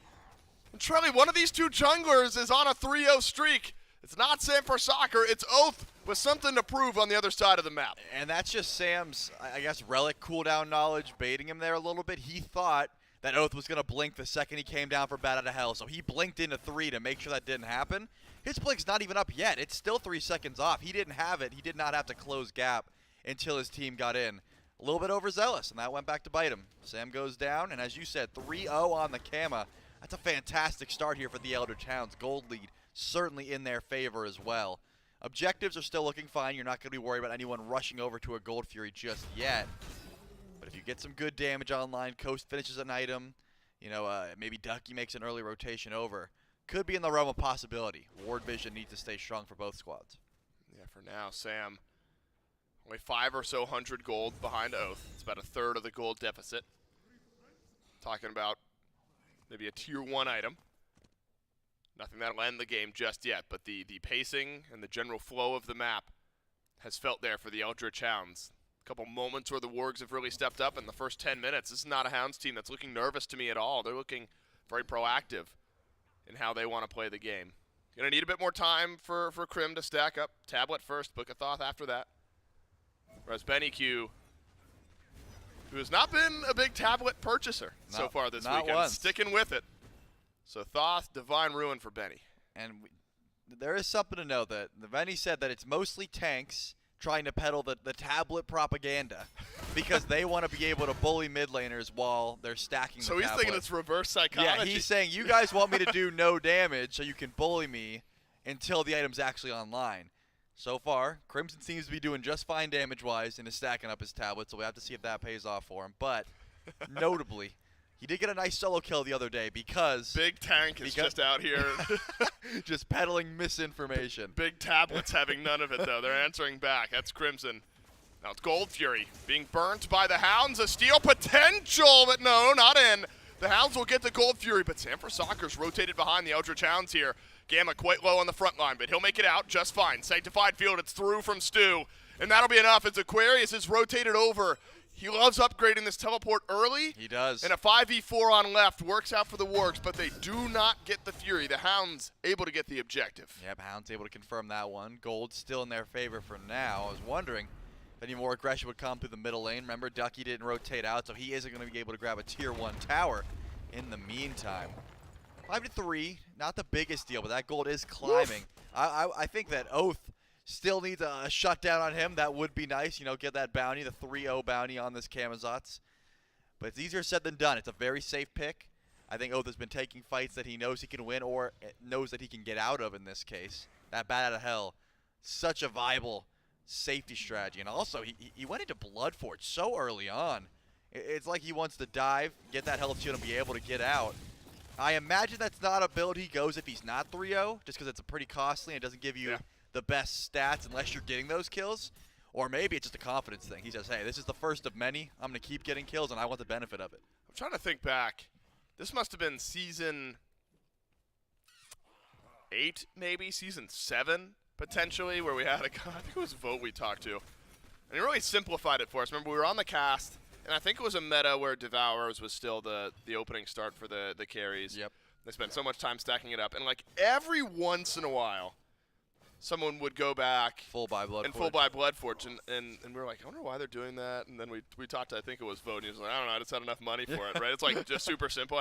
It was more expensive, but when you have enough, you want to buy it. But you're right, if Oath can chain some of those kills together, it's hard enough to kill Camazotz anyway, right? Get into Bat Out of Hell and get out. If you do that while notching some kills together, it's a very threatening prospect for the Niflheim Wargs to have to deal with. This is not something the Wargs have had to deal with at many points throughout this weekend, where they find themselves 3,000 gold in a deficit. Even in a slightly nervous game against the Scorpions, the Wargs still were holding a 3,000 gold lead when Sam had to dunk onto 4 to really confirm that game. We've talked to the Kings in the past, and they've said we're so good from behind at times because that's when teams overextend and make a mistake. That's what the Hounds have to be careful of here. You got a nice lead. You can't do too much because the Wargs are good enough to call you on it. They are, and in this case, Ducky still hasn't rotated out yet. You know, not Aqua's been that involved. He rotated out once with that teleport, got 1 kill, went back to lane. But this is a Shield of Regrowth Hercules, level 14, tied for the highest XP in the game. still could be deadly. I mean, these Hercules have been able to pull so much. I think back to a few of Ducky's Hercules games, just so many pulls, so many relics being pulled, that sort of thing. Yep. Could definitely change up a team fight. Doesn't have a second relic yet. This man has not went back to base to get one. He just got Wing Shard, and it's been 2 levels. You got 2,400 gold in hand. You're getting close to just full buying something, right? When you don't have to use abilities to clear the wave, you can keep your mana and your HP up forever. He's using that Golden Blade, and there you go. Full Genji's Guard just purchased. Now I'm thinking, I want to see Ducky get involved. Good damage from Crimson. But it looks like Quig and Benny Q will step away just fine. I think this is going to be a good look at the mid lane meta priority as well, because it's so often been Merlin and Tiamat, and that's felt like kind of a second tier of different priorities. Yu Huang versus Merlin in the late game. We know Yu Huang can do a lot. Can it keep pace with Crimson's Merlin? That's the question. Pyromancer pulled out by the Eldritch Hounds. Again, the Wargs are in a position to maybe steal this away, but the Hounds will drop it on a good initiation from Aquarius, but double knockback from Ducky. Starts off the fight, and Ducky will finish it with a double, and a boulder sent from the shoulder of the Hercules feels just fine. The Wargs step too far forward. The Hounds will get the Pyro and 2 kills. And there he delivers, but Oath still wants this 1v1 versus Sam for Soccer. It doesn't look like any safety relics are available. One more auto will do it. And there's that Bloodforge shield, making sure he can just walk through Crimson's damage. Wow. I'm glad Ducky delivered. It's almost like he heard me. I said, you know what? You've been sitting in lane, farming up. I need you to get involved, and that's what he does. Beautiful boulder to confirm 2 of those kills, as well as just running down the carries of the Wargs. You can't just look at a Hercules that's moving faster than you with all of his displacement and ignore him. In this case, now the Fury's going down on the opposite side of the map, Primal Fury.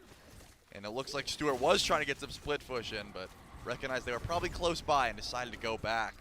This is a very Hound-sided early game, and we're getting to mid-game at this point.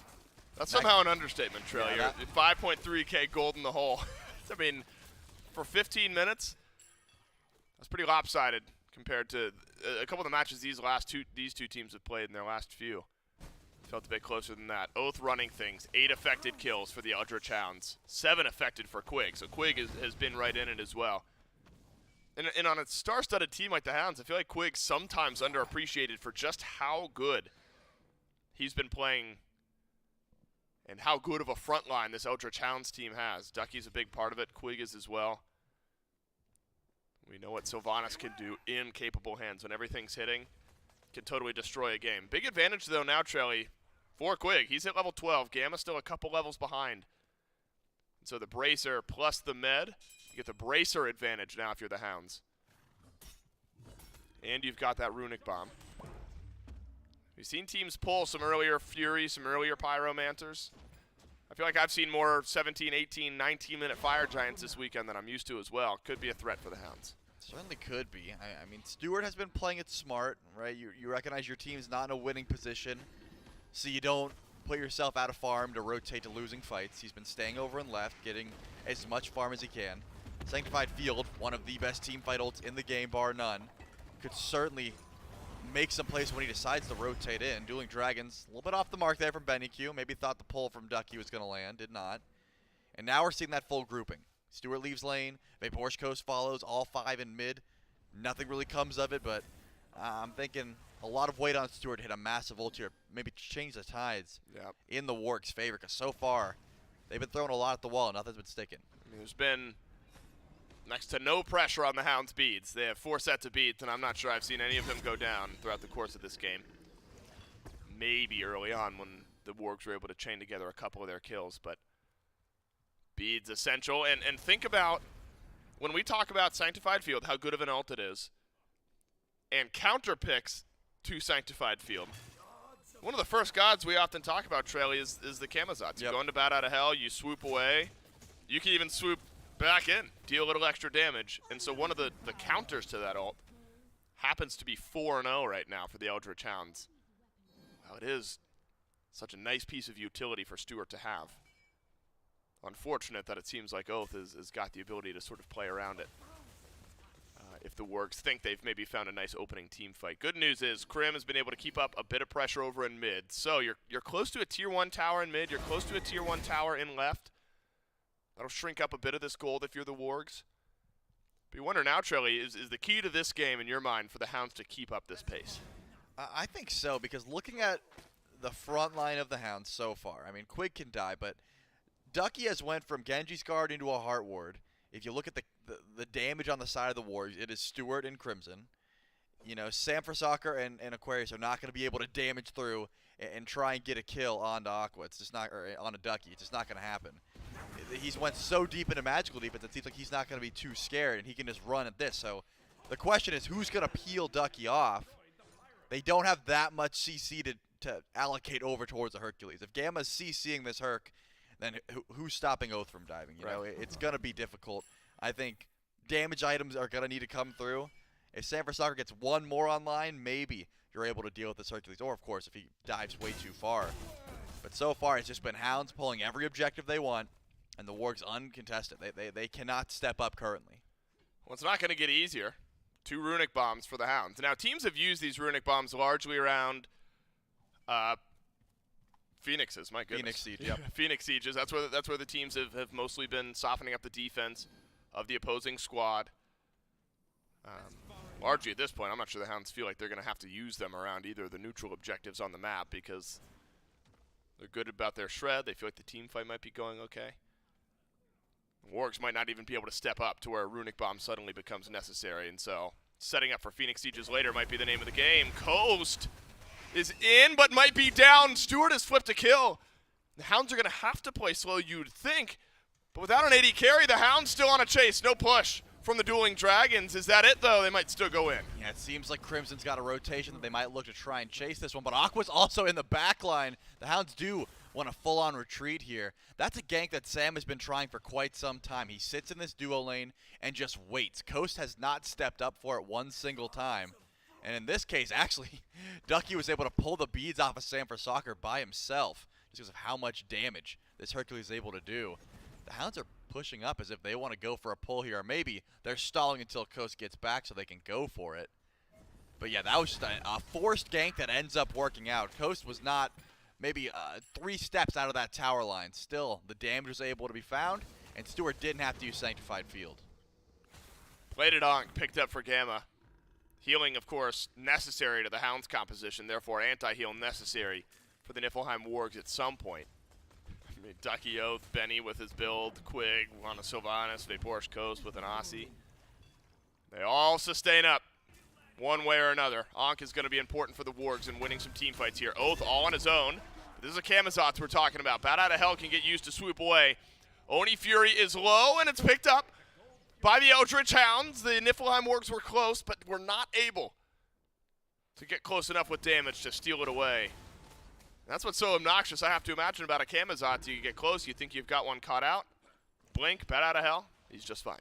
Yep, and in that case, that's all Oath had to do, right? It was a, hey, I'm going to go from behind. Maybe I'll try and distract if they go in for the fight. Sam and Crimson decide to chase the bat, and they are not able to catch him. Oath is just too slippery, so runs away. Fury goes down. Still, everything coming up Hounds favored for now, but Stewart was the first one to hit level 20. He has plenty of farm. He has plenty of damage now, finishing that Obsidian Shard as well as the double ring build. I'm thinking a fight at Fire Giant is what the Wargs are going to have. No more step up, half contest, go back to base. A Fire Giant here at 22 minutes or so would be deadly. I think it's time Stewart leaves that lane and actually starts making an impact, because if not, the Hounds seem to have no problem just running over every single objective. And again, Ducky's going in when his team is dead. Like at this point, Coast gets picked, and Ducky still was able to walk up and pull beads. He's not worried about dying. So letting this continue, it looks like Sam once again wants to try and force a gank onto Coast. He's going to sit in that lane, and if Coast walks up, he's going to force it again. Coast, smart. 5 seconds away from Aegis, 5 seconds away from beads. Be patient for half of another wave, right, before you step out and risk either of those 2 relics, and he'll do so. Ends up just abandoning the tower entirely. While 2 members of the Wargs are over on left. Coast He's sits still back, here. farms up. He Sam still wants is this. here. That's a tier 2 tower. But Vaporish Coast with relics with dash. Backs away A-OK. Runic Bomb still on the ground, unless one was used by the Fury. Quig can't pick one up, nor can Ducky. So the Eldritch Hounds are going to have to group up together here in just a moment. Wow, they're unconcerned with the Runic Bomb. Someone get it. Go pick it up. Benny walked right past it. No, we don't want it. Oath, you got slots? Oh. Oath gets it. He's close. Oath gets it. All There right, we he go. gets a. It's valuable. It's No, so good it's at, great, yeah. at opening up the base. You can use it And for it many does things. do 1,000 true damage to the fire giant. It does. We haven't seen it used that way hardly ever, only a couple of times throughout this weekend. And this is usually why, right? It feels like the teams that are pulling fire, they can burn it so fast. You don't need to use any of those runic bombs right now. Let's use them around the Phoenix. Open up the base of the enemy team. Wargs probably smartly do not step up. Yep. I They're don't on think they base could. defense. I mean, because Oath walks up, hits a couple abilities. They see Ducky. They say, okay, as much as we want to try and get past these guys, we cannot. There's just no way. So now the Wargs hiding underneath their towers. Right side is the call here for the Hounds. Grouping up. Just going to push down tier 2. Ducky is in mid lane, making sure there's no free farm to be had here for anyone on the Wargs. He's just guarding minions at this point. Sanford Soccer finds the one lane that is currently not inhabited by the wolf pack of the Hounds and is going to get some free farm in the meantime, but these towers are just dropping. It doesn't seem like the Wargs are going to make their stand at fire. Doesn't seem like they're going to make it underneath tier 2 towers. They're either A, confident in their Phoenix defense, or they have just lost all hope. But I'm assuming it's the first one. I'm hoping it's the first one because this is a long set. But what a commanding performance from the Hounds in game 1. We're all going into this set, and I think it still very likely could be. But we're all expecting very close games, in all likelihood not just a straight-up 3-0. These are two teams that seem destined to battle against one another in this exact game. But for the Hounds to make this type of statement, for Oath to make this type of statement, come out, straight up 4 kills, 4 assists, affected everything that his team has done this game, for Quig to be right there in it as well. I think it's rattled the Wargs a little bit. This is a very common, collected team, and the Wargs, they'll be okay, even if this game ends in a loss. But I think probably surprised the Wargs a bit, and maybe surprised some fans at home, because there's been a lot of gold built up on a handful of kills early in the game, and it's going to continue. This one's a Primal Fury. 12,000 at 25 minutes. We've seen these types of snowball games a few times, Trelly. Very hard to scoop yourself out of a moment like this if you're the Wargs. You're still catching up to level 20. Build's pretty far behind. Oath maybe doing too much. Could be an answer. How far behind are the Hounds, though? Grand Joust onto Oath, who will use the beads. This would be big for the Niflheim Wargs. What? Sanford Soccer ends up getting killed off anyway. Oath is baited in. The rest of the Wargs loses his life. That's a nice But ult. Dueling Dragon sends one back, and Coast will take it, Devil. He'll thank Benny Q for it. And watch out, because everywhere Ducky goes turns to ash. For now, the Wargs will survive. But the Phoenix might not in just a moment. Yeah, 1 for 2. This Phoenix is getting real low. A nice immunity there by Quig might be Aqua. able And it just to looks like delete he'll be gone. Yeah, this one should be gone. Looks like drop the bomb anyway. It's a little bit late. A little bit overkill. Left side, there is still a tower to go through. Notably, Sam and Gamma will be spawning in about 10 seconds, so they've got time to let this tower go. I mean, Oath, by all means, oversteps. Gets chased down. Actually almost turns that kill onto Sam, Nearly, even yeah. with like 4 members of the Wargs there. Ducky comes through, helps out, makes sure to confirm that kill, and a massive ultimate there from Benny Q. That Dueling Dragon certainly did connect. And now that's going to be 1 bird down in a full-on reset. Fire ends in about 45 seconds or so, and it's going to respawn too. It's looking like they're making their way towards it. With 1 Phoenix down, the Wargs still could pretty easily walk up and try and go for a defense, but map stage is not what I'm concerned about. It's the 13,000 gold that the Elder Towns have over the Niflheim Wargs. And if you just look at builds and look back and forth, you'll start to understand where that is. Look at Crimson and Benny Q, a full Soul Reaver. That's the difference. Yep. And trust me, that starts to add up in these team fights. Yeah, Soul Reaver is good. That's scary. Benny Q's got it. Benny Q and the rest of the squad, except for Quig, at least 700 gold ahead of the next wealthiest member of the Niflheim Wargs, who's Stu.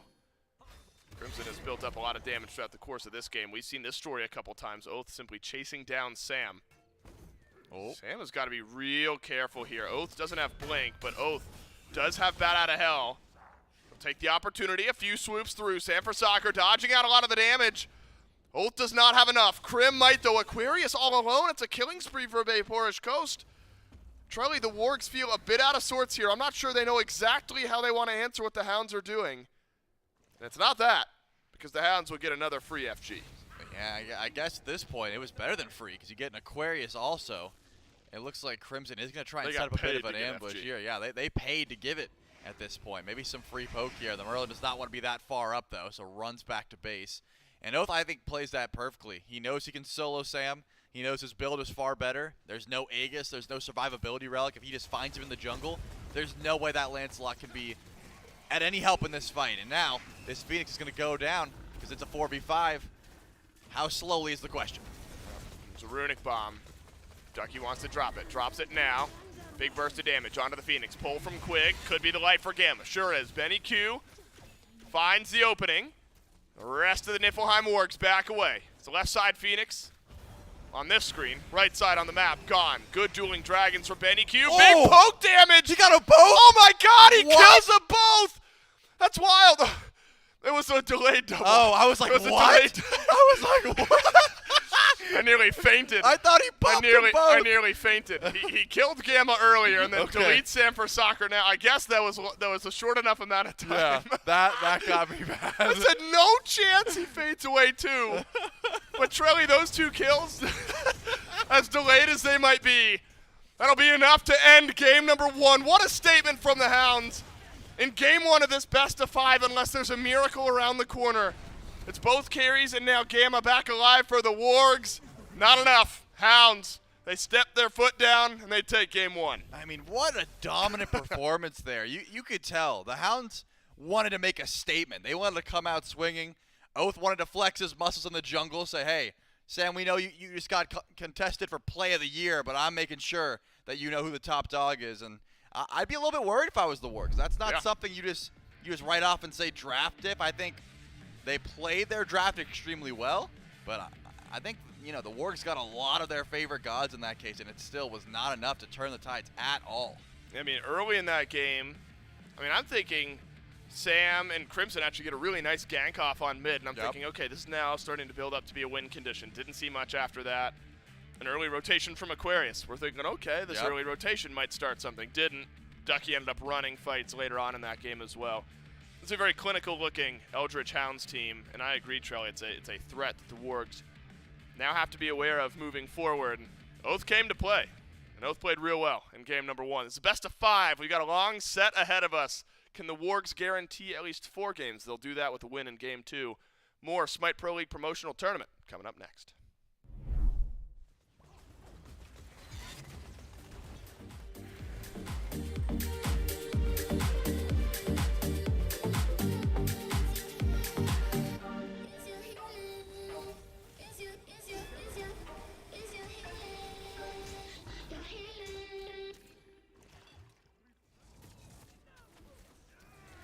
Set me free. Set me free.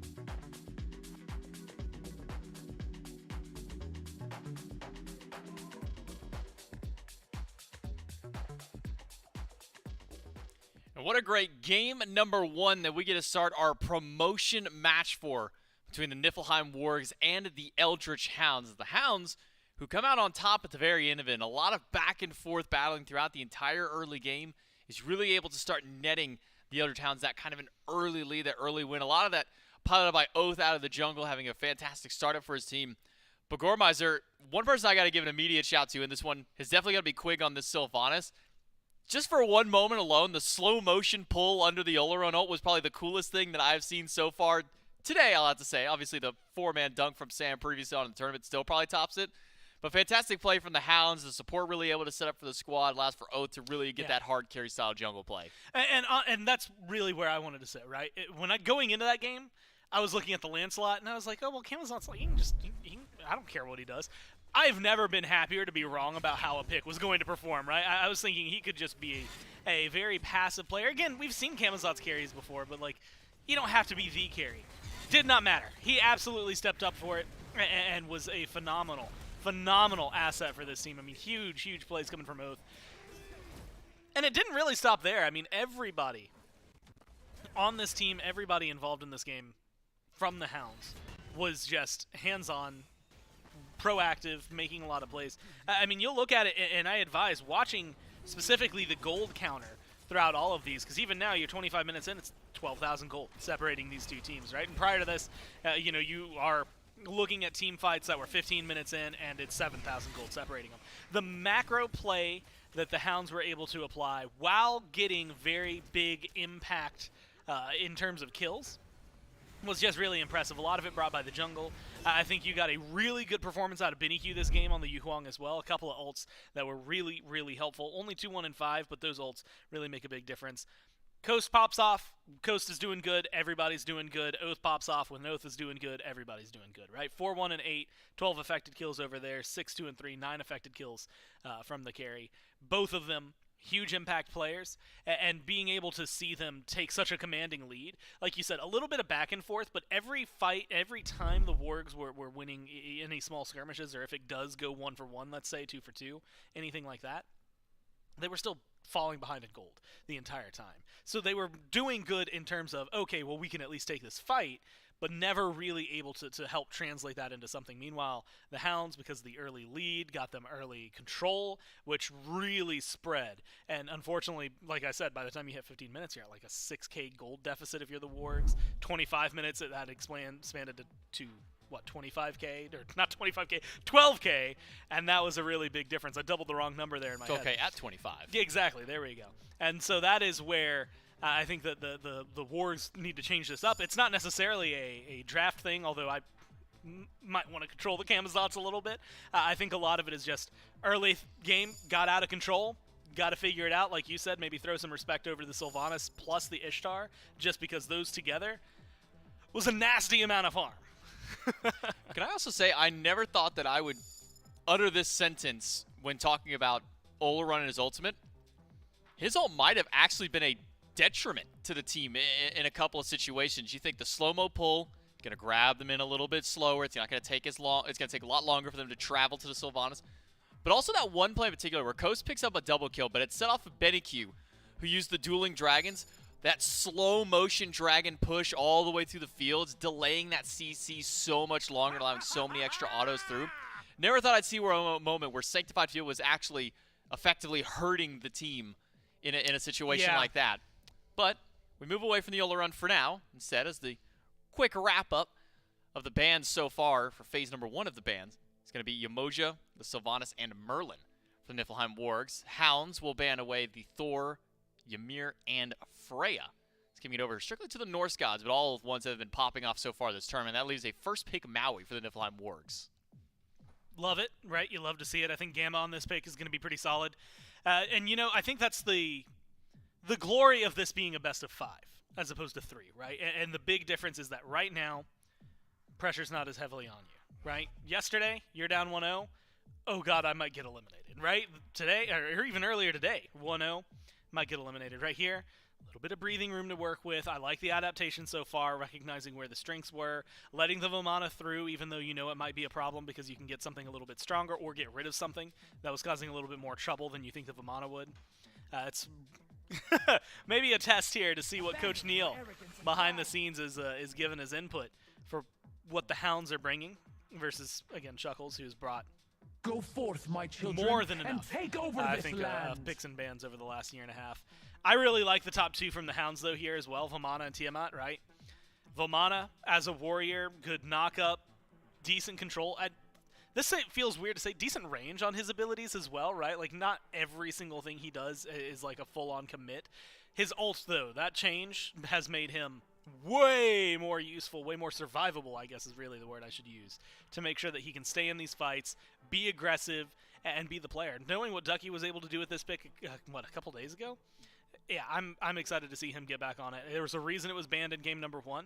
I have a feeling we'll see it, but it can't do it all on its own. So what it has around it is going to be important. Tiamat has been the number 2 playing second fiddle, if not first fiddle sometimes, to the Merlin. And so really just kind of standard picks that feel solid for the Hounds right now. I'm curious what their bottom 3 are going to be. Jungle picks are maybe the ones that are catching my eyes the most. Yeah, I'm gonna. Yeah, I don't believe this. I'm gonna hold my breath on the Arachne for now. Because if you're locking in an Arachne, you're not locking it in second. Are you? No. Like that's going down Yeah, the like, list. you It's want not getting picked or banned by the other team. You don't gotta Yeah. sweat it. And honestly, when have we even seen an Arachne outside of what was it? I think one time Captain Twig played it in Season 9. We may have seen like a single we get it. a single game of it in Season 8. It's really good for troll games. Like hey, you know what? We're set. Like no Right. matter what we do, we're first, or no matter what we do, we're So let's second just seed. play it. So let's just get the Arachne game out. Yeah, let's get our one Arachne game for the year out of the way. No Arachne, at least not in the top 3 for the Wargs. Instead, they'll grab the Maui first and Ishtar and Hercules as a combo immediately after. Since Ducky's already gone for the Vamana, no reason to maybe not take the Hercules and see what good it can do over in the hands of Aquarius this time around, shying away from the Cucullin. And now Terra being hovered by the Hound, something that we saw earlier on from inbound in our previous set.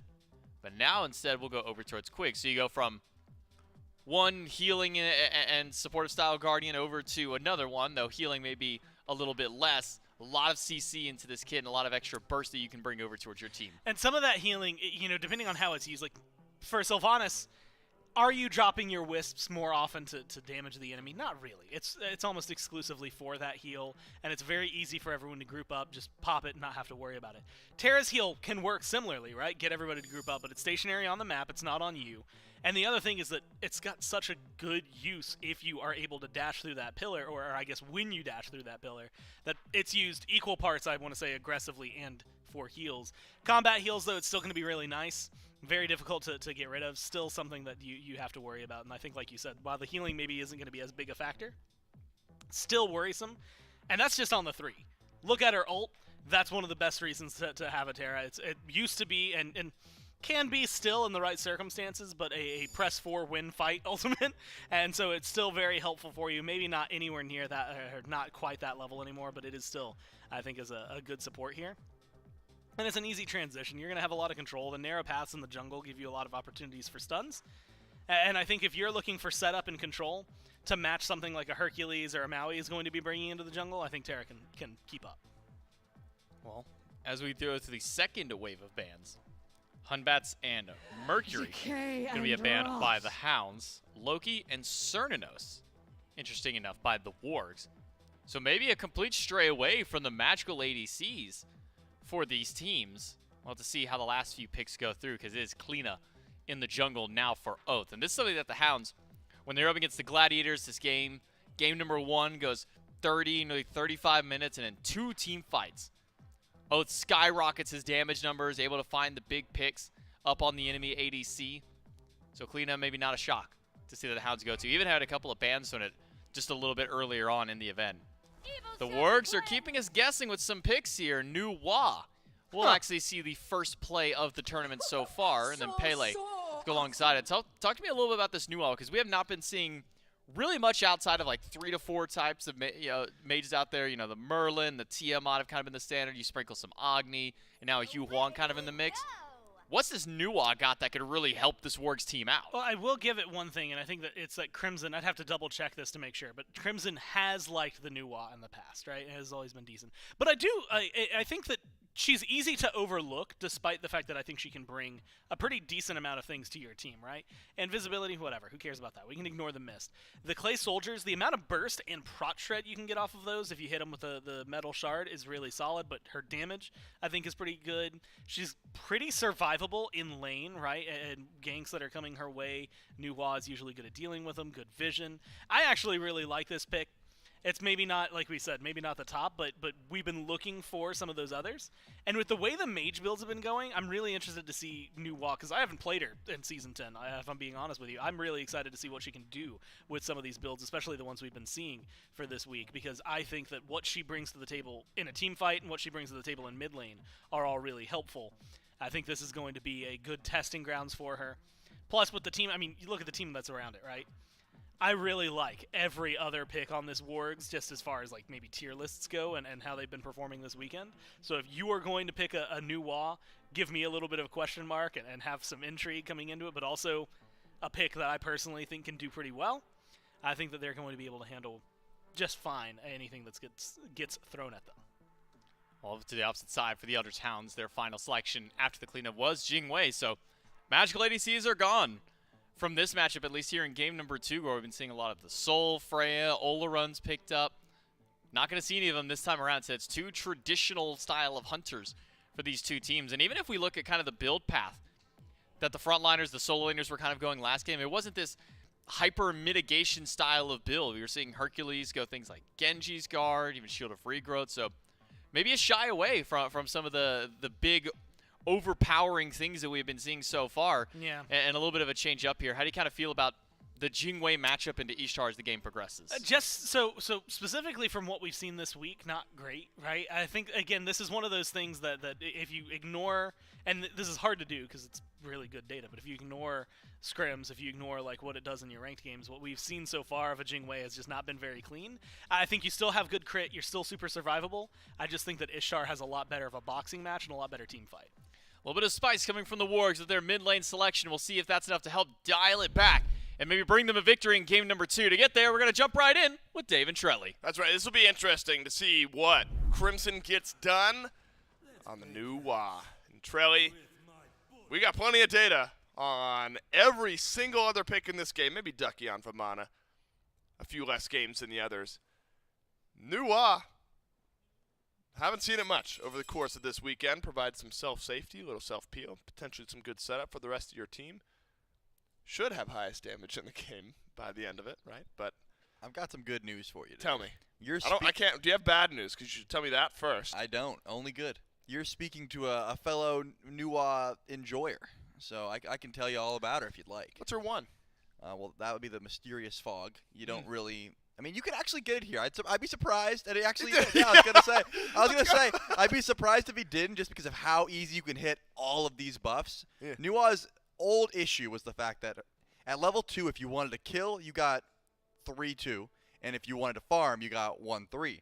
Now you can just get 1-3 for free because you're hitting level 2 so easily, and you know you're not looking to fight. However, Nuwa brings the best Divine Ruin proc in the game. You're hitting the whole enemy team. Right. If you're up against big healing, that's what you're going to get.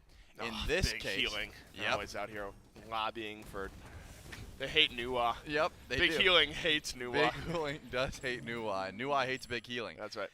And in this case, she actually can stab tablet pretty well if you want to go towards that build. It looks like Crimson's going Conduit Gem. Wouldn't be surprised if it's just full-on burst, because you have Aquarius who can dish these targets towards you. Nuwa really needs you to get close to her minions for her to do that big burst damage. And if you have CC, Maui can pull someone into your burst, or Aqua can pull someone into the burst. That's the benefit of Nuwa. And then the rough part is that she can get dove pretty easily if you're using your ult for the team for damage, right? Then you don't have your escape. You're just getting run down by, in this case, Ducky and Oath. We'll probably have a field day. So Crimson, I have no faith. I mean, I have all the faith in the world. No. I have all the faith in the world that he will position correctly, because we've seen him so far. His death count is never above like 2. It's usually 0 or 1. Hard guy to get into the back line. A Nuwa potentially safe pick, depending on where exactly that positioning takes place. Interesting to see how that plays out. Now, we saw an Ankh picked up later in the game, game number 1 from Gamma, Trilly. I mean, necessary considering all the healing that the Eldritch Hounds had. Ankh right off the rip from the Maui. For Soccer will at least get beads off of Oath. A jump in from Benny Q returns some damage. Is healing, immediate healing enough from Quig and Coast potentially over in that dual lane for Gamma to really need to rush this Ankh? Seems like it. I think the Terra ult is just so annoying because you know that if Quig's able to hit a massive ult, you're getting that proc on your whole team. If you're trying to fight into that ult, you're definitely losing that fight, or you proc the ult too late. So it seems like Gamma just wants to put the respect onto that healing early on. Maybe look for an early kill and try and cancel out the meditation, something like that. But I'm already liking the aggression from Sanford Soccer. His blink is on cooldown for good reason. He got the beads off of Oath, and he's not letting Benny Q have an inch. He's consistently putting pressure. He's not going to sit back like he did on the Lancelot, where he would just camp around dual lane, go, hey, if someone's out of position, I'll go in. If not, I'm just going to sit here. He's trying to force you out of position. He's trying to make those plays himself now. Dash in from Quig. Walls will stun out Gamma. But this early in the game, especially with no junglers over on left. Not crazy opportunity for big kills. Now I'm a firm believer. And I'll let you really think about what I'm a believer of while Sanford Soccer attempts to steal away this blue buff. Won't be able to do so. The Hounds, and Oath specifically, rotate over to right just to confirm the blue for this Vimana. Looks like Gamma hoping to do the same, steal away a purple buff from the Hounds on the left side of the map. You're going to need a little bit of luck here, more just annoying than anything else. And Gamma does end up dropping the purple. A small moment that is certainly annoying. The Porsche Coast will have to go without one of his buffs. Yeah, if the wave was pushing, I get why Coast made that play, but you could just hit Gamma there. There's no wave coming at this point. I think it would have been fine, but it looks like was confident in the burst, ends up not working out. It's not the end of the world, and you're going to lose your buff in the process, but, Coast is on Jingwei. He doesn't want to fight that much anyways, right? This could be trouble, though. Maybe a bead's coming through. Actually, just going to eat all the damage and be just fine. I was thinking Stewart hits level 5 here, and he does, but did not want to follow up on that one, or just thought there was no kill potential with the Ishtar auto, so let that one go. Either way, Coast is sitting under tower for a while. I'm not thinking that invades the end of the world. Are you curious what I'm a firm believer in, Trevor? Yeah, We never got that. I did do some thinking, but I couldn't think of anything. You already know this. Game 2, the most important game in a best of 5 set. Of course. And I was thinking about this on the back end of you talking about liking Sam playing a bit more aggressively. I think you have to on the Pele, but don't want to let another one get away from you here. We've seen teams reverse sweep. It's happened before. It can absolutely happen again if the Hounds happen to win this game. But giving yourself, mental breathing room. Everyone says think about it one game at a time, which is absolutely true. But in the back of your head, not having to think, we got to win 3 straight to qualify into the SPL. So important. So I'm glad at least in the early going, we've seen Sam use his blink once, get the beads off of Oath. Hasn't paid off in a kill yet, but is sending a bit of a message. And the Wargs would love to tie up this set. Guarantee us a game 4. If the Wargs win this one, we're at least going 4. If one of the two teams end up winning the next 2 games. Crimson maxing the 3, picks up Chronos Pendant. We have not seen a lot of Chronos Pendant. Seems like Book of Thoth Tablet has really been it. Navy's value for Crim. Sam over in mid. Both will go into the wall. Both junglers hovering, but no full commitment on either side. Yeah, Nuwa's one of those characters where cooldown is key. If you don't have your abilities up, you really have nothing. There's some mages that can exist without cooldown, but yeah, Nuwa's not one of them, especially getting that ult off cooldown as quickly as possible. So I actually like the Chronos Pendant. What you go into next, I assume, is Divine in this case, but it could be, you could still pivot into Book of Thoth and Tablet. It'd probably not be the smartest idea, but Crimson's going to be doing damage regardless. That's just how Nuwa works. If you get the late game, she's a menace. So the Wargs, okay with playing at this pace so far. They've got themselves about a 1K gold lead, just under, about 900 so far. Just by aggressive play and stepping up to just about everything. We've seen Gamma, no fear in the world, swinging over towards purple buffs. Doing the same now, trying to steal away from. He got the green buff from Benny Q. This man's a menace. There's like the slightest smile on Gamma's face. Won't let it fully widen, but does crack the slightest smile, taking away that green buff. And look, those are the small things that can add up over time Definitely not mentally breaking for the Eldritch Hounds, but over time you lose some purple buffs. Look, there's a 1-level lead for Gamma, 1-level lead for Stewart. And so right on time on these last couple of buffs on the left side have been the Niflheim Wargs. Both solo laners going to opt for the same build, as long as Ducky went Sigil, which he did. Golden Blade for both as well. Aquarius didn't have a bad game in game 1. I just don't think really had the opportunity outside of that early teleport to make much happen. On the Hercules, though, Trelly, that's something, you know, Ducky's not playing the Herc this time. Sam is over on left. Coast dashes away. Airstrike up and over. Now Sam for Soccer's going to get his blink back, but Oath puts him back into combat. Sam thought he might have had a simple kill, but he's got to ult away. Ultimate off of Coast, and Coast holds on to the beads, and so really it's just that ult cooldown that's gone missing. Yeah, I thought that Coast played that poorly at first because I realized that the backup was coming, and then I recognized, oh, he's trying to bait to see how far Sam's going to chase this. Luckily, Sam did not use that ultimate aggressively to try and chase down Coast. It would not have ended well. Maybe you get a relic, but the rest of the team was there. Gamma's going to swing in here, possibly looking to find an ult, but the rest of the team's gone. A little bit of damage going the way of Crimson's ult, and it does seem like he wants to go for that Divine. So Have you once ever he gets seen that online. Sorry, I didn't mean to cut you off. No, please. Please cut No, me please off. cut me off. Gosh, I when don't we're know what leaving I'm the talking when about. we're leaving the parking lot later, I want you to swerve right in front of me. Have you ever seen a Nuwa ult miss? I have missed a Nuwa ult. Have you? Yep.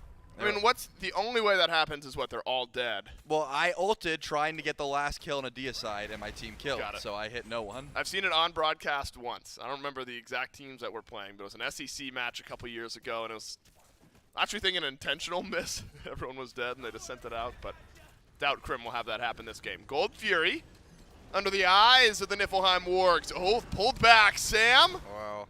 Still on the hunt for first blood. Takes a volley of damage for Benny Q, who's jumped forwards. Remember, Crimson does not have ultimate. Used it for damage a moment ago. Have to play carefully around these fights. Oath had to be a percentage of HP away from getting first blooded there. Like, he was Not so able to close get in to the not wall, being right. able to get in the wall. Luckily, he was able to, so in this case, no That's blood calculated. spilled. And if you ask Oath, I bet it was. I bet he's like, of course. I knew I had to be over 433, and I was at 455, so I got in the wall just fine. Does it look like Sam's Stone of Binding second? Yeah, it's been a popular pickup. Not necessarily for junglers, but I've seen it a few times. I believe we saw it on Sarpei. So, these you're right. on the Fenrir, yeah. We've so seen it in jungle at some point, right? yeah, if you want a little bit of extra tank stats as well as some pen, it does help out if you're just feeling the pressure, and also you want to help out your team. It's definitely rising in popularity after this tournament, I would say. It is. It's in a good spot. Second item, that's where you like it. Yeah, let me analyze exactly the proper place for Stone of Binding. This should be good, right? Yeah, I think you get most value from. I'm getting fired by the end of my tangent. I think you're right, though. The protections to pen ratio is best in second spot. I was more saying the item's just in a good spot, like in general, not literally in the second item spot. But I'm glad that I said it. You'd be right on both accounts. I'm right on both. Fantastic. That's great by me. The Wargs were, again, they were hovering around the Gold Fury a second ago. Aquarius has not gone back and upgraded that teleport yet, but Ducky has. And so it's a fully upgraded teleport from Ducky. Now a fully upgraded teleport from Aquarius. But Aquarius walking to lane. Ducky just used the TP to get back to lane. So for 2 minutes, if the Wargs are feeling like they're ready to pull this Fury, they have got a lot of ward coverage around that Fury pit. Even if it's not used for a teleport, good idea of exactly who from the Eldritch Hounds is somewhere over on the left side of the map. Do see Gamma and the rest of the Eldritch Hounds passing by one another over in mid. The threat of a Maui hook into a Maui landfall. Absolutely there. Oath without beads, Benny Cuve, Porsche Coast, they've still got theirs, but still some opportunities for Gamma if someone from the Hound steps too far forward.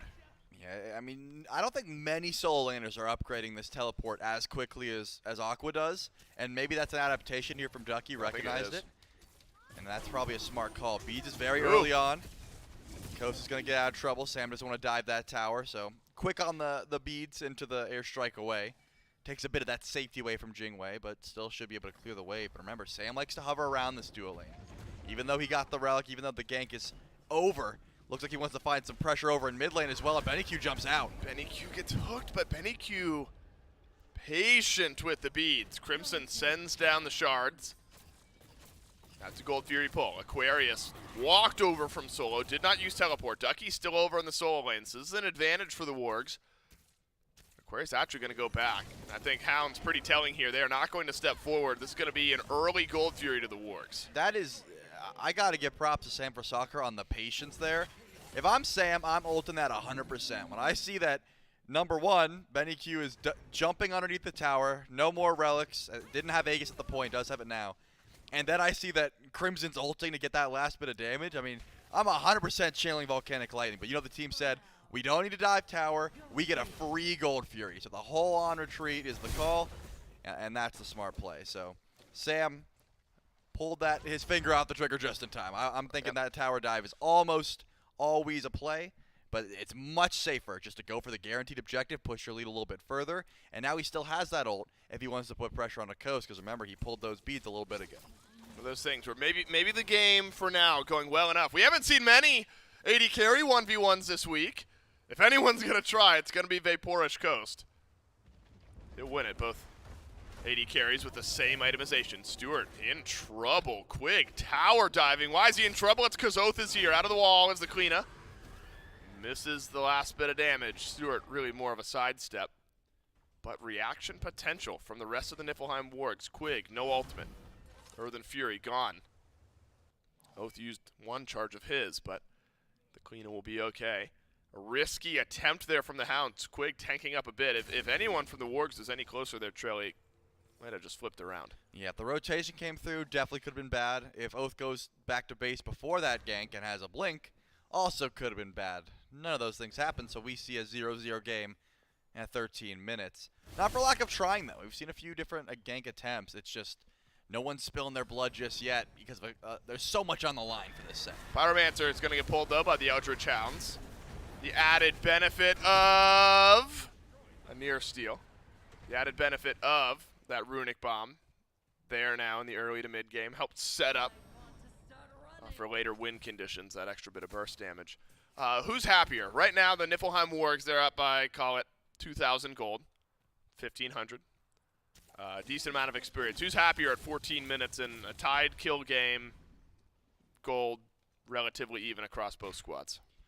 Definitely the Wargs. I mean, you have blanket gold lead Your as head, well as right. XP lead. Because you look at Crimson, who's sitting at level 15. BennyQ just ticks over to 14. As far as I'm concerned, Nuwa is on a timer. And not in the bad way, in the sense that once she gets late game and you can initiate a fight, half health and carries, that makes it so much easier for Aqua to get in the back line and hit the finishing blow. Sam for Soccer to do the same. It's a pseudo dive mage in the sense of usually you're like, oh, how do I get my carries to their carries? Nuwa does not have to get there. She can do it from the back line. And if you're letting her go uncontested and top farm all the way to level 20, I'm thinking the Wargs don't care too much, even if they were about 1,000 gold behind, which they're not, as we've already highlighted. They are ahead, and for good reason. They have been running to all these invades. Got to give more credit to Gamma. Dude's a fisherman. Every hook he's had has been pulling a buff away. And no one's been stepping up to these objectives either. This is a thought experiment, and this is genuine curiosity. Okay. Is there ever a world, say a fight's about to break out? Yes. Is there ever a world where just Nuwa ult is a threat on the Aegises of the Hounds carries? I'll let you think about it. Both will go into the wall. He's in some trouble. Kind of juking everyone, but kind of not. He goes back out towards the rest of his team. Big landfall through from Gamma on a massive stun from Stewart. And all of this tension is built up. And it finally erupts on the left side of the map. This is going to be a 5v5. The solo laner's here as well. Ducky is onked. That's Quig.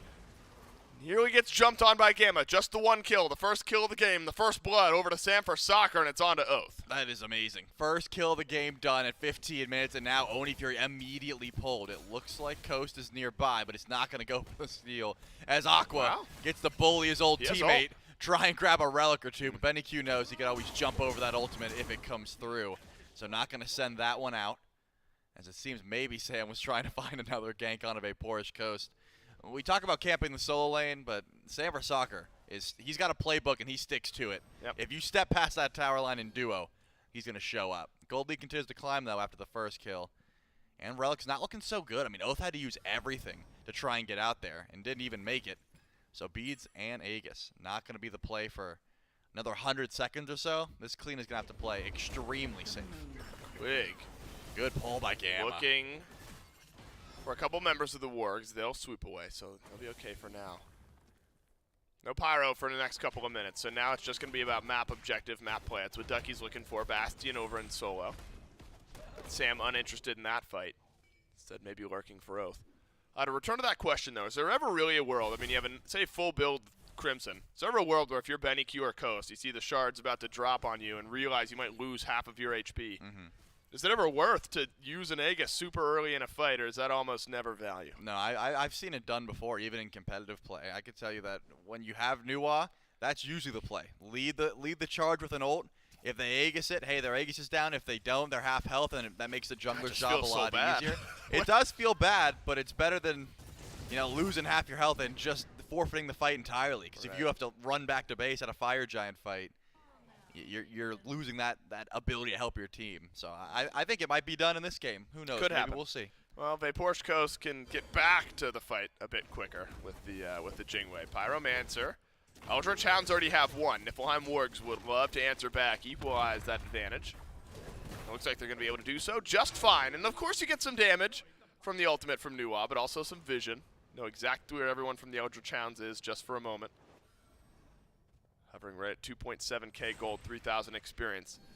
I'm sure if you're a Wargs fan, this is the type of game. Of course, you'd want, a W key game where you've got 20 kills by now and the game is just about over. But a game where the patience and the mental checks are being passed by the Wargs. Very satisfying after what was a frustrating Game 1 loss for this team, where every single check mark is being checked. It's a really good look for this Wargs team, especially after a tough defeat. And it just shows the signs of life that you were hoping don't. You need that bounce back. At this point, Stewart is on the right side of the map, and Ducky is just behind him. I was wondering if Stewart was going to try to fight or if Ducky was going to try to fight, but it looks like Ducky has no fear. He's got Kins. Doesn't think that he's going to be in any threat of dying. Definitely needs to go into the Yeah, he's Colossal got Fury. Kinsai. I mean, this Kinsai is getting crazy value for Stewart right now. A dash through from Sanford Soccer. Stun is only going to be onto Quig. I mean, man. Sam used his ult, Krim used his ult, Stu used his ult. So, really 2 ults on the Hounds down, 3 ults on the Wargs down. I like the attempt, though. Starting to see Stu spin up a bit, though. I mean, that was some uninterrupted damage into a Vamana, but it was really starting to connect. Something Ducky's going to have to be aware of when walking towards the back line. Yeah, 3 ults just for Ducky. If you get that kill, super worth it. In this case, not going to be great. If the Hounds forced to fight with those ults down, would be even better for them. But it looks like they're not in the mood to go for any sort of aggression yet. I like this call just because Stewart has lost his tower. He is not safe on the left side of the map, and he knows that Sanford Soccer camps out over there. Tries to find ganks. It doesn't look like Vaporsh Coast wants to step up at any point. So then you say, hey, Aqua, you go over to the left side of the map. You deal with it. Yeah, you have fun just clearing waves. I'm going to clear your wave. Maybe I'll go to mid. Stewart's kind of just been zoning around. We've seen a lot of these miniature role swaps so far this tournament. You're right. When you get these towers down so early on and you lose that bastion of safety. But the Warg still in commanding pressure overneath this Primal Fury. The Hounds are swarming, though. They want to try and defend this one. It's a close by. Where's Oath? Over on the mid lane right now. The Kleena can pop out right when you don't want it. But the Primal Fury will be quietly confirmed by the Wargs. Heartseeker was there for Oath, and so a decent power spike for the Hounds jungler, but not given the opportunity to use it in that fight in mid. The problem is you're starting to approach this territory. The gold's not out of control, but the last handful of objectives, Trelly, have comfortably been for the Wargs, and so it's got to start being a conversation for the Hounds. Where do we draw the line? We're having the line in the sand conversation of, okay, we didn't get the last couple of Furies. We haven't gotten any of the 3 this game. Got 1 Pyro, but we lost the last one. We're starting to cede all of this pressure and all this ground to the Wargs. Where do we choose to fight? Well, I don't want to put any bad mojo in the air for the Niflheim Wargs. But this is looking very reminiscent of I think there's already a bit of bad mojo. Yeah, they're down 0-1, but I mean, not in this game. They're up 1-0 in this game, but this set they're down 0-1. This looks very reminiscent of a certain Hounds game I watched a bit ago, where they were also down. Oh, you're talking about bad mojo for the Wargs. Yeah. Oh, I was thought you meant for the Hounds. I was like, No. no, there's no good mojo in this game. No, right now. I'm talking for the Wargs. Yeah, when the Hounds were down, like right. I don't know, something like 18,000 gold. Oath started ignoring his team, split pushing on Kleena, and then just like won his team the game. It's looking pretty similar. So you're asking me when do they draw the line in the sand? Theoretically, it should be at Fire Giant, but maybe they're just at their best when Oath's on Kleena and they're down. Right. Maybe they're fine sitting back until he gets late game. They got him right where they want him. Yep, seems like it. The age-old tale of we're down 3K, but we're in the perfect spot. Pyromancer, that extra runic bomb for base siege later in the game. Invaluable at times. Aquarius, Ducky both hit level 20 the rest of the game, except for Vaporish Coast, who's also hit level 20. Still playing catch-up. Quig on this Terra. Hasn't quite been able to flex those muscles just yet. Gamma just the one assist on the other side of the support pool. Both supports upgrading their relics, but still sitting on 2 items each. Prophetic Cloak with just 12 stacks for Gamma. Fully stacked Thebes for Quig. Extra value, as we talked about, Lotus Sickle for Quig as well. Bit of mitigation for Gamma after the fact, so. We got a couple items there. Both supports surely going to have to be mindful of their positioning. Yeah, I'm thinking this fight is going to be broken open by Aquarius. I've already seen a couple pulls onto Benny Q. Mysterious Fog, giving him that movement speed, that stealth, and then he walks up and finds a pull. Probably be the initiator for one of these fights. Quig's got an attempt at a steal here. Looks like a little bit too late for that one. So the Wargs pick up another runic bomb. This one going the way of Gamma. And immediately towards the Fire Giant. Look at Oath. He's on the left side of the map. This is exactly what happened in that last game we're talking about. That was kind of quick. His team's going to try and defend this one, but Oath is down and he is not here. This is decent burn from the Niflheim Wargs. Couple runic bombs on the map, and the Wargs are going to get the FG. Both runic bombs used at once. I told you it could happen. And it's the basic attack from the Ishtar while Ducky chases down the backline. This fight far from over. Erupt Crimson, no mana. I'm not sure he can get up into the ultimate. He can. It's the last bit of mana that gets him up into the sky. Now Divine Ruin's going to have to do all the work for the mid laner that's out of the fight. And the Hounds have rallied behind a Fire Giant secure for the Wargs. And the Hounds will drop one, and they've got map pressure in mid. Yeah, they're able to grab the tier 1 tower, but Minion's not pushing quite yet. 4 members of the Wargs still have that Fire Giant buff. It looks like Primal Fury is the call, but with low health bars, I was going to say, this is very contested. I'm thinking they're going to run past this Primal Fury, get some vision down, and probably head on back to base. Even as 4, it'd be a risky call to try and not defend this Primal Fury. And it's not even spawned in yet. Notably, Oath was able to get level 20, upgrade that Bluestone Brooch. You're getting a kill onto Aqua. He loses his Fire Giant buff.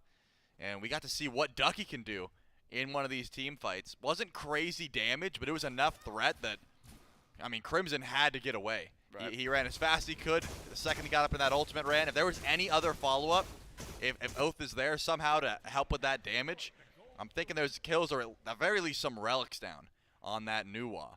So the Wargs get to push their gold lead further, and they have fire on 4, but the Elder Town's found, finally, some sort of aggression in this game so far. Yep. A bit earlier, and you're maybe actually contesting the FG, but the Flame Wargs will still feel fine with how that happened, though a couple towers do drop across the map, so hasn't broken the game open on either side. It's what you do with the rest of this FG. Everyone at level 20, supports at level 14. An Emperor's Armor addition now for Quig. Sensing this team is going to be on the back foot a bit inside of their base. Just that extra level of help that the Wargs might have to be aware of. Initiation, Trelly, you're right. Feels like a lot of it's on Aquarius, a lot of it's on Gamma. Non-statement. I mean, they're the frontliners. They get most of it done anyway. How's the lockdown in your mind, though, for the Hounds on the other side? Is it more chase down, or are you really needing Quig to do just about everything? You do need a little bit from Quig, for sure. He does have consistent damage for the team and setup, but it looks like a 1v1 in mid. Whoa. At first, Sam was winning, but now here comes Aqua, trying to help out, pull a relic on a Benny Q at the very least. The ult could finish the job. And there it will! is. The excavate from range. And it's just fine for Aquarius. 3 ultimates used, but Benny Q dead for 50. Massive opening for the Niflheim Wargs. Tier 1 tower gone, off the map. An afterthought. Could be more here for the Wargs. Pyromancer another minute or so. So without runic bombs with the wargs, where teams have been using them. Oath is in the wall. Good damage. My goodness from Oath. Is that actually giving the Hounds a potential opening to defend this tower? I mean, at the very least, they have to be careful walking in, using the minions from Erupt Crimson and some heals. Am I insane? Is that all from Oath? That was a lot of damage from Oath. That was the Heartseeker, the Bluestone, and the Crusher procs, and they're not going to stop. He's going back in the wall. Oh, well, it's a landfall, but Coast can dash away from it. Good reaction time from Vaporish Coast. A zoning ult maybe from Gamma. Tier 1 and Tier 2 down in mid. That's going to be all for now. Fire Giant falls off soon. You're going to be happy. I also got to give credit to Crimson on that last kill. Benny Q had a tough decision. He had to Aegis either the Boulder or the Nuwa ult. Rightfully, Aegis is the Nuwa ult and the Boulder. It's the only one guaranteed to hit you, right? Yeah, it clips him right at the last second. It was a tough timing as well, and I think Aqua said, hey, ult, and I'm going to throw it after, and it works out perfectly. Benny Q goes down, Tier 2 gets dropped, and the Wargs get a little bit more value out of that Fire Giant. Wow, I can't believe Stewart killed Chester so early. He could have pulled him all the way towards Fire Giant, gave him some more movement speed around the objective now. Poor guy. They just get there a little bit faster, but here are the Hounds. They are grouped up as 5, and I'm keeping my eye on Oath. This is where he makes those big plays on Kleena. Pyromancer is close by, but remember, it's not an immediate shot over to the Fire Giant now. There's this big wall that separates it all out. Deciding, well, which is more valuable. I mean, clearly both teams are going to be right here. Fire Giant's more valuable, of course, every day of the week, but could have a smaller fight over the Pyromancer that then shifts over to FG. Slight wave pushing for the Wargs over on left. Everything else even on the map right now. Wargs sense a bit of space. They'll fill it with Aquarius and Sanford Soccer on the Pyro. Kentucky doesn't have this lockdown, but Oath through the wall can cleave the backline. Wargs will get the Pyro and a Runic Bomb. Small advantage to the Wargs and a bit of positioning, aggression from the Order side around the Fire Giant. And they will not shy away from pulling this. They did the same thing just a few moments ago. Yep, stepping up, making sure they have that map presence. Aqua sent a few members back, but it looks like the Wargs have some power spikes they want to tend to. So going back to base is the call for now. Looks like Gamma's going to get that Stone of Binding, and I believe Crimson finishes Soul Reaver. That's going to help out a ton. The Eldritch Hounds recognize this, though. Do they step up and make a pull of their own? No, but they are going to get a little bit of more vision down towards this objective, at the very least, to try and help that fight. Items are just coming through, though. I mean, I think both teams are only getting stronger as we wait. Finally, the Wargs go for a traditional call, but remember, Ducky's behind. He is. He's found Crimson. This is where the shards are important. That's a lot of damage. My goodness. Crimson just getting absolutely chunked by Ducky. And Stewart and Krim, they've got to do it all on their own. Betty Q steps forward, gets the kill on the Gamma, and Coast is well underway in the build as well. Jingwei starting to swing, and the Hounds, they're somehow doing it again. They have flipped the script. Sam and Gamma both gone, and 3 members of the Wargs left on the map. Low health bars, though, at Fire Giant. It looks like Ducky's making sure that Aqua can't back and teleport in just yet. They've got enough DPS. This should be a free Fire Giant. No one's going to make it in time. Wow. You've got a chance to try and chase down for some kills if Aqua does want to TP, but he doesn't. Fire Giant goes the way of the Eldritch Hounds. So far down in gold. I mean, not anymore. It is starting to climb back closer and closer. Only 4K at this point. But that Oni Fury's up. There's 2 more towers to go through. And it's a lot of damage coming the way of Vaporish Coast. A lot of damage coming from Oath. And Ducky just popped Thorns and ran down Erupt Crimson. There was a point where the fog almost killed him because he was standing in the Thorns with his ultimate. Yep. It was brutal for Crimson. And that's where we talked early in the game about, well, what are some of the shortcomings of Nuwa? If you have to use that ultimate defensively, kind of just get walked at after that. And that's what Ducky does best. That's what Avamana does best. Stomped at. Just stomped at by a big old baby. I guess he's Napoleon, right? Is this the Napoleon skin? He's some sort of... He's like an emperor. of some sort. I don't want it stomping at me either way because what's been happening after that is real good for the Hounds in the last few minutes. Fire Giants on all 5 of them. How can this solo laner create so much distress on the map?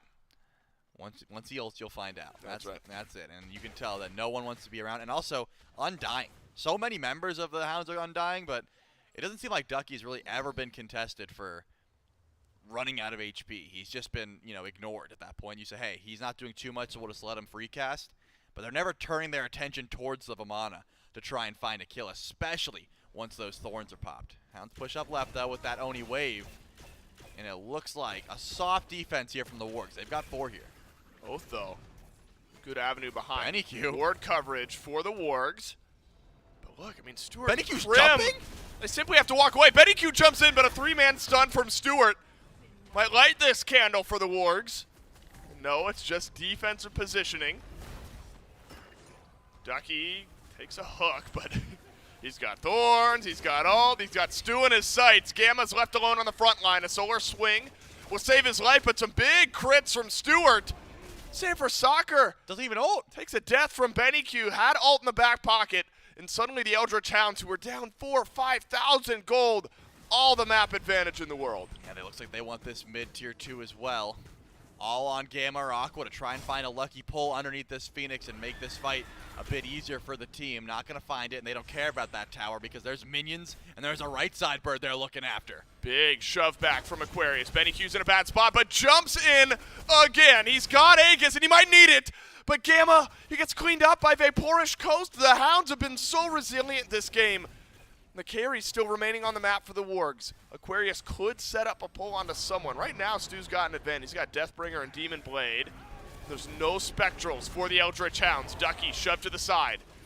Stewart, good positioning. He's found damage in the back. But once again, BennyQ jumping forward, and Stu is way too low to continue up this fight. The Hounds have wonderfully passed off aggression from the Wargs to one another, and they have nearly cleanly swept the Wargs side of the map. Well, for the first time this game, we can say it, the Eldritch Hounds are up in gold. Map state-wise, also in their favor. Look at that roller coaster that is just a full-on drop at this point. The gold in their favor. And map state-wise, again, in their favor heavily. Left side and right side, Phoenix is down. Enhanced Fire Giant is almost up at this point. You can tell the Hounds are heading right for it. They're going to go for this play. And they've got time on their side. If the Niflheim Orcs try to go for a defense, which it looks like they will, someone is going to have to defend left lane. And when that happens, you're fighting a man down. If it's me, I'm sending Crimson because he can still ult and be effective in the fight. But at that point, you're losing a big portion of your burst damage. The clay soldiers, the metal shard, you're losing a lot. It's going to be difficult here. The Hounds are grouped up. They're going to grab Pyro first, and all they have to do is wait. Let's take a breather. You put yourself on SPL point if you're the Eldritch Hounds and turn the game around. And I talked about the mental that I liked seeing from the Wargs, a bit more calculated early in the game. But it was on the back of some aggression. That slowed down, allowed the Hounds to steady their feet. And now the Hounds are really going to push the mental of the Wargs if this game comes to a close and puts the Wargs down 2-0 and the Hounds up 2-0. To win 3 straight if you're the Wargs. Fire Giant respawn. Sanford Soccer, an aggressive route behind the Eldritch Hounds. Vaporish Coast has both actives. BennyQ, both actives. BennyQ's been jumping in. What's happened to Gamma here? Oath has simply chunked him out, but Vaporish Coast dashing away. Sanford Soccer's found an opening kill, but Oath has done the same on the other side of the fight. BennyQ running for his life, and it's 2 backline dives. Both of them are paying off. A big pullback from Aquarius may have just saved Sam's life, but Quig still on the chase. Oath still on the map. It's 3 versus 3 as teams trade kills. Yeah, and if Crimson gets back in time to defend that left wave, it looks like Oath was trying to find the backing Sam for Soccer and could not. That is massive. That Sam was able to sneak around the back line, kill off Coast, and Aqua goes huge for his team there as well. Finding all those pulls, pushing BennyQ into a bad spot. Both relics down. And that was close. BennyQ almost turned that onto Sam for Soccer. So a 2 for 2. You get time to get that left bird up. That's the biggest deal. One more fire wave, though, on left. Will Sanford Soccer be able to clear that one out? Or will he have to make a beeline back for Enhanced Fire Giant? It looks like he's making the play. He's going to clear one more fire wave so they don't have to deal with it. What do the Hounds do in the meantime? Looks like just kind of powwow around EFG. They're not going to do anything. That's it. They're going to talk. They're going to consider it. Ducky has a Runic Bomb, but don't think that makes up for the lack of damage of having neither of your carries around the objective. Aquarius played a big role in the last fight. Going to have a big role to play if the Wargs are going to get back into the game now.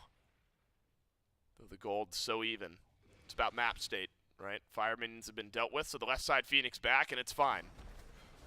Couple more waves for the Wargs to deal with over on right. You can do that simply while the Fire Giant's on this side of the map anyway. And I think now, I mean, you've kind of played your hand, haven't you? The Wargs aren't going to get that free path into the backline again. The Hounds will have that route covered. It's true. I mean, Sam's got to defend minions. You don't have that wraparound. Will the fight go as well if he doesn't get that element of surprise? So far, we will not know. It's not a full pull. I mean, the Hounds are playing this one smart. They don't want to commit until someone walks up, but also the Wargs know their Phoenix is healing up. They don't have to fight this one until someone goes for a pull. It's just going to be a poke battle, and so far, Benny Q winning that poke battle. He gets to do so much damage from such a distance. Well, think about how hard it's been for Gamma. He's 0-3, 1 assist. Feels like time and time again this Maui forced to swing away. Haven't seen the landfalls freely casted. It's been awkward at best. Aquarius separating out 4 members of the Hounds. More poke from Oath. Still, we've finally gotten to that point where the Queen is doing this. Sends out a few yells, and Crimson and Stewart are the ones at half HP. We were wondering how the ultimate from Nuwa at the end of the game would force the Hounds carries to play around their relics, and instead it's Crimson and Stewart who have had to think about it. Aquarius goes in, but he's gone in alone. Landfall does something, but all it does is delay. There's your ult from Crim. What does it do? Not much to the Eldritch Hounds. They found a pick. Should get enhanced Fire Giant at 37 minutes. Yeah, Aquarius goes in by himself there. Sam for Soccer looked like he wanted to follow up, but just couldn't. Chased by Ducky. Yeah, now Sam's going for the push up mid, but Ducky is making sure that Phoenix doesn't get looked at. Enhanced Fire Giant falls down about 38 minutes into this game. And remember, that right side bird and left side are already weakened. It'll be going down very quickly. I'm thinking the Wargs stay under Titan. Maybe you defend mid, but right seems to be already gone in my head. What a statement from the Hounds. I thought game 1 was a statement. This might be more convincing. You ran over the Wargs in game 1. You've ripped their hearts out a bit here in game 2 after the Wargs were up. Totally flipped it. Good damage from Benny Q, but Oath has really stolen the show at times. Just getting into the wall, letting out a scream. Shutting down the health bars of Stewart and Crimson. The carries have their relics. Stewart opting for Shell instead of Aegis. Could be impactful later on here in this game. 5 members of the Hounds in mid. Right side Phoenix is gone. Maybe one last fight for the Wargs to keep the game alive. As the mid Phoenix is down. Double pull. Double push is as good as it gets for the Wargs. Now we'll see what they're made of. Sam for Soccer forced out of the fight, and the rest of the Hounds rally around it. Aquarius melted through, and the landfall. It's on to Benny Q. Somehow the Wargs stay alive. But the Hounds do as well. Yeah, they do, and they get every single Phoenix on the map once this left side drops. I cannot believe that Sam for Soccer and Gamma live there, but now it's a full-on retreat call. Are the Wargs going to be able to find a pull? Aqua gets Benny Q, dishes him up. He's gone. That's 1 kill. What else can you find, though? It looks like the Hounds are fine with dropping Benny Q. They have all 4. They've got 3 birds down, and all the Wargs can do is group up and push. It is so difficult to come back from a 3 Phoenix down scenario. I'm thinking it's hide in the jungle, hope that someone walks up and look for a pick time, and already Aqua's got to go back and deal with right side waves. Dealing with the right side fire minions. I mean, where do things go wrong here, Trelly? We talked earlier about, all right, well, this is what happened when the Hounds were down before. They just let Oath get to a point. I mean, has the cleanup been that impactful? Is the team comp in your mind just better at these late game fights from what the Wargs have brought to game 2? Yeah, I mean, I give a lot of credit to Ducky, but Quig is also undying. It seems like the tanks are too tanky. Oath's going for a wraparound play here. Benny Q's back up in 20, and it looks like the Wargs are going for it all. Coast is jumped on by Aquarius. Massive fight here in game 2. Sam for Soccer yelled at by Oath and stomped at by Ducky. And that's all the Hounds will need. Gamma tossed to the side after the solar swing. A double kill from Ducky. Icing on the cake for this game. It's the perfect way to end it, unless Crimson and Aquarius can make a miracle happen. The Hounds will move to SPL point after game 2. And this is Crimson's first death of the game. He piloted this Nuwa so safely in the backline. Actually, not even able to find it. Good pull there by Aqua. He's trying to keep them off, but he will go down. And there's too many minions. It just seems like clean a late game, too difficult. Ducky on the Vamana, they had no answers for. Quig goes undying. So much safety from Coast. There is a lot of issues in this game, but I think I would start with banning away that Kleena. Again, they dealt with it so easy early on, but but they let him split push a bit. They weren't able to throw the game away. They couldn't grab a Fire Giant or any of these meaningful objectives after. And then he hits level 20, and it's just too much damage. I mean, think about how later in that game, a thread we were following was what is one big ultimate from Krim going to make the carries of the Hounds worry about? Yep. Totally valid conversation. But instead what we ended up looking at is what does one yell out of the wall from Oath do to the Warg's carries? And how many times did we see Stu and Krim at half HP at the beginning of a fight? Because you can't like zone out a Kleena necessarily unless your whole team like rotates through it gets super awkward. And it's so well played by the Eldritch Hounds. We know the Wargs are capable of a lot, capable of more than what we've seen in the first couple of games. But we're seeing some of the best versions of the Hounds right now. This is a Hounds team that wants to get to the SPL. They want it to be a 3-0. They want to be done with it and look forward to the rest of the year that Season 10 of the Smite Pro League has to offer. Will they get there? Are we going to a Game 4? Find out right after this.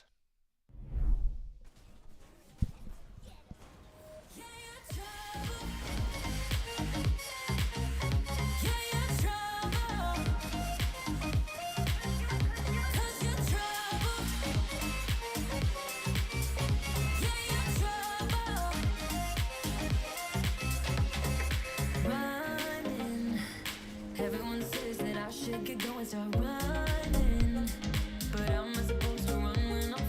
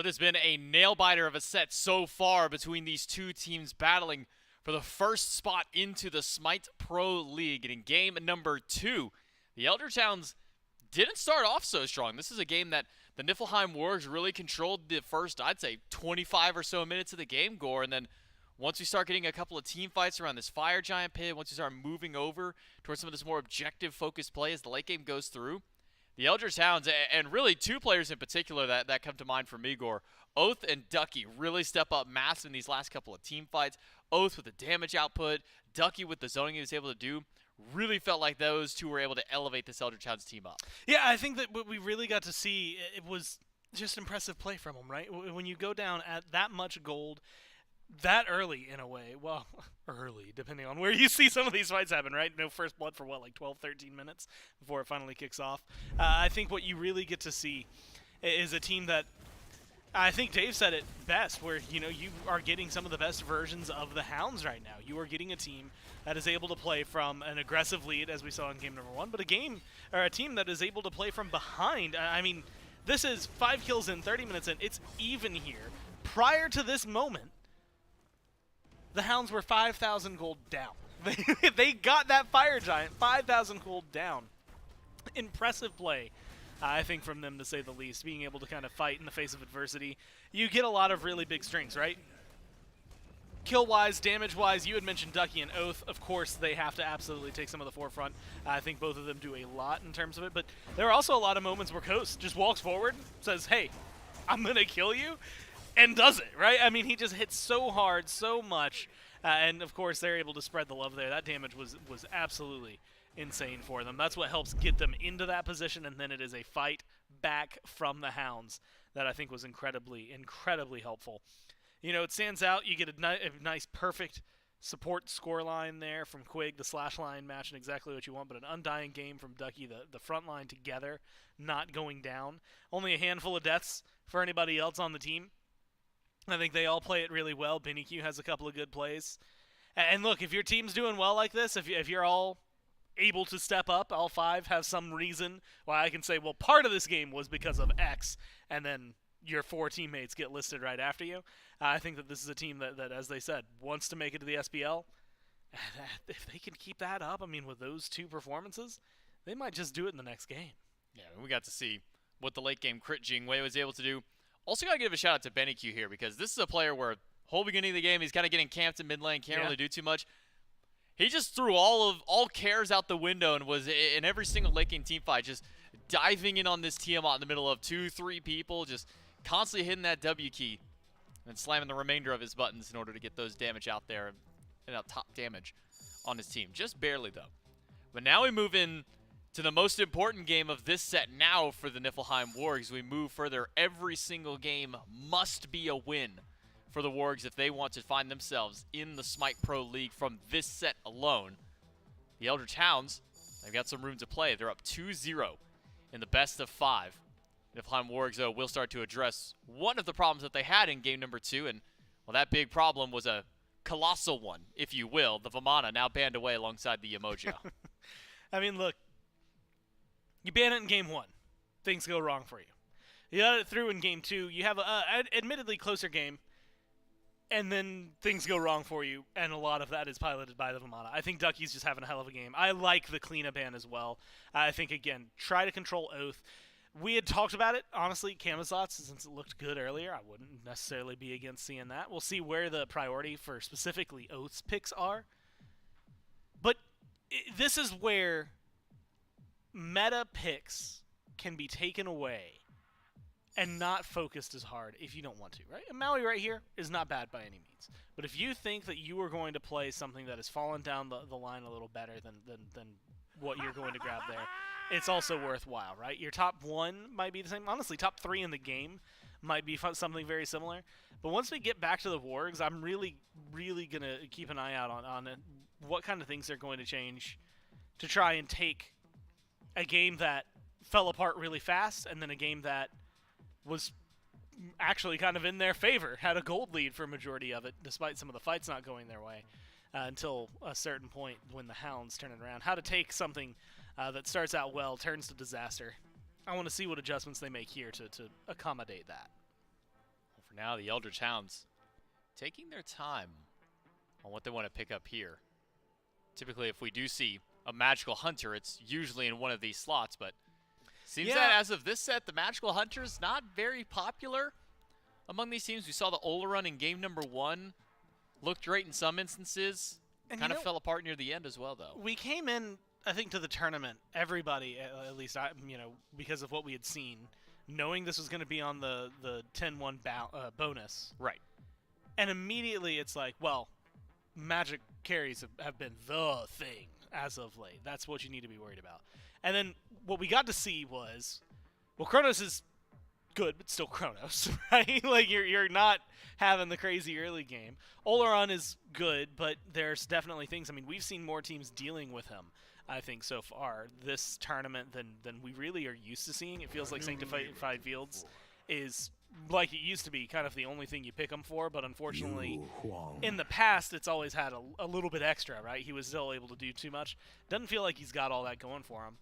Soul's been pretty decent. I got to give her the shout-out. She's been doing Soul things, right? And then Freya, who has been exactly what you expect, the one who is the dominating force. So really, out of the 4, you've got 1 for sure, 2 that's okay, and then 2 that are just thrown off to the wayside. So I really do wonder, when we're seeing things like the Jingwei, we're seeing a lot of Ishtar, when we're starting to see other hunters getting picked up.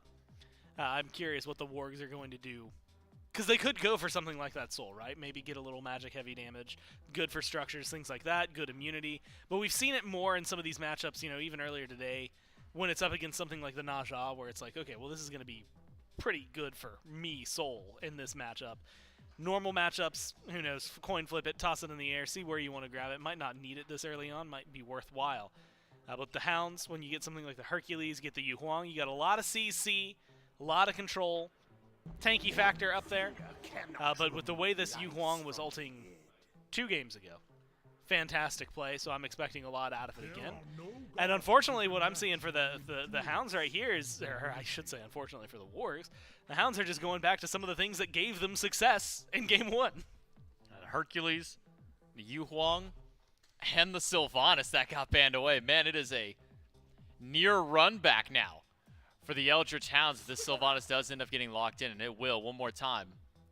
That Quig will get to run with this god up against the Niflheim Wargs. The Wargs' response, though, after the Hercules and Yu Huang, was a Hunbat and a Cernanos. It was banned away in the prior game. We haven't been seeing a whole lot of Cernos. In fact, as far as physical hunters go, it's mostly been Ishtar, Ram, and now this Jingwei kind of popping back through. So interesting to see the Cernanos pop its way through. But, I mean, when we dial back, 2 months ago to Worlds, not even 2 months ago, that was like the number 200 to go towards. Yeah, he was really high up there. It's funny you mentioned Rom, though, because while Kernanos we haven't seen as much of, Rom we saw a little bit earlier on in the tournament, did not stand up to what we wanted. So I don't mind maybe him taking the wayside. I do have some wonders about this Kernanos, right? I think I like the Maui and the Hunbats a lot. Kern brings big polymorph, big damage, right? A lot of self-survivability as well. So I'm going to give him the benefit of the doubt. Faith in the Wargs here. But I will have to say, Hercules, Yu Huang, Sylvanas, Ishtar. That's just Sylvanishtar. Yeah, Sylvanishtar are just duo combo.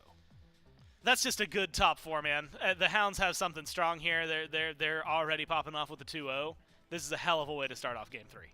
And for the Hounds, all 4 of these were gods that were picked in game number 1. The only one that cannot be accessed from game 1 was the Camazotz that got banned away alongside the Loki by the Niflheim Wargs. The Hounds take Merlin and Tiamat off the table after picking up their Yu Huang. So we'll need to see something new from the Wargs mid laner. Last game it was Nuwa. And while Nuwa did put up 40 some odd plus thousand damage. And didn't die. Nearly 50,000 damage. Didn't die. Just felt like there wasn't that same level of oomph that there is with some of the other mages in the game. Definitely got a lot of damage throughout there, but maybe just by nature of Nuwa being able to hit 5 people every single time that 5 people are alive, even if it's for smaller damage. But the Warg's adaptation is to pick up a Hades now for the solo lane, going over to Aquarius, and then Hell in the mid lane for Erupt Crimson. So dipping a little bit more into the sustain route for the Warg's composition. I don't mind it. I mean, what we saw earlier, Hades in the right hands, in the right moments, he can absolutely not only drive a game, but like you said, a lot of sustain, a lot of good damage that he can bring. I'm also a big fan of the Hell. It depends on what we're going to see. Earlier, we saw a Hell pickup, but it was very much tanky build, very much I'm going to be here for healing, I'm going to be here for CC, I am not here for damage. You cannot rely, like my 3 even isn't going to hit people that hard. So it depends on what kind of build the Wargs give us, what kind of build Crim is going to bring for us. But I do like both of these picks. I like their draft, but it definitely has its ups and downs, right? If it starts to fall behind, a lot of these picks suffer really heavily. The healing might be able to make up a little bit for that, but I think that just showcases and matches maybe some of what the Sylvanas is going to be bringing, what the Hercules is going to have.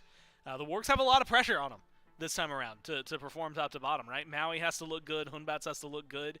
I think those are going to be your big playmakers. Hades has to be on that list as well.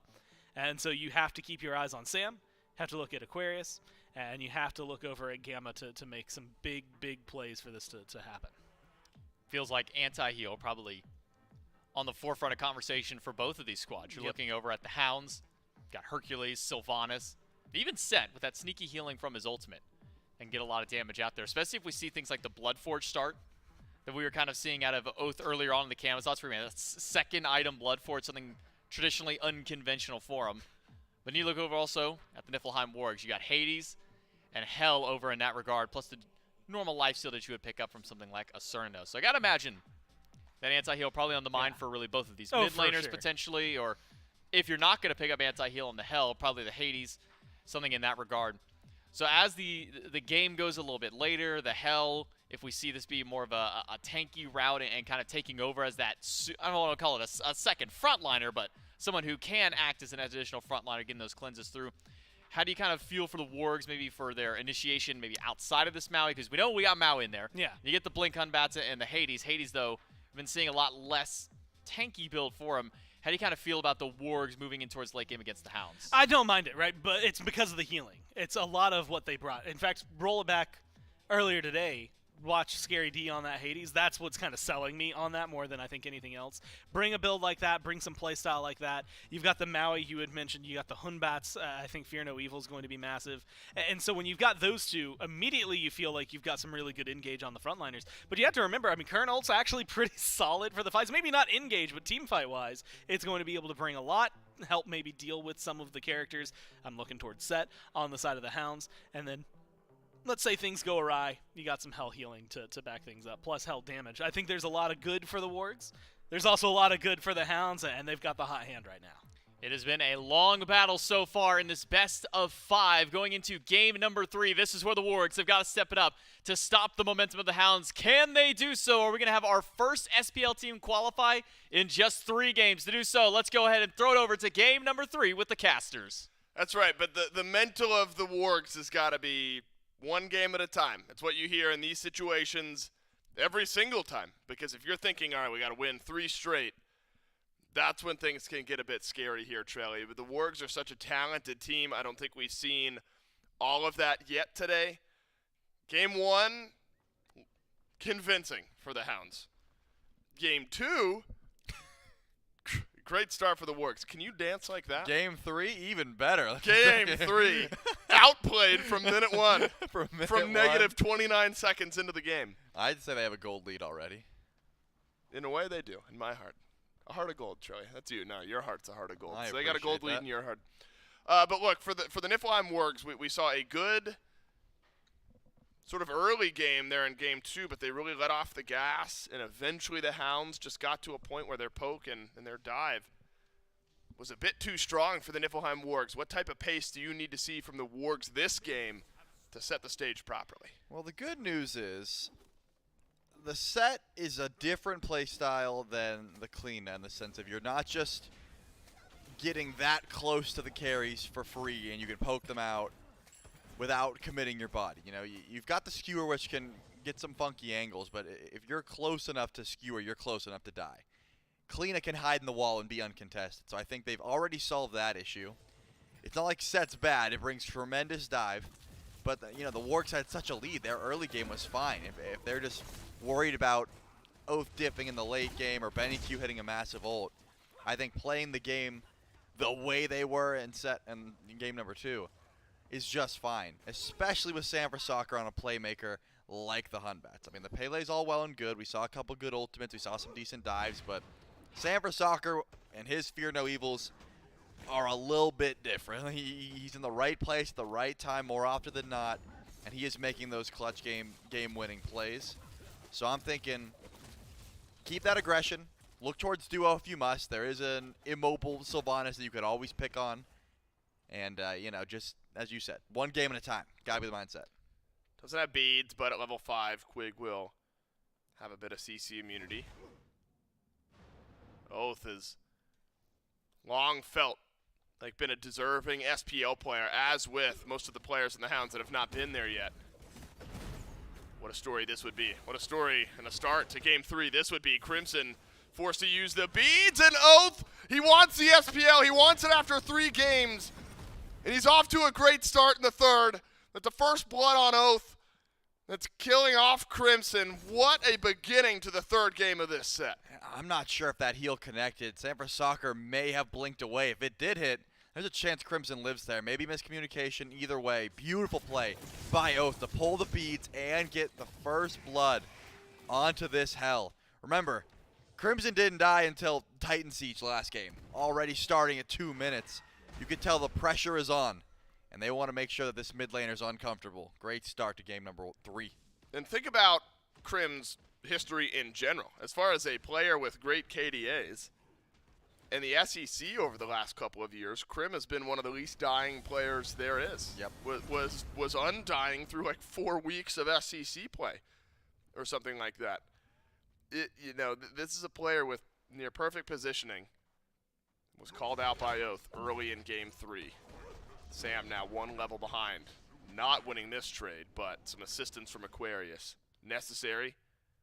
Will keep Oath at bay just a little bit longer. And there's similar stories for the Wargs, Trelly, as far as SPL and feeling like they deserve it. But a bit different, where it's Crimson. Crimson's trying to get to the SPL, flanked by SPL players of past. All of them from last year. The Wargs know what it takes to get there, know what it takes to play at that level, know what it takes to win at that level. Even Sam, who has won Worlds, Stuart was in Worlds finals this past year. They've been in very tense moments. This one of them, but remember, there's still a bit of pressure off, where if the Wargs end up losing Game 3 or Game 4 or Game 5, if we get there, you're automatically in the winner or the losers bracket finals tomorrow, which is another shot at making it into the SPL, but it'll be against one of the teams that awaits down there, Gilded Gladiators or the Aru Scorpions, depending on how the first set of our day goes. Potentially a long set to get through, though, Trelly. It could start here. But a great start for the Eldritch Hounds and Oath. Did have to use the beads a bit earlier on. Sam with this blink, now at level 5. When you talk about the Fear No Evils and how they hit different, it's some of the early game stuff as well out of Sam, but targets could be difficult to come by. And that's the issue. It's not, when you pick a Hunbats, your ults have to be on point, but also the follow-up has to be on point in the early, because Hunbats is not a 100-0 style jungler until he gets like level 20 full build. You're really looking to force fights and hope your team's got your back. You definitely can. If you're hitting your auto attack resets and you've got enough damage, you can find those plays, but Sam needs the team in this case, and looking over towards duo is still a good call. It's just there's a lot of healing with Quig and Vaporish Coast on the Sylvanas with the meditation. It's difficult to try and just 100-0 with all of that sustain available. Fighting with a rep Crimson would be able to give you your own sustain, but Benny Q's got plenty of ways to get out of Fear No Evil. Got the beads, got the Celestial Flight, as long as you're positioning well.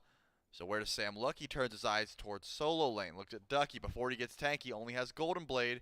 Once driving strike happens, maybe we see Aqua go into an ult and see if we can find a kill. Ducky is under some pressure, and Sam for Soccer here with the Fear No Evil. Aquarius nearly dies anyway, and still might, because Oath has made his way right. Aquarius back to base under the thinnest of margins, and a necessary answer back from the Wargs. Yeah, Oath tried to rotate over as quickly as he could. The second that Ducky used that driving strike, there was some danger, and Aqua gets low, but pretty slick yank there to make sure to get an answer back. Sam for Soccer getting credit for that kill as well, mirroring the one that Oath is able to get, but a lead XP-wise for this Hunbats. Very small one, because Oath just catches up to 7. but it's going to be a little bit as it continues. And I'm thinking these junglers throughout the entirety of this set have been finding little scraps in the jungle when they run into each other, trying to find those 1v1s. With Hunbat's ult down and Kingslayer down, probably going to be a quiet time for the time being. One thing we haven't talked about much, and I'm sure we will talk about later in the game, once team fights really start out, the dynamic between Pillars of Agony and Fear No Evil. We saw a bit of it now onto Ducky, really single target base, but so often with Hunbats, you're talking about what can you layer on top of that. Pillars of Agony, a fantastic combination with Sam for Soccer if the positioning of both Aquarius and Sam are used properly. And so team fight-wise, Trilly, the Hounds are going to have a lot to think about and a lot to consider a bit later on if Ducky and Oath and Quig aren't pulling in some priority targets and finding picks earlier on. I'll have to make sure they're keeping track of relics as well. I mean, this is a big beads burning comp from really both teams. As we see Oath is sitting by. He wants to dive Crimson. Yeah, he's definitely going to go for it with that low of goodness. HP. Yeah, that's about as free as it gets. Benny Q with the assist there and honestly did most of the work. Wow. There's just so much poke from the Yu Huang and Crimson standing with none the wiser underneath the tower while Oath in the perfect spot at the perfect time. Completes the tower dive, gets out, and another kill for the Eldritch Hounds. Both of them onto Crimson. Again, that's surprising because Crim is one of the least dying players on the Wargs, one of the least dying players in the SEC. Now been picked on a bit. Whereas needed to dodge out. The pullback from Ducky. Stun onto Stewart, forces the beads. Still a wild hunt. Dash in from Vaporish Coast. Stewart rooted in place. One last auto, no. But who's here? But Oath. And it's a killing spree for the Hounds jungler. He's not done. Gamma might fall as well. It's at least one trade out. And the Hounds playing around this set. Hungry for a shot to prove themselves in the Smite Pro League. What an absurd start to this game. You're right. Every time there's a low health target, Oath is in the jungle close by. And that's the benefit of having this set in the jungle rather than maybe throwing into mid. You can use that movement speed to get all across the map so easily. And that's what Oath has been doing. No one has been able to stop these gangs. Wow, Sam wants to try as well. Yeah, he's close, but he knows that it's going to be hard to force a kill underneath the tower. And Ducky, keen onto this one, places a ward over the wall, possibly to catch out Sam, but also just to make sure he knows if his blue buff is being stolen or not. It is. Not going to be able to confirm that one. The left side of the map certainly belongs to the Hounds for now, though. Could include the Gold Fury, but not yet. Not while Gamma is able to step forward.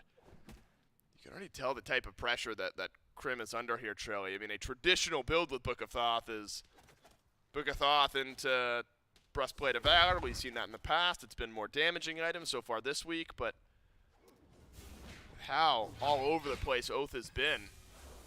Physical defense necessary for Crim in that second slot. Yeah, I think the Breastplate of Regrowth really helps in the set, or I guess the set in this case, if you're getting ran down. And I think Hell already it synergizes pretty well with the Book of Thoth, but Crim's been able to get some good poke on a Benny Q as well. It's just not often is the follow-up there. Gamma finally rotates out of lane for a bit to come near mid lane. Doesn't look like he's going to commit to anything. It's just going to step up and try to stop some backs.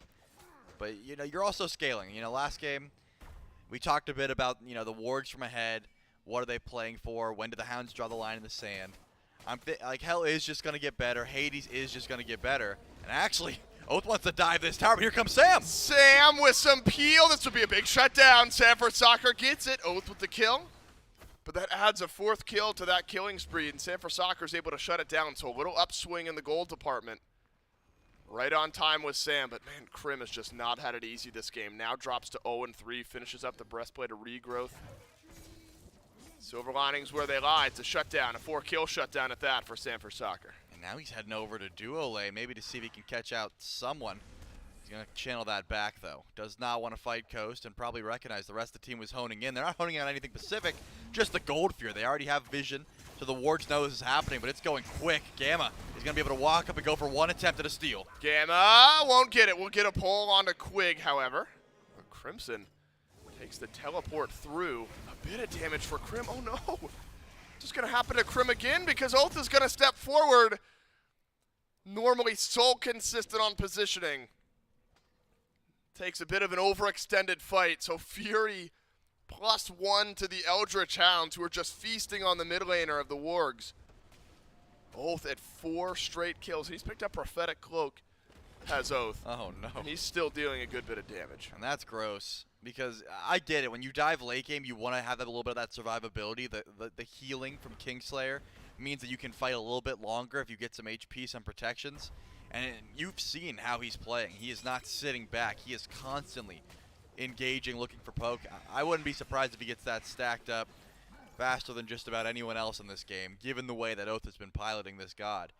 But Sanford has not had a quiet game. He's sitting 2-0 now, 11 minutes in.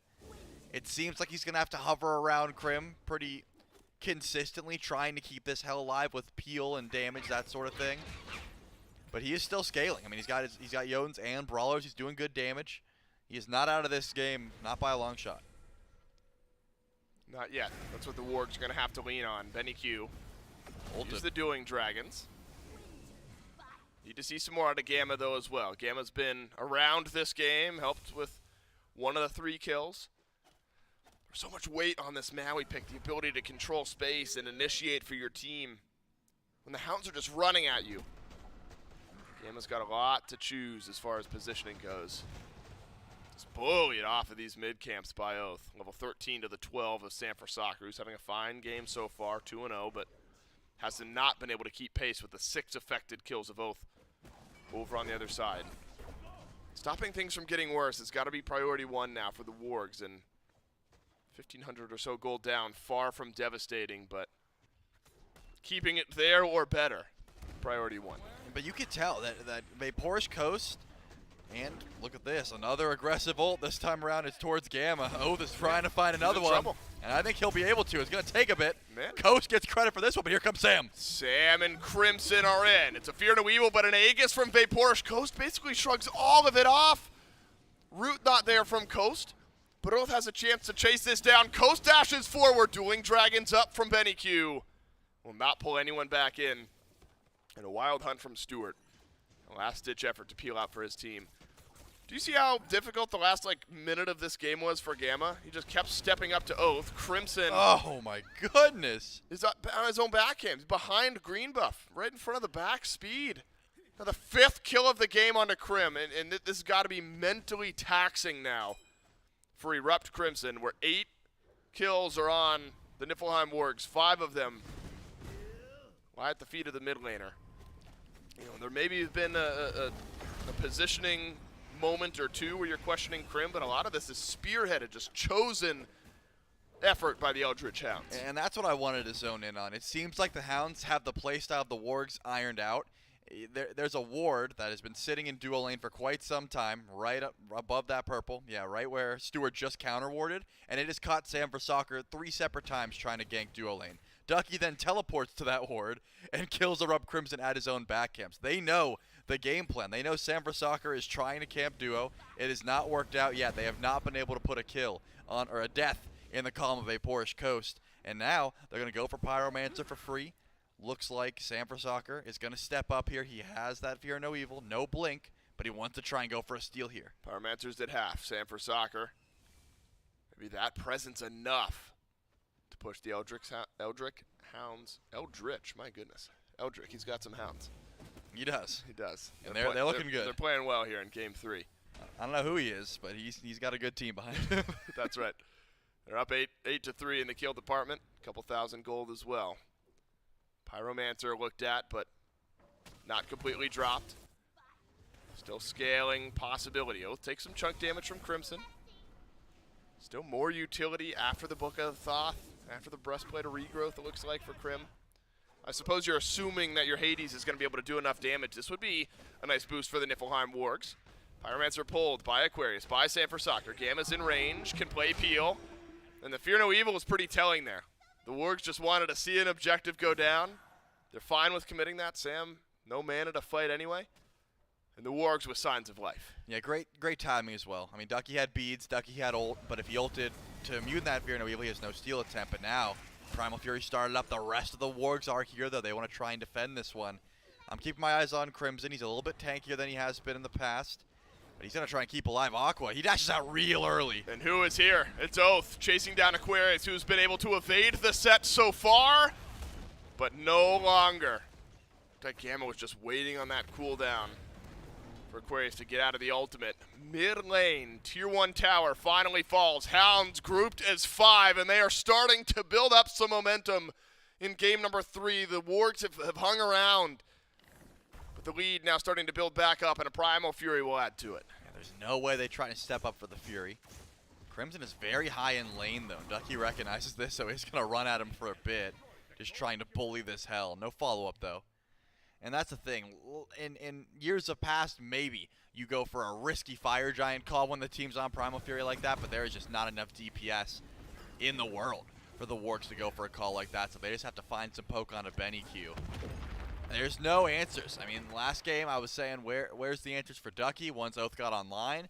Then it was some questions, but it just seems like this set is always in the right place. Notably, though, Sanford Soccer's still saving even. I'm surprised. With 5 kills in his pocket, this Hunbat staying level 16, it's not easy to do. You have to try and essentially just run to every bit of farm possible, and that's what Sam's been doing. Hasn't been hanging out too much in duo lane. I'm guessing realized it's probably heavily warded since the first couple times he tried to gank left, and since then has just been power farming. If he can get to level 20, I mean, these game-saving ults we've been talking about are still possible. He's got to keep that CC. Stewart far up in lane without a tier 1 tower behind him, but Alt and Bead still waiting. The Porsche Coast 3-0 in this game, where the storyline has been about Oath. Coast has always been there to follow up on the initiation of his jungler and the initiation of Quig, the support. 5 of 9, over half affected kills for Vaporish Coast as well. Ishtar, one of his favorite picks, and he's made it look good. Presence from Sam, who takes the teleport, but no real follow-up opportunity. These are where these games can slow down a bit, Trelly. I mean, there's no Fury, no Pyromancer, nobody's going for gold just yet.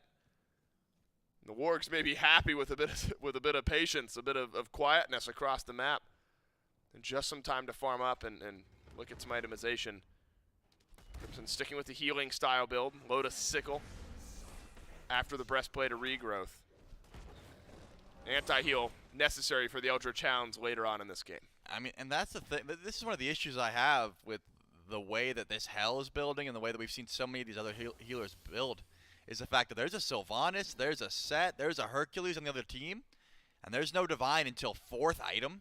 I get it, you need to survive, but in this case, it means you're pretty much saying you can't team fight until Erupt Crimson gets that 4th item online. But you're just using that CC. You're saying, hey, Aquarius has that Tainted Steel. He's going to have some anti-heal. Sanford Soccer's got the Brawlers. And I'm thinking Cursed Donk at level 12 from Gamma. All of that is what you're relying on. And now that it's here, maybe team fights start to look a little bit better. There was no answers for Kingslayer. You can turn your DPS on to Set if you actually have that anti-heal. Helps actually look for a kill instead of just let him free cast on the back line. And so far, Oath has been very successful free casting on the back line. Sam with Blink always poses a certain level of threat for the Eldritch Hounds, but a bubble onto Quig will keep him safe under the pressure. Prophetic Cloak from Oath should do the same. Finished a Heartseeker, though, on the Set. That is going to hurt so bad. However, the Wargs get caught out by it. Pyromancer, it gets pulled back by the Eldritch Hounds. It's low, but not completed. Not just yet. Crimson under pressure. Oath starting to step forward. Hounds have finished the objective. Dueling Dragon. Shove back Crimson, and he'll gallop away for now. And a Fear No Evil plus Wild Hunt should be enough pressure. A 3-man pull looks great, but Gamma dies after it. Aquarius will as well, but it's a killing spree for Sanford Soccer on a double kill from Vaporish Coast. The Hounds tired of waiting, and they're ready to start doing some fighting, and it's only the Wargs and Stewart and Sanford Soccer left alive. And there was some low health bars there. I thought Stewart was going to try and turn and fight, but it looks like if he dies, you're losing a little bit more than that Pyromancer. Full on retreat. Looks like the Hounds are going to go back to base, and then 2 options. Do you beeline for Fire Giant? Without Quig, doesn't look likely, so they're heading over for the Oni Fury. Sanford Soccer is able to pick up another kill in that engagement, but Coast sitting 5-0. I think Oath has a great dive. Gamma had a good ult, but there is no follow-up. There's no big chance to try and make a flashy play when you're this far behind. I mean, Aqua hits a 4-man ult, and it's essentially just his graveyard. That's all the Pillars of Agony can do. Oni Fury started up. You can see Stewart's close by, but I don't think he's walking up for a steal attack. Trelly, the winds of change starting to blow here for the Eldritch Hounds. They get objectives across the map. Gamma will drop some wards around the Fire Giant.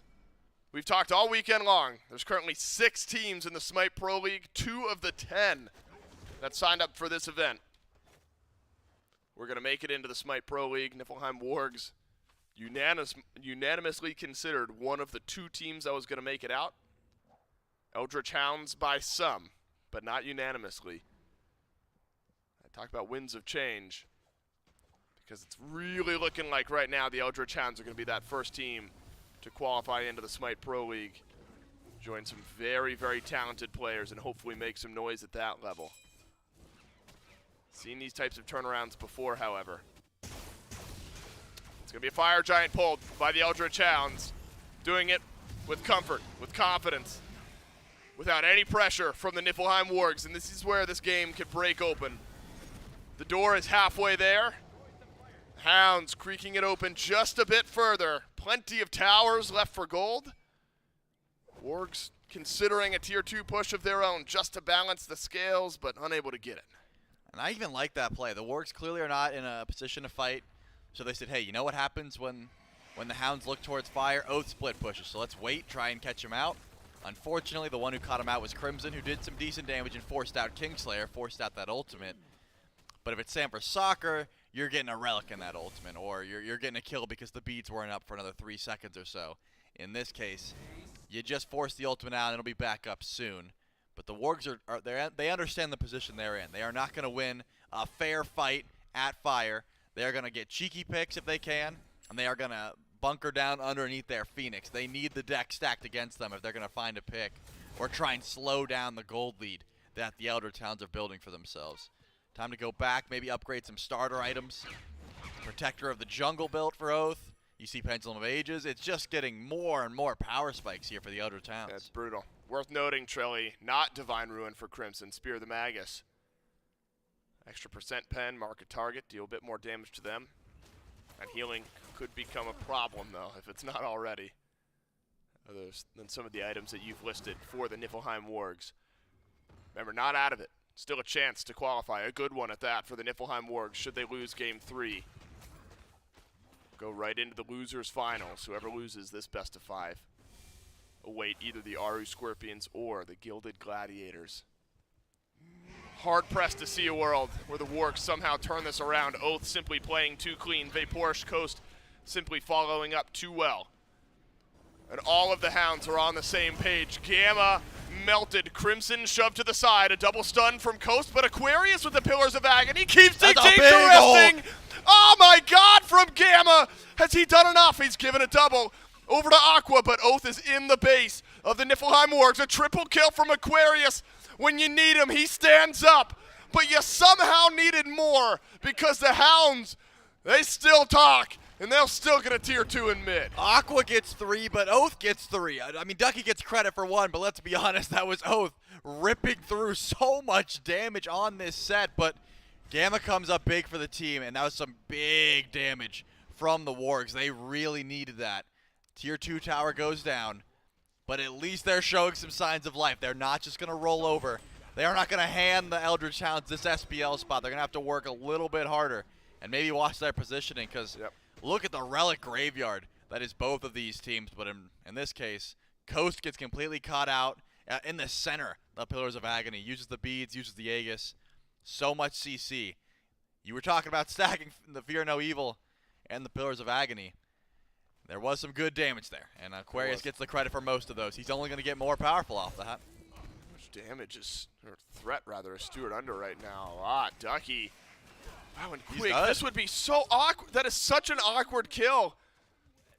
The Eldritch Hounds just pick up a clean one. That is so simple for Ducky and Quig. Now they're going to get a Primal Fury on the other end of it as well. That's 45 seconds without Stewart, without an AD carry, without one of the pivotal portions of the Niflheim Wargs defense.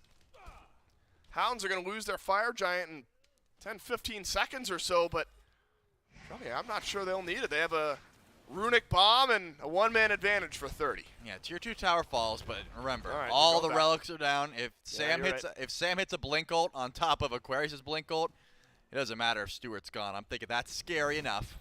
So they are going to full-on retreat and head for the Fire Giant once again. But still, Stewart's down for 10 seconds.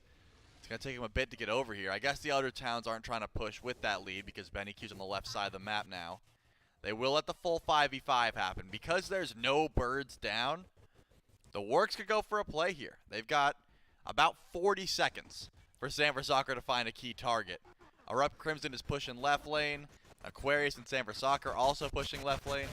It does not look like they want to make that call. It looks like they're just going to go for Fire Giant, get it for free. And the Hounds are going to push down the right side of the map. Going for that right side Phoenix. Not the easiest. Or I guess it is the easiest to defend in this case. Not the most valuable, but it's the closest one. And because the Wargs were able to push out left, those minions are farther back. Eldritch Hounds with all 5 members of Fire Giant. Niflheim Wargs, you talk about making a play. Now's the time for it.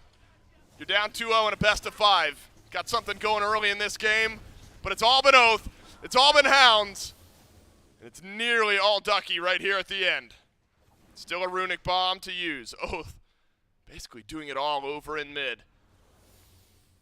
Players across both teams that have been, quote, the next up.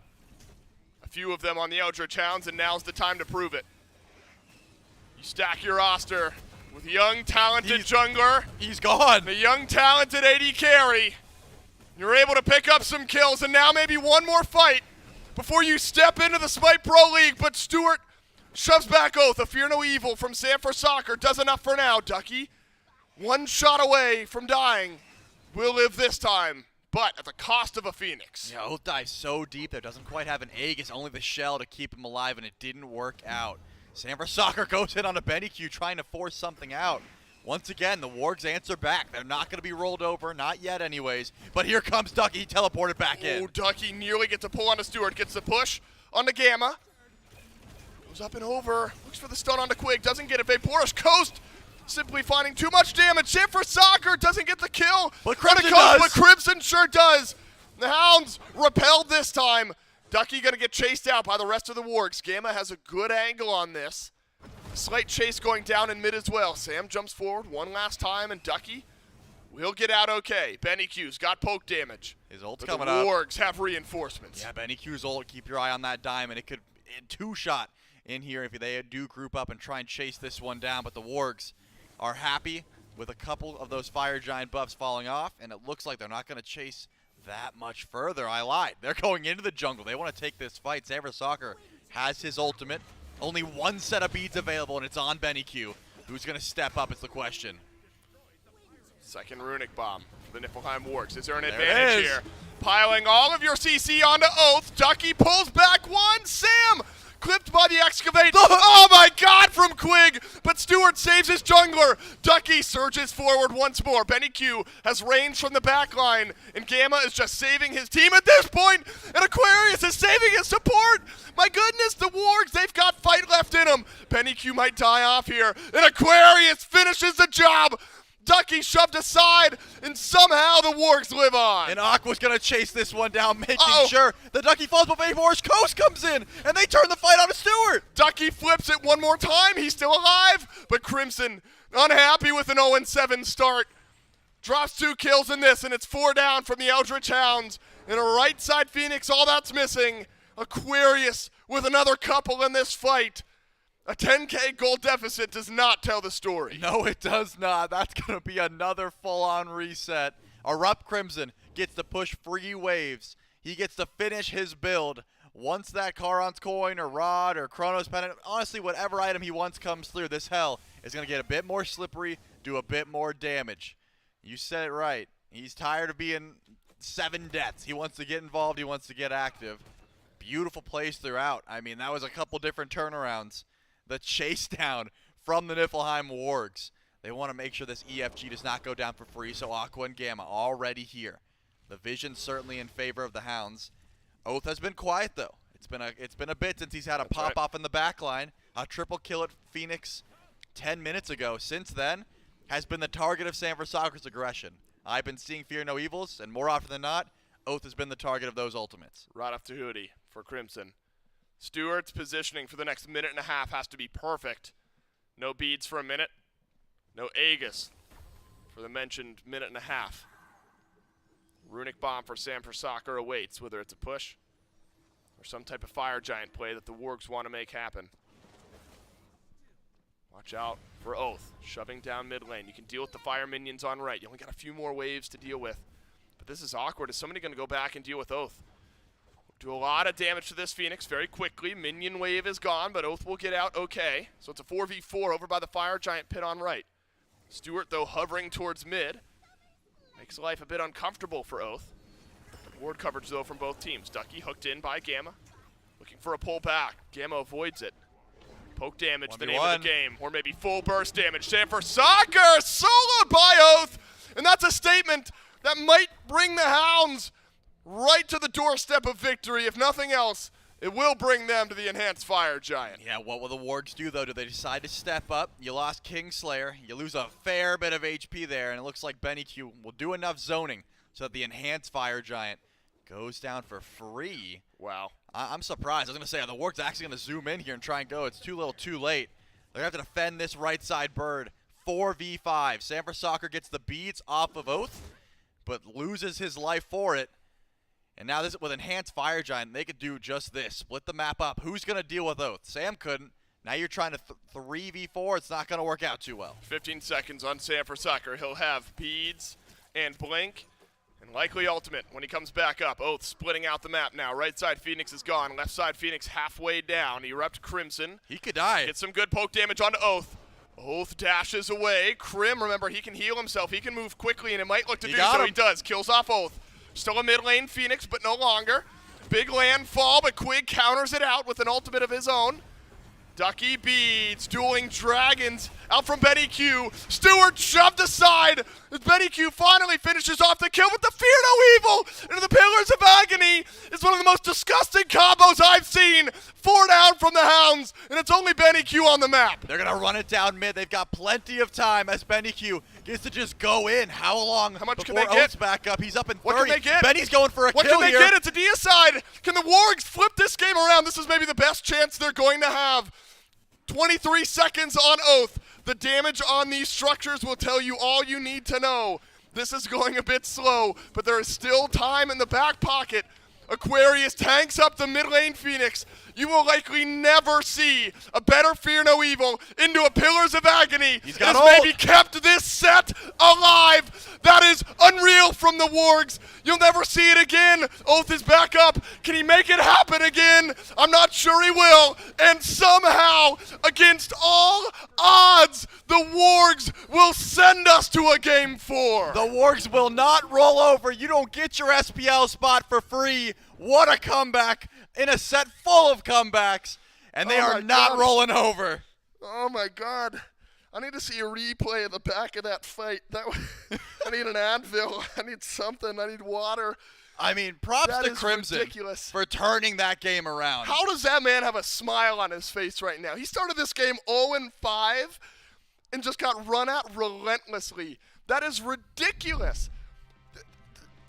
I gotta say, I think Oath threw a little bit. They had the advantage. I threw up a little bit. I didn't, but I saw you do it. It was gross.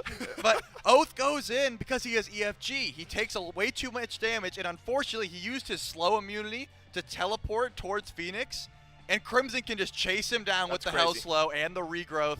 Gets that kill, and so much damage afterwards. I'm looking at the back of this fight because we're focused on the front of it. Yep. Now, the corner of your eye, you just see Aqua and Pillars Big of Agony, circles. and everyone's at like half HP, and they're all scurrying, and suddenly the Wargs are running forward. Then I'm thinking, there's no way. That is such a dire situation that the Wargs are in. That can't be understated. They're massively behind in gold. Their right side Phoenix is gone. Their left side's about to go. Their mid lane drops. The landfall gets the ult out of Quig, and that's it. Then it's just the team fight ults. That is nuts. There's a lot to break down after this one. Niflheim Wargs, they're alive. Game number 4 between the Wargs and the Hounds coming up next.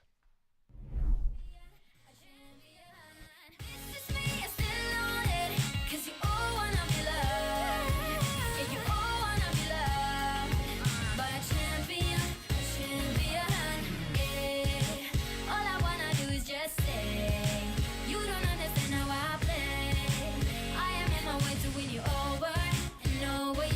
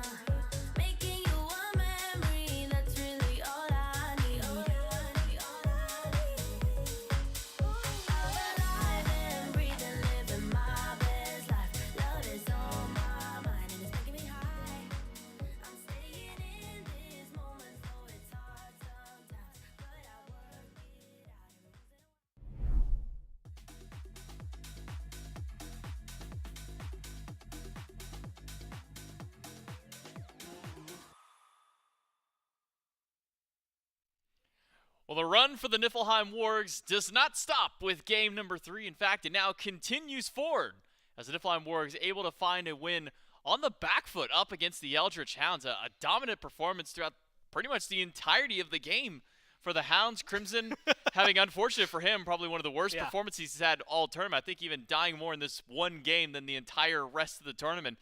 But that is not enough for the Eldritch Hounds to be able to push them back. The Niflheim Wargs able to battle back, and my friend Gormizer over here having a little bit of a giggle. The way Crimson described it in the break room was, I went scrim mode, and it's just he died a lot. At the ends, gets a lot done. Look, I was fully prepared to come out here again. You know, we got up when it looked like the Hounds were about to win, ready to rush out here. I was so prepared to just come out and have this whole thing about, hey, you know, this game goes really long. When a game gets this distance, you know, most of the time it doesn't matter how well you dominated, but the Hounds were able to hold out. Little bump at the end of the road, blah, blah, blah, blah, blah. Some of that still ended up being up true, right? Sometimes when a game goes long, you can ignore a majority of it. This is one of those, right? What you need to look at are all these highlights you're going to see from this point forward when you're starting to see Aqua with a triple kill. And then you're going to see kill after kill, play after play, where they are at their own damn Phoenix line, but they are defending like their lives depend on it, and in a way they do, right? This is for such a life-changing event, for such a huge deal, that it changes so much to make little plays like this. They turn them into big plays, right? Being able to take a 1v3 trade. All sorts of things that I think end up favoring them. And you have to imagine, one of those you feel like it's a hero play. Miracle play, delays the game a little bit, but the Hounds still have such a lead, right? Second time it happens, you go, well, damn, okay, the Wargs are showing up a little bit, but I don't know, with the lead the Hounds have, it keeps going even. It's just not going to be enough. You watch this team, and it's just fight tooth and nail for every single fight. And then you see Sanford Soccer get soloed on right. And you think, all right, surely that's the end of this game. That's the thing that's going to be what ends it. And then Sam Respawns comes out and gets a massive Fear No Evil, huge play, and that leads into a massive win for the Wargs. And it is exactly what we were talking about, J-Mac, and some things we talked about earlier this week. When a game gets to a certain length, all that matters is how many kills you can put on the board. Because if they have 3 people gone for a minute, you are set for so much on the map. You got all 5 gone for a minute, you're running it down mid, and you're seeing what you can do, and that's exactly what the Wargs did. And there was a moment near the very end of that game, you know, Fire Giant just gets taken by the Eldritch Hounds, and I looked on at one specific cooldown moving forward. Now, I don't know if this was the one that potentially could have changed things around, but you saw at the very end where Quig had to use his ultimate to immune getting pulled by the Maui. And the reason being is because when he walked out of Fire Giant Pig, when Quig had walked out, the Nakaba Fire Giant actually stole his Magi's Blessing. Now, I don't know if that would have been up by that point again, or if he maybe lost it right before the fight, or if that would have made the difference. But that's one little thing that I did notice, a small thing.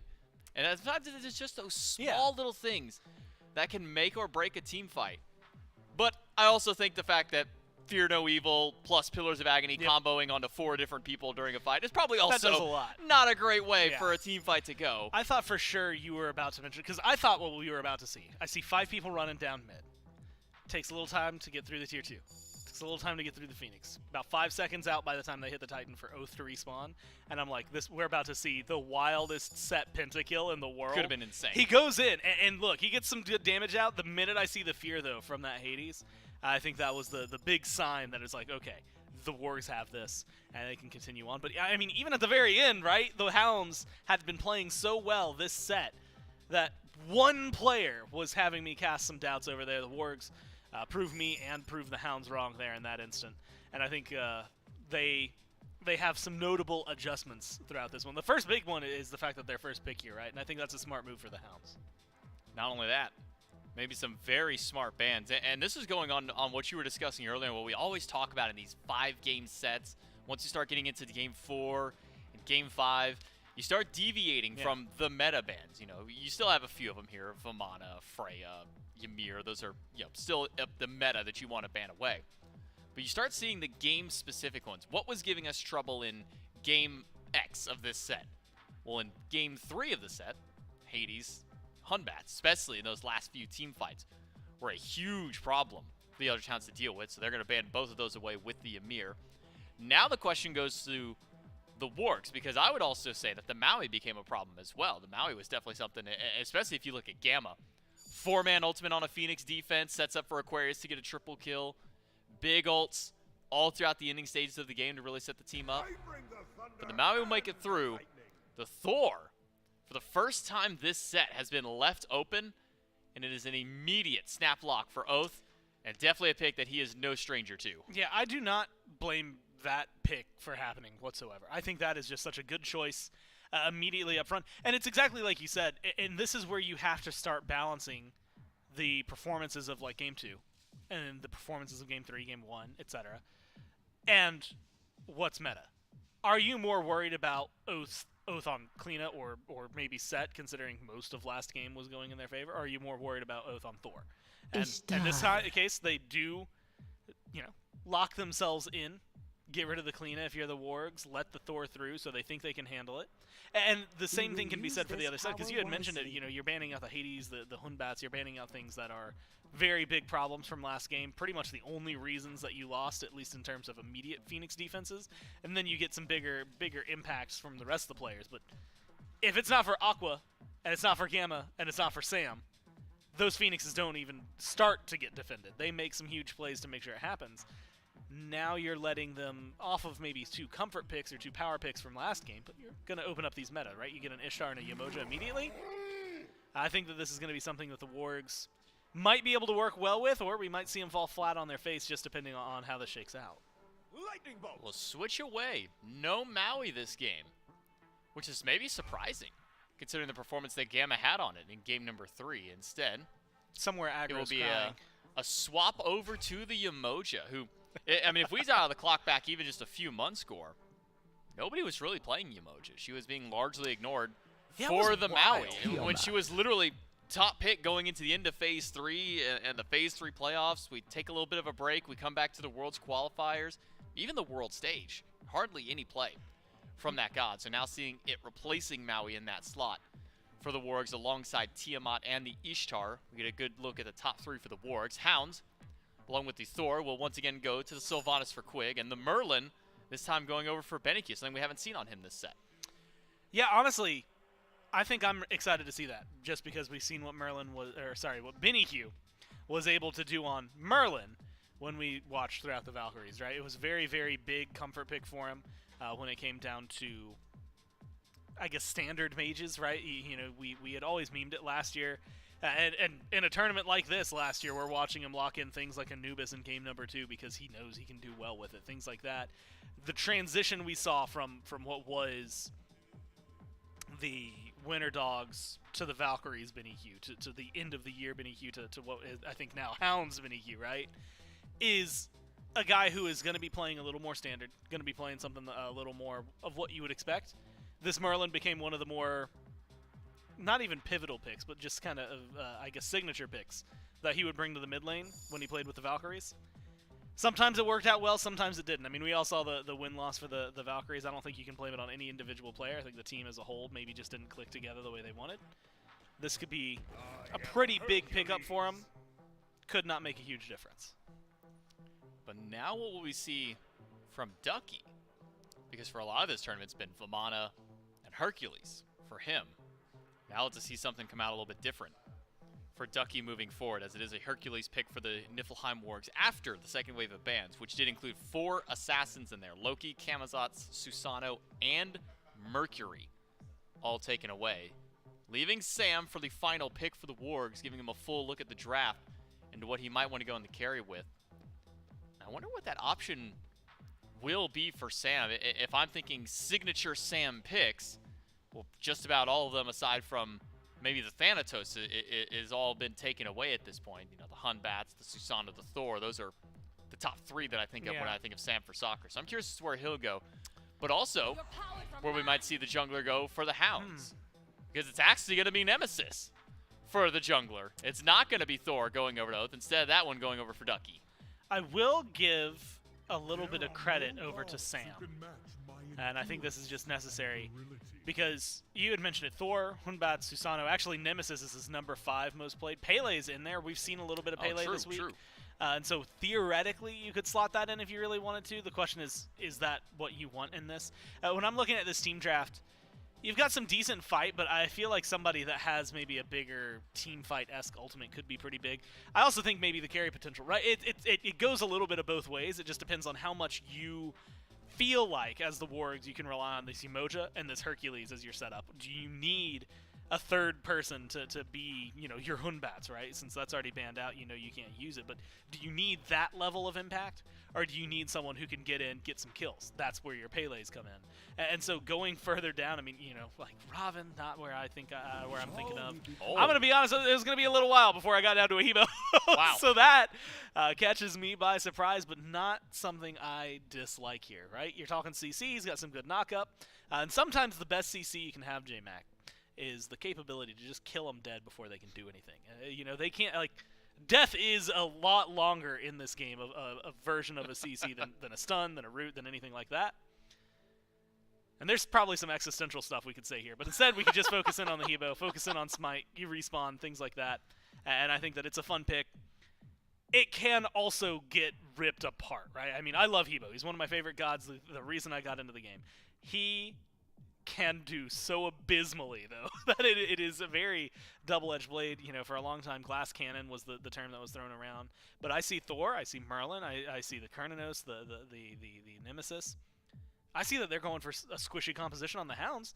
Even when they build tanky later on, if you're assuming, let's say, Thor solo, even Nemesis solo, since we've seen that, I have to mention it. Either of them, more than likely Thor, though. Go tanky, Hebo can burn through them. Right, you're going to be lacking a little bit, right? Assassins right now get the extra penetration just as the class. That is going to be something that you maybe wish you could get in on.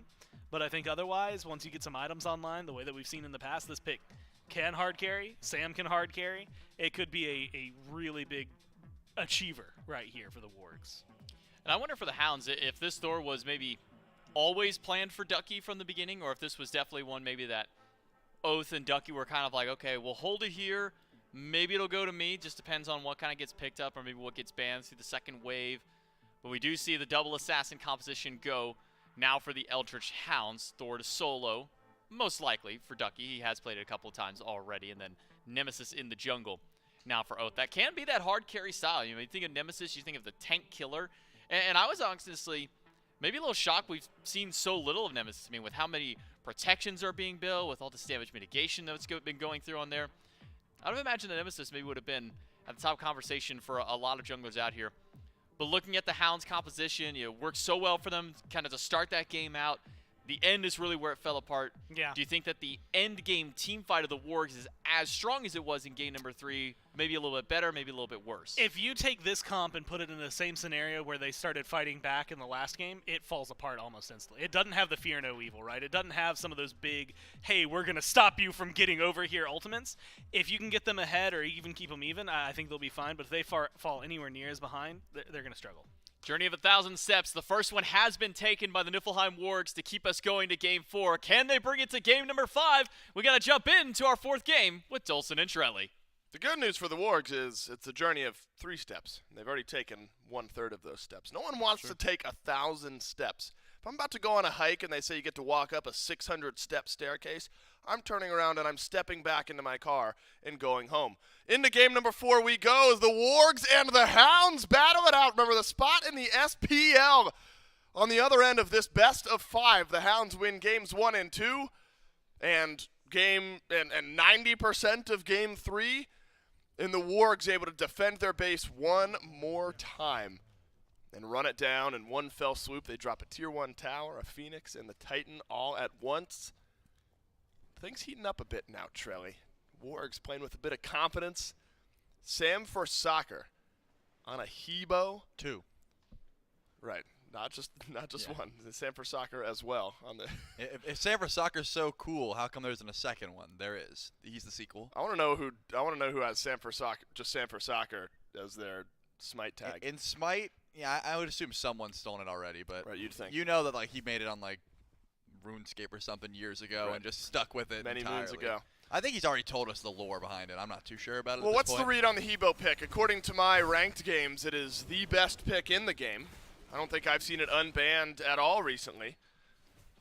But us down in the depths of the MMR pool are maybe not as keen on some of the pro-level play.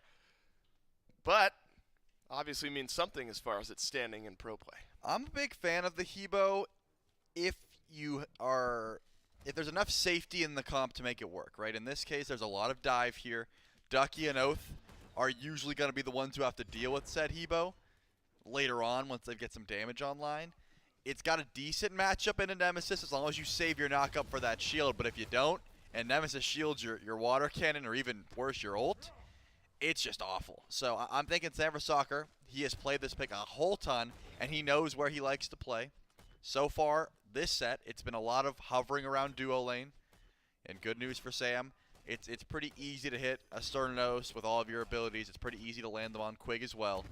He's got targets he can one-shot. If that's the case, then Hebo's always going to be fine as long as you're able to stay safe and watch your positioning. And I'm sure Oath knows this. Yep. He's got Blink. He wants to try to hunt down Sam as early as possible before Crushing Wave gets online. Sam has beads. That should bridge the gap a bit, right, until Crushing Wave is online. Chase down, he erupts Crimson over in mid. We finally get back to the mid lane battle that we've been talking about all week long, which is Merlin versus Tiamat, after some differences in priority so far throughout this game, or throughout this set, rather. Talk to me about relic choices, if you will, for Sam. Gone beads early. Do you feel like you can get by with Blink until level 12? Do you think you need a Blink at level 12? Certainly changes the dynamic if you are able to use a Blink. Or does that sort of depend on how the game has gone for Sam up to that point? Yeah, if you go Blink, you have to stay away from the right side of the map, just because if Ducky knows, hey, there's a squishy Hebo nearby that doesn't have beads, there is just so much damage you can find with a Thor combo. You've got the immunity to the knockup with Berserker's Barrage, and it's just, you can really bully a Hebo without beads. So definitely a smart call by Sam. At 12, I do not think there's a way you don't get Blink, because if you're looking at engage wise, you're putting a lot of that weight on your engage onto Aqua hitting a pull or Gamma hitting a whoop or even the ultimate. If not, you know, Sam has to close such a far gap to actually use his abilities. Blink, Water Spout, Crushing Wave, it's as easy as it gets. It's a combo that's been around for such a long time. Something we haven't seen the junglers do much of yet this set is heavy, early, and often presence around the opposing squad's blue buff. It's happening now. Sam using the beads for the slow that Oath has applied, and that means he's under pressure from the wall from Ducky.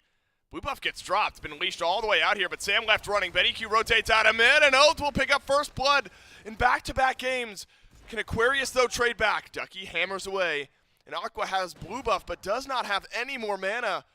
This is a long chase down, and look, Crimson's not rotating over. Crimson heading over to green buff on the other side of the map. Aquarius, at some point, has just got to drop this. First blood plus what could be a blue buff here for the Hounds. Yeah, Sam's close by. Doesn't look like he's going to head over here. Aqua's got enough mana for the 2-1 combo, and it looks like he only needs the 2. Going to be able to confirm that one, so that's good for Aqua. In this case, though, you're giving that first blood over to Oath. Hebo, level 5, very scary. Level 4, unfortunately, Oath plays it perfectly. Right? The second that 3 was down, he dashes his way over, uses the shield to immune a water cannon, and Sam for Soccer's playing for his life instead of playing for aggression. At level 5, maybe a little bit differently. He just ticks over. Now he's got Crushing Wave. Where is he headed? Currently, over towards duo lane. Probably the right call. Yep. Hovering towards left. Pick up some farm there. The support pivot here for Gamma. Remember, it was a Maui in game number 3. Had some pivotal moments. 4-man pull, followed up on by Aquarius, who had an amazing game on the Hades. Quig is going to stick with the Sylvanas here this game, so some sustain out of both of these supports. Big River's Rebuke could provide some good setup, some good funneling of targets maybe for Sam, for Aquarius later on in the game. Support battle has been a lot of fun to follow. It certainly has, and I think a lot of sustain in this game as well. That's been a topic of conversation for pretty much every game so far this set. You know, our up Crimson on the Hell. This time around, Quig once again on the Sylvanas and the Yemoja on the other side, so anti-heal. Going to be very important for both of these teams to try and pick up, just to try and deal with some of that sustain in some of these fights that, you know, aren't over in the first 15 seconds. If you start cycling those heals, it does get a bit annoying. But it does look like we have a bit of a wraparound attempt here. How much can Oath do with just Vaporish Coast underneath the tower? Gamma seems to know. He's looking for it. He finds him out immediately. But I don't think there's too much kill potential here. Well, Oath maybe thinks differently. Uses the ultimate on a Stewart. Gets a lot of his health. You were right. Kill pressure not at an all-time high, but builds up some lane pressure. Sam for Soccer over the wall here. Water hands, but no water spout. Oath will just sustain right back up from Quig, though. Blink forward from Oath, drops the purple buff. Small win for the Eldritch Hounds after a bit of investment. Use the blink, though, so limits what this Nemesis is going to be able to do. Aquarius, nice pull onto Ducky. Doesn't drop the blue buff this time, so small buff skirmishes, Trelly, happening all over the map. Both junglers being pulled towards left. Yes, they are. I was curious what Sam was going to go. In the jungle, Book of Thoth is usually the call. Soul Gem next, or in this case, could be Divine. But look at this early pull here onto the Gold Fury, and it's going to be confirmed. There's no one from the Wargs that want to step up. The Eldritch Hounds get a 6-minute Gold Fury for absolute free. They've got the first kill of the game. They got the first objective of the game. And all of this is uncontested. And that's just by that pressure that was put over towards left, of course. Wasn't able to find a kill on the Stewart. Oath just does some good damage, but forces the retreat. A possible purple buff invade, which ends up working out. Into a Gold Fury. And that's just from Oath coming over to left lane. Yep, you're going to need some stack-up time, though, for the Wargs. Tablet out of mid, Sam for Soccer with Book of Thoth in the jungle. Golden Blade for Aquarius. That'll help him clear those waves, but for now, feels like Sam's, don't worry, guys. Eventually, I'll be able to one-tap the back line. Give me a bit of time before I get there. The rest of the team might agree as well. Now maybe tense for both teams. We're in a game 2 where the Eldritch Hounds are up 2-0. You can play a little bit more wild. You realize you can step forward. You can play a bit more aggressive. Now in game 4, after you lose that game 3, you're like, okay, well, if the Wargs win this one, they've won 2 straight. We're going to a game 5. So while you still do have room for error if you're the Hounds, the mental and the momentum shift, should that happen, would be pretty big. And the Wargs are still in their same spot where they're down to set point here. So they've got to play slow and calculated as well, looks like.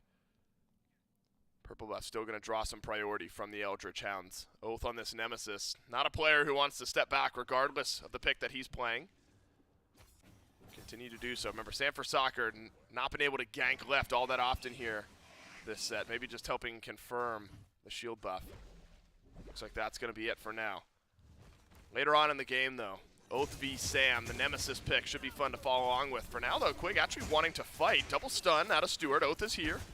Knock up from Sam for Soccer. Gamma's in some serious trouble. The best that he can do, drop his ult. He's dancing over on the other side, and the Riptide's enough. Oh my goodness! Gamma plays it perfectly. He's unreal, and Sam is there to flip the kill around. Krim is rotated out of mid for coverage as well.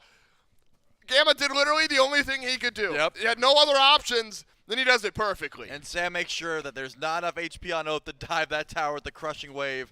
And he gets credit for that kill. Evened up 1-1. Beautiful rotation as well. Benny Q meets it halfway. Says, hey, Crimson, you're not coming through. This fight is over. They have a little skirmish in the jungle. They go back to mid lane just fine. But you highlight it.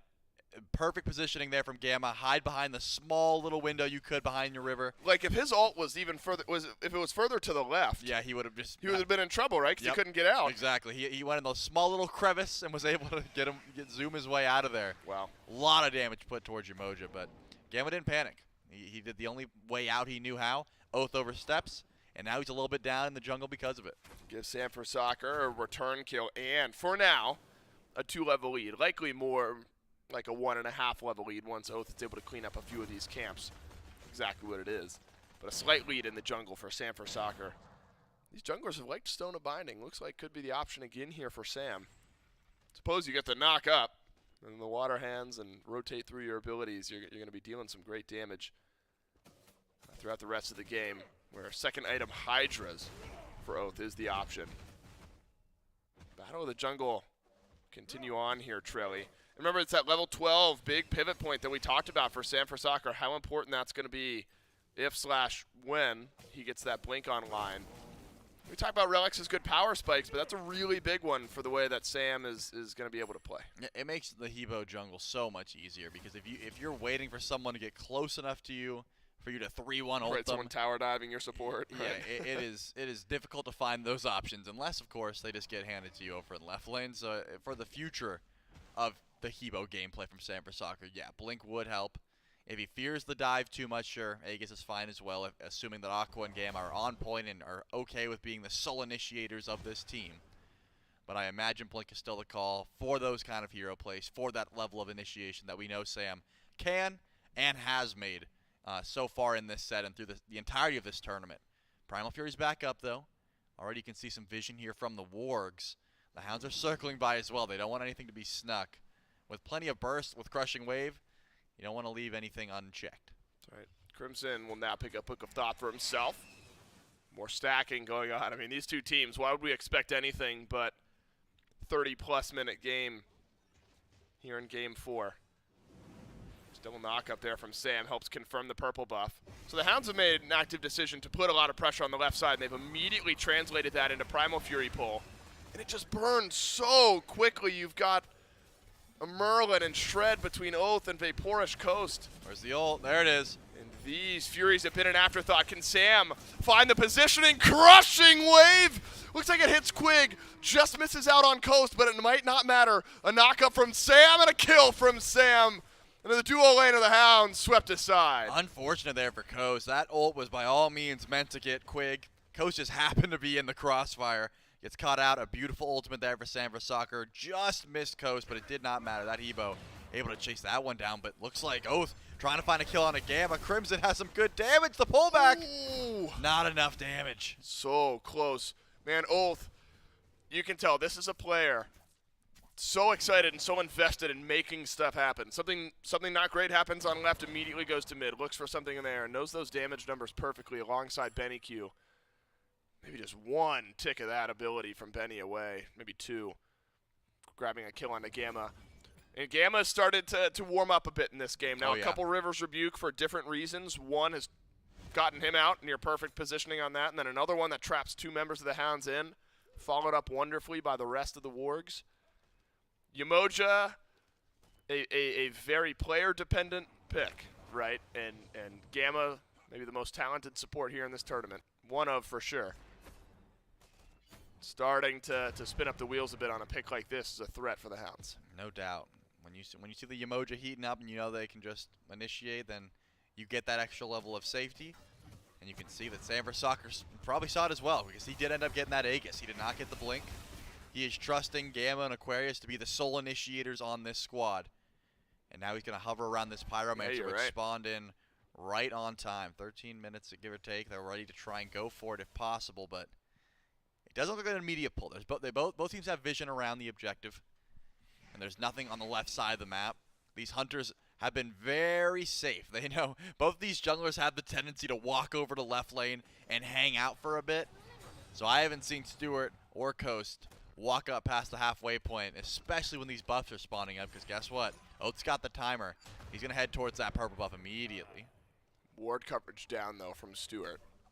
Sam, rotate to this side of the map as well. It's going to be an immediate 2v1 until Vaporish Coast is able to get in range. Oath rooted in place. Sam is when you might wish you had a blink. Unable to get in range for the knockup, and so Oath able to shrug it off. Stroll away, fine. Pressure from the jungler continues while Benny Q mounting pressure onto Crimson. Playing with fire there, sticking around. Well, that was actually the Arcane stance. Yeah, it was the Arcane stance, right. Playing with Arcane there, sticking around. Able to build up some stacks, get the farm down nonetheless. Benny Q's Merlin. It's been written about, it's been seen.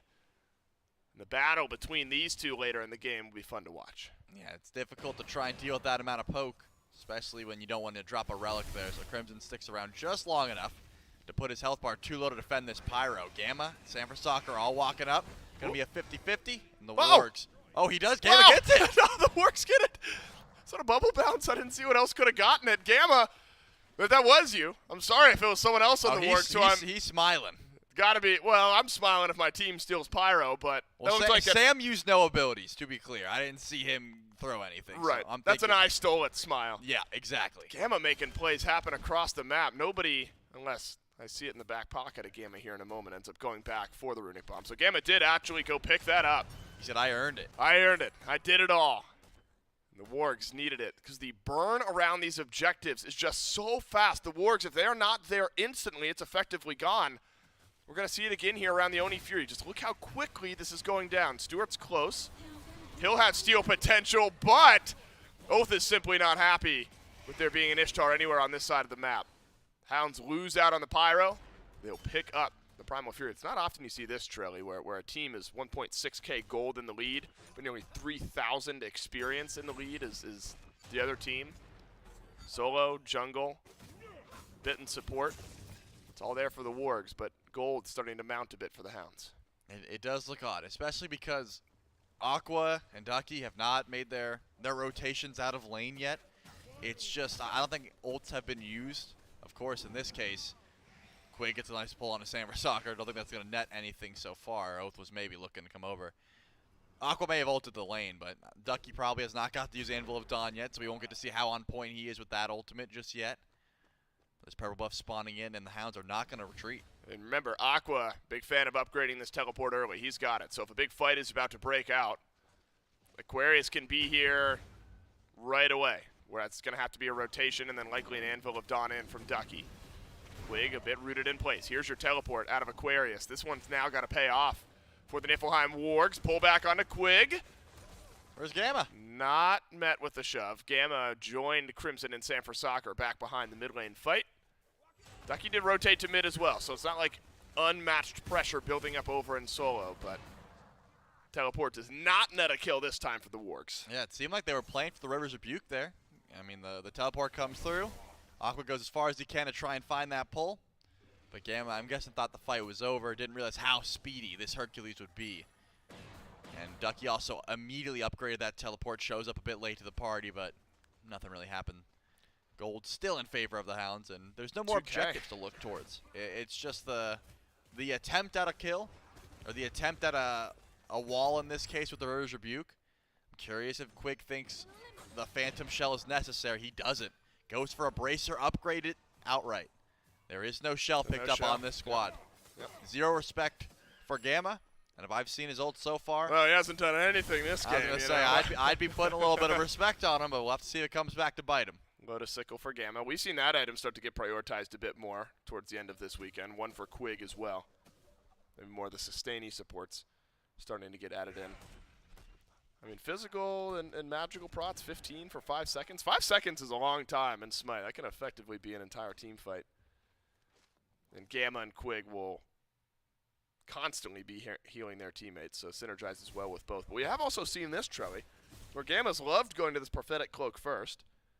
Quig has loved going to the Thebes first, but both end up arriving at the same second item. Yeah, depending on the god, I think it matters more. In this case, there's not much poke Sylvanas has, sure right? Quig's You doing. can't really walk up and hit your... I'm hitting 30 pulls, 15 on on physical characters, and 15 on magical characters.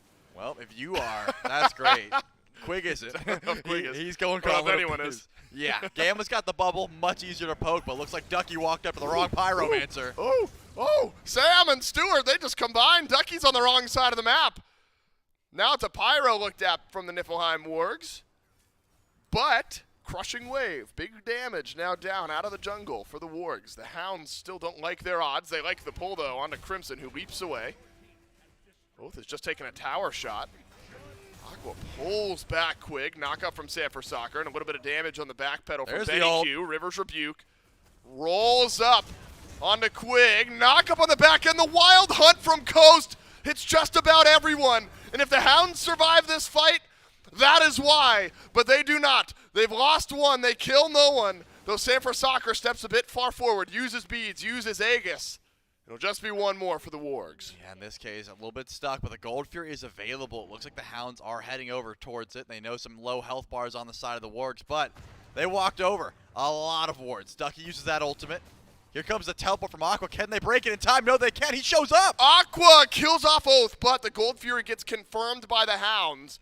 And so it's been a battle of objectives v fighting. The Wargs have been able to get a couple Pyromancers, one a steal, one a confirm.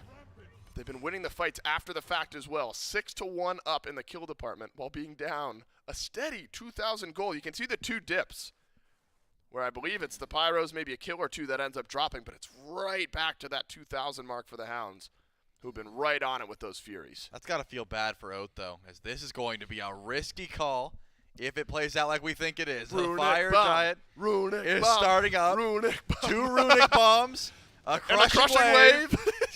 We'll have to see if that's the call, but it looks like walling off Aquarius is the play for now. Fire Giant down to half. It's Aquarius up on front. This is either a game-winning or potentially a game-losing type of play, depending on how good or bad it goes. Bombs are down, but the Hounds somehow out-confirm. It goes wrong right at the wrong time. That's got to be a tick from Benny Q, and it is. The Hounds steal it away. You had 2,000 true burst damage, and it still is not enough. It is not, and now Aqua trying to find a pull, trying to get something out of this. Quick loses the Fire Giant buff, but it looks like the Wargs are the ones who are going to push despite not having that Fire Giant buff. The Hounds are happy about that one. Ult either. No, he But that's so much commitment, right? I mean, I guess if you're using Sam's ult and both of your Runic Bombs. Well, in this case, you wish you used your fear of using the ult there is that you need to chase down after and fight. They weren't able to do that even with the ult. I think we're going to take a breather for a second. I want to see if we can get the moment. I mean, because that is not easy to out-confirm. For Benny, I mean, you likely see the burst, although he probably just throws that as one. Right up and over the wall, which he does. Able just to do the last bit of tick damage. In the meantime, Oath is ganked over in duo. That's killed off Sam for Soccer. So this Fire Giant buff starting to actually build up a bit of momentum for the Hounds. Missed pull from Quig. Looked good early on for the Hebo. Suffered a couple of deaths now. And Sam gets caught out over on left. Once again, that gold lead, what happened? The Hounds are in the lead. Gold-wise. It is 2-7, which is not a lot of kills. I don't know who this is in favor of, because so far this set, the lead has not meant too much, as Aqua is going to TP out, trying to fend over on the right side of the map, give up this tier 2 power in the process. Maybe a soft defense here from Gamma and Stewart. This first Fire Giant, though, does not seem to me like Phoenix breaking territory. The game is it's too close to quarters. I mean, the lead is big gold-wise, but it's not so big that you really are comfortable tanking up for a long time, especially when Ducky wants to initiate with his ultimate. He can't be the guy to walk in. He's going to be losing a lot of that value, so you're looking towards Quig. Well, Quig's got 2 items, and one of them is Lotus Sickle. He's not really capable of tanking up a Phoenix that long. Right. So try to get as many towers as you can for now, and then maybe just group up for this Pyromancer, the next call. And the Wargs have scrapped so wonderfully this game. When I talked about game-winning, game-ending type of play, because of how different the game can look. Wargs likely would have been ahead, but instead the Hounds steal it away despite the confirm that the Wargs have on their side. Wargs will at least get the Pyromancer. And not so far behind that when the Fire Giant buff falls off in the next minute or so that they cannot step up and fight over it. In fact, the Wargs are going to be right on time rotating to left while this Fury respawns. We know how quickly the Hounds want to burn it down. Oath does not have Blink for 15. Relic's looking a lot better than they did after that Fire Giant fight for everyone on the Wargs. Basically all carries will be as safe as possible. Aquarius forward, takes the ultimate from Oath, backs away, doesn't lose much damage. Great River's Rebuke out of Gamma, and a nice stun from Stewart on the back end as well. Oni Fury is low. Oni Fury confirmed by the Hounds, but Oath is all on his own. He's walking towards Sam for Soccer, desperately trying to get away. Ducky! And it's a Thor dunk from Ducky. He does the Sam thing to Sam, and he chases down the rest of the Wargs. And could be more on the other side of it. Crimson run at by Oath, and this one will strike pay dirt, and the Hounds have some more. And Oath's not done with this. Stewart forced to Aikens, and here's the burn from Benny Q. They want to chase this all the way to the fountain, and Stewart's going to fall down here. Oh my God, this is brutal. And the Eldritch Hounds, they've got death timers. The Eldritch Hounds have found an opening fight seemingly out of nowhere. They've stolen away a Fire Giant, and they've stolen away a chance for the Wargs to qualify into the Smite Pro League. It's players who have deserved it. They have not wanted to be given a spot. They've wanted to take a spot. And the Eldritch Hounds join the Smite Pro League. The Eldritch Hounds off the back of a crazy chase down and a massive ultimate there for Ducky. I mean, that Thor might as well have stamped the ticket to the SPL for the squad. Beautiful chase down. Oath goes crazy. And look at those smiles. Wow. That is a well-deserved win there from the Eldritch Hounds. Man, I rewind. It felt like that game was just suddenly over, right? Yep. We're a few moments ago watching the Wargs pull a Fire Giant with double Runic Bomb and a Crushing Wave, and out of nowhere, the Fire Giant gets stolen by BennyQ, and then the game is over like 3 or 4 minutes later. That is absolutely wild by the Eldritch Hounds, and mental resilience after what was a pretty tough loss there in Game 3, able to close things out in Game 4. It's an impressive team.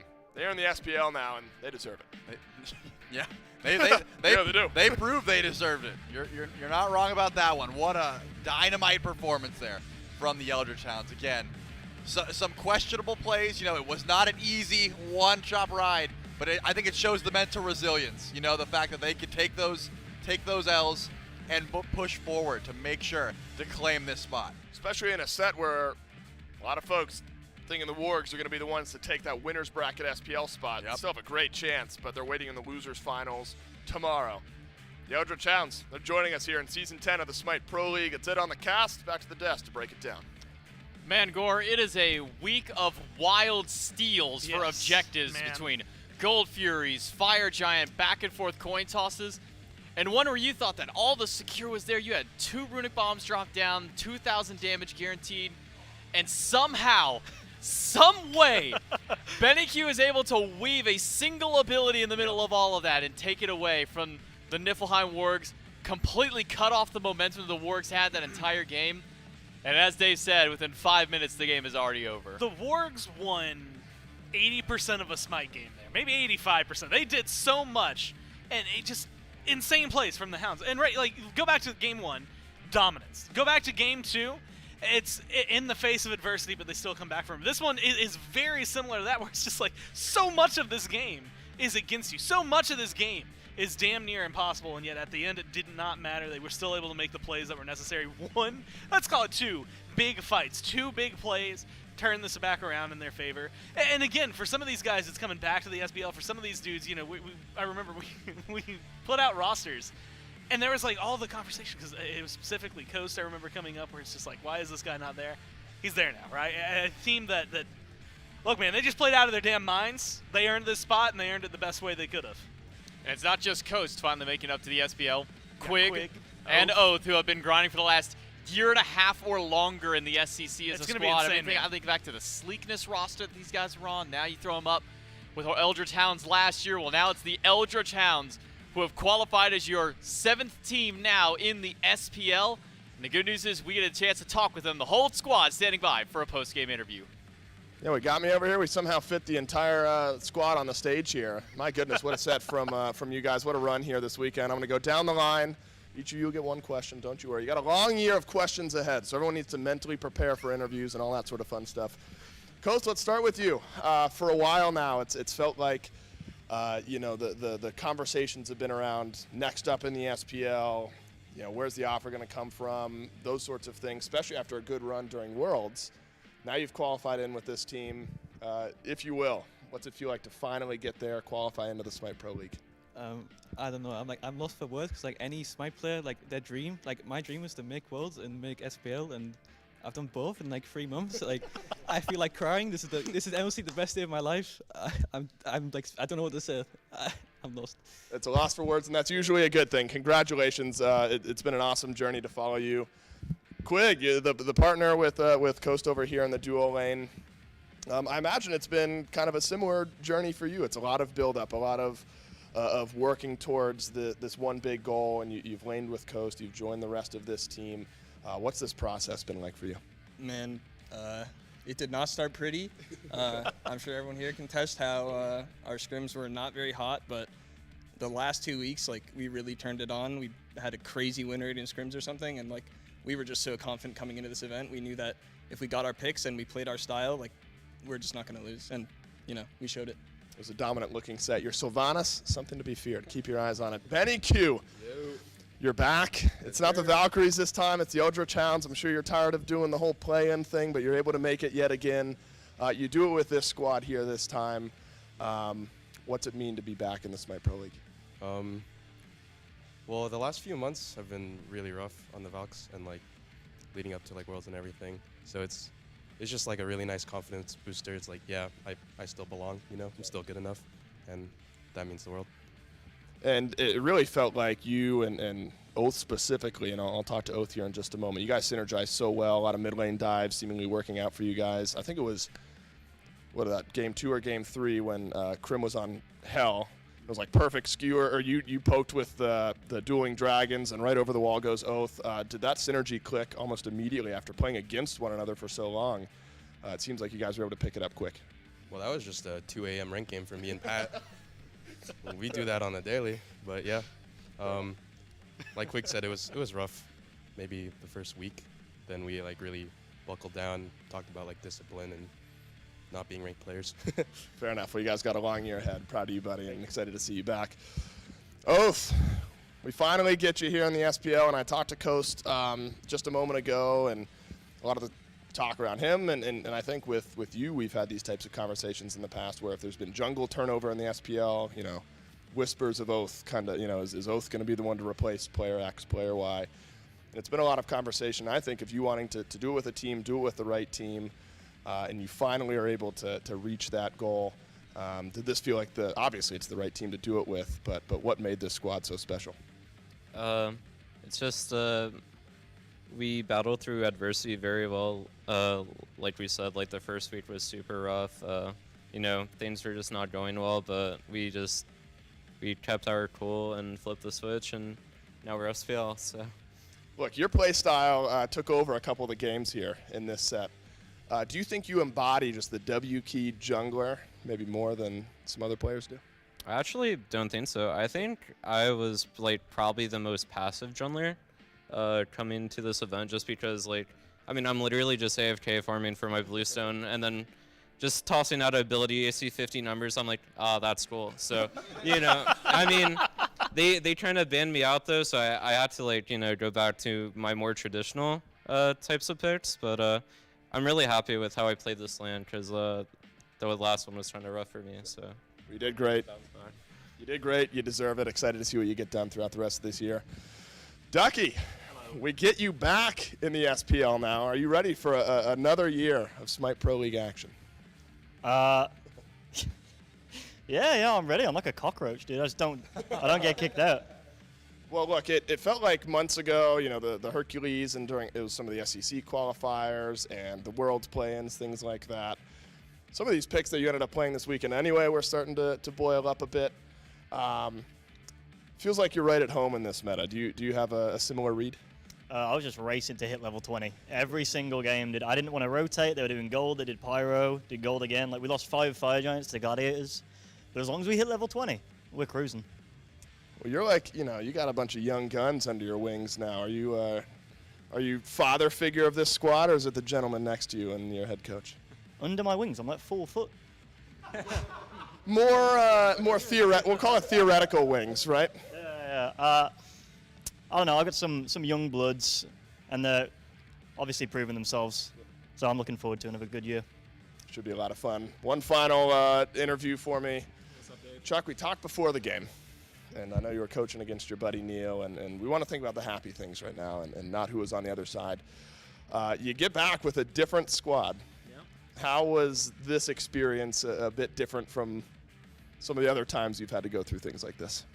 I mean, honestly, it's been kind of similar to how, you know, some other teams, or like, you know, Warriors, for example, going through play-ins, like obviously, you know, joining a new team as opposed to Warriors where we just were together for a while, like Neil and all them. But like, you know, once like after like a week with these guys, I'm like, oh, these guys can do some, we can do some business here. So yeah, I'm just really happy to, you know, qualify, you know, like this with a team that is so hungry and like wants to do it, right? Like, I'm just, you know, so happy for, you know, so many of these players, like Coast especially getting in, like Pat, Quig, like everyone, just really happy.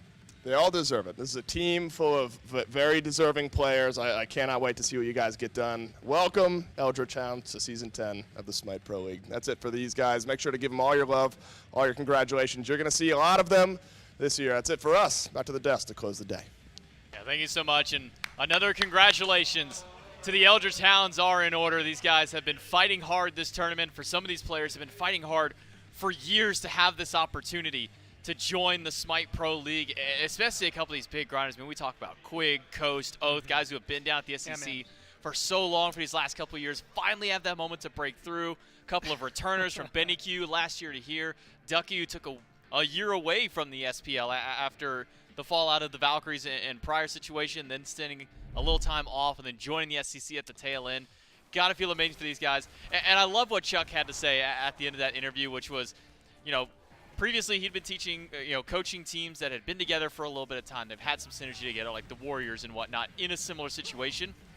But just hearing Chuck just say, man, these guys got something for a fresh squad of players who some haven't even been playing together for more than a couple of months. Yeah. He's got something to say. That's when you know you got a magic formula, man. You know what I mean? Like, you've got a lot of players, like you said, and like we've talked about all week. A lot of these guys have been in conversations, right? Ducky has literally been in the Pro League. Chuck has coached fantastic teams in the past, successful teams. Benny just left the Pro League, and as he had mentioned, maybe not the way that he would have wanted the year to go. But being able to prove to yourself that you are good enough to get back in there, or to earn this spot with someone like Coast, who I mean, given his career, yes, some of this includes console, but has like the most pentakills, I think, of any individual player. When you start factoring in the way that Oath has been in that conversation, Quig have been in those conversations, these players that have been in the SEC for so long, you put them together, and we've called some of these teams kind of like they're the Frankenstein, like they just took pieces and put them together, things like that. This is a team that especially after hearing Chuck's testimony, they got something going for them, and we saw this weekend that it is something good that they've got going for them. I'm really excited to see what they have. Definitely still things that I think they're going to clean up by the time they get to the Pro League. Definitely some things they're going to learn, right? Benny's going to know it, Ducky's going to know it, Chuck's going to know it, but Oath, Quig, and Coast are going to realize, like, once you're there, it's a very different game to be played. So there's still a lot of room for them, but it's exciting to see them get to the top right here. I think that the way they played this weekend, they earned this spot. I'm happy to accept them. Plus, I mean, everything they're getting from it, right? You're going to live here. You're playing on land all the time. You got a salary guaranteed now. It is a very different lifestyle. Coach said it best. It's like a Smite player's dream, and for 6 people, it just came true. I mean, even hearing just in that brief moment there with Coach saying, man, my dream was to go to Worlds and to be in the Pro League, and he's done that both within 3 months time span, being able to qualify through. Well, let's take a look at the bracket. We can see the journey that the Eldritch Hounds have made up through this point. They had to battle it out, all starting against the Tartarus Titans earlier on this week. They found the 2-0 there, battled against the Gilded Gladiators yesterday, found a 2-0 in some of the most dire moments that we have seen from a team like this, being so far behind, and again have done it today, a 3-1 over the Niflheim Wargs to be the first team to qualify to the Smite Pro League. And Gormizer, we still have 3 more teams, 1 more to qualify to the Smite Pro League. But who would have thought? And now, again, we dial back to the caster discussion that we had a couple weeks ago on the round table, talking about all the teams. Everyone unanimously had the Niflheim Wargs as a team that was going to make it through. So far, they have it. They still have 1 more opportunity to do so. But the Eldritch Hounds were not a unanimous decision. It was only a few of us who had said, yeah, Hounds are probably going to be one of the teams to make it through. We have a chance, based on the performance of the Scorpions, of the Gladiators tomorrow, to see how that match goes out, and then them against the Wargs. We could be seeing where none of us got a full prediction correct. Yeah, and honestly, I do think it is where, like, the 3 teams remaining, 4 that we came into this last portion with, all of them, honestly, hell, all 6, right, of the last few that we got to come into today with were fantastic teams, and a lot of players that I really am excited to see what the rest of this season, what the rest of this year is going to look for. But for players like the Hounds or whoever ends up being team number 2 here, it is pressure now, right, for those bottom 3 teams. If you're looking at it, Gladiators or Scorpions, both of them very phenomenal teams. One of them's just straight up not going to make it. They're not even going to get the chance, depending on how tomorrow goes. And sometimes that's just how it falls, right? That's the whole point of the tournament. That's the whole point of double elimination. I'm excited for what these teams have. It was not an easy path for the Hounds. We got one of them. It's not an easy path for anybody from here on out, man. It has been an insane day of Smite, and we still have one more to go. One more best of 3 elimination and one more best of 5 qualifier round to see what will be the 8th and final team for year 10 of the Smite Pro League. You're not going to want to miss it. It's all going to be starting at 11 a.m. Eastern. On behalf of myself, Gormize, all the cast, and everyone behind the scenes, thank you for watching, and we'll see you tomorrow for our final matches.